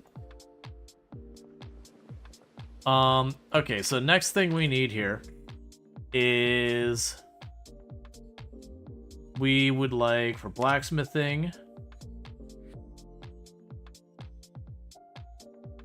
the primitive forge. So it's 10 stones, the stone anvil, and the bucket of clay cement. All right. And for the bucket of clay cement,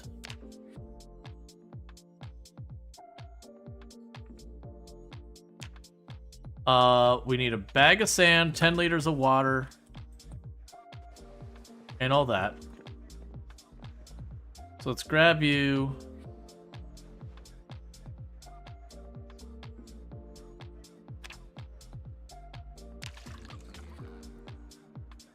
Do that real quick.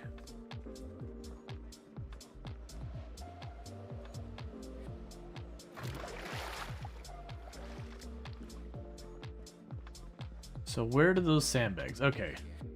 So we can go here and craft. Gotcha. So it's going to need to be clean water.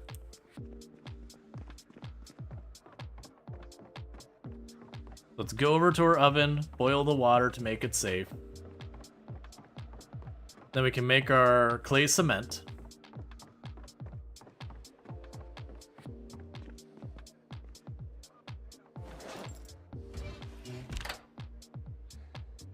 And then we can make that into our primitive anvil. Assuming I have the stones for it.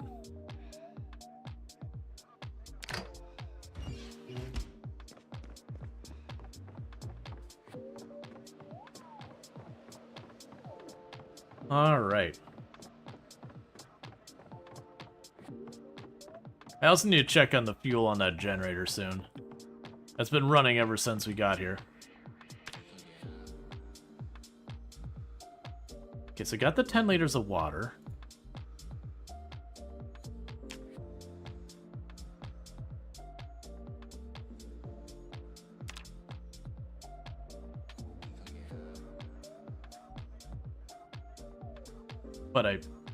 But I have that?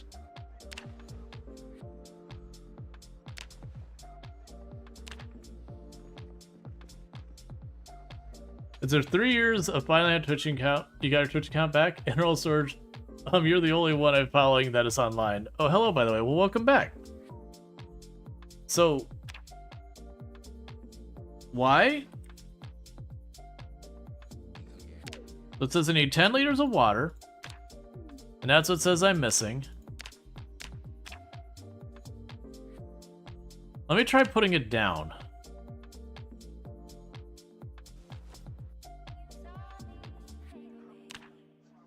No. You had this happen sometimes? Is this one of those ones where you like reload real fast?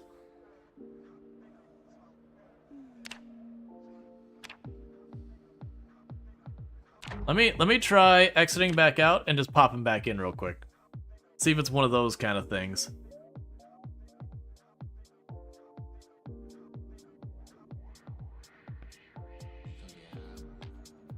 Yeah, same with its bucket and milk, it also bugs a lot. Yeah, I wonder why that is.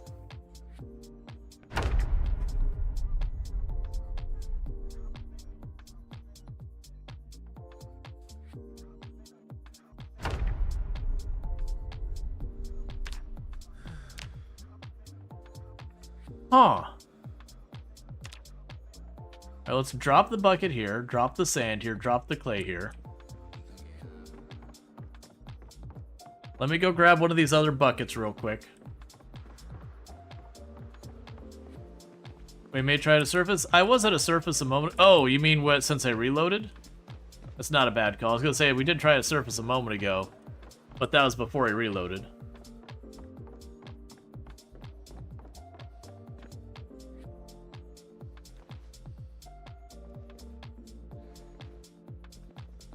Okay, we're at a surface. Yeah, still no luck. But like what I was saying, I was gonna drop that all on the ground. What I'll do is I'll grab another bucket and fill it up.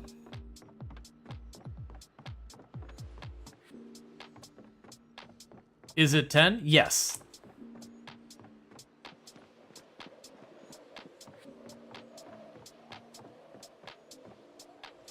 But I figure what we could do then is we could just boil these two as well.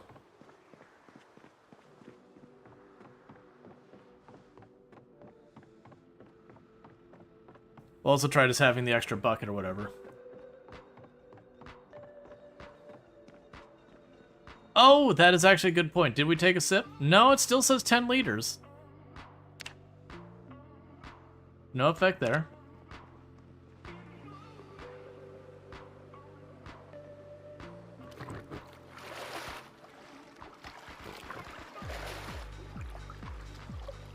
Let me also see, it might not actually have to be clean water.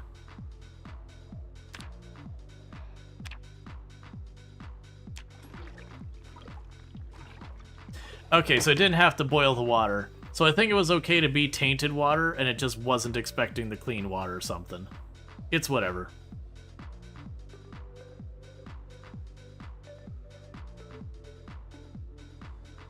We made our clay cement. I'm going to drop that on the ground for right now. It made an extra bucket. Cool. Unintentional duping going on. So now I need 10 stone.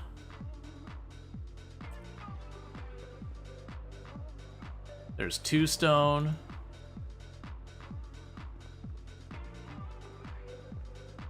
We are making a primitive forge, so we can start blacksmithing.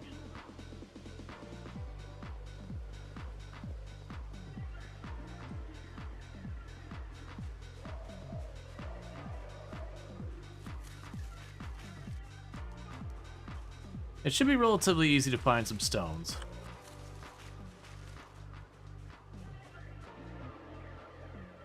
So 3 stones.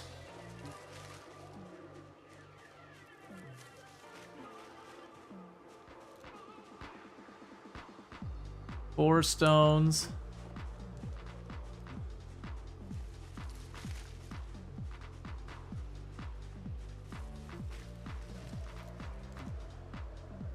Five stones.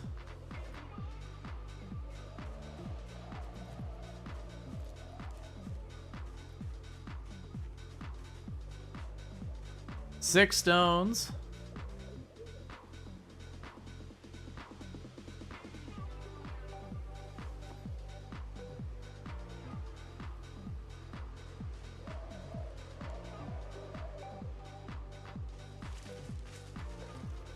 Those are big stones. We don't want those. I can make one of those into 4 stones in a pinch. Then I gotta free up enough inventory space to do it. 7 stones.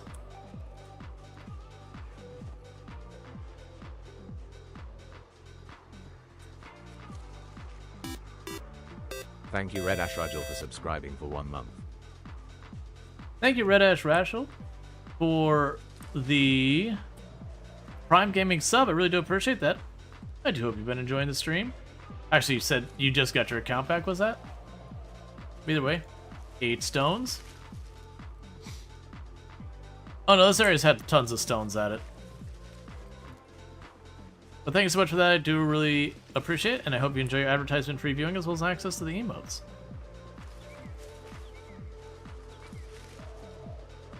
So I need 2 more stones.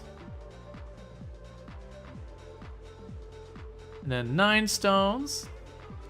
Just got your account back? Yeah. I'm glad you got your account back.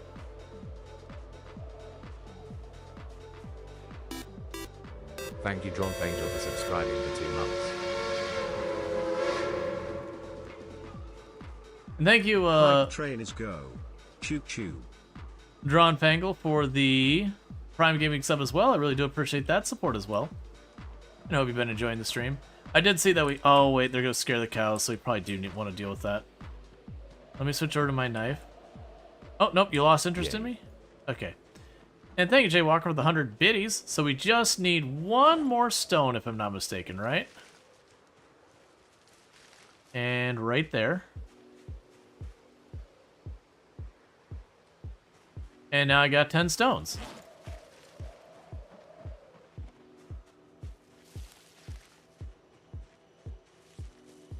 Kicking off a hype train, all that, I really do appreciate it.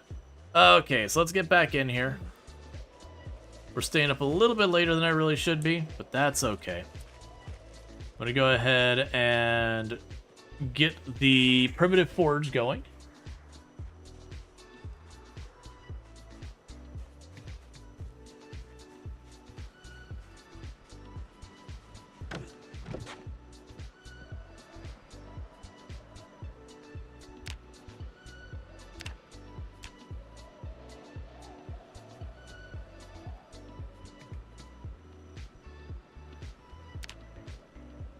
Did you also know? Oh, I used some of my cement. Okay, so I didn't use all my cement. So primitive forge. So yeah, so now we can actually make a bunch of stuff. So with zero level metalworking, I can make like iron bands for buckets. We could forge iron bars using hammers, tongs, coke iron chunks. We could forge spoons. Yeah, so we've got tongs, so we can use all that. We've got hammers, so we can use all that. The big thing I'm going to need to do here is we're gonna have to figure out where to get the coke, which coke is just when smelting get your first level? Maybe.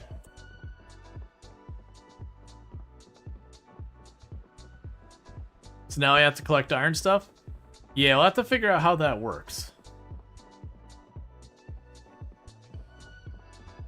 Yes, coke is something you'd have to make. Usually that's by taking lumber and burning it.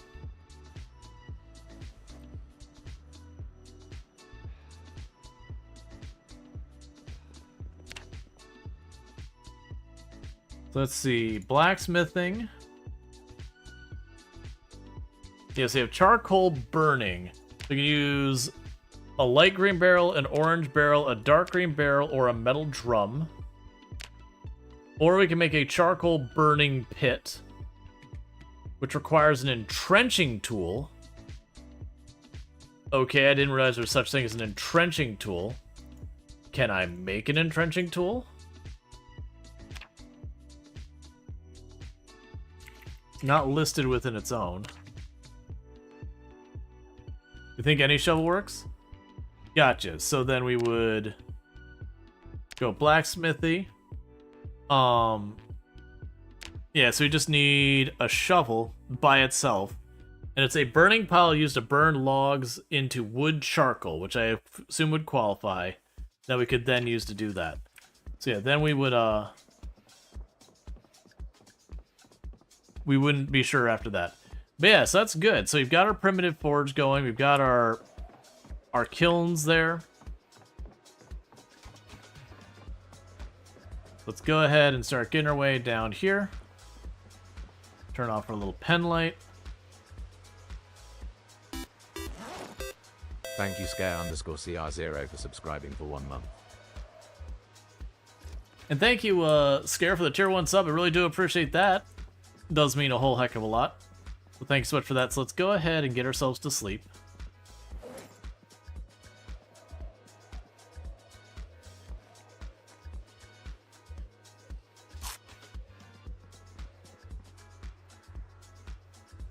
All right.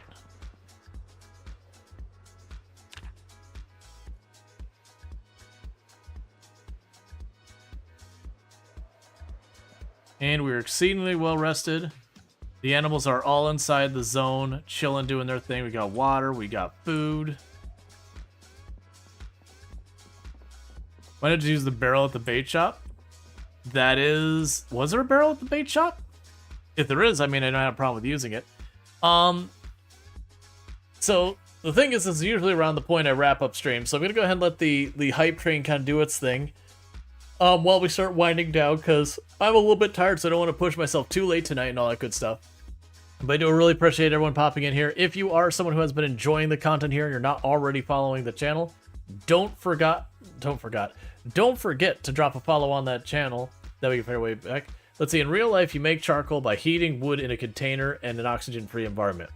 Yeah, no, it's a specific process for for burning wood to get charcoal and all that. But and so with all that stuff, what we got going on, as a reminder, we are pushing for the Plus program. I do have the 60-40 split now. I'm just trying to re-up it, because what ends up happening is by end of spring, that'll expire and I'll go back down to the 50-50 split and all that kind of good stuff. But thank you for that follow. So right now, my big ask is, if people are considering gifting subs or bits or whatever, if I can nudge you towards upgrading your sub, that'll do way, way, way more. You love Project Zomboid? Absolutely. It's a fantastic game. And all that good stuff. Which that's what it means. But yeah, no, it's a fantastic game. I've been playing a whole bunch. But yeah, no, today's been a very productive stream. If we look at what we actually accomplished today. So we haven't killed that many zombies, all things considered. It's not been a high kill count day. But we did take this. We cleared all these buildings down here. I went and I can actually remove this marker from there. Because we did grab the animal trailer. We did move all but one of the cows here. I just got to go back and get it. We haven't left it on purpose. We have cleared a bunch of zombies along this area. We had our helicopter. We got most of the stuff out of here. Honestly, I don't really care about the rest of the stuff in there. So we did take our stuff out of those locations and brought them there. Like, not everything, but the important stuff. So yeah, so we're doing pretty good. We made a lot of progress in cleaning up the building. Like, we removed a lot of the broken glass. You can look down there, all the broken glass down there, and shattered glass has been moved. Same with this side. I apparently missed one window there. I'm assuming a zombie came in and destroyed that, but I missed one window there. We got all our feeding troughs and the cows down here. So we're doing pretty good. And all that stuff. Alright. You sleep well, Redash. It's good to have you back. But yeah, so with all that said, I'm going to let that hype trade wind down. For those over watching on YouTube, don't forget to subscribe if you have been enjoying the content over there. But the stream will be ending for all of you. Twitch is going to be going just a little bit longer while we wait for this hype train to wind down. Then we're going to go find someone for us to raid. So let's get that out of the way. And meanwhile, I'm going to try to pop in here and see who